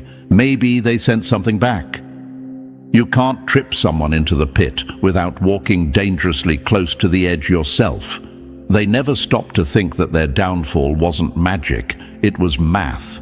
Energy is an equation, and what they sent out was so toxic, so venomous, that it couldn't find you. It was too heavy to touch you. So it turned around, picked up speed, and came back to them like a boomerang on fire. They didn't understand it, so they got scared. The wildest part? You didn't have to do a thing. You didn't light a candle, chant a word, or pray for revenge. You didn't send darkness their way. You stayed still. You stayed clean. You stayed in your lane. And that's the thing that confuses them the most. They expected retaliation. They expected you to lash out. But you didn't need to. Because when innocence is attacked, the universe doesn't just whisper, it roars. The arrow they aimed at you couldn't pierce your skin, so it turned and pierced theirs. Think about that. They thought you were powerless. They thought you were an easy target. They thought the rules of cause and effect didn't apply to them. But the truth is, they poisoned themselves. Every plot, every lie, every smear they launched with your name on it got lost on the way, and with nowhere else to go, it went home. And when it did, it didn't knock politely. It blew the door off its hinges. Picture them now, chosen one, sitting at 3 a.m., eyes wide open, scrolling through search engines like their life depends on it, typing in how to remove bad energy, protection rituals, why am I so unlucky? Burning sage in a panic, reciting words they don't even believe in, all because they're desperate to stop the bleeding. They once laughed at the idea of spiritual law. They mocked people who spoke about energy, karma, and the invisible balances of life. But now they're believers, not because they studied it, but because they're living inside it. And here's where it gets even more ironic. They think you cast something. They genuinely believe you had to be behind it, because in their mind, there's no way life could turn on them so suddenly without help. That's how fragile their ego is. They can't accept that they are the architect of their own collapse. They'd rather believe you pulled some secret string than admit they built their downfall brick by brick. When you throw mud, you lose ground yourself. They forgot that bad intentions don't dissolve just because you deny them. You can smile for the crowd, pretend you're clean, tell your own version of the story, but energy doesn't respond to the mask. It responds to the truth underneath. And the truth is, their intentions were rotten from the start. They were fueled by jealousy, bitterness, and ego. And when you pour that much venom into the world, you end up drinking it yourself. Now they're left scrambling. Doors that used to open without effort are sealed shut. People who once supported them are walking away. Opportunities are slipping like sand through their fingers. Every win turns sour. Every move backfires. It's like they're stuck in a loop of loss, unable to find the exit. And deep down, though they'll never admit it out loud, they know exactly when it started. They know it traces back to the moment they came for you. Imagine this. They once stood over you, convinced you'd never rise again. Now they're looking up from the pit, and you're the one they see above them, not even holding a weapon, just standing there untouched. That's what terrifies them the most. You didn't have to fight them to beat them. You didn't have to scheme to win. The very force they unleashed became their executioner. You can't curse a clean heart without signing your own name on the receipt. And that's what happened here. They wrote the curse, signed it with their own bitterness, and mailed it with your name on it. But the universe stamped it, return to sender, and delivered it straight back to their doorstep. No delay, no mercy, no escape. They thought karma was slow, that consequences were optional, that the universe was too busy to notice their petty games. But the speed of this reversal scared them. It rattled their confidence. It made them see that they're not as untouchable as they thought. And now, every time something goes wrong for them, and it's happening a lot, they wonder if you're behind it. They flinch at shadows, second-guess every move, because they can feel that something is off.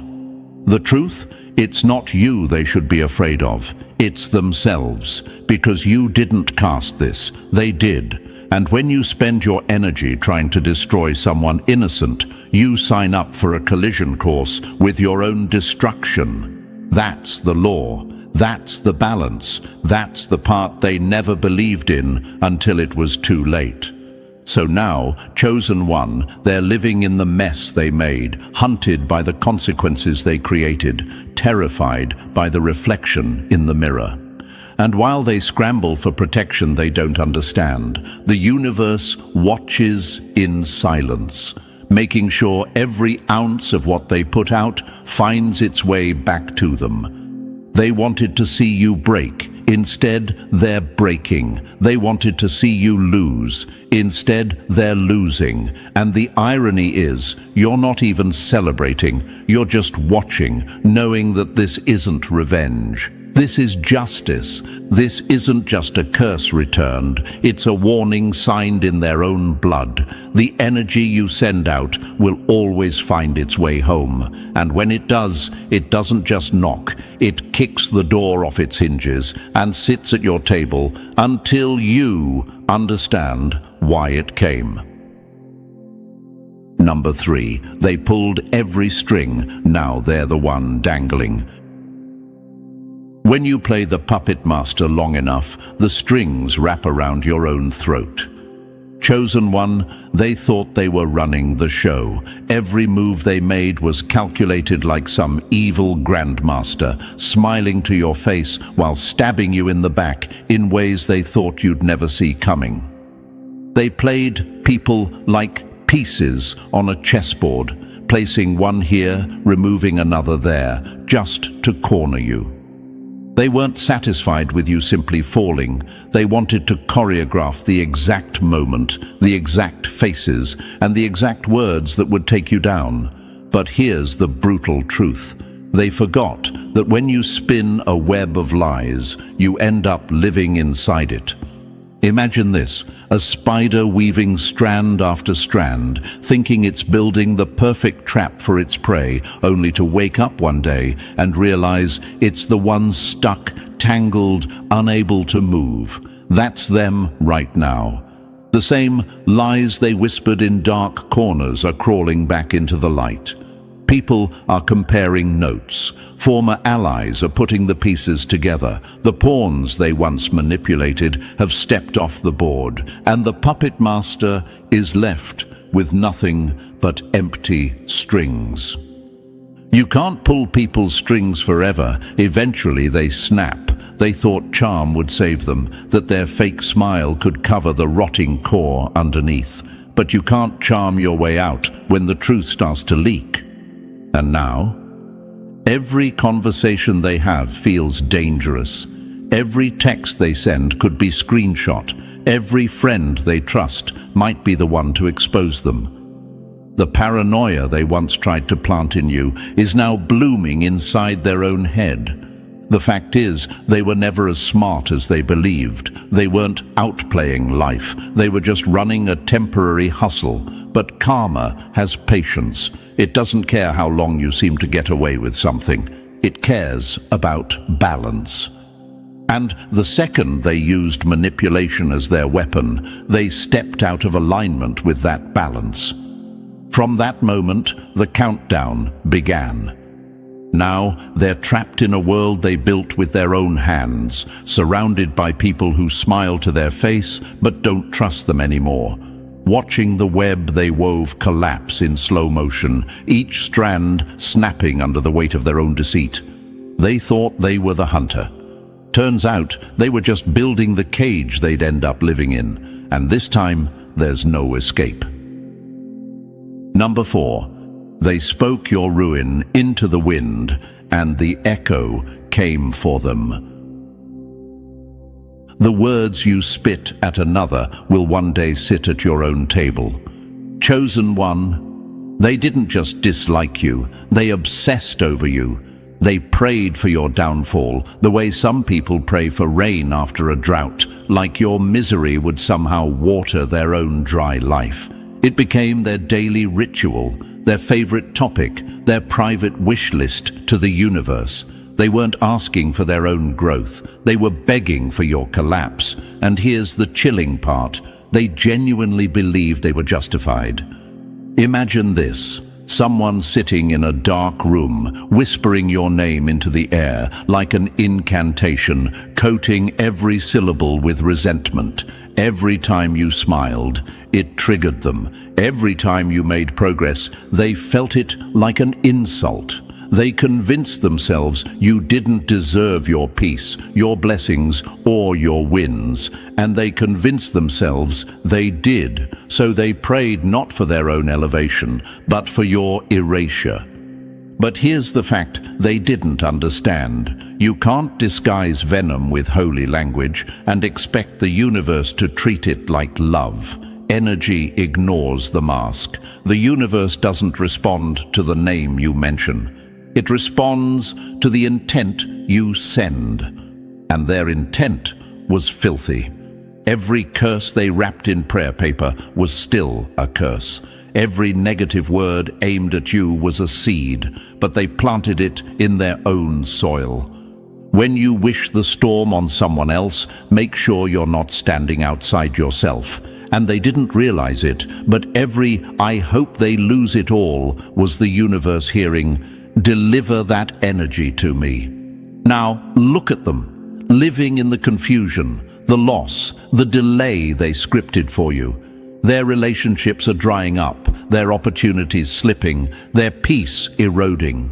It's not punishment, it's the mirror effect. They're scrambling for answers now, blaming bad luck, fake friends, some vague spiritual attack, anything but the truth. Because admitting the truth means admitting they cursed themselves. They know what they wished for, you was dark. They know those prayers were just bitterness dressed up in borrowed piety. And the worst part? The darkness they unleashed didn't wander. It came straight back, like it had their address the whole time. You didn't have to defend yourself. You didn't have to fight. Their own words were the weapon, their own energy the blade. And now, chosen one, they're living inside the wreckage they once asked the universe to drop on your doorstep. That isn't cruelty, that's balance. And it's terrifyingly fair. Number 5, they tried to climb higher by pushing you down. Now they can't move at all. Step on someone to rise, and you'll find your ladder rotting beneath your feet. Chosen one. They truly believed you were the blockage in their path. In their mind, if they could just erase you, your presence, your voice, your wins, the spotlight would automatically shift to them. They didn't see you as a fellow traveler. They saw you as an obstacle. And so they plotted, quietly, carefully, and with the precision of someone who thought the end would justify the means. Backroom whispers, alliances formed in the shadows, lies slipped into the right ears. They didn't just want to win, they wanted you gone. Imagine this, someone thinking they're clearing the road ahead, only to realize they've been tearing up their own foundation the whole time. That's them now. Every opportunity they thought would fall into their lap has either slipped away, collapsed mid-process, or turned sour in their hands. Clients vanish, deals unravel, partnerships fade, and they're standing there wondering why nothing lasts. But the truth is simple. You cannot plant destruction and expect to harvest peace. If your success depends on someone else's ruin, it's not success, it's a curse with a pretty bow. They tied their ambition to the wrong kind of fuel, spite, and spite burns out fast.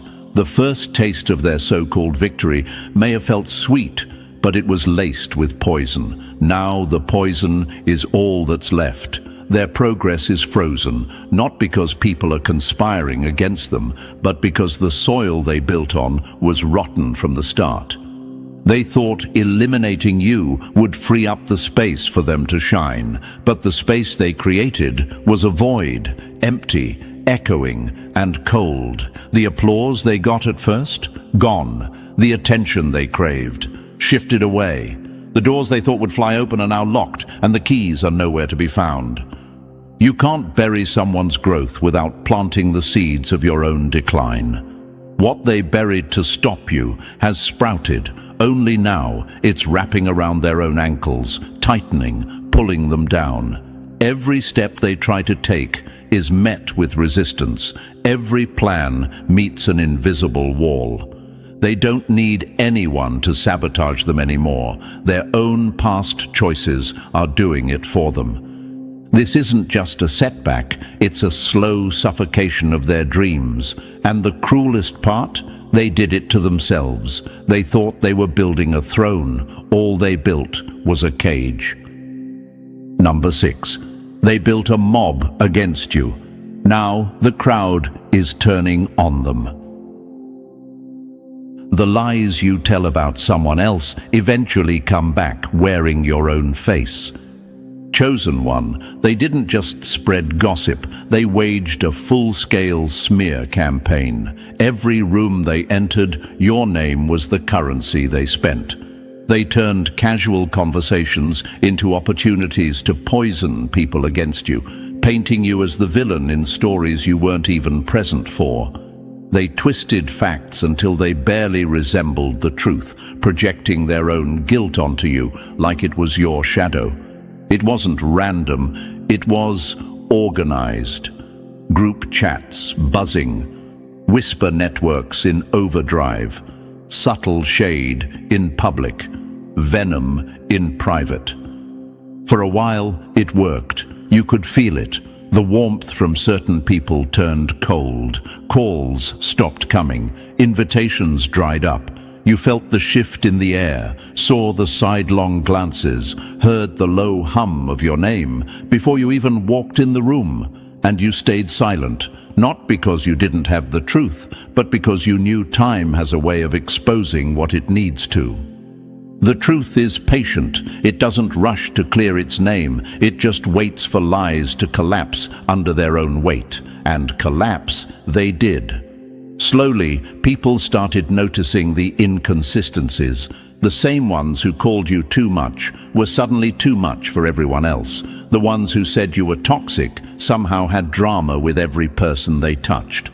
The pattern became undeniable. You didn't need to post screenshots or clap back. Your peace became its own evidence. Now the very people who once sided with your enemies are carrying a different weight, shame. Some never meant to hurt you, they simply believed the wrong voice. But belief doesn't erase damage. They're replaying their own words, realizing they helped paint a target on your back. And what makes it burn is that they never even asked for your side. They just assumed the worst and acted like it was fact. Today, they see you still standing, still growing, still moving with grace, and it's forcing them to see the truth. They bet against the wrong soul. They're watching you now with eyes that are softer, regretful, wishing you didn't know how deep their betrayal went. But chosen one, you don't need to say a thing. Your consistency speaks louder than any defense, and every lie they helped spread, it's choking them now because the mask is off and the crowd they once rallied is walking away, ashamed they ever joined in. Number 7. They laughed at your rock bottom. Now their ground is breaking beneath them.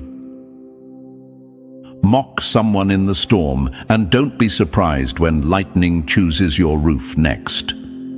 Chosen one, they didn't just witness your suffering, they fed on it. When you were sick, they whispered jokes. When you were homeless, they traded your struggle like it was gossip at a party. When your heart was shattered, they turned it into a punchline.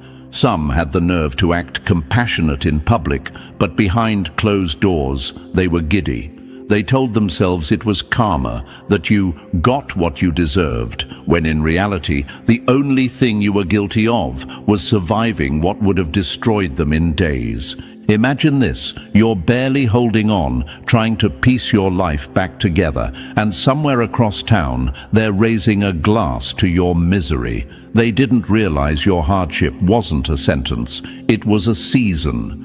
They didn't understand that what looked like defeat was actually a reset, a cleansing, a foundation being rebuilt in silence. While they were laughing, the universe was preparing your comeback. The same stage they mocked you on will one day host their own downfall. And that day is arriving. Slowly but surely, the stability they once flaunted is slipping. Money that used to flow without effort now evaporates. Relationships they leaned on are cracking. Their peace is gone, replaced with the same restless anxiety they once celebrated in you. They're looking around, unable to understand why the walls are closing in. But you know, you've seen this pattern before, because this isn't random, it's balance. The same eyes that once watched you cry are now wide with fear. The same voices that laughed at your pain are now whispering their own prayers for mercy. They're learning the same lesson you already passed, that arrogance is a weak foundation, and what's built on someone else's suffering will always collapse. You didn't have to curse them, chosen one. You didn't have to wish them harm. Life did the math without your input, and now they're standing in the ruins of what they thought was permanent comfort, realizing it was never blessed. It was built on borrowed time. And as that time runs out, they finally understand. The light they tried to mock is the very light they now wish could save them. Number 8. They fed the darkness to hurt you. Now it's feasting on them. When you open the door for the devil, don't be shocked when it moves in rent-free. Chosen one, this wasn't just hate, it was obsession. They didn't stop at gossip, at lies, at isolation. No, when those weapons didn't break you, they went further, crossing a line they can never uncross. They started looking for ways to touch you where knives and rumors couldn't reach, spiritually. They sought out anyone who claimed to have power, anyone who whispered about rituals, spells, or curses. They paid money, lit candles, chanted words, wrote your name down in petitions, calling on forces they didn't even fully understand. And they did it all in the shadows, convinced you would never find out. Imagine this, someone so consumed by jealousy and rage that they invite strangers, and worse, dark energy, into their war against you. They were told it would block your blessings, twist your mind, weaken your body. And maybe for a while you felt it. A heaviness, strange setbacks, dreams that didn't make sense. Maybe you couldn't explain why life suddenly felt off. But what they didn't account for was your protection. You were covered before they even thought of you. Energy always returns to its sender. It just adds interest for the trouble. And because their intent was filthy, it couldn't stay with you. It circled, it searched, and when it found no home in your spirit, it turned back on them. Now, the same darkness they sent is sitting in their house, in their mind, in their chest. They're not sleeping. They're seeing shadows. They're jumping at sounds that aren't there. They hear whispers when no one's around. It's not just paranoia. It's spiritual infestation. The peace they once bragged about is gone. Their home feels off. Their thoughts feel crowded. They're having breakdowns they can't explain, illnesses that don't go away, fears they can't name. And no amount of sage, crystals, or positive vibes can cleanse something rooted in pure hate. Because here's the truth. When you call on darkness, it demands payment. And that bill is always higher than you expected. They open doors they cannot close. What once made them feel powerful now makes them feel powerless. They ignored every warning, gut feelings, signs, their own conscience, and chased a false victory. Now, chosen one, the same shadows they sent to bury you are the ones sitting on their chest night after night, refusing to move. And that isn't your revenge. It's their own decision coming home to stay. Number 9. They stole from your soul.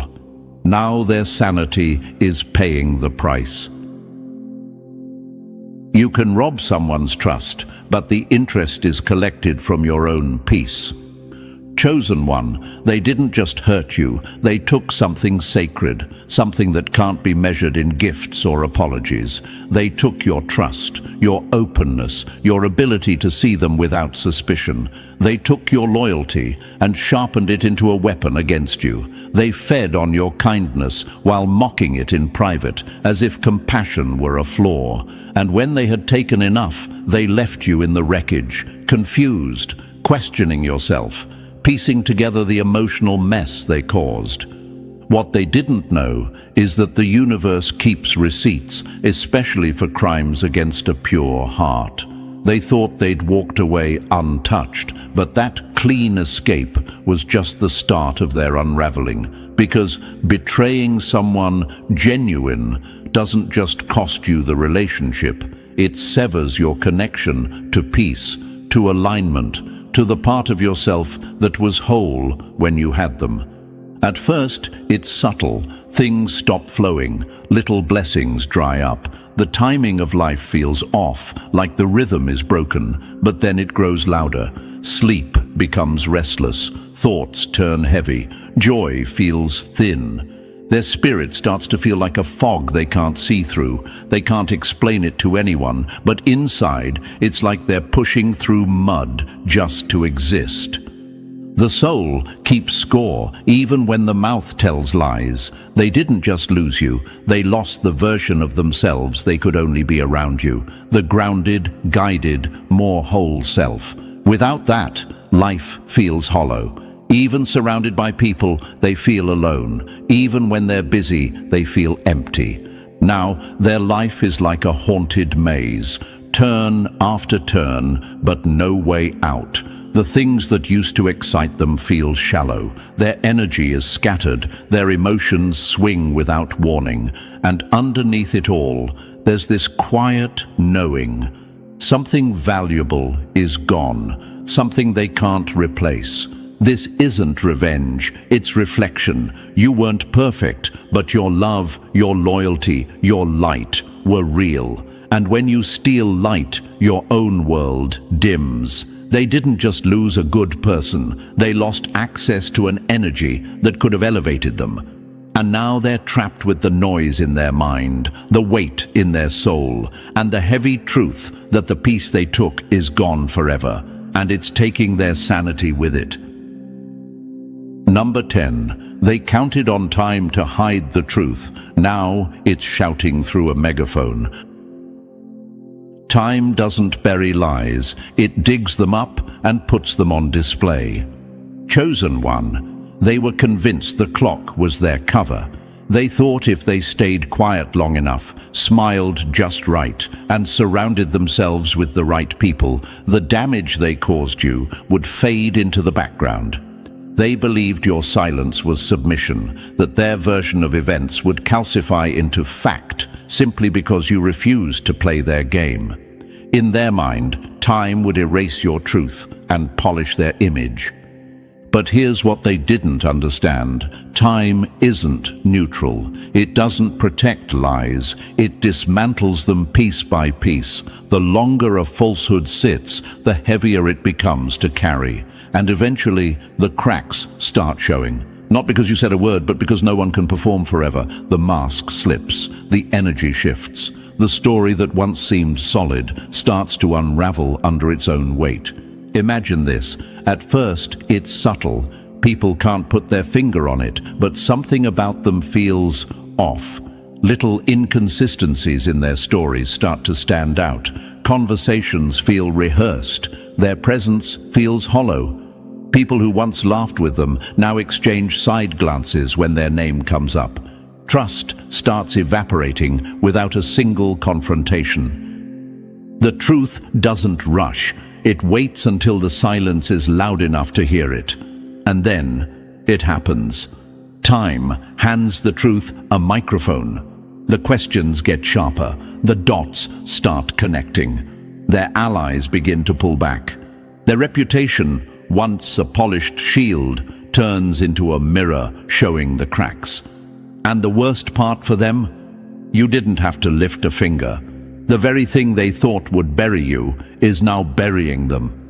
Now they're suffocating under their own performance, trying to hold their image together while feeling the walls close in. They can't control the narrative anymore because energy speaks louder than their words.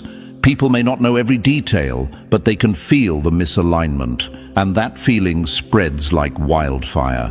They underestimated the spiritual law of truth. It doesn't need a platform, a witness, or even your defense. It only needs time. And now, the silence they once used as a hiding place is echoing with the sound of everything catching up to them. Time wasn't on their side. It was on truth's. And truth is winning. Number 11. They mocked the wrong soul. Now their laughter is echoing in an empty room. When you laugh at someone's storm, don't cry when it rains on you next. Chosen one. They thought you were just another name to toss around, another face to ridicule, another story to twist for their amusement. Your pain became their punchline. They rolled their eyes when your name was mentioned, swapped jokes at your expense, and dehumanized you behind closed doors, all while smiling to your face. They didn't just underestimate you, they misread you entirely. They thought you were beneath them, disposable, breakable. What they never saw was that you weren't just a passing character in their life. You were a mirror, a test, a measuring stick placed in their path to reveal their heart, and they failed it miserably. Your silence wasn't weakness, it was restraint. Your humility wasn't fear, it was wisdom. And every act of cruelty they performed was recorded, not on paper, but in the very energy of the universe. Now the shift has come. The doors they once walked through without resistance are locked tight. The people who once favored them have gone quiet. Winds that used to thrill them feel hollow. Their mind is heavy. Their prayers hit a ceiling. It's not random, it's consequence.